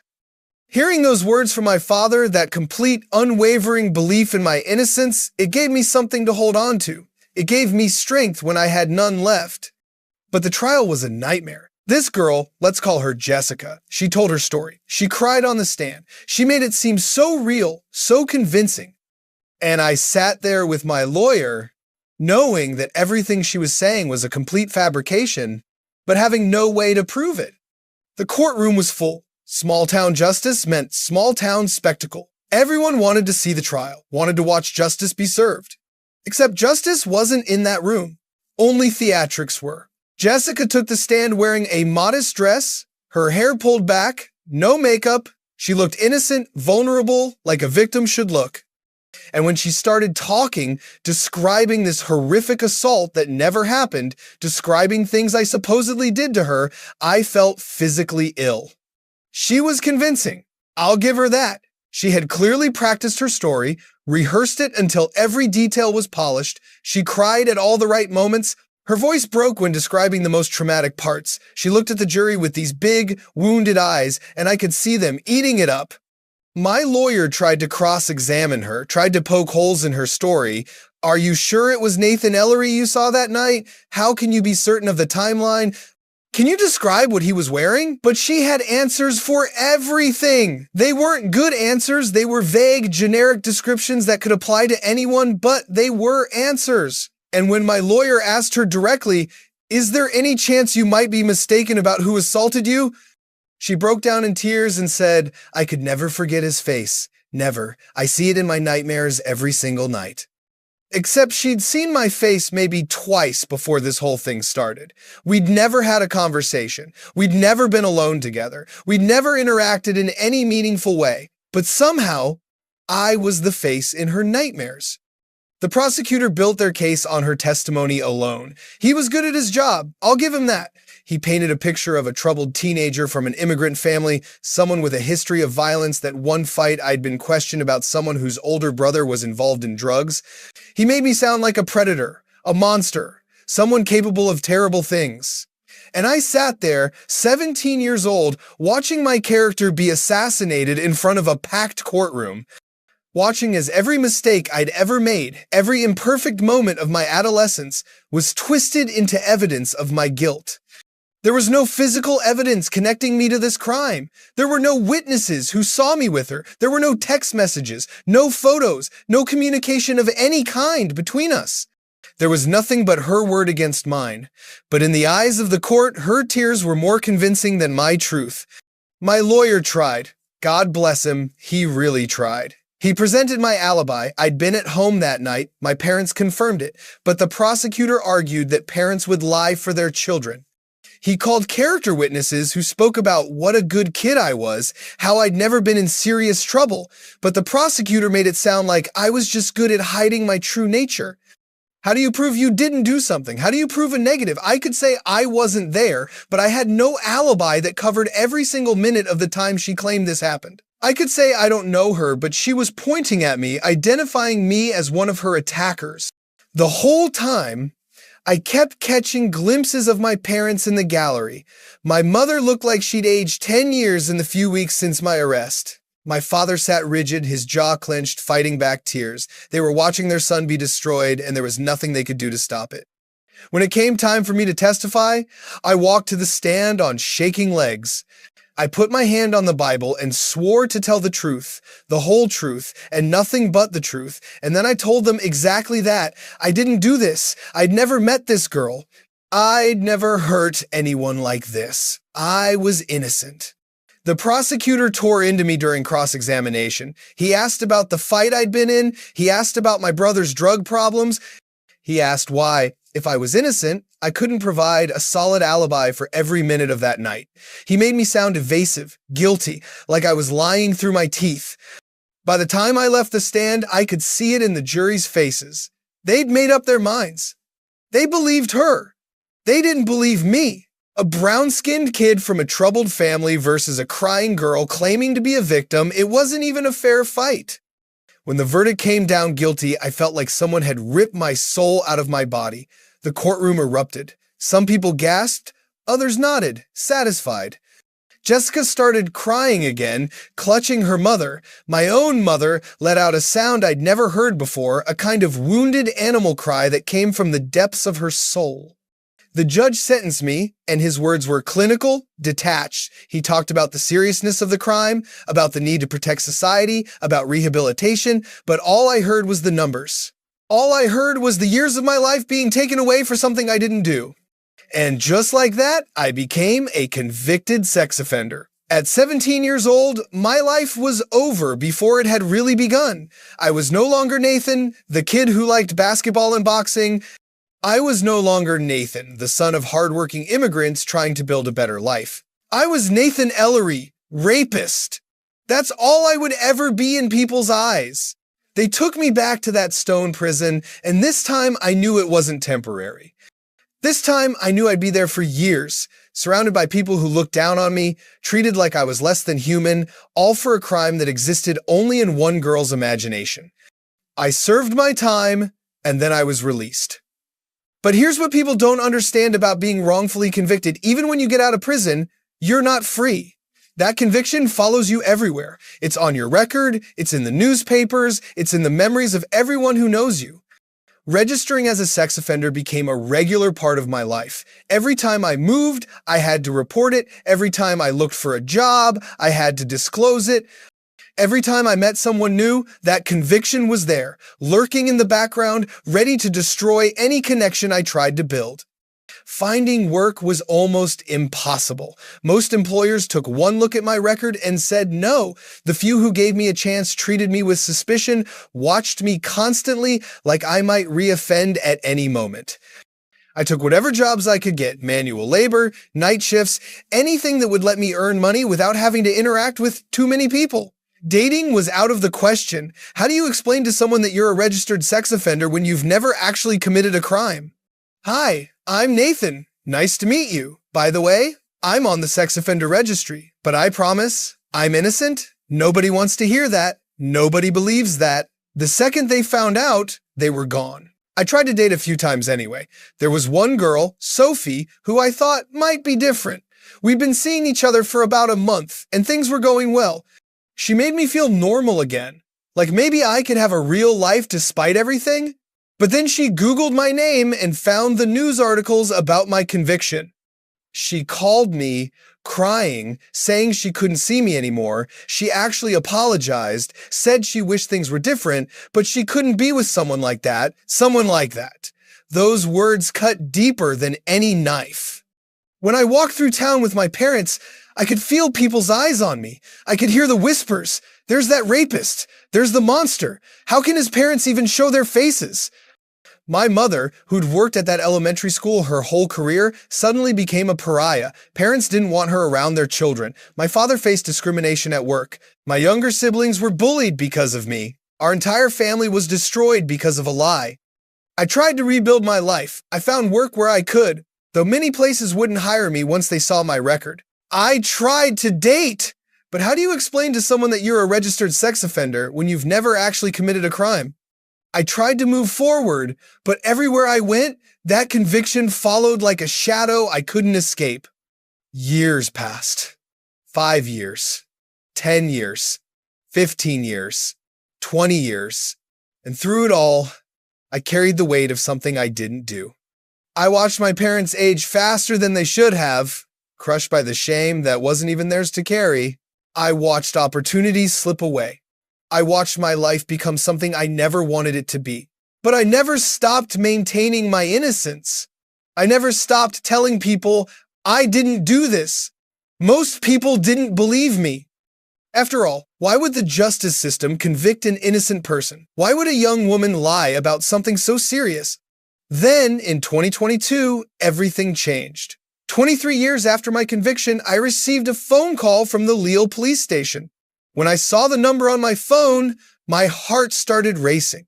Even after all those years, a call from the police still triggered that fear, that trauma from when I was 17. I answered, my hands shaking. The officer on the other end of the line said something I'll never forget. "Mr. Ellery, I'm calling because we need to talk to you about your case. There's been a development." A development? After 23 years? I couldn't imagine what he was about to tell me. "What kind of development?" I asked, my voice barely above a whisper. There was a pause, and then he said the words that would change everything. "Wait, I forgot to tell you the most important part. We have proof of your innocence." I couldn't breathe. I couldn't speak. I just stood there, phone pressed to my ear, trying to process what I just heard. Proof of my innocence. After 23 years of being called a rapist, of being treated like a monster, of carrying this unbearable weight, they had proof I was innocent. "What? What do you mean?" I finally managed to say, the officer explained that Jessica, my accuser, had come forward. After more than 2 decades, she'd finally told the truth. She'd made it all up. The entire accusation was a lie. She'd fabricated the whole story, and several innocent people, including me, had paid the price. I don't even remember the rest of that phone call. I just remember falling to my knees, tears streaming down my face. 23 years. 23 years of my life, gone. 23 years of being labeled a criminal. 23 years of my family suffering. And all of it, every single bit of it, was based on a lie. The process of exoneration wasn't quick or easy. Even with Jessica's confession, the justice system moved slowly. There were hearings, paperwork, legal procedures. But finally, officially, I was declared innocent. The conviction was overturned. I was free, truly free, for the first time since I was 17 years old. But here's the thing about exoneration that people don't talk about. It doesn't fix what was broken. It doesn't give you back those 23 years. It doesn't erase the trauma, the pain, the humiliation, the destroyed relationships, the lost opportunities. When I told my parents the news, my mother cried. But they weren't tears of joy, they were tears of relief mixed with an overwhelming sadness for all the years we'd lost. My father, the man who'd believed in my innocence from day one, who'd never wavered in his support, just held me and said, "I always knew, son. I always knew." 1 year after my exoneration, my mother passed away. She'd held on long enough to see me cleared, but the stress and pain of those 23 years had taken its toll on her health. She'd told me, "I'll be there the day you're proven innocent," and she was. But the damage had been done. And my father, the man who'd stood by me through everything, who'd given me the strength to survive, he died just 15 days after my exoneration was official. 15 days. He had a heart attack. The doctors said it was a medical event, but I know the truth. It was 23 years of stress, of defending a son he knew was innocent, of fighting a system that refused to listen. His heart couldn't take anymore. So yes, I was exonerated. Yes, I'm officially innocent now. But what did I really win? I lost my parents. I lost 23 years of my life. I lost my youth, my opportunities, my reputation. The people I love most paid the ultimate price for a lie that never should have been believed in the first place. People ask me if Jessica has apologized. The answer is no. I've filed a complaint against her for false accusation, for slander, for the destruction she caused. It's been on a prosecutor's desk for 3 years now, and nothing has happened. She appeared on television after my exoneration, crying and saying she doesn't know why she did it, that she made a mistake. But she could have stopped this at any point in those 23 years. She could have told the truth before my parents died carrying this shame. She chose not to. There's talk of compensation from the government. Patrick Mills, another wrongfully convicted man, received €1 million after spending 13 years in prison. But money doesn't bring back my parents. Money doesn't give me back my 20s and 30s. Money doesn't erase the trauma of being called a rapist for most of my adult life. I've tried to rebuild. I have children now, a family, I've changed careers, trying to start fresh, but here's what nobody tells you about being exonerated: it breaks you all over again. For 23 years, I built my life around this false conviction. I created a version of myself that could survive being called a monster. I found ways to cope, to keep going, to not give up. And then suddenly, that's all taken away. You're told, oh, by the way, you were right all along. You were innocent. Sorry about that. And the foundation you built your entire adult life on just crumbles. The coping mechanisms you developed don't work anymore. The identity you created to survive suddenly doesn't fit. It sounds strange, I know. You'd think being proven innocent would only bring relief, but it also brings rage. It brings grief for all the time you lost. It brings guilt, survivor's guilt. Maybe because my parents are dead and I'm still here, it brings this overwhelming sense of what if? What if I'd been believed from the start? What if the police had done their job properly? What if Jessica had been held accountable earlier? What if the justice system had mechanisms in place to prevent false convictions? What if? What if? What if? I've written letters. I wrote to the President of France. I wrote to the Minister of Justice. I wrote to everyone I could think of who might have the power to ensure this doesn't happen to someone else. Because here's what terrifies me. I'm only the 12th person to be officially exonerated since 1945. The 12th. But how many others are out there right now, sitting in a cell, convicted of crimes they didn't commit, with no one believing them? The justice system needs to admit it makes mistakes. It needs to reform. It needs to have safeguards in place so that a teenage kid can't be convicted based solely on one person's testimony with no physical evidence, no witnesses, nothing but an accusation. Because if it happened to me, it's happening to others. People ask me what I want for the future. I want my children to have a good life. I want them to grow up in a world where innocent until proven guilty actually means something. I want the prosecutor who has my complaint against Jessica sitting on their desk to finally do something about it. She destroyed my family. She took years of my life. She sent me to prison for a crime that never happened, and she's faced no consequences. I also want other young people, especially those from immigrant families or minority backgrounds, to know that the system isn't always fair. We weren't treated the same as other kids in our town. We were stopped by police constantly, viewed with suspicion, given harsher scrutiny, and when something went wrong, we were the easy targets. That's not justice. That's prejudice wrapped in a legal system. Some days I'm okay. I wake up, I take care of my kids, I go to work, I try to live a normal life. But other days, the anger overwhelms me. The grief hits me like a wave. I think about my father, who believed in me until his last breath, who never got to enjoy my innocence because the stress had already destroyed his health. I think about my mother, who worked with children her whole life and was treated like a pariah because of what I was accused of. I think about the years I'll never get back. My 20s, when I should have been building a career, falling in love, starting a life. My 30s, when I should have been raising young children without the weight of a false conviction hanging over everything. All of it, gone, stolen by a lie. There are moments when I wonder if I can keep going. The weight of it all, the injustice of it all, sometimes feels too heavy to bear. But then I look at my children, and I remember why I have to keep fighting. Not just for me, but for everyone who's been wrongfully convicted. For everyone who's sitting in a cell right now, knowing they're innocent, but unable to prove it. Because here's the hardest truth of all. Proving your innocence is nearly impossible. How do you prove something didn't happen? How do you prove you weren't somewhere? How do you defend yourself against an accusation when there's no evidence, just someone pointing a finger and saying, it was him? You can't. And that's terrifying. I'm grateful to be free. I'm grateful to be officially innocent. I'm grateful that my parents, at least, knew the truth before they died. But I'm also angry. I'm angry at a system that failed me. I'm angry at a woman who lied and destroyed my life without consequences. I'm angry at all the lost time, the lost opportunities, the lost moments with my parents that I can never get back. If there's one message I want people to take from my story, it's this. The justice system is not infallible. Innocent people get convicted, lives get destroyed, families get torn apart, and it happens more often than anyone wants to admit.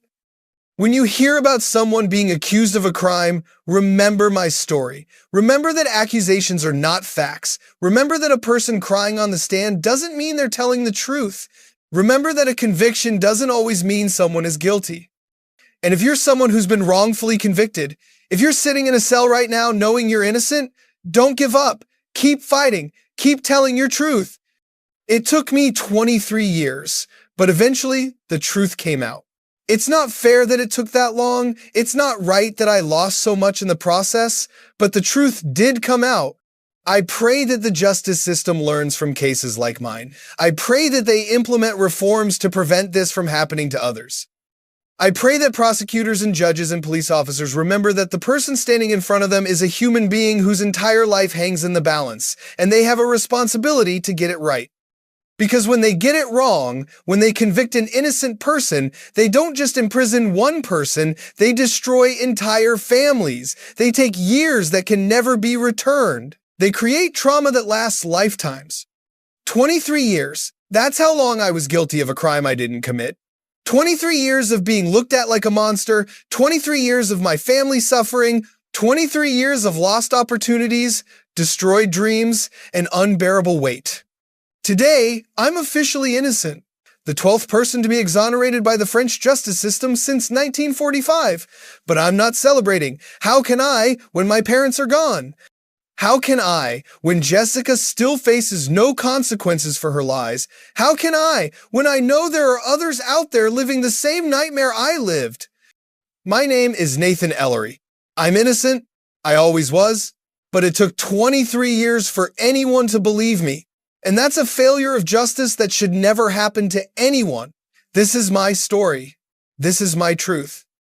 And I'm sharing it in the hope that someday, somehow, we can create a justice system that actually serves justice for everyone, not just those who are believed from the start. Thank you for listening. Thank you for hearing my story. And if you take anything away from this, let it be this. Never stop fighting for the truth. Never stop believing in your innocence. And never let anyone tell you that the justice system is perfect, because it's not. And the price of that imperfection is measured in stolen years and destroyed lives. 23 years. I'll never get them back, but I can make sure my story is told so that maybe, just maybe, someone else won't have to go through what I went through. That's all I can do now. Tell my truth, raise my children, and hope that the world learns something from my suffering. Because if my pain can prevent even one wrongful conviction, then maybe, just maybe, it will have meant something. Remember my name. Remember my story.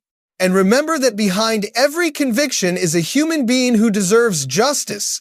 Real justice. Not the kind that convicts the innocent and lets the guilty go free.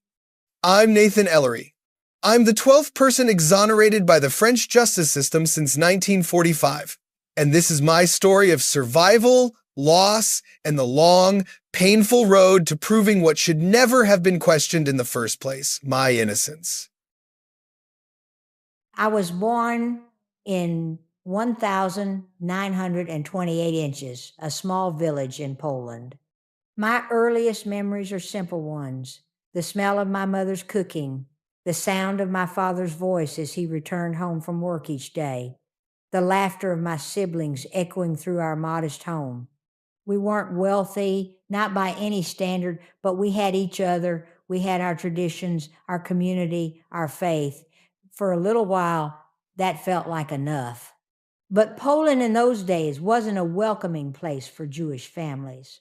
The anti-Semitism was everywhere, woven into the fabric of daily life like a dark thread you couldn't unpick.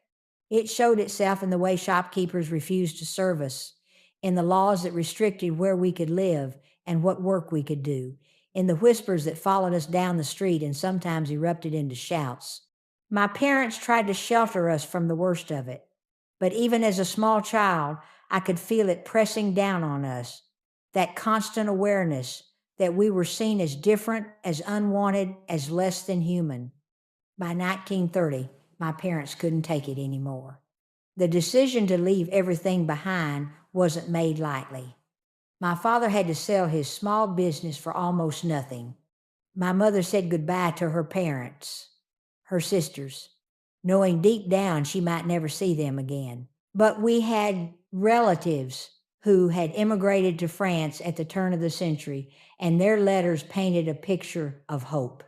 They wrote about France as the land of liberty, the birthplace of human rights and democracy, a place where Jewish families could actually breathe without fear, where we could build real lives. So we packed what little we could carry into a few battered suitcases and boarded a train heading west toward what we prayed would be a better future. I remember that journey, even though I was barely 2 years old. Some memories burn themselves into you so deeply they never fade. The constant rocking of the train, my mother holding me close against her chest, my father staring out the window with an expression I couldn't understand then but recognize now as a mixture of fear and desperate hope. The fear of leaving everything familiar behind, but the hope that maybe, just maybe, we were moving toward something better, toward safety, toward a place where we could simply exist without persecution. When we finally arrived in Paris, I was overwhelmed by everything. The sheer size of the city, the constant noise, the speed at which everyone seemed to move. We settled in a working-class neighborhood filled with other immigrant families trying to make new lives for themselves. The apartment was tiny, cramped, with all of us living on top of each other, but it was ours. My father found work in a factory, grueling physical labor that left him exhausted every night.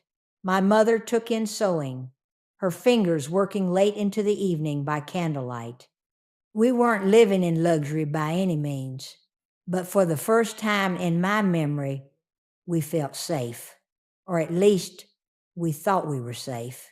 I grew up speaking French, playing with French children in the streets, gradually feeling like Paris was truly my home. By the time I reached my teenage years, I barely remembered Poland at all. France was my country now. I had friends, we went to school together, we hung out in the parks and cafes, we did all the normal things teenagers do. For a few precious years, life felt almost normal. I could almost forget that we were different, that we carried this identity that made some people hate us for no reason we could understand. Meanwhile, another story was unfolding. I was born in 1925, right here in Paris. My childhood before the war was remarkably normal. By the time I was 14 or 15, war had broken out across Europe, but that didn't stop us from being young and foolish and full of life. We still went out with friends, still found ways to have fun, despite the restrictions. There were things we couldn't do, places we couldn't go, but we were creative. I remember we used to go camping. Can you believe it? In the middle of a war, we'd just pack up our tents and plant them wherever we wanted. Nobody stopped us. When you're that young, you're selfish in a way that's almost necessary for survival. You don't fully grasp the weight of what's happening around you. You're just trying to live your life to hold on to whatever joy you can find. Looking back, it seems almost surreal how normal things felt, how we managed to carve out these pockets of normalcy even as the world was falling apart around us. But then came 1940. I was 12 years old when Germany invaded France. I remember the fear that gripped our household as we listened to the radio, hearing the news of the German advance sweeping across the country. Within weeks, France had fallen. The occupation began, and with it, everything changed in ways we couldn't have imagined. At first, the changes were subtle, almost easy to dismiss as temporary inconveniences.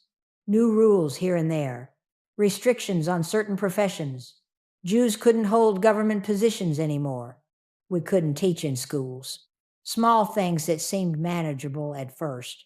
But then came the statutes, the official anti-Jewish laws signed by the Vichy government. Suddenly, Jews couldn't own businesses. We couldn't practice law or medicine. We had to register with the authorities, give them all our information. We were being cataloged, tracked, marked for something we didn't yet understand. I remember my father coming home after registering our family. He looked defeated in a way I'd never seen before. His shoulders slumped, his eyes hollow.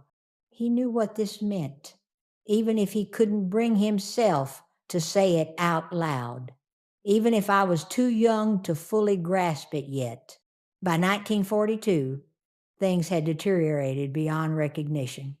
June 7th, that was the day the Yellow Star became mandatory. I'll never forget that date as long as I live.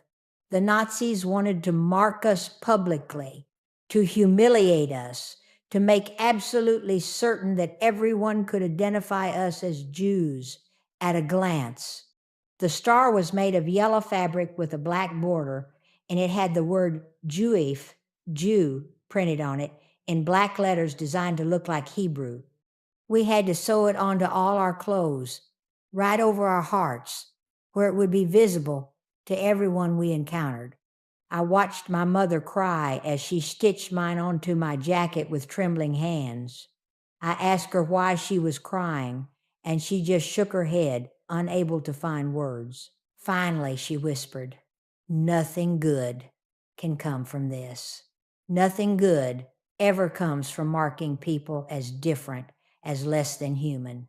She was right. She understood what was coming, even when I couldn't see it yet. The star changed everything overnight. Suddenly, strangers on the street would stare at us, some with pity in their eyes, others with undisguised contempt or even hatred. Former friends crossed to the other side of the street to avoid us. Shopkeepers refused to serve us even when we had money to pay. We were marked as different, as dangerous, as less than human, and everyone could see it. There was nowhere to hide. But some of us tried to hide anyway. We had to. We wore the star when we absolutely had to, when we knew we'd be checked, but when we needed to move around more freely, when we were trying to escape the occupied zone or run errands where Jews weren't allowed, we'd take it off. This was incredibly dangerous. If the police caught you without the star, you could be arrested immediately. But if you wore it, you were marking yourself as a target, making yourself visible to every anti-Semite who wanted to harass or attack you. So we lived in this constant state of calculated risk, constantly trying to figure out when to blend in and when to hide our identity entirely. Then came July 16th, 1942, the Great Roundup. I was at home that morning with my family when it started. We heard the noise first, before we saw anything. Boots pounding on the stairs of our building, getting closer with each passing second. Then the banging on doors, violent and insistent, the shouting. "Police! Open up immediately. Pack one small bag. You have 5 minutes. Everyone must gather in the street below. The voices were harsh and angry and left absolutely no room for questions or negotiation.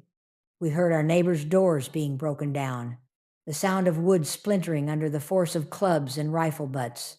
We heard the screaming, the crying, the desperate pleading. Women begging them not to take their children. Old men asking what they had done wrong, what law they had broken. But the police didn't care about explanations or mercy. They had their orders, their quotas to fill, and they were following them with brutal efficiency, with a coldness that still haunts me. My father motioned frantically for us to stay absolutely silent. We huddled together in our small kitchen, hardly daring to breathe, listening to the chaos erupting all around us. The boots came up to our floor. They stopped at the apartment next door. We heard Mrs. Rosenberg, our neighbor, screaming as they dragged her and her 2 young daughters out into the hallway. The children were crying, calling for their mother, even though she was right there, unable to protect them. Then the boots moved on. They went to the apartment across from us. More screaming, more doors being smashed open, more families torn apart. But they never knocked on our door. To this day, more than 80 years later, I don't know why. Maybe the officer assigned to our apartment got overwhelmed with other buildings. Maybe someone's list had an error. Maybe it was just blind, stupid luck. But they passed us by. We stayed frozen in that kitchen for hours after the building finally went quiet, terrified they would come back, that this was just a temporary reprieve. When we finally dared to look outside, the streets were eerily empty except for a few abandoned belongings scattered on the sidewalk. Shoes, a child's doll, a suitcase that had burst open, its contents strewn across the pavement. Our neighbors were gone. Entire families, people we'd known for years, just gone as if they'd never existed. We learned later that they'd all been taken to the Velodrome de Hever, a cycling stadium that had been converted into a massive holding pen for arrested Jews. Thousands of people were crammed in there with no food, no water, no sanitation facilities, children crying for their parents who were right there but couldn't comfort them, the elderly collapsing in the oppressive heat. After several days in those horrific conditions, they were all loaded onto trains and sent east to destinations we didn't know but could imagine were terrible. We just knew they weren't coming back. We'd never see any of them again. After the roundup, my parents made a decision that would save our lives. We couldn't stay in Paris. We had to try to reach the free zone, the southern part of France that wasn't directly occupied by German forces. It was illegal for Jews to leave the place where we'd been registered, but staying felt like waiting for death. So we prepared to run, to become fugitives in the country we'd thought was our home. We burned our yellow stars. I remember watching them curl and blacken in the fire, feeling both relief and absolute terror. Without those stars, we could try to pass as regular French citizens going about normal business. But if we were caught, if anyone suspected us, if our papers were checked too carefully, we'd have no defense. The penalty for Jews traveling without authorization was immediate arrest and deportation to those camps in the East that everyone whispered about, but no one truly understood. The journey south was a nightmare of constant fear. We traveled mostly at night, avoiding main roads and train stations where there were police checkpoints every few blocks. We had false identity papers, poorly made documents that said we were Catholic refugees fleeing the war. They wouldn't stand up to serious scrutiny, but we prayed they'd be good enough. Every time we saw a police officer or a German soldier, my heart would stop beating. I was convinced they could see right through us, that they knew we were lying, that this was the moment everything would end. But somehow, through a combination of luck and my father's careful planning and probably the grace of God, we made it to the free zone. We found a small town where some distant relatives were living, and they helped us get settled. For almost 2 years, we lived there in what felt like relative peace. I even started to believe we might actually survive this war, that maybe we'd gotten lucky enough, smart enough, careful enough to make it through. I made friends, went to school under my false identity, tried to live as normal a life as possible, but I should have known it wouldn't last. Nothing good ever lasts when evil men are in power. It was March 13th, 1944 when they came for us. I was 16 years old, walking home for lunch like I'd done 1,000 times before. But when I got to our building, I saw the cars parked outside, black cars with German flags fluttering in the wind. My stomach dropped. I knew what they were before I even saw the men inside. Gestapo, the secret police, the hunters of Jews. I should have run. Looking back with decades of perspective, I should have turned around and disappeared into the crowd. But I was 16 years old and terrified, and all I could think about was my family inside that building. So I went in. When I walked into our apartment, they were already there. 3 men in long coats, standing in our small living room like they owned the place. They had my father pressed against the wall, his face pale with fear. My little brother was crying in the corner, trying to make himself invisible. My nephew was there too, visiting from a nearby town where he'd been hiding.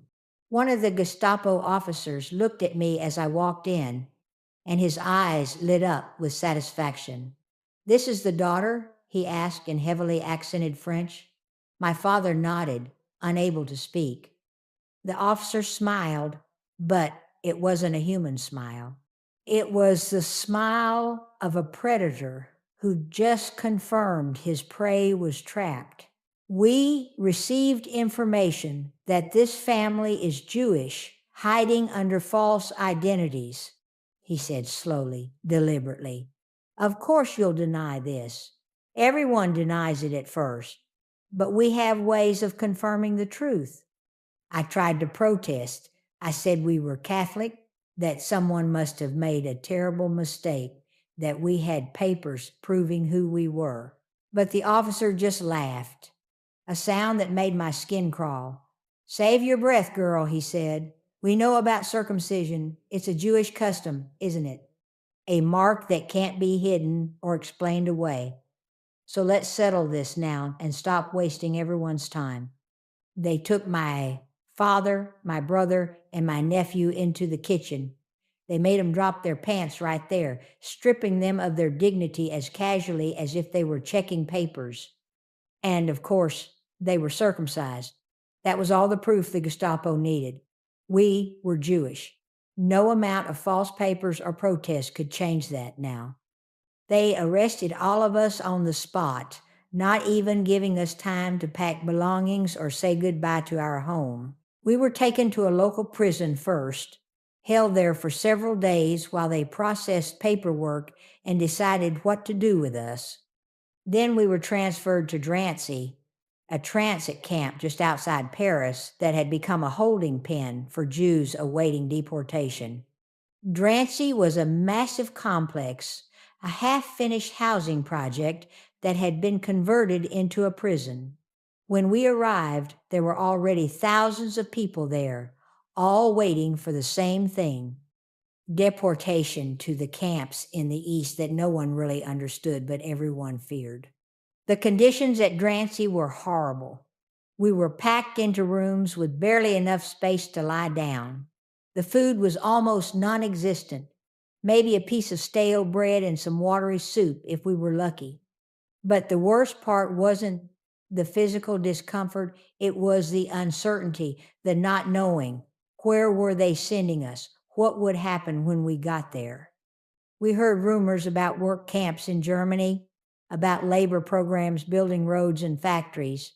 Some people tried to stay optimistic, convincing themselves and others that it wouldn't be so bad. They need workers, they'd say. They're not going to waste able bodied people who can be productive. But there were others who'd heard darker rumors, whispers about camps where people didn't come back, or something unspeakable was happening. We didn't know what to believe. We were living in this awful limbo of hope and dread. I was at Drancy for 3 weeks before my number came up. They posted lists every few days, numbers of people selected for the next transport east. When I saw my number on that list, along with my father's, my brother's, and my nephew's, I felt this strange mixture of relief and absolute dread. At least we'd be together. Whatever was coming, whatever awaited us at the end of that train journey, we'd face it as a family. That was my only comfort. The day of departure came on April 13th, 1944. I was 19 years old. They herded us out of the barracks and into the courtyard where cattle cars waited on the railroad tracks, actual cattle cars. Not passenger cars designed for humans, not even regular freight cars, but the same cars used to transport livestock to slaughterhouses. Each car already had dozens of people inside, but the guards kept pushing more in, forcing us deeper into the cars with rifle butts and clubs. "Move back! Make room! Faster!" They shouted, their voices harsh and impatient.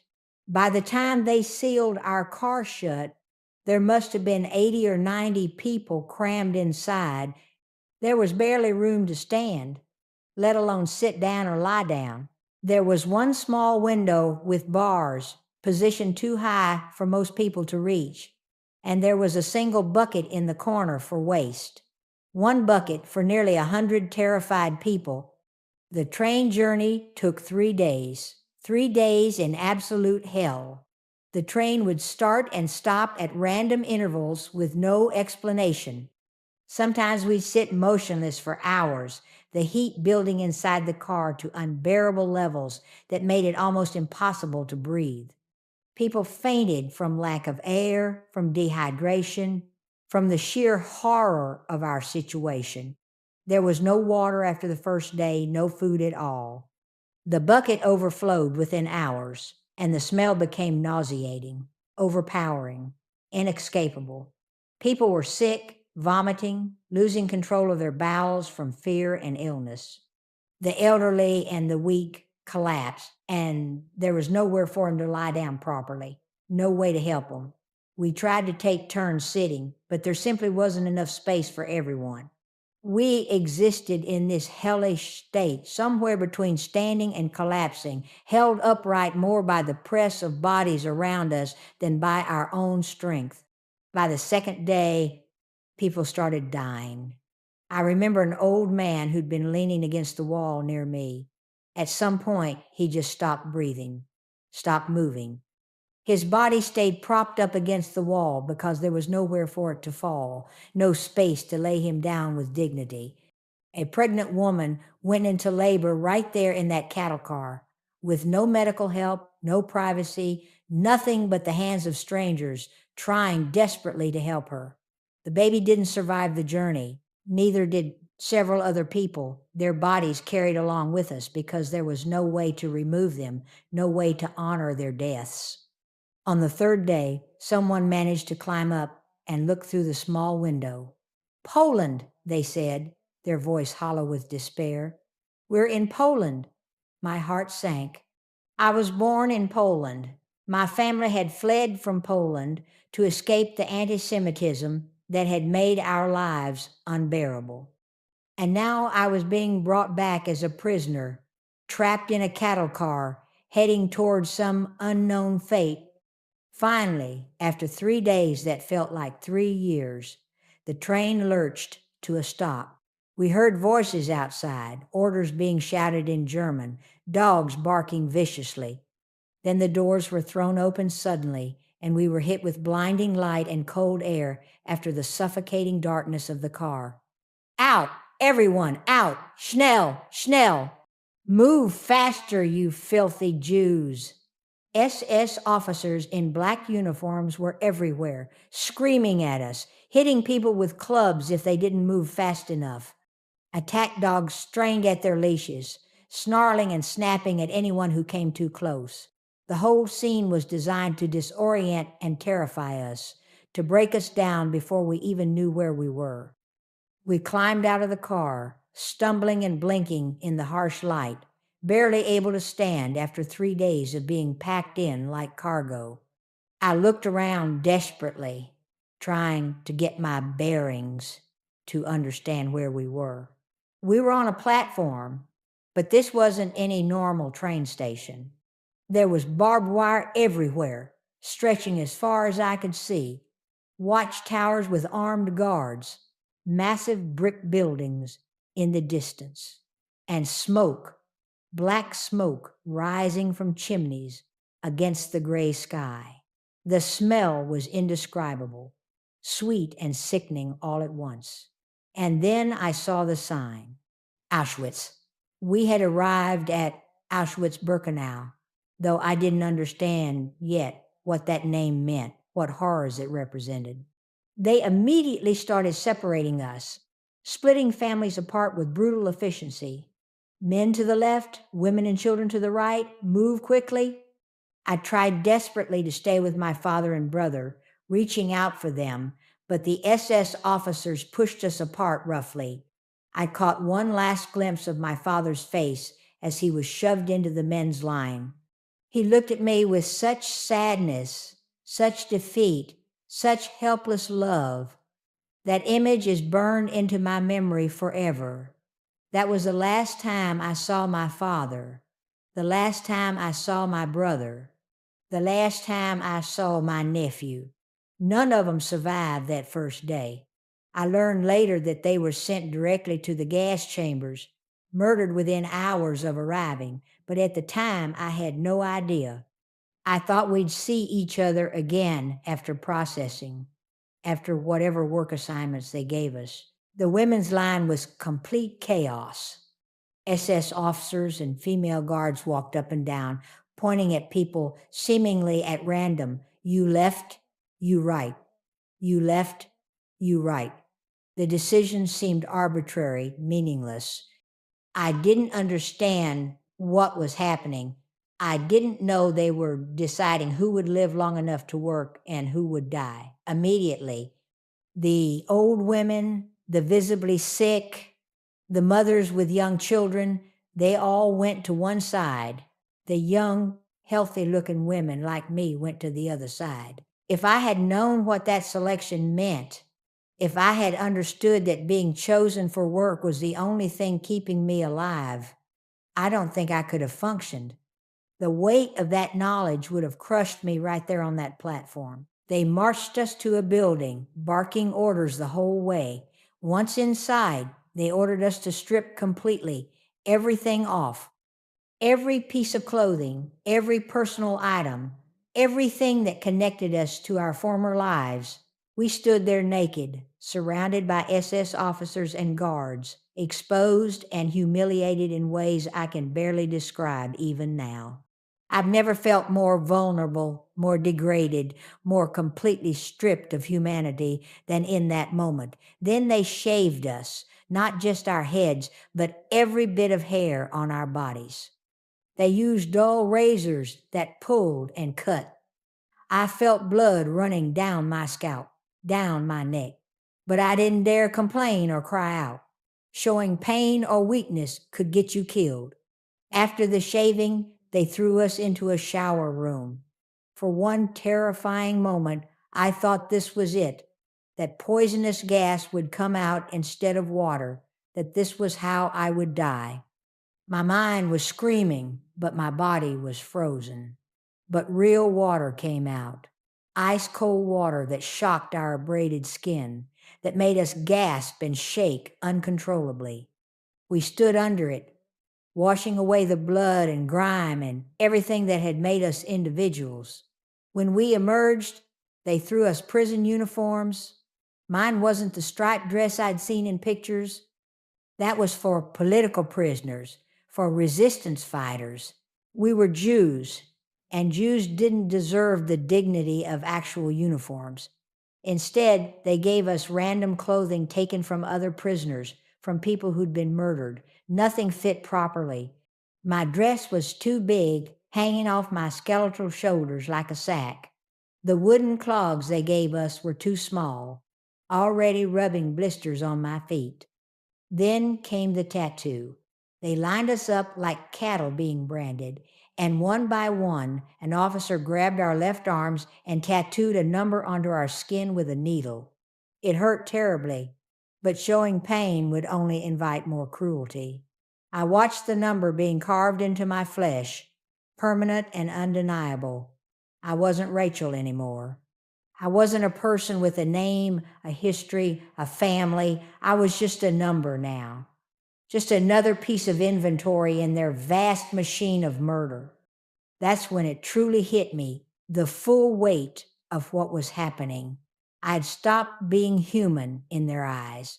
I was just a thing to be used until I broke. They assigned us to a barrack, a long wooden building that looked more like a barn than anything meant for human habitation. Inside were rows of wooden platforms stacked 3 levels high.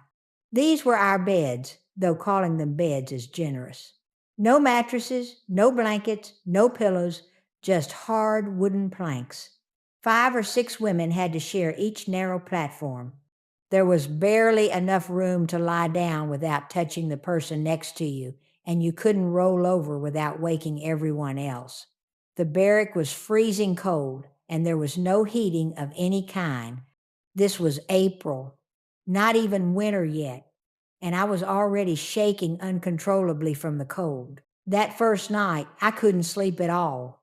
I was freezing, starving, terrified, beyond anything I'd experienced before. I could hear women crying all around me, some softly, some with wrenching sobs. Some were praying, reciting psalms in whispers. Others were calling out for their children, their husbands, their parents who'd been separated from them on the platform. Others were completely silent, staring at nothing with dead eyes, already broken by what they'd seen. I wondered if I'd end up like them. I wondered if I'd even survive the week. I had no way of knowing that I'd be there for over a year, that I'd have to find ways to survive that would change me forever. The next morning came brutally early. Before dawn, while it was still pitch black outside, the SS guards burst into the barracks, screaming at us to get up. Raus! Raus! Schnell! We stumbled outside into the cold darkness, and they made us line up in rows for what they called appel, the roll call. We had to stand in perfect formation, absolutely still, while the guards counted us. This process took hours, sometimes 3 hours, sometimes 5, sometimes even longer if the counts didn't match or if the guards felt like punishing us. If anyone moved, if anyone shifted their weight or scratched an itch, they were beaten. If someone collapsed from exhaustion or cold, they were beaten or shot. If someone died during roll call, which happened regularly, we had to keep standing there with the corpse until the count was finished. There was no mercy, no humanity, no acknowledgement that we were freezing and starving and barely able to stand. After roll call came breakfast, though calling it that is almost obscene. A piece of bread, maybe 3 inches square, often moldy and stale, and some liquid they called coffee, but it was really just dark-colored water that tasted like dirt and petroleum. That was breakfast. That had to sustain you until lunch, through hours of hard physical labor in the cold. Then came work assignments. They divided us into different commandos, different work groups. Some women were sent to factories, others went to construction sites. Some were assigned to sort through the belongings of new arrivals in what they called Canada, where mountains of suitcases and clothing and personal items were processed and sent back to Germany. I was assigned to a work detail carrying stones. We had to load heavy stones onto wooden carts, push the carts across the camp through mud and snow, then unload them at another location, then do it all over again. The work was pointless, designed solely to break us, to exhaust us, to wear us down until we couldn't function anymore. The stones cut into our hands until they bled. Our backs ached constantly. Our feet bled inside the wooden clogs that rubbed our skin raw. But we had to keep moving. If you slowed down, if you showed weakness, the guards and capos would beat you with clubs or whips. And if you stopped completely, if you collapsed from exhaustion, they'd shoot you right there and leave your body by the side of the road. Lunch was served around midday. More of the same disgusting soup, watery broth with maybe a few bits of rotten vegetables floating in it. Sometimes there'd be maggots in it, but we were so hungry that we ate it anyway.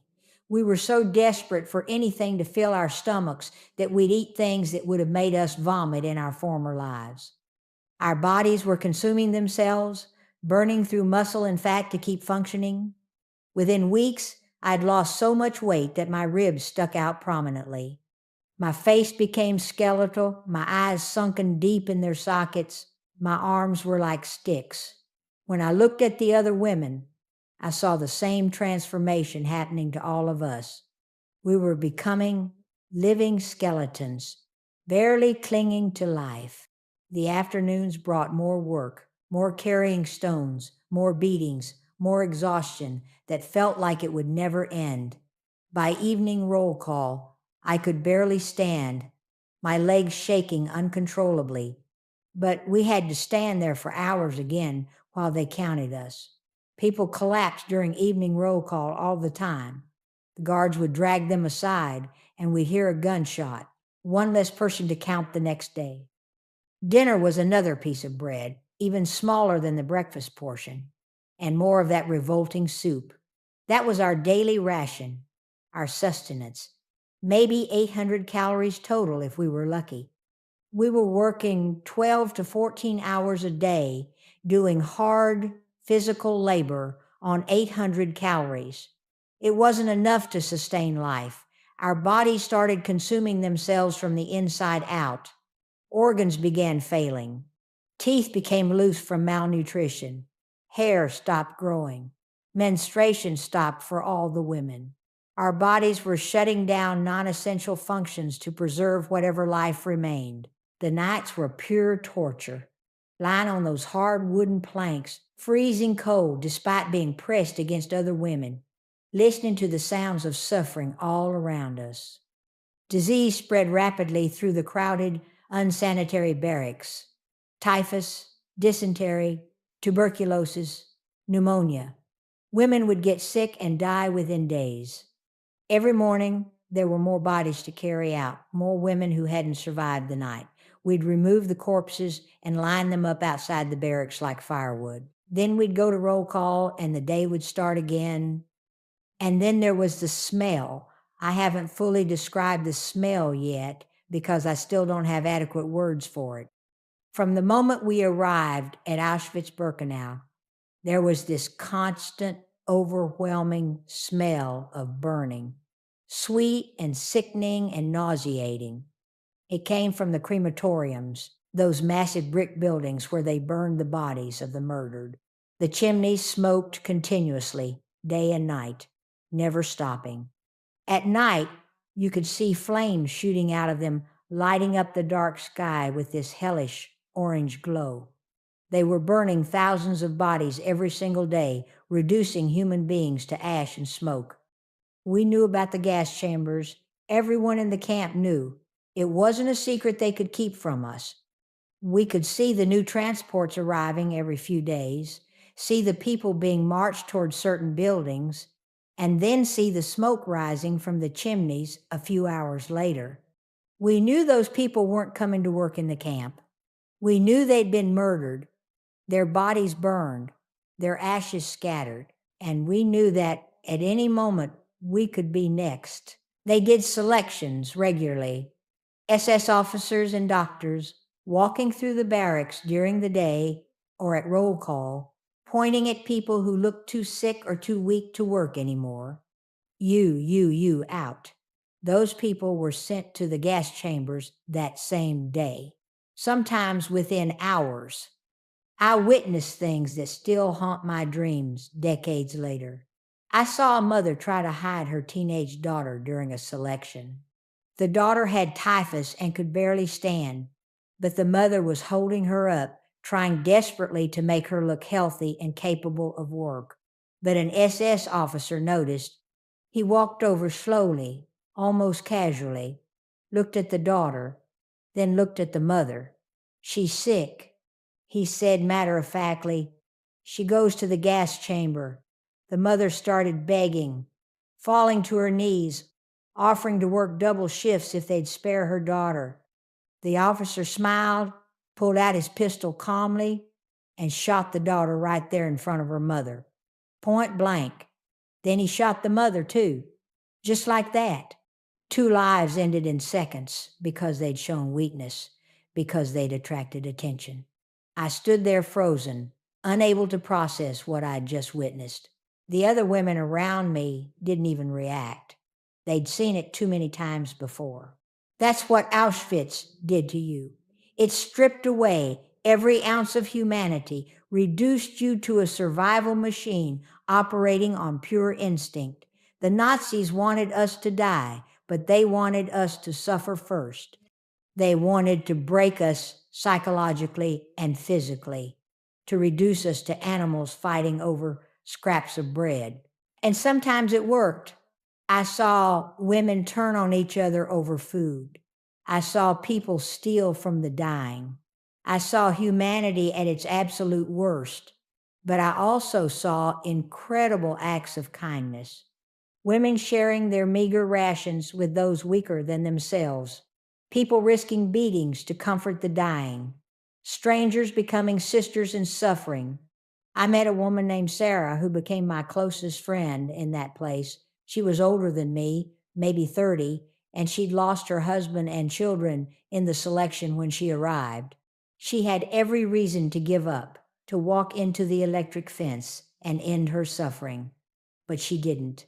She survived day by day, helping others when she could, sharing what little she had. She told me once, they want us to become like them, to lose our humanity. But if we do that, they've won. So we have to stay human, no matter what. Those words kept me going through the darkest times. Sarah died 3 months before liberation. She contracted typhus, and it took her quickly. I held her hand as she died, and her last words to me were, survive. Tell people what happened here. Make sure the world knows. I promised her I would. It's a promise I've kept every day since. The winter of 1944 was brutal beyond description. We had no proper clothing, no coats, no gloves, nothing to protect us from the bitter cold. The temperature dropped below freezing, and women froze to death in the barracks at night. During work, our hands would go completely numb. Our feet developed severe frostbite inside those useless wooden clogs. But we had to keep working. The guards didn't care if we were dying from exposure. They only cared that we kept moving those stones, kept digging those ditches, kept performing whatever meaningless task they'd assigned us. I don't know how I survived that winter. Many didn't. I got sick that winter too. Some kind of infection that gave me a dangerously high fever. I knew if the guards discovered I was sick, I'd be sent to the gas chambers immediately, so I hid it as best I could. I kept working, even though I was burning up with fever, even though I could barely see straight, even though every muscle in my body screamed in agony. I forced myself to stand during roll call, even though I wanted to collapse. At night, I'd shake with chills so violent it felt like my bones would break. The other women in my barracks covered for me, positioned themselves to hide me during inspections. Without them, I would have died. Somehow, miraculously, my fever broke after about a week, and I slowly started to recover. But so many others didn't make it. Every day, there were more bodies being carried out of the barracks. By early 1945, we started hearing whispers, rumors that spread through the camp like wildfire. The war was turning against Germany. The Allies were advancing from the west. The Russians were pushing from the east. Liberation might actually be possible if we could just survive a little longer. But the SS officers seemed more nervous, more unpredictable, more dangerous. They started frantically evacuating camps as the Russian army got closer, forcing prisoners on death marches westward.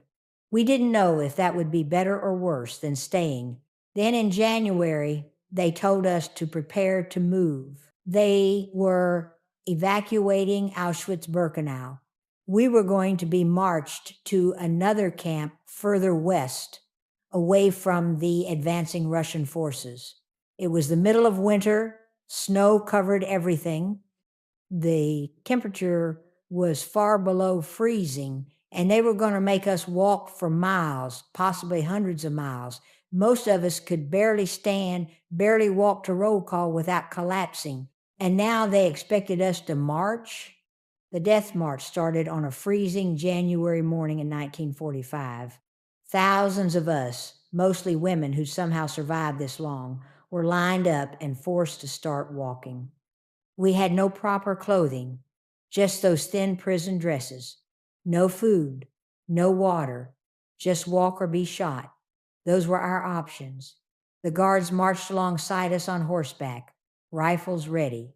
If anyone stopped walking, if anyone fell behind even for a moment, they shot them immediately. No warnings, no mercy. Just a bullet and your body left in the snow. I saw so many people die on that march, women who'd survived months or even years in the camps, who'd endured unimaginable suffering only to die in the snow because their bodies finally gave out. Their corpses were just left on the side of the road, frozen in the positions they'd fallen in. We had to keep walking past them. We couldn't stop to mourn or say prayers or acknowledge their deaths in any way. We just kept walking, one foot in front of the other, running on pure survival instinct and the desperate hope that liberation might come if we could just hold on a little longer. After several days of marching, my feet were completely destroyed. The wooden clogs had long since fallen apart, and I was walking barefoot in the snow. I couldn't feel my feet anymore. They were just numb blocks of ice at the ends of my legs. I was moving mechanically. My mind detached from my body, existing in some kind of trance state that allowed me to keep functioning when by all rights I should have been dead. We finally arrived at another camp after what felt like weeks, but might have been only days. Time had lost all meaning, but this new camp wasn't much better than Auschwitz. The conditions were almost as terrible. The food was just as scarce. The work was just as brutal. But it didn't matter anymore because we could hear artillery fire in the distance, getting closer every day. The Russians were coming. The war was ending. Freedom was actually possible. The SS guards started fleeing as the Russians got closer. You could see the panic in their eyes, the fear of what would happen when they were held accountable for their crimes. The camp descended into chaos. Some guards fled in the middle of the night. Others stayed but stopped enforcing rules as strictly. And then one morning in early February 1945, the gates were open and there were no guards at all. We were free. But freedom didn't feel real. After everything we'd endured, after being prisoners for so long, we didn't know what to do with ourselves. Many women were too weak to even leave the barracks. They'd survived until liberation only to die in the days after because their bodies were too damaged to recover. I walked out of the gate on legs that barely functioned and just stood there staring at the open road ahead of me. I was free, but I had nowhere to go. Everyone I loved was dead. My father, my brother, my nephew, murdered on their first day at Auschwitz. Sarah, dead from typhus. Most of the women I'd known in the camp dead from starvation or disease or bullets. I was alive, but I was alone in ways I'd never imagined possible. The Russian soldiers who liberated us were shocked by what they found. Thousands of barely alive prisoners, walking skeletons covered in sores and wounds and disease. They brought food and medical supplies, but our bodies couldn't handle real food after starving for so long. Many people ate too much too fast and got violently ill. Some died from it, their bodies unable to process normal food after years of near starvation. It was a cruel irony, surviving everything the Nazis did to us, only to die from the shock of eating actual food. They took us to recovery centers, makeshift hospitals, where doctors and nurses tried to help us regain our strength and health. It took months. I weighed maybe 70 pounds when I was liberated, barely more than a skeleton covered in skin. My body was covered in scars and sores that wouldn't heal. My hair grew back in strange patches. My teeth were loose, but I was alive. Against all odds, against all logic, I had survived. The journey back to France took a long time. Europe was in chaos. Transportation was disrupted. Borders were uncertain. But eventually, through a combination of Red Cross assistance and sheer determination, I made it back to Paris. I went to our old apartment, hoping desperately that someone from my family had survived, that I wouldn't be completely alone. But the apartment was occupied by strangers now. All our belongings were gone, seized or stolen or simply thrown away. Everything we'd owned, every photo, every memento, every physical connection to my former life, all of it was just erased, as if we'd never existed. I tried to find information about my father and brother through various organizations. I went to the Red Cross, to Jewish aid societies, to anyone who might have records or information. I asked if anyone had seen them, if they'd survived somehow. But the answer was always the same. They'd been sent to Auschwitz in March 1944. They hadn't survived the initial selection on the platform. They'd been murdered in the gas chambers within hours of arriving. There was no hope, no miracle survival story. They were simply gone, reduced to ash and scattered to the wind. I found my mother eventually. She'd managed to stay hidden in the free zone during all of this, living under a false identity and somehow avoiding deportation. When I found her, she looked like she'd aged 30 years in the year and a half since I'd seen her. Her hair had gone completely white. Her face was lined with worry and grief. When she saw me, she hugged me and cried and then immediately asked about her husband and son, and I had to tell her the truth. I had to tell her that she'd never see them again, that they'd been murdered, that I was all she had left. The look on her face as I told her this haunts me still. She'd been holding on to hope for over a year, convincing herself that they might somehow survive, might somehow come home. And I was the one who had to destroy that hope with the truth. But the truth, no matter how unbearable, is what survivors owe to the dead. We owe them honesty. We owe them memory. We owe them the promise that their deaths won't be forgotten or denied or minimized. I tried to tell people what had happened. I tried to explain about Auschwitz, about the gas chambers and crematoriums and systematic murder, and the response I got was devastating. People didn't believe me. They looked at me with skepticism, with pity for what they assumed was my traumatized imagination. That's not possible, they'd say. No one could do such things. You must be exaggerating what you experienced. Even other French people who'd lived through the occupation couldn't comprehend the reality of what had happened in those camps. They'd seen restrictions and harassment, but they couldn't grasp the scale of industrial murder that had taken place. I remember going back to my old neighborhood about 2 weeks after returning to Paris. A small crowd gathered when they saw me and another survivor walking down the street. We still looked terrible. Our hair hadn't fully grown back. We were painfully thin, clearly marked by trauma.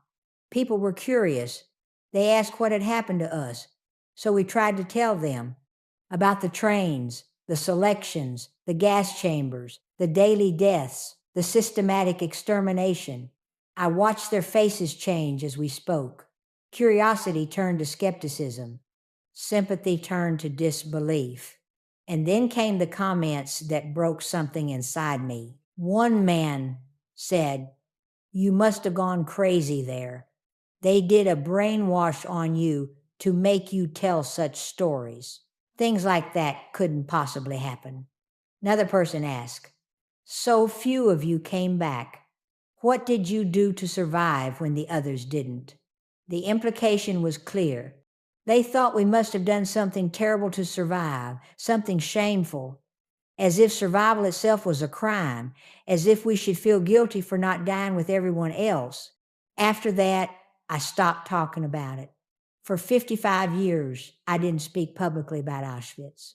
I got married, had children, tried to build some semblance of a normal life. But the nightmares never stopped. The memories never faded.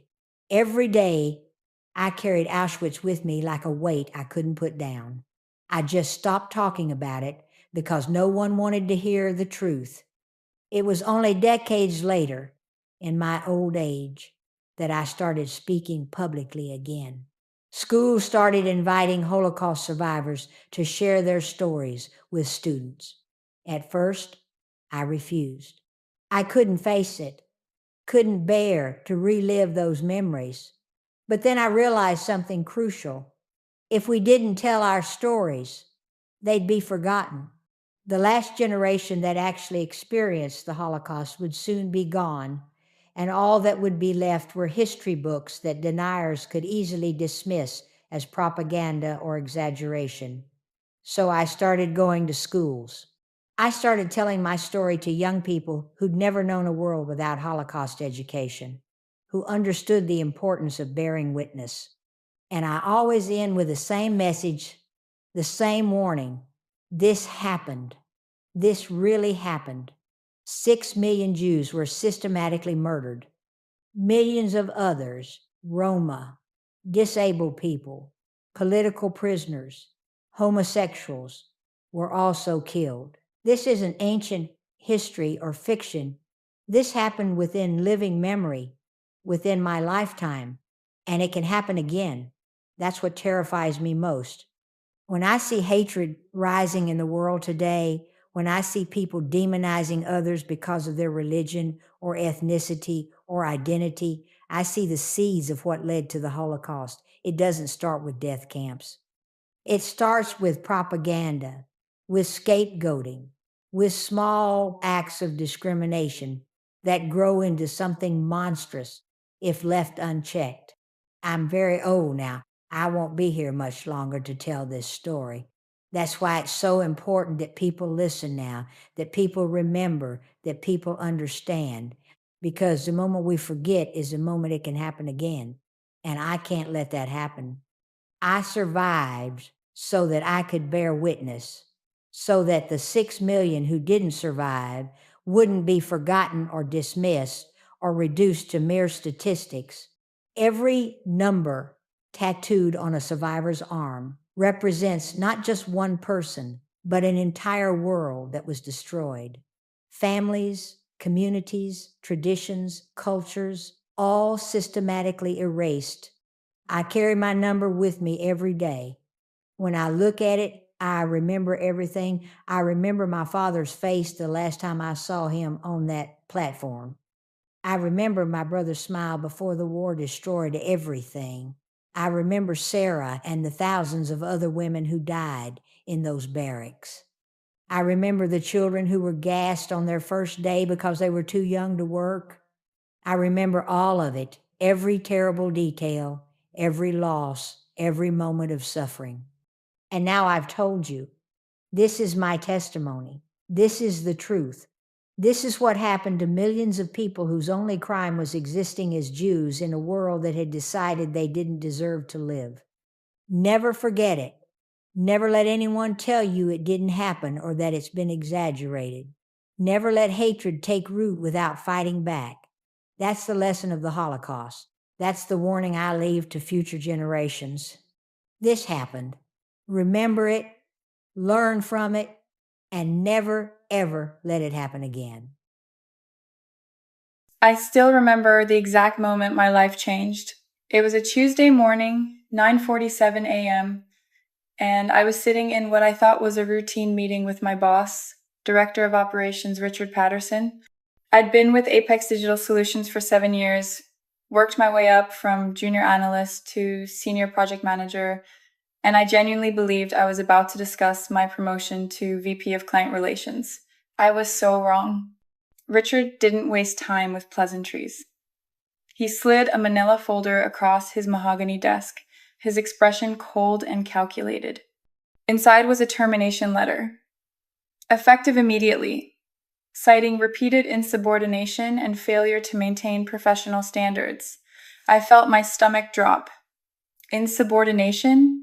I'd never even received a written warning, let alone been reprimanded for anything serious. Before I could process what was happening, he continued. He told me I had 30 minutes to pack my things, that security would escort me out, and that if I caused any scene or tried to contact anyone in the company, they would pursue legal action for breach of contract. My hands were shaking as I tried to form words to ask what I'd done wrong, but he just pointed to the door and told me my access cards would be deactivated within the hour. Walking through that office with a security guard flanking me while my colleagues stared was the most humiliating experience of my professional life. 7 years of late nights, sacrificed weekends, missed family events, all reduced to this walk of shame. I could see the confusion on people's faces, the whispers starting before I even reached the elevator. My best friend at the company, Jennifer, tried to approach me, but the guard literally stepped between us. I wasn't even allowed to say goodbye, but here's the thing about being the person who actually did the work while everyone else took credit. I knew where all the bodies were buried. And I mean that both figuratively and literally in terms of the company's darkest secrets. Let me back up and give you the full context. I'd been Richard's right hand for the past 3 years, ever since he'd been promoted to Director of Operations. I was the one who cleaned up his mistakes, who actually managed the client relationships he claimed credit for, who worked through the night fixing problems he'd created during his boozy lunch meetings. And I documented everything, not because I was planning some elaborate revenge, but because I'm meticulous by nature. Every email, every project file, every conversation, I kept records because that's what good project managers do. But there was something else. About 8 months before I was fired, Richard had started making things uncomfortable. It began with small comments about my appearance, compliments that felt just slightly too personal. Then came the invitations to after-work drinks, just the two of us. Suggestions that we should travel together to client sites even when it wasn't necessary. I'd always declined politely, kept things professional, but he was persistent. The final straw came 3 weeks before my termination. We were at a company retreat in Colorado, and after the official events ended, Richard cornered me in the hotel bar. He was drunk, handsy, and made it crystal clear that my career advancement was contingent on being more flexible with him. I recorded the entire conversation on my phone, not because I planned to use it, but because I knew I needed protection. I told him firmly that I wasn't interested and that his behavior was inappropriate. His face went from predatory to furious in about 2 seconds. That's when I knew my days were numbered, but I didn't realize he'd move so quickly or so viciously. So there I was, sitting in my apartment on a Tuesday afternoon, still in shock, scrolling through 7 years of files I'd backed up on my personal cloud drive.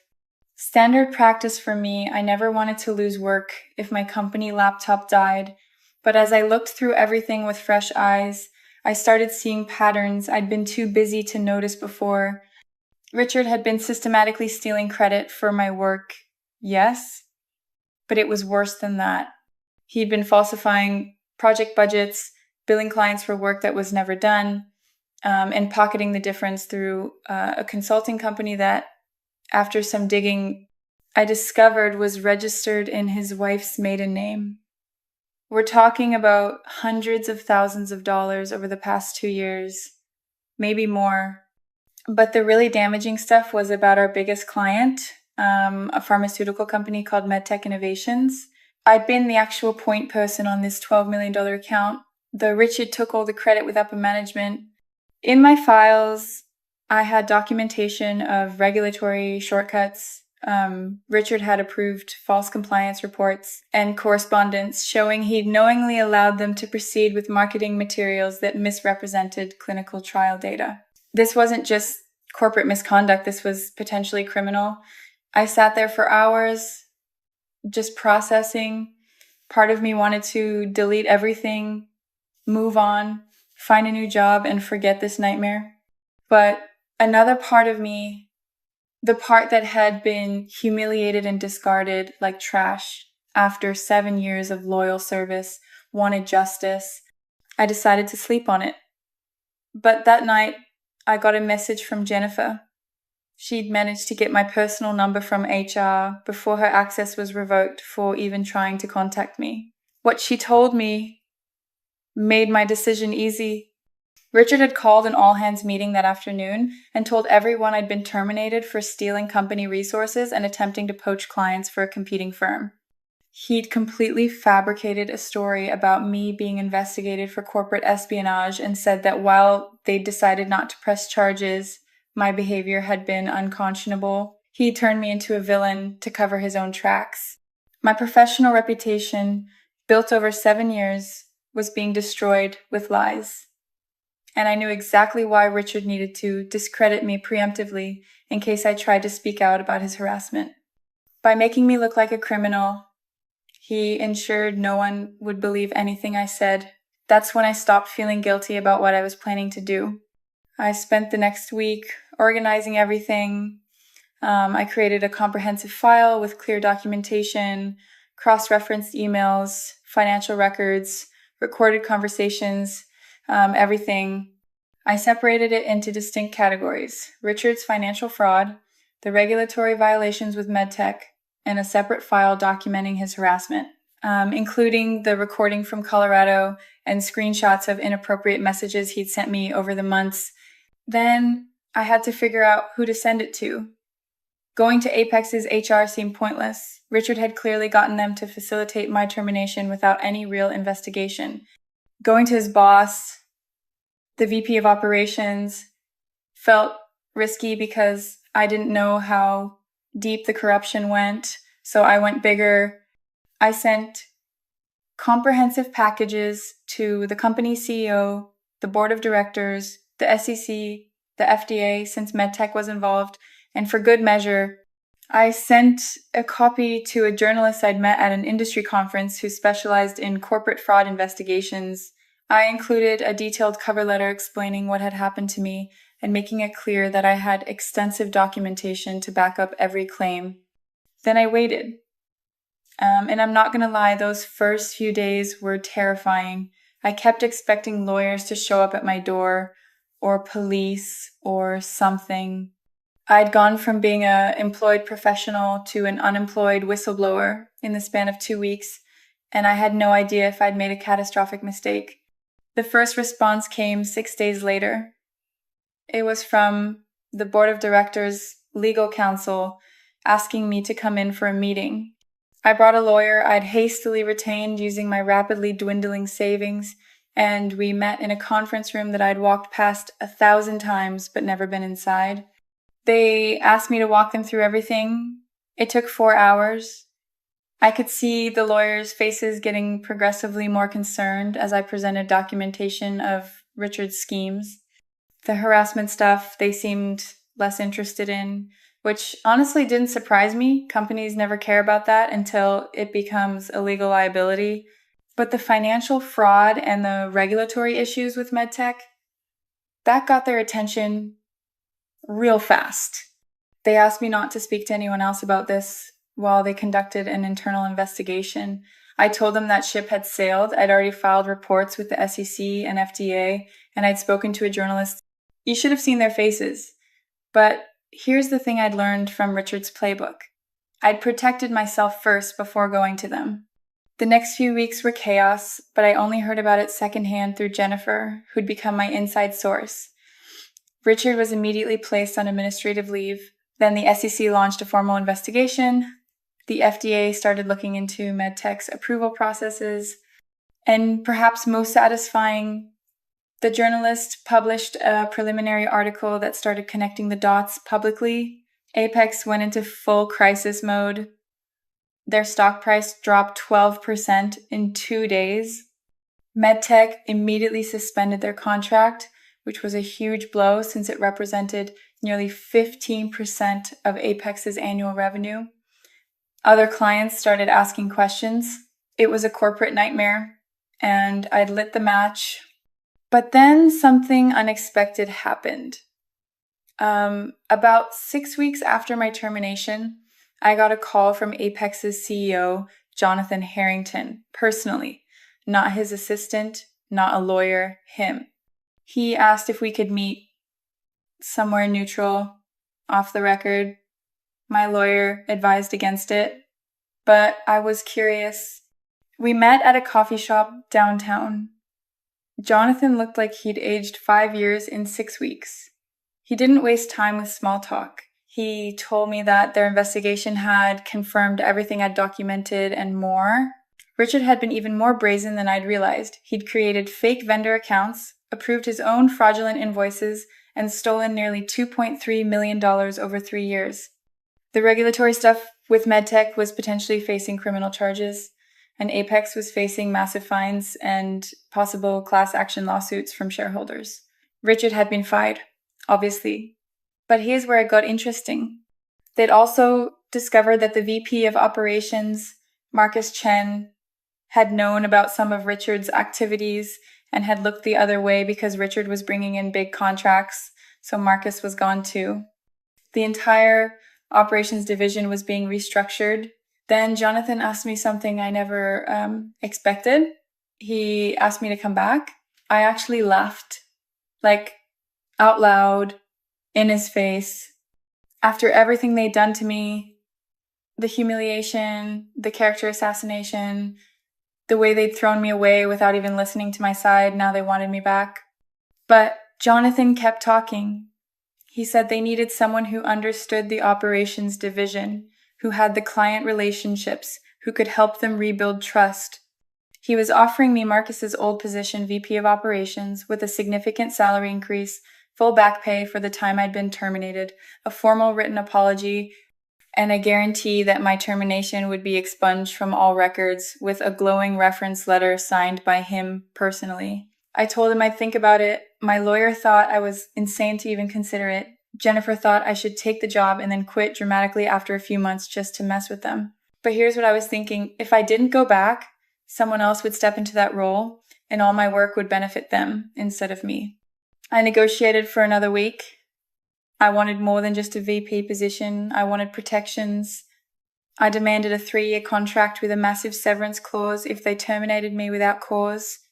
I wanted a seat in executive meetings with the CEO.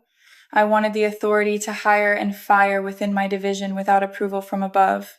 And I wanted a formal acknowledgement that my whistleblowing had saved the company from even worse consequences. They agreed to everything. I think they were desperate. The company was hemorrhaging clients and talent, and they needed stability fast. So I went back 3 months after being escorted out by security. I walked back into that building as a vice president. The looks on people's faces were priceless. Some were shocked, some were angry, some were clearly scared of me now. The people who'd whispered about me when I was fired suddenly wanted to be my best friend. The first thing I did was clean house. Remember how I said I'd documented everything? Well, I hadn't just documented Richard's crimes. I'd also noted every manager who'd turned a blind eye, every colleague who'd thrown others under the bus for advancement, every person who'd participated in the toxic culture that had allowed someone like Richard to thrive. I didn't fire everyone, I'm not a monster, but I made it very clear that the old way of doing things was over. People who'd succeeded by taking credit for others' work suddenly found themselves being held accountable. Managers who'd created hostile environments got one warning, then were shown the door. Within 6 months, I'd restructured the entire division, promoted people who actually deserved it, and implemented new protocols to prevent another Richard situation. As for Richard himself, the last I heard, he was facing multiple criminal charges. The SEC hit him with securities fraud charges, the fraud for his embezzlement scheme, and MedTech actually sued him personally for the regulatory violations. His career was over, his reputation destroyed, and he was looking at potential prison time. His wife divorced him, he lost his house, and last I checked, he was working at a friend's car dealership while awaiting trial. I wish I could say I felt bad for him, but I didn't. He'd tried to destroy me, to cover up his own crimes and harassment. He'd counted on me being too scared or too beaten down to fight back. He'd underestimated the quiet, meticulous project manager who documented everything and knew where all the bodies were buried. The MedTech situation ended up being a bigger deal than anyone expected. The FDA investigation revealed serious problems with their approval process, and while Apex lost the contract, we actually came out looking better because I'd been the one to blow the whistle. Several other pharmaceutical companies actually reached out to us specifically because they wanted to work with a firm that clearly took compliance seriously. Within a year, we'd not only recovered the revenue from MedTech, but exceeded it. The company's stock price bounced back, and I went from being a terminated employee to being featured in industry publications as an example of ethical leadership and corporate whistleblowing done right. But the best part, the absolute best moment of the entire saga, came about 8 months after I returned. We were at an industry conference, the kind of big networking event where everyone in our field shows up. I was there as a VP, speaking on a panel about corporate ethics and compliance. And who did I see in the audience, sitting in the back row, looking absolutely miserable? Richard.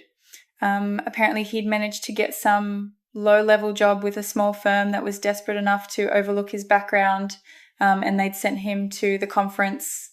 When our eyes met, I saw him recognize me.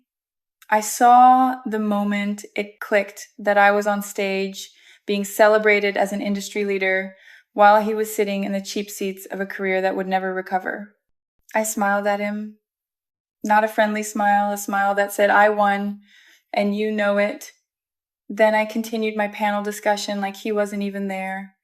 After the panel, several people came up to talk to me, including the journalist who'd written the original article about the scandal. She was working on a follow-up piece about corporate comebacks and asked if she could interview me. I agreed, and that article ended up being the cover story of a major business magazine. The headline was From Fired to Featured: How One Executive Turned Wrongful Termination into Industry Leadership. Richard's name was mentioned in the article too as a cautionary tale of what happens when ambition isn't tempered by ethics. Looking back now, 3 years later, I'm actually grateful for everything that happened. Not for the harassment or the humiliation or the fear, those parts still make me angry when I think about them. But being fired forced me to take action I might never have taken otherwise. It showed me that I was stronger than I thought, more capable than I'd given myself credit for, and that sometimes the worst thing that happens to you can become the catalyst for the best thing. I'm still at Apex now as Senior Vice President with a direct line to the CEO. I've mentored dozens of younger employees, particularly women, about standing up for themselves and documenting everything. I've implemented policies that make it harder for people like Richard to abuse their power, and I've made it my personal mission to ensure that no one in my division ever has to go through what I went through. Jennifer, my friend who risked her own position to tell me what Richard had said about me, is now my Director of Client Relations. The first thing I did when I got my VP position was promote her. She deserved it. and I wanted people to know that loyalty and integrity would be rewarded in my division. As for the other people who were involved in my termination, the HR director who processed my paperwork without any real investigation, the security guard who seemed to enjoy escorting me out, the colleagues who immediately believed Richard's lies about me, most of them aren't with the company anymore. Some left on their own when the culture changed and they realized they couldn't succeed by playing political games anymore. Others were let go during the restructuring. A few actually apologized to me, which I appreciated, even if I didn't fully forgive them. The financial recovery was something else too. Once I had the authority to actually implement the changes I'd been suggesting for years, efficiency improved dramatically. We cut out the bloat, the fake vendors, the unnecessary expenses that Richard and others had been hiding in their budgets. In my first year as VP, I saved the company nearly $4 million just by implementing basic oversight and accountability measures. The board of directors noticed. They gave me a bonus that was larger than my entire salary from when I was first fired. I used part of it to take my family on a vacation to Europe, the one I'd been planning to take before I was terminated. The rest I invested. I was never going to be in a position again where losing a job meant immediate financial panic. I also hired a career coach who specialized in working with whistleblowers and people who'd experienced workplace trauma. That might sound dramatic, but what I went through really did leave scars. There were nights I couldn't sleep, replaying the moment Richard told me I was fired, the walk through the office, the fear that I'd destroyed my entire career by speaking out. The coach helped me process all of that and turn it into something productive rather than letting it eat away at me. One unexpected development was the number of people who reached out to me after the magazine article was published. Former colleagues from other companies, people I'd met at conferences years ago, even complete strangers, they all had similar stories. They'd been harassed or witnessed fraud or been fired for speaking up, and they wanted advice on what to do. I started doing informal mentoring, which eventually led to me being invited to speak at business schools and corporate ethics seminars. There's something powerful about sharing your story and having people tell you that it gave them courage to stand up for themselves. I've had former Apex employees tell me that watching me come back and succeed gave them the confidence to report problems they'd been ignoring. I've had people from other companies tell me they documented misconduct because they heard me talk about the importance of keeping records. I never wanted to be a whistleblower or a symbol of corporate resistance or any of that. I just wanted to do good work, advance my career, and be treated with basic respect. But sometimes circumstances push you into roles you never expected, and you either rise to meet them or you let them crush you. The legal side of everything took years to fully resolve. Richard's criminal trial happened about 18 months after I was reinstated. I had to testify, which was nerve-wracking, despite having a mountain of evidence. His lawyers tried to paint me as a disgruntled employee seeking revenge, but the financial records didn't lie. The jury found him guilty on multiple counts of fraud and embezzlement. He was sentenced to 6 years in federal prison and ordered to pay restitution that he'll probably never be able to afford.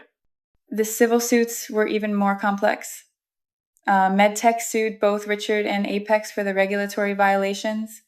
We settled out of court for an undisclosed amount, but I know it was substantial.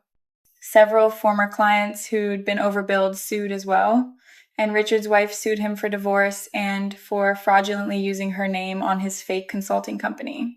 It was a legal mess that took almost 3 years to fully untangle. Through all of it, I just kept doing my job. I rebuilt relationships with clients who'd been burned during the scandal. I testified when I was asked to. I cooperated with every investigation. And I made sure that everyone knew Apex was under new management, at least in the operations division, and that we were committed to doing things right. The company culture shifted too, though not as completely as I would have liked. There are still politics, still people playing games, still managers who care more about optics than results. That's corporate life, unfortunately. But in my division, things are different. People know they can come to me if they're experiencing harassment or witnessing misconduct, They know that I'll take them seriously because I've been where they are, and they know that I have the authority and the will to do something about it. I've also become close with the CEO, Jonathan Harrington. He's told me multiple times that bringing me back was the best decision he made during the crisis. We have a relationship based on mutual respect and transparency. When he's considering major decisions, he often asks for my input, not just on operations issues, but on broader company strategy. I'm not naive enough to think I'm irreplaceable or that corporate politics don't still exist at the highest levels, but I have a seat at the table now, and I use it to advocate for the things I believe in. One of my proudest accomplishments has been the mentorship program I established in my division.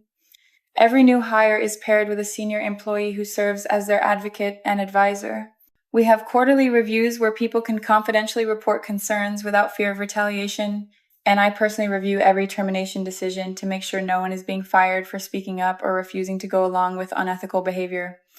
Has it been perfect? No. I've made mistakes.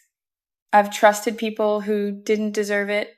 I've probably been too harsh on some employees who reminded me of Richard when they really were just making honest errors. I've had moments where the stress and pressure made me question whether it was worth it. But overall, I'm proud of what I've built and who I've become through this process. The strangest part of all of this has been becoming a public figure in the corporate ethics world.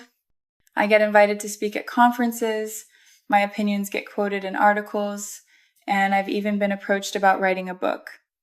It's surreal because I never set out to be anyone's hero or role model. I just wanted justice for what happened to me, and I wanted to make sure the company couldn't sweep its problems under the rug anymore.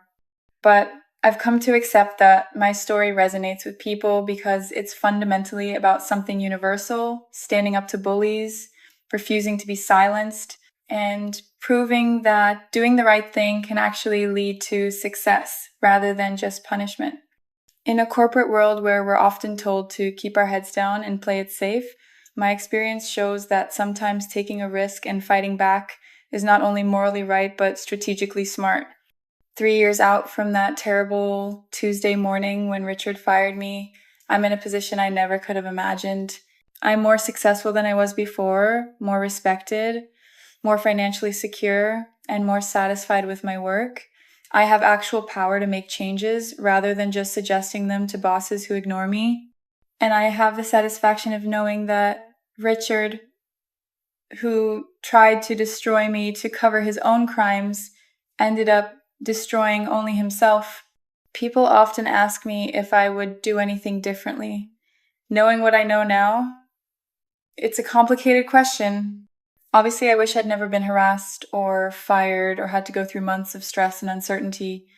But would I have taken the same actions if I could do it over? Absolutely, without hesitation. Because here's what I learned. Companies and corrupt individuals count on good people staying silent. They count on the fear of retaliation, the difficulty of proving wrongdoing, the exhaustion of fighting back. They count on you caring more about your career than about justice. And for a lot of people, that calculation works. It's safer to stay quiet, to look the other way, to accept mistreatment rather than risk everything by speaking up. But I couldn't live with that. Once I knew what Richard had done, once I'd been fired and humiliated and lied about, I couldn't just walk away and let him keep doing it to other people. And yes, part of my motivation was revenge. I won't pretend otherwise. I wanted him to suffer the way he'd made me suffer. But it was also about principle, about believing that people like him shouldn't be allowed to win just because they're willing to be ruthless. The documentation was key to everything. If I hadn't kept those meticulous records, if I just relied on my word against his, I would have lost. No one would have believed me.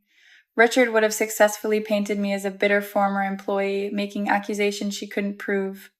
But because I had emails, recordings, financial documents, everything backed up and organized, I had a case that couldn't be dismissed or ignored. So if there's one piece of advice I give to every person who asks me about dealing with workplace misconduct, it's this. Document everything. Every inappropriate comment, every sketchy financial decision, every instance of someone taking credit for your work. Write it down, save the email, record the meeting if it's legal in your state. You might never need it, and I hope you don't.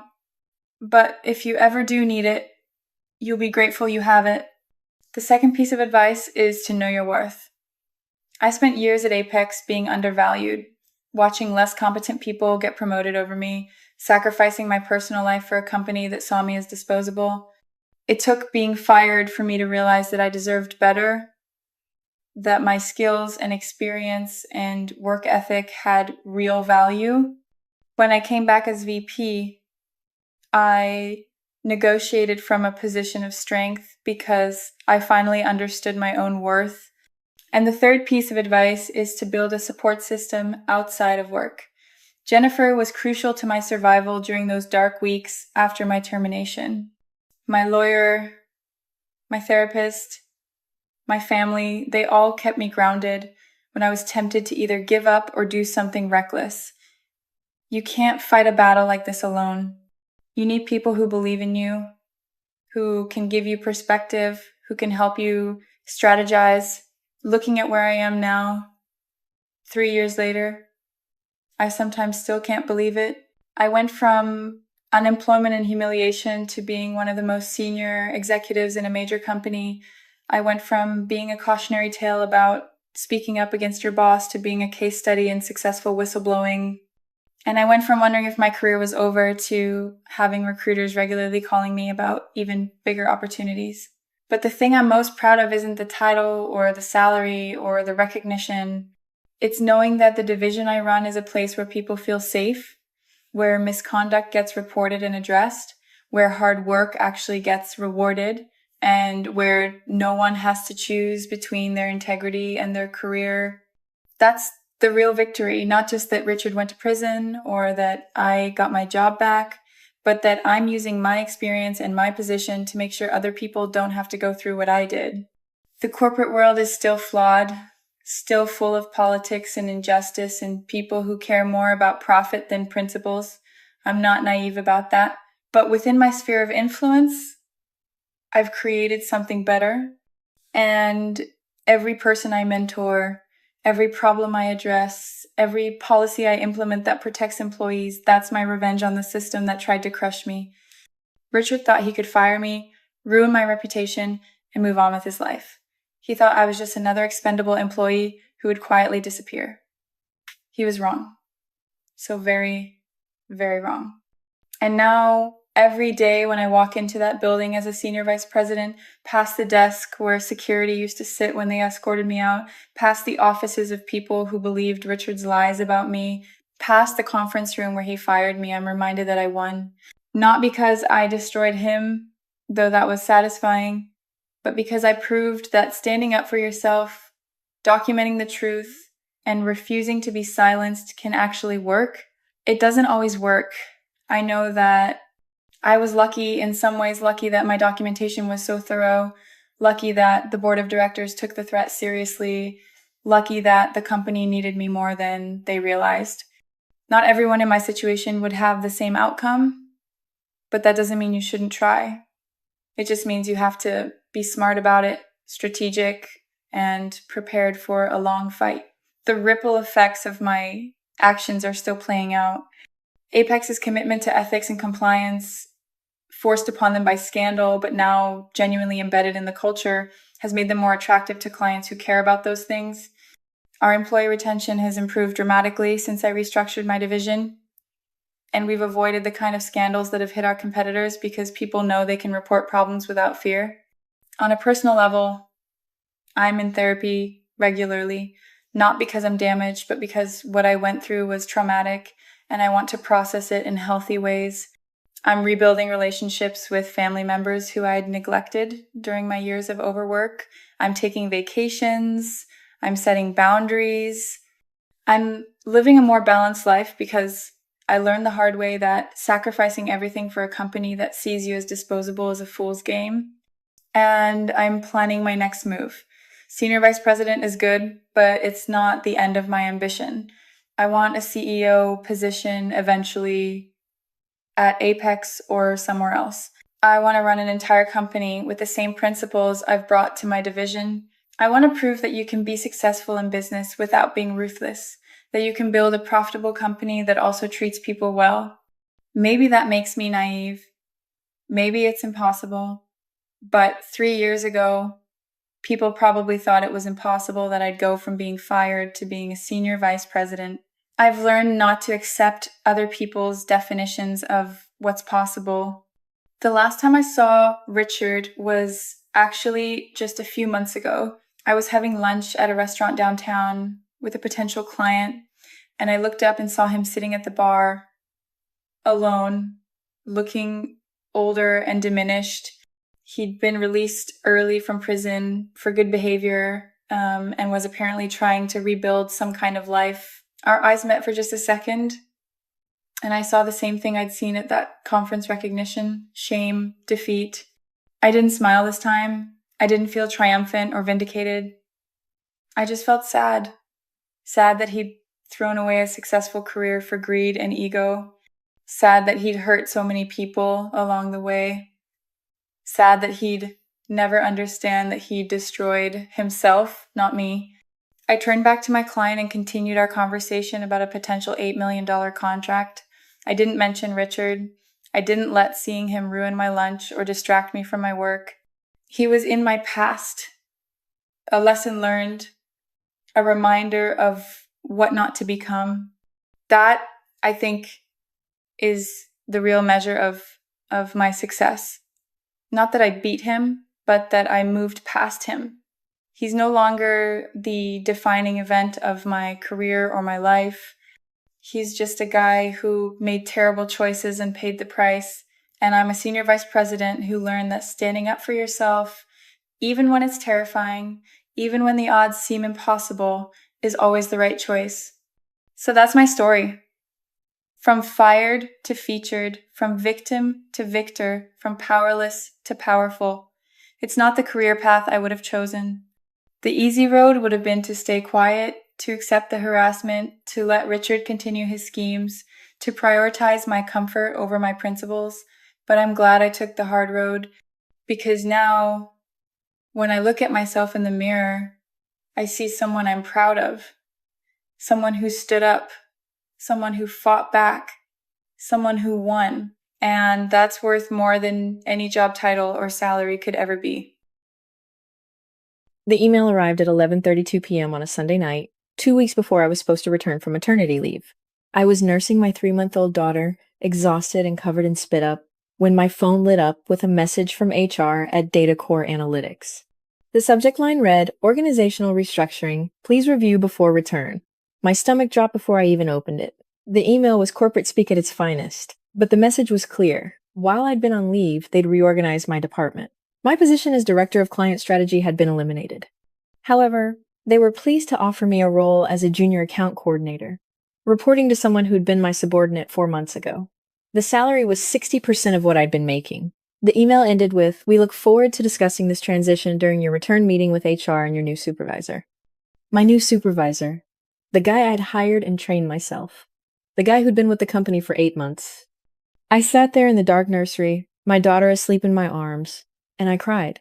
Not because I was sad, but because I was so angry I didn't know what else to do. I'd given DataCore 6 years of my life. I'd built their entire client strategy division from scratch. I'd brought in over $15 million in new business in my last year alone. And this was how they repaid me for taking legally protected maternity leave. But here's what they didn't know about me. I don't break. I pivot. Let me give you some context. I started at DataCore right out of business school as one of their first employees when they were just a scrappy startup in a converted warehouse. I believed in the vision using data analytics to help mid-sized companies optimize their operations. I worked insane hours, took a below-market salary in exchange for equity, and built relationships with clients that became the foundation of the company's growth. By the time I got pregnant, DataCore had grown to over 200 employees and was pulling in $30 million a year in revenue. I was one of 3 directors, the only woman in senior leadership, and I had a team of 12 people who I'd personally recruited and trained. I was also engaged to my partner Daniel, who worked in a completely different industry, and we were excited about starting our family. When I told my boss, the VP of operations named Trevor Walsh, that I was pregnant, his first response was, "Congratulations." His second response, later that same day in a private meeting, was, "So what's your plan for coverage while you're out?" Not "how can we support you," but "how will you make sure your absence doesn't impact us?" I should have seen it then, but I was optimistic. Naive, maybe? I created detailed transition plans. I trained my senior team members to handle everything in my absence. I even worked from home during the first 2 weeks of my leave to make sure nothing fell through the cracks. I did everything right, and they still screwed me over. That Sunday night, after I stopped crying and put my daughter back in her crib, I started planning. I had 2 weeks before my return meeting. 2 weeks to figure out what I was going to do. Because one thing was absolutely certain, I was not going to accept that demotion. The first thing I did was review my employment contract. I'd been granted equity when DataCore was still small, which meant I owned 2.3% of the company. Not a huge amount, but enough to make me a vested stakeholder. The contract had clauses about wrongful termination, but nothing explicit about demotion. However, there was a section about material changes to compensation and responsibilities that gave me some leverage. The second thing I did was start documenting everything. I went through my emails, my files, everything I could access remotely. I made copies of client contacts, project methodologies I developed, training materials I created. I was careful to only take things I'd personally created or information that wasn't proprietary to DataCore. But I was thorough. The third thing I did was reach out to 3 people on my team who I trusted implicitly. Sarah, my senior strategist, Michael, who handled our largest accounts, and Patricia, who'd been with me since the beginning. I asked each of them to meet me for coffee individually, not at our usual spot near the office, but at a cafe across town. Their reactions when I told them about the demotion were exactly what I expected. Shock, anger, and in Sarah's case, immediate offers to quit in solidarity. But I told them not to do anything yet. I asked them questions instead. How had things been while I was gone? Who was really running my department? What were they hearing about the restructuring? What they told me was enlightening and infuriating. Apparently, Trevor had been telling people that I probably wouldn't come back after having the baby. That I'd said I wanted to be a stay-at-home mom. Complete lies. He'd given my position to Dylan Carter, a guy who'd been hired less than a year ago, who had an MBA from the same school Trevor went to, and who had exactly 0 experience in client strategy. But the really interesting part was what was happening with the clients. 3 of our biggest accounts were unhappy. Dylan was trying to implement new approaches that contradicted everything we'd built, and the clients were pushing back. 2 of them had specifically asked where I was and when I'd be returning. That's when I started to see the opportunity. I spent the next week doing research. I looked at the data analytics market, at competitors, at gaps in service. I talked to Daniel about our finances and how long we could survive on his salary alone. I reached out to a lawyer who specialized in employment discrimination to understand my options. And I started building a business plan. By the time I walked into that return meeting with HR and Trevor, I knew exactly what I was going to do. The meeting was even worse than I'd expected. Trevor was condescending, talking to me like I was a child who needed to understand business realities. HR just sat there with their rehearsed sympathetic expressions, offering 0 support. They presented the demotion as a done deal, not a negotiation. They even had the audacity to frame it as an opportunity to ease back into work with less responsibility while adjusting to motherhood. I let them finish their entire spiel. Then I calmly said, "I'll need to review this offer with my attorney. I should have a response for you by Friday." Trevor's face went red. "This isn't a negotiation, Amy. This is the role we're offering you. If you don't want it, that's your choice." "I understand," I said, standing up. "I'll have my response by Friday." I walked out of that building for what I thought might be the last time, and I felt lighter than I had in months. I spent the next 3 days in intense preparation. My lawyer confirmed what I suspected. What they were doing was likely illegal discrimination based on pregnancy and parental status. But fighting it in court could take years and might result in nothing more than a settlement and a return to a company that had made it clear they didn't value me. He could send a strongly worded letter, but that would just make them defensive. So I chose a different path. On Friday, I sent an email to HR and Trevor. In it, I declined their offer of the junior account coordinator position. I also resigned from DataCore, effective immediately, citing fundamental differences in values and career direction.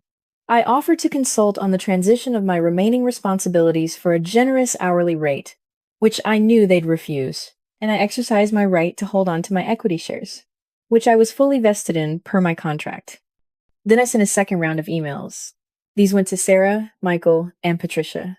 I told them I'd resigned and why. I told them I was starting my own data analytics consultancy and that I'd love to have them join me if they were interested, but I completely understood if they wanted to stay at DataCore. I didn't pressure them. I just presented the opportunity. All three of them quit within a week. Starting Insight Analytics Group was simultaneously the scariest and most exhilarating thing I'd ever done. We launched with 4 people working out of my living room, taking calls while my daughter napped, having strategy sessions interrupted by diaper changes. It was chaos. It was exhausting. But it was ours. The first client wasn't hard to get. Remember those accounts that were unhappy with Dylan's new approaches? I reached out to my contacts there, not to poach them directly, but just to let them know I was now independent and available for consulting work. Within 2 weeks, 2 of DataCore's top 5 accounts had hired Insight Analytics as consultants. Within a month, they'd moved their full contracts to us. DataCore was furious. Trevor called me personally, accused me of stealing clients and violating non-compete agreements. I calmly reminded him that my contract had no non-compete clause because DataCore couldn't afford to include them when I was hired in the startup days. Everything I'd done was completely legal. The clients had chosen to work with us because they trusted the relationships we'd built and the quality of our work. He threatened to sue anyway. My lawyer sent him a very detailed letter about pregnancy discrimination, wrongful demotion, and constructive dismissal. We never heard from Trevor again. The next 6 months were a blur. We operated lean, reinvesting every dollar back into the business. I worked around my daughter's schedule, pumping between client calls, writing proposals during 2 a.m. feedings, doing presentations with spit-up stains on my shirt that I covered with a blazer. Daniel was incredible, taking on more of the household duties and believing in what I was building even when I had doubts. We landed client after client, many of them from DataCore. Not because we were actively poaching, but because word spread. People in the industry knew what had happened to me. They knew the quality of work we'd done, and they wanted to work with a company that actually valued its employees and wasn't run by people like Trevor. By month 8, we had 12 clients and needed to hire. We brought on 3 more strategists, including one of them was a woman returning from her own maternity leave who'd been pushed out of her previous company. We made a point of creating a culture that was flexible, family-friendly, and based on results rather than FaceTime. By the end of year 1, Insight Analytics Group had 18 employees and had generated $2.8 million in revenue.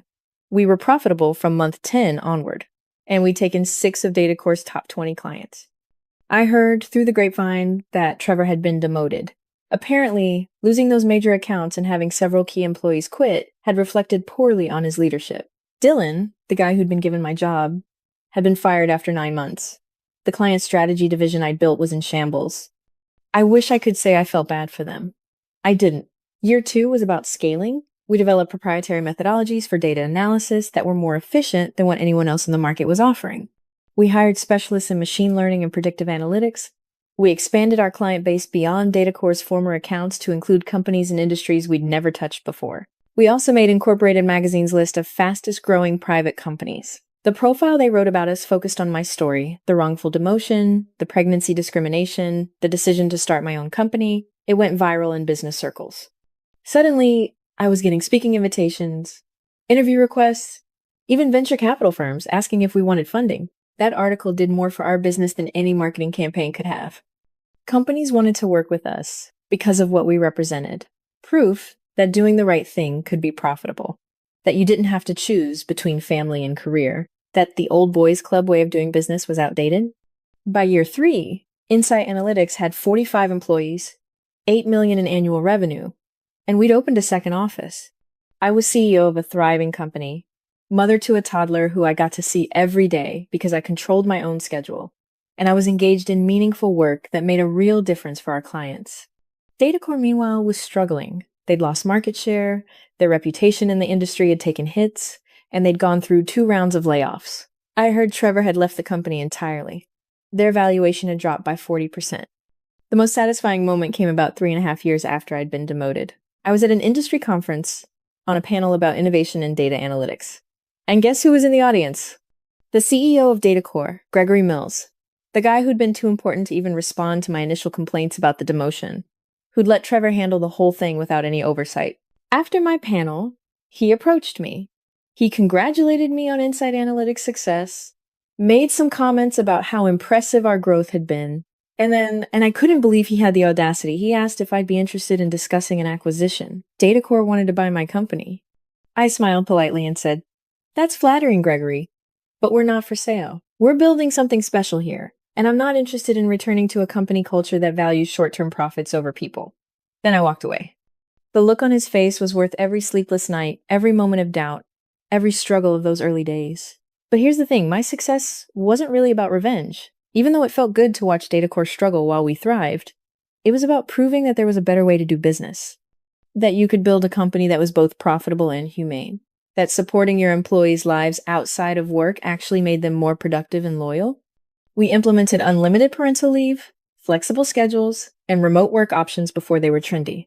We paid well and offered real equity to key employees. We promoted based on merit, not on who went to which business school or who played golf with the executives. And we created a culture where having a life outside of work wasn't seen as a lack of commitment, but as a sign of healthy balance. Our retention rate was 93%, our client satisfaction scores were the highest in the industry, and we were profitable every single year. Around year 4, something unexpected happened. Some of DataCore's former executives reached out to me separately. They wanted to apologize. They said they hadn't known the full extent of what Trevor had done, that they'd been misled about my situation, that they regretted not fighting harder to keep me. Some of these apologies felt genuine. Others felt like networking attempts now that I was successful. I accepted the apologies but didn't forget the lessons. These were people who'd sat in leadership meetings where decisions about my demotion were discussed. They'd chosen not to speak up, not to question, not to verify the story they were being told. That kind of passive complicity enables discrimination. But I also recognize that people can change and grow. So when some of them asked if there were opportunities at Insight Analytics, I didn't immediately say no. I told them we'd consider applications like we would anyone else's, but that they'd need to prove they understood and aligned with our values. A few of them eventually joined our team, and they became some of our strongest advocates for the culture we'd built. The media attention continued as we grew. I was named to several 40, under 40 lists, featured in business magazines, invited to speak at conferences around the world. What struck me was how many women reached out with similar stories, demoted after pregnancy, pushed out after taking parental leave, passed over for promotions they'd earned. I started using my platform to talk about these issues openly. I shared the specifics of what happened to me, named the discriminatory practices I'd experienced, and advocated for better policies. Some people criticized me for being too vocal, for playing the victim, or making it about gender. But far more people thanked me for speaking up and giving voice to experiences they thought were just their own failures. That advocacy work led to consulting with companies on parental leave policies, speaking to law students about employment discrimination, and eventually joining the board of a national organization focused on workplace equality. The work I'd started as personal revenge had become a broader mission. By year 5, Insight Analytics was at $12 million in annual revenue with 70 employees. We'd been approached by multiple private equity firms about investment or acquisition, but I wasn't interested in giving up control. We were growing sustainably, profitably, and on our own terms. Then something interesting happened. A former DataCore client, one we'd never worked with, reached out.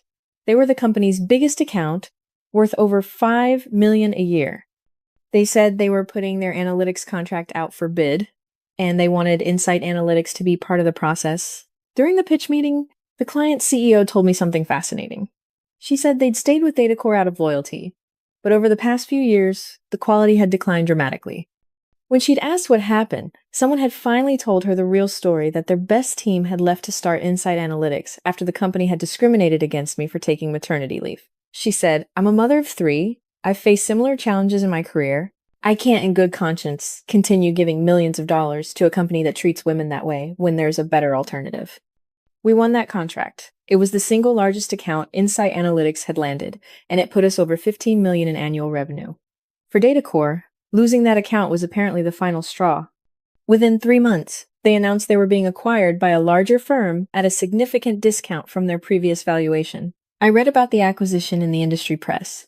Part of me felt vindicated. But mostly, I just felt grateful that I'd escaped when I did and built something better. The employee who'd replaced me, Dylan, actually reached out around this time. He apologized for taking my job, said he'd been young and naive and hadn't understood the situation. He told me Trevor had manipulated him, promised him rapid advancement, and used him as a pawn. He'd been fired when things went south, and it had taught him a lot about corporate politics.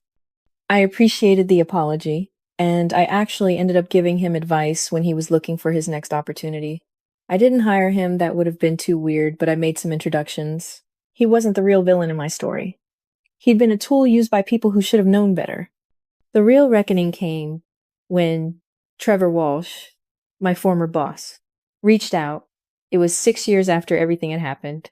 He sent a long email, which I've saved, where he tried to explain and justify his actions. He said he'd been under pressure from above to cut costs.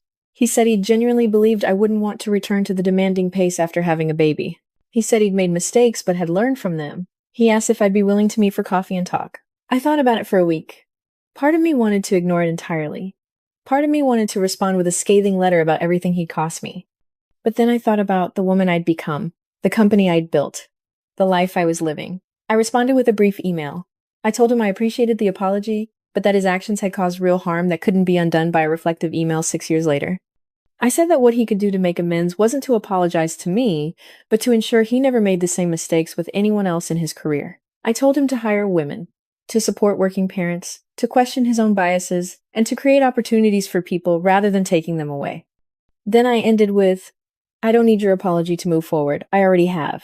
I never heard from him again, and I was fine with that. Year 7 brought new challenges and opportunities.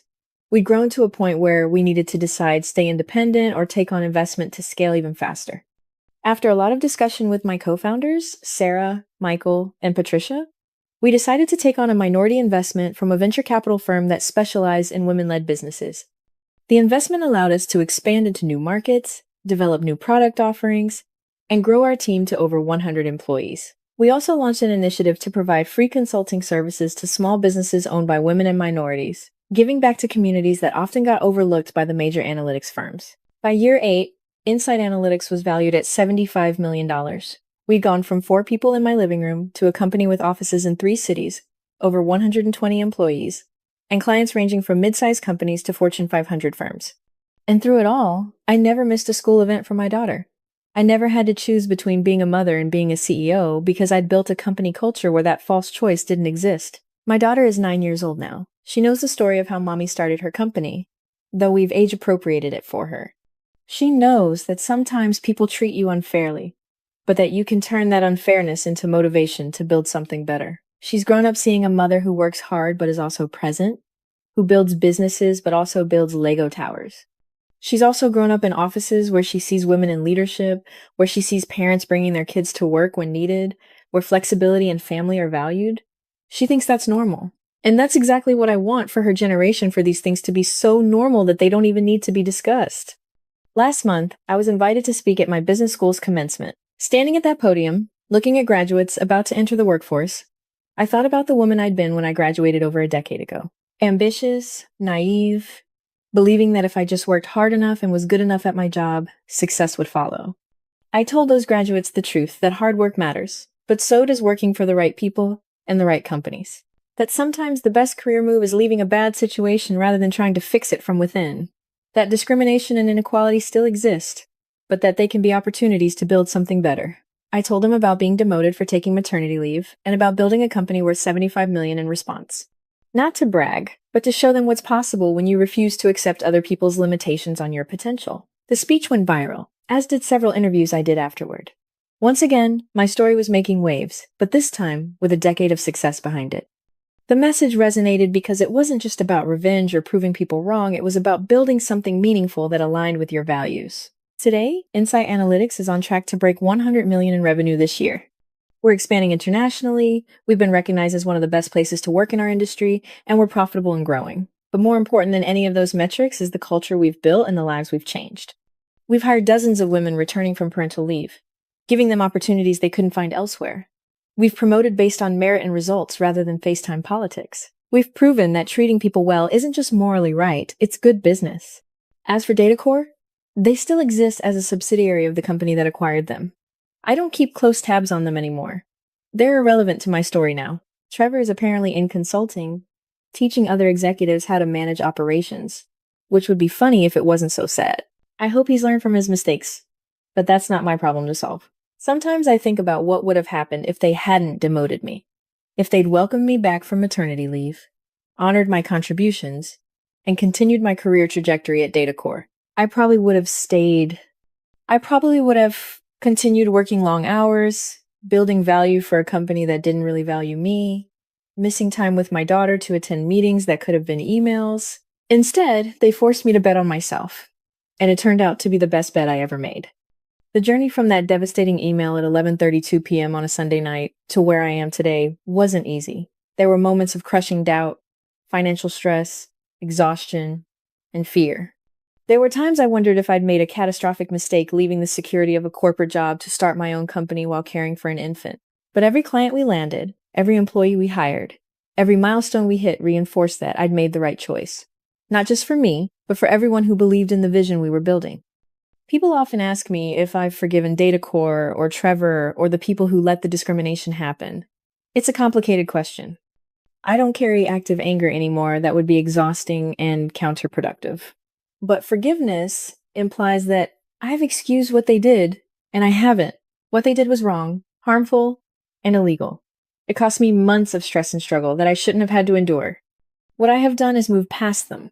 I've built something so successful that their actions have become just the origin story of my company, not the defining event of my career. They're a footnote in my success story, not the main narrative. And that, ultimately, is the best revenge. Not destruction or humiliation or making them suffer, just massive, undeniable success that makes their small-minded discrimination look as foolish as it was. My story isn't unique, unfortunately. Thousands of women face pregnancy discrimination every year. Thousands of talented employees get pushed out of companies for reasons that have nothing to do with their performance. The difference is that I had the resources, the relationships, and the timing to turn it into an opportunity. Not everyone does. That's why part of Insight Analytics' mission is to help change the broader system. We advocate for better policies, we share our practices openly with other companies, and we try to create opportunities for people who face similar discrimination. If my story can inspire even one company to treat their employees better, or encourage one person facing discrimination to fight back, then something good has come from that terrible email on that Sunday night. 9 years ago, I was sitting in a dark nursery, crying over an email that tried to take away everything I'd worked for. Today, I'm the CEO of a company that's changing our industry, proving that success and values don't have to be in conflict. I'm a mother who gets to be present for my daughter's life while building something meaningful. And I'm a woman who refused to let other people define my worth or my potential. DataCore thought they were demoting a troublesome employee who'd made the mistake of having a baby. Instead, they created their most successful competitor and proved that underestimating people has consequences. I didn't just bounce back. I soared. And every day that Insight Analytics succeeds is a reminder that the best response to being undervalued is to prove your true value where people will recognize it. That email at 11:32 p.m. on a Sunday night didn't destroy my career. It redirected it to something better than I could have imagined. And for that, I'm actually grateful. Not to DataCore, but to my own resilience, to the people who believed in me and joined me in this venture, and to the universe for showing me that sometimes when a door slams in your face, you need to build your own building. I'll never forget the moment I realized my career was being stolen from me. It was during a quarterly executive review meeting, 3 years into my job at TechVista Solutions. I was sitting in the back of the conference room, not at the table, because I was just a senior product analyst, not important enough for a seat with the directors and VPs. Brandon Hoffman, my colleague, was presenting what he called his revolutionary approach to predictive customer analytics. I watched him click through slides that contained my algorithms, my research, my insights that I'd spent 9 months developing. He was getting nods of approval from the CEO. He was being praised for his innovative thinking. And I was sitting in the back, invisible, watching my work get credited to someone else. Again. But here's what made that moment different from all the other times. I'd started recording everything. Every email, every meeting, every conversation. I had proof. And I was about to use it. Let me back up and tell you how I got here. I joined TechVista right out of grad school, where I'd gotten my master's in data science with a focus on machine learning applications in consumer behavior. I was recruited specifically for their analytics division, and I was excited about the opportunity. TechVista was a mid-sized tech company specializing in customer relationship management software, and they were looking to expand their predictive analytics capabilities. My hiring manager, Victoria Chen, was impressive, one of the few female executives at the company, and she seemed genuinely committed to building a strong analytics team. She told me during the interview process that TechVista valued innovation and that good ideas could come from anywhere in the organization. I believed her. I started strong. Within my first 6 months, I'd developed a new algorithm for predicting customer churn that improved accuracy by 18% over the existing model. I documented everything meticulously, presented it to my immediate supervisor, Jason Reeves, and waited for feedback. 2 weeks later, in an all-hands meeting, Jason presented his new approach to customer churn prediction, my algorithm, my work, with barely any acknowledgement that I'd been involved in developing it. When I tried to speak up, he cut me off with a thanks to the team for their support that lumped me in with everyone else who'd contributed nothing. I was young, naive, and I convinced myself that this was just how corporate environments worked. Maybe I'd get credit next time. Maybe I needed to be more assertive. Maybe I was being too sensitive. I wasn't being too sensitive. I was being systematically exploited. The real problem started when Brandon Hoffman was hired about a year into my time at TechVista. He came from a competing firm, had an MBA from an Ivy League school, and had apparently impressed the executive team during his interviews. He was brought in at the same level as me, senior product analyst, but there was an immediate difference in how he was treated. He got invited to executive meetings. He got FaceTime with the CEO. He was given high-visibility projects. And whenever we worked together, which was often since we were in the same division, he somehow ended up getting all the credit. The first major project we collaborated on was a customer segmentation model for our largest client, a retail chain worth $12 million annually to TechVista. I did the bulk of the analytical work, designing the methodology, running the models, interpreting the results. Brandon did the PowerPoint slides and presented to the client. The client loved it. They expanded their contract, and Brandon got a promotion to lead product analyst and a $25,000 bonus. I got a nice work team email from Jason. When I went to Jason to ask why Brandon had been promoted when I'd done most of the work, he told me that Brandon had excellent client-facing skills and leadership potential. He told me I was very technical but needed to work on my executive presence and communication skills. Translation: Brandon was a man who looked good in a suit and could schmooze with executives. I was a woman who actually did the work. But I didn't understand that yet. I thought if I just worked harder, produced better results, made myself indispensable, I'd eventually get the recognition I deserved. So that's what I did. For the next year and a half, I worked insane hours. I developed 3 major new analytical frameworks that became core to TechVista's product offerings. I single-handedly saved 2 major client relationships by identifying and fixing problems in our data pipelines. I mentored junior analysts and improved team efficiency by 30%, and Brandon took credit for most of it. He was promoted again, this time to product director, making probably $60,000 more than me. He was given a team to manage, including me. And he continued presenting my work as his own, now with even more authority and visibility. The breaking point came with the predictive analytics project I mentioned earlier. This was the big one, a complete overhaul of how TechVista's software predicted customer behavior. If successful, it could increase the value of our product by millions and put us ahead of competitors. I'd been thinking about this problem for months. I'd done extensive research, built prototype models, tested different approaches. I'd created something genuinely innovative, a hybrid machine learning approach that combined multiple algorithms in a way that was more accurate and more adaptable than anything else in the market. I made the mistake of sharing my preliminary results with Brandon in what I thought was a collaborative team meeting. I walked him through the methodology, showed him the early results, explained the potential applications. He seemed interested, asked good questions, took lots of notes. 2 weeks later, He scheduled a meeting with the executive team to present what he called a breakthrough in predictive analytics. He didn't invite me. I only found out about it because Victoria Chen's assistant, who'd always been kind to me, sent me a message asking if I was going to attend Brandon's big presentation. That's when something inside me snapped. I'd been conditioned my whole career to be collaborative, to be a team player, to not make waves.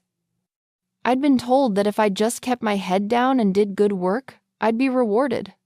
But I'd done good work, exceptional work, and all it had gotten me was watching someone else build their career on my ideas while I stayed stuck in the same position, making the same salary, getting the same dismissive, nice work team responses. I decided I was done being invisible. I spent the next 3 days doing something I should have done years earlier. I documented everything. Every email where I'd shared ideas with Brandon. Every project where I'd done the work and he'd taken credit. Every meeting where I'd been excluded from presenting my own research. I pulled data on promotions and compensation in our division, showing the clear pattern of men being promoted faster and paid more for equivalent or lesser work. I created a comprehensive timeline of the predictive analytics project, showing exactly when I'd developed each component, when I'd shared it with Brandon, and when he'd scheduled his presentation. I included the original code I'd written, the research papers I'd reviewed, the prototypes I'd built, all time-stamped, all clearly my work. Then I did something that I knew could end my career at Tech Vista. I sent it all to Victoria Chen, the VP who'd hired me, with a detailed letter explaining what had been happening. I didn't hear back for 4 days. They were the longest 4 days of my professional life. I was convinced I'd made a terrible mistake, that I'd be labeled as difficult or not a team player, that I'd just destroyed any chance I had at advancement. Then Victoria's assistant called and asked me to come to a meeting. Not in Victoria's office, in the executive conference room, with the CEO. I walked into that room expecting to be fired. Instead, I found Victoria, the CEO Marcus Sutherland, the head of HR Rebecca Walsh, and the company's general counsel. They asked me to sit down and walk them through everything I'd documented. It took 3 hours. I showed them the emails, the code, the project timelines. I explained how the customer segmentation work had been primarily mine, how the churn prediction algorithm that had been attributed to Jason was actually my development, how the predictive analytics framework that Brandon was scheduled to present was entirely my creation. I could see their faces changing as I presented. Shock, anger, discomfort. Rebecca from HR looked like she wanted to crawl under the table. When I finished, there was a long silence.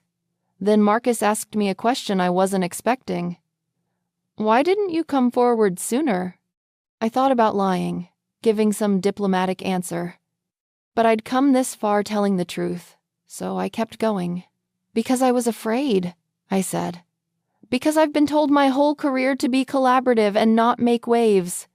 Because every time I've tried to speak up, I've been dismissed or told I need to work on my communication skills. Because I watched what happened to other women who complained about unfair treatment. They were labeled as difficult and their careers stalled.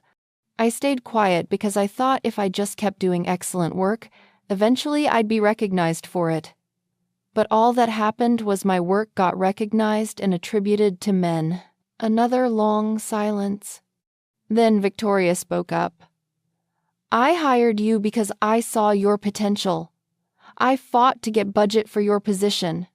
And I had no idea this was happening because I trusted Jason and Brandon to manage their teams appropriately. That's on me. But now that I know, we need to address it." What happened next unfolded over the following weeks, and it was both vindicating and exhausting. First, Brandon's presentation to the executive team was canceled. Instead, I was asked to present the predictive analytics framework myself. I spent 3 days preparing, rehearsing, making sure I could articulate not just the technical aspects but the business value. The presentation went well, really well. The executives asked smart questions, and I had answers. They could see that I understood every aspect of the work because I'd actually done it. At the end, Marcus told me it was some of the most innovative work he'd seen in his 15 years at TechVista. Then came the investigation. HR launched a formal review of the patterns I'd documented. They interviewed other team members, reviewed project files, examined email chains, and they found that the problem was even worse than I'd realized. I wasn't the only one whose work was being stolen. There were 3 other women in the analytics division who'd had similar experiences with Brandon and Jason. One of them, Elena Martinez, had actually left the company 6 months earlier because she was so frustrated with being overlooked while her male colleagues got promoted. HR tracked her down and interviewed her, and her story corroborated everything I'd said. The compensation data was damning too. On average, women in our division were paid 22% less than men at equivalent levels. Promotions for women took an average of 34 months, while men were promoted every 18 months, and the pattern held even when controlling for experience and performance reviews. TechVista had a serious gender discrimination problem, and I'd forced them to confront it. The reckoning came about 6 weeks after I'd sent that initial email to Victoria. Jason Reeves, my former supervisor who'd taken credit for my churn prediction algorithm, was fired for cause. Brandon Hoffman was given a choice: resign with a neutral reference, or be terminated and have the reasons documented in his personnel file. He resigned. But it wasn't enough. Not for me, and not for Victoria, who'd become a surprising ally in all of this. Victoria went to the CEO and the board with a proposal: conduct a company-wide compensation audit, implement blind promotion reviews, create transparent criteria for advancement, and establish an anonymous reporting system for discrimination complaints. She also recommended that I be immediately promoted to product director, the position Brandon had vacated, with a compensation package that reflected both the role and the back pay I was owed for work that had been attributed to others. The board approved everything. I became a product director 3 months after that meeting in the executive conference room. My salary increased by $72,000. I was given Brandon's former team to manage, and I made it my mission to create an environment where people were recognized for their actual contributions. But the best part, the moment that made all of the fear and stress and fighting worth it, came during the next quarterly executive review meeting, the one where Brandon had been scheduled to present my predictive analytics framework. I was no longer sitting in the back of the room.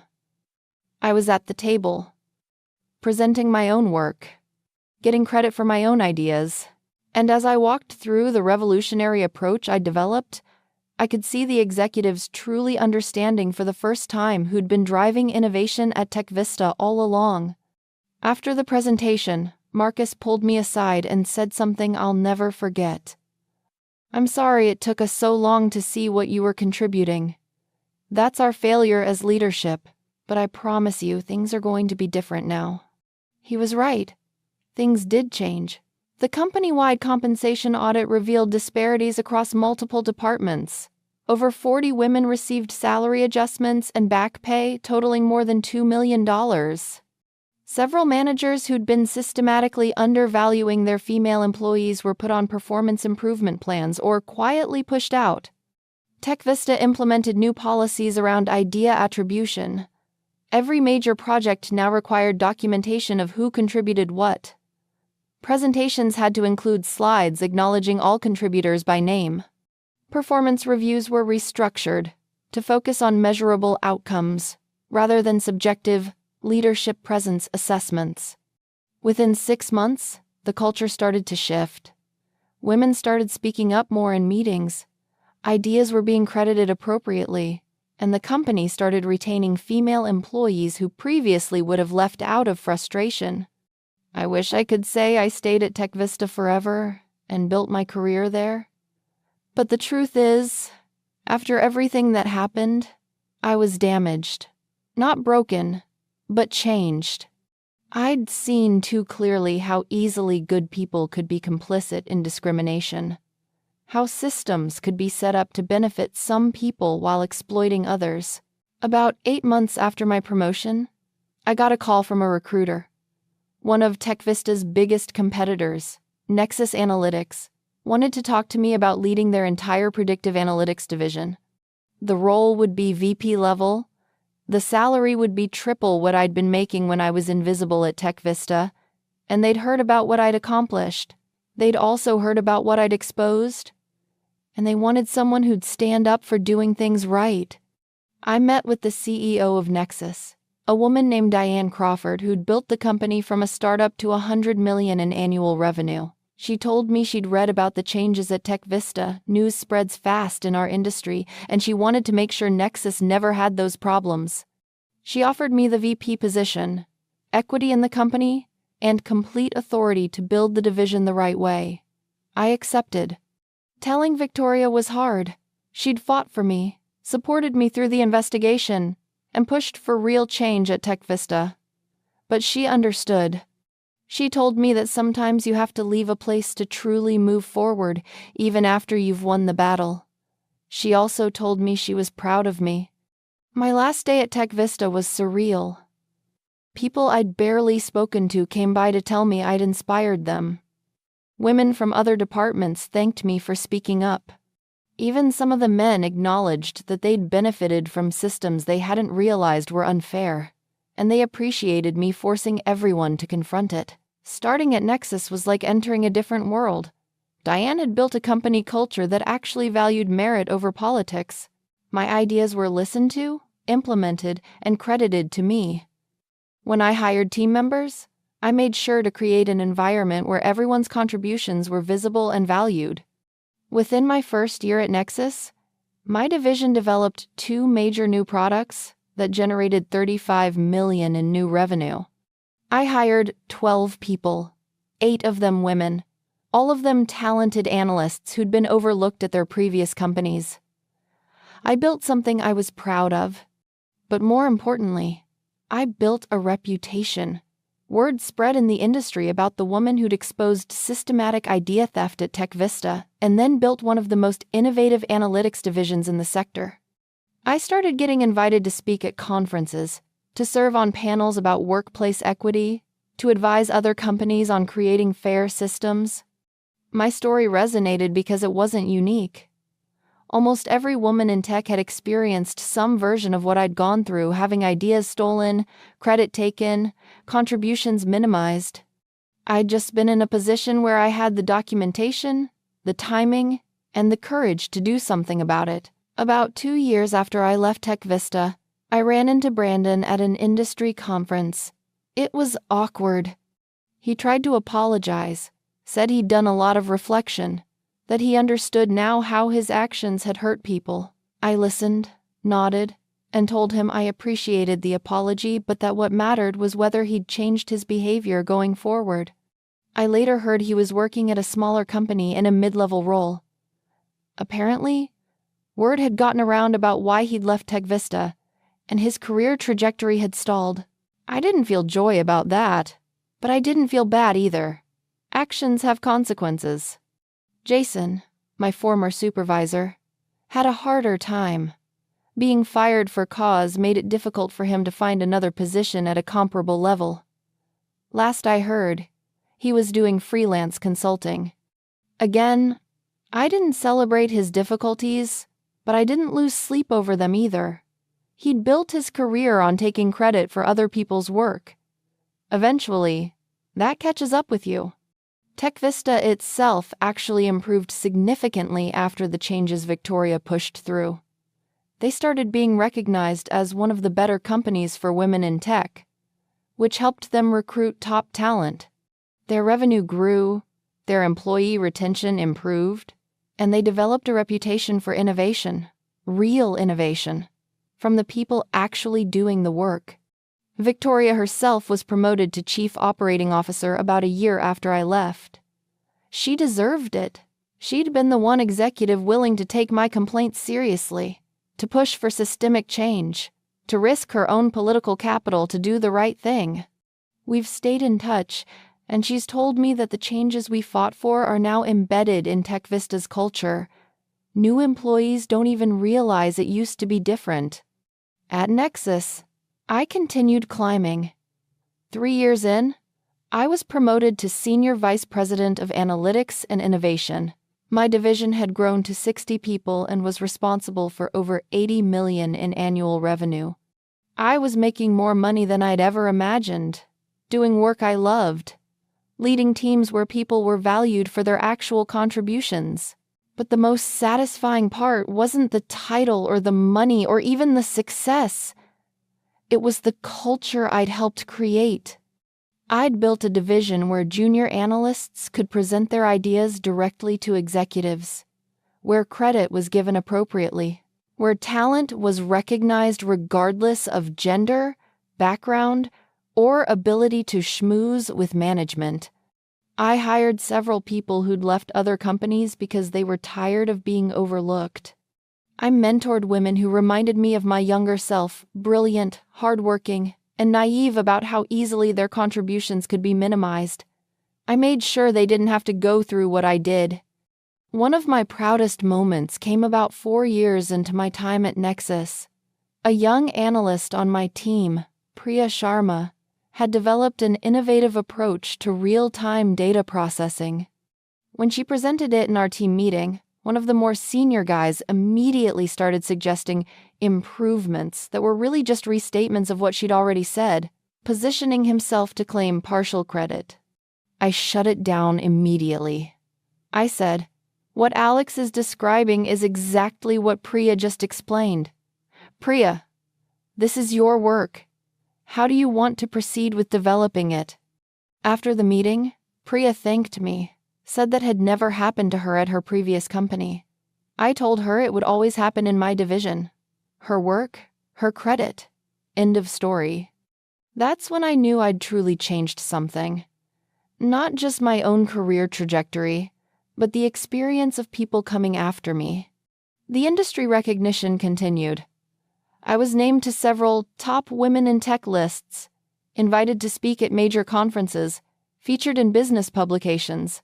Some people criticized me, said I was playing the gender card, or that I was too focused on past grievances, but far more people thanked me for speaking openly about issues they'd experienced but felt unable to address.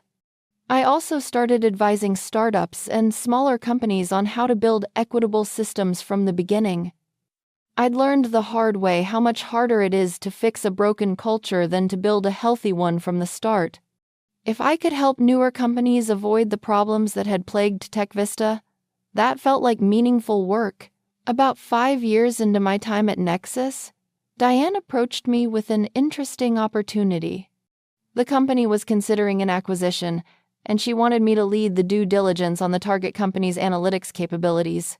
If the acquisition went through, I'd be promoted to executive vice president and would oversee all of the combined analytics operations.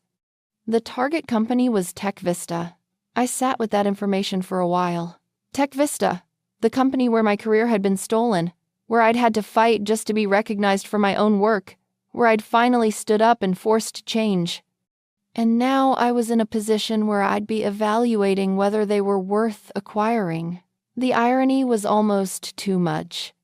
I decided to take on the due diligence project, but I recused myself from the final acquisition decision.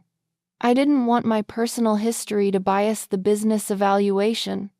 I led a team that objectively assessed TechVista's capabilities, culture, and value. During the process, I met with Victoria again, now COO of TechVista. We had coffee, talked about what had changed since I left. She told me the company was genuinely different now, not perfect, but better. The systems we'd fought for were working. Women were being promoted based on merit. Idea theft was taken seriously and punished. She also told me something surprising. The predictive analytics framework I'd developed, the one that Brandon had tried to steal, had become core to TechVista's product offering. It was generating over $20 million a year in revenue. I'd built something that outlasted all the politics and drama, something that created real value. The acquisition ultimately went through, though my recommendation was based purely on the business case, not on any desire for symbolic revenge. Nexus acquired TechVista for $160 million, and I became executive vice president, overseeing all analytics operations across both companies. Which meant that Victoria, my former champion, now reported to me. We both found this deeply amusing. In my new role, I had the authority to ensure that the cultural changes I'd fought for at TechVista and built at Nexus were maintained and expanded across the combined organization. I had over 150 people in my division, $100 million in annual revenue responsibility, and the ability to shape how an entire company valued and credited innovation. Sometimes I think about that quarterly meeting 7 years ago, where I sat in the back of the room watching Brandon present my work. If someone had told me then that I'd eventually be running the combined analytics operations of both companies, I wouldn't have believed them. But the path from there to here was made possible by one decision: to stop being invisible, to document my contributions, to demand recognition for my work, to risk my career on the principle that I deserved better. It wasn't easy. There were costs. The investigation at TechVista was stressful. Some colleagues resented me for making trouble. I had sleepless nights wondering if I'd destroyed my career by speaking up. And even after I won, I had to deal with the psychological impact of years of being systematically devalued. But I'd do it all again. Because staying silent wasn't protecting me, it was enabling a system that exploited me. Because speaking up didn't just help me, it helped every woman at TechVista who'd been experiencing the same thing. Because sometimes the only way to change an unfair system is to force people to see how unfair it really is. I'm not a hero. I'm someone who got tired of being stolen from and decided to fight back. I'm someone who got lucky that I had documentation, that I had a champion in Victoria, that the timing and circumstances aligned in a way that made change possible. Not everyone in my situation would have had the same outcome. But I hope my story encourages other people facing similar situations to document their work, to speak up when they're being exploited, to demand the recognition they deserve. Not everyone can win, but the more people who fight, the harder it becomes for these systems to persist. Today, at 42 years old, I'm the Executive Vice President of Analytics and Innovation at Nexus Analytics, overseeing operations that generate over $120 million annually. I have equity in the company worth several $1,000,000. I've been recognized as one of the top analytics leaders in the industry, but what I'm most proud of is the culture I've built and the people I've helped. I've mentored dozens of talented professionals, many of them women and minorities who'd been overlooked at their previous companies. I've created systems that make it harder to steal credit and easier to recognize actual contributions. I've used my platform to advocate for equity and transparency in tech. My daughter, who just started middle school, asked me recently what I do for work. I told her I help companies understand their customers better using data and technology. She said, "That's cool, but what I want to know is, how did you become a boss?" I thought about how to answer that. I could have given her the sanitized version, worked hard, got promoted, kept advancing, but I decided to tell her the truth, age appropriately. I told her that I had to fight for it, that I did really good work that other people tried to take credit for, that I had to stand up for myself even though it was scary, that sometimes you have to be willing to risk losing everything to get what you deserve. She thought about that for a minute. Then she said, "So you're not just a boss? You're a boss who wouldn't let anyone push you around." Exactly. The story of how I went from invisible to executive vice president isn't a fairy tale. It's not a simple narrative of hard work leading to inevitable success. It's a story about systemic discrimination, about having your contributions stolen, about fighting back against unfair systems, and about building something better. It's also a story about documentation, timing, allies, and a bit of luck, Because let's be honest, not everyone who speaks up gets the outcome I did. Some people face retaliation and never recover. Some companies double down on protecting the people stealing credit rather than fixing the system. Some battles are lost despite being righteous. But I've also learned that more battles are won than we realize. Because after my story became known in the industry, I heard from dozens of women who'd had similar experiences and decided to speak up. Some won, some lost, but all of them refused to stay silent. And collectively, we're changing the culture. The tech industry still has massive problems with gender equity. Women are still underrepresented in leadership. Pay gaps persist. Discrimination continues. But it's better than it was 7 years ago. And part of that progress is because people spoke up and demanded better. I'm not done fighting. In my current role, I'm working on industry-wide initiatives around transparency and promotions and compensation. I'm advising companies on how to build equitable systems. I'm mentoring the next generation of leaders and making sure they know they don't have to accept being invisible. And every time I present my work in an executive meeting, every time I see my name on a patent or a publication, every time someone acknowledges my contributions, I remember that meeting 7 years ago where I sat in the back watching someone else claim credit for my ideas. I'm not in the back anymore. I'm at the head of the table. And I got here by refusing to let anyone steal what was mine. That's not just my success story. It's my revenge story. And honestly, it's the best revenge possible using the visibility I fought for to make sure others don't have to fight as hard as I did. The email came on a Wednesday afternoon in March. Subject line: Confidential Strategic Reorganization Meeting. I'd been with Meridian Financial Services for 12 years, worked my way up from customer service representative to senior account manager, and I'd never seen my manager schedule a confidential meeting before. My stomach immediately knew something was wrong, even if my brain tried to stay optimistic. The meeting was just me, my manager, Craig Peterson, and someone from HR I'd never met before named Sandra. They had the look, that corporate sympathy face that means you're about to get screwed. Craig did the talking while Sandra nodded along like a bobblehead with a law degree. We're restructuring the account management division to remain competitive in a global marketplace, Craig began, which is corporate speak for we're cutting costs and you're expensive. He went on to explain that my position was being eliminated, but that I was valued and they wanted to make transition as smooth as possible. The transition. Not my transition to a new role within the company, the transition of my job to someone else. They were outsourcing my position to a team in Bangalore, India. They'd pay these people a fraction of my salary to do the work I'd spent over a decade perfecting. And here was the real insult. They wanted me to spend the next 3 months training my replacements before my transition date. In exchange, I'd receive a severance package of 6 months' salary, but only if I completed the training and signed a non-disparagement agreement. I sat there numb as Craig explained how this was just business and nothing personal, how the company valued my contributions but needed to optimize operational costs, how this was an opportunity for me to explore new directions in my career. I was 43 years old. I'd given this company 12 years of my life. I'd worked through weekends, holidays, family emergencies. I'd built relationships with clients that brought in millions of dollars. I'd trained countless junior employees who'd been promoted past me.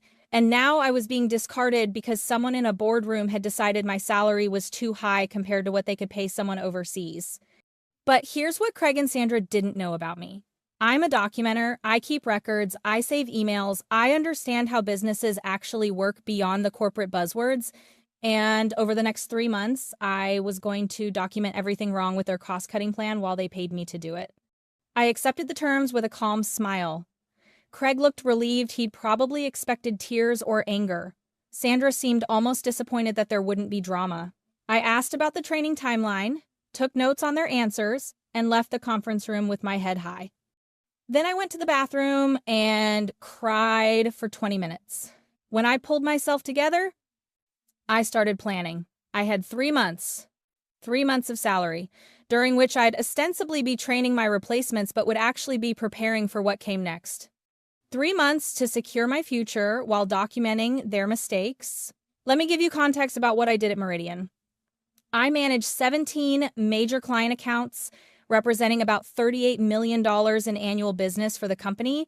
These weren't simple transactional relationships. I knew these clients personally. I understood their businesses, their pain points, their long-term goals. I'd spent years building trust with them, solving their problems, being available when they needed support. The financial services industry isn't like other industries. Clients don't just care about the product, they care about the relationship. They want to work with someone who understands their needs, responds quickly, and provides personalized service. The idea that you could just transfer these relationships to someone overseas who'd never met the clients, who didn't understand their business contexts, who'd be working in a different time zone with a dozen other accounts to manage it was absurd. But Meridian's leadership had looked at the numbers on a spreadsheet and seen that they could cut costs by 65% by outsourcing. They'd convinced themselves that account management was a commodity service that could be easily replicated. They were wrong, but they wouldn't realize it until it was too late. My training of the replacement team began 2 weeks later. There were 4 people in Bangalore who would be splitting my 17 accounts. They were professional, educated, and clearly trying their best. This wasn't their fault, but they were being set up to fail by a company that didn't understand what it was actually outsourcing. I trained them thoroughly. I wasn't going to sabotage them or make their jobs harder than they already would be. But I also took detailed notes on every question they asked that revealed gaps in their knowledge, every process that proved too complex to transfer effectively, every client nuance that couldn't be explained in a training manual. I documented the technology issues systems that worked fine in the US office but had lag and reliability problems when accessed from overseas. I noted the communication challenges not because of accents or language barriers, but because of time zone differences and cultural contexts that affected how financial services relationships worked in the American market. Most importantly, I quietly reached out to my clients. Not to badmouth Meridian, I was still bound by my employment contract, but to let them know I was transitioning out and to introduce them to their new account managers. I listened carefully to their reactions. Every single one of them was upset. Several asked if there was any way I could stay. A few hinted that they might consider moving their business elsewhere if the service quality declined. One, the CEO of a mid-sized manufacturing company who'd been a client for 8 years, flat out told me that if I ever started my own firm, he'd be my first client. That conversation changed everything. I started seriously planning to start my own consulting firm. I consulted with a lawyer about what I could and couldn't do given my employment contract and non-compete clause. The good news, my non-compete only prevented me from working for direct competitors for 1 year. It said nothing about starting my own independent consulting practice. The better news, several of my clients were in industries that weren't covered by the non-compete at all. I registered a business, set up a website, got insurance, opened a business bank account, all while still employed at Meridian, all completely legal. I wasn't soliciting their clients yet. I was just preparing for the day my severance ran out. My last day at Meridian was surreal. Craig gave a little speech about my valuable contributions and wished me well in my future endeavors. Sandra from HR had me sign the final paperwork, including the non-disparagement agreement that would give me my 6-month severance. I smiled, signed, packed my desk, and left. I didn't tell anyone that I'd already incorporated my own firm. I didn't mention that I had a business plan and a list of clients who'd expressed interest in working with me. I just took my severance package and walked away. The severance gave me 6 months of runway. 6 months to build my client base, establish my reputation, and prove that what Meridian had outsourced wasn't just a job, it was institutional knowledge, client relationships, and industry expertise that couldn't be replicated by 4 people overseas working for a fraction of the cost. I waited exactly 2 weeks after my last day to start reaching out to former clients. Not to solicit them directly, that would have violated my agreements, but to let them know I was now available for independent consulting work. The response was immediate and overwhelming.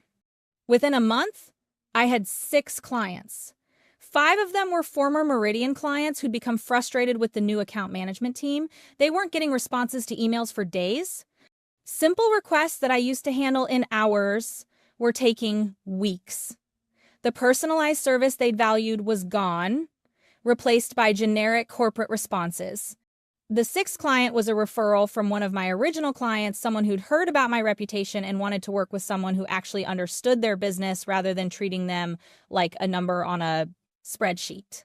By month 3, I had 12 clients and was generating more monthly revenue than my old salary at Meridian. By month 6, when my severance ran out, I had 18 clients and had hired my first employee, another former Meridian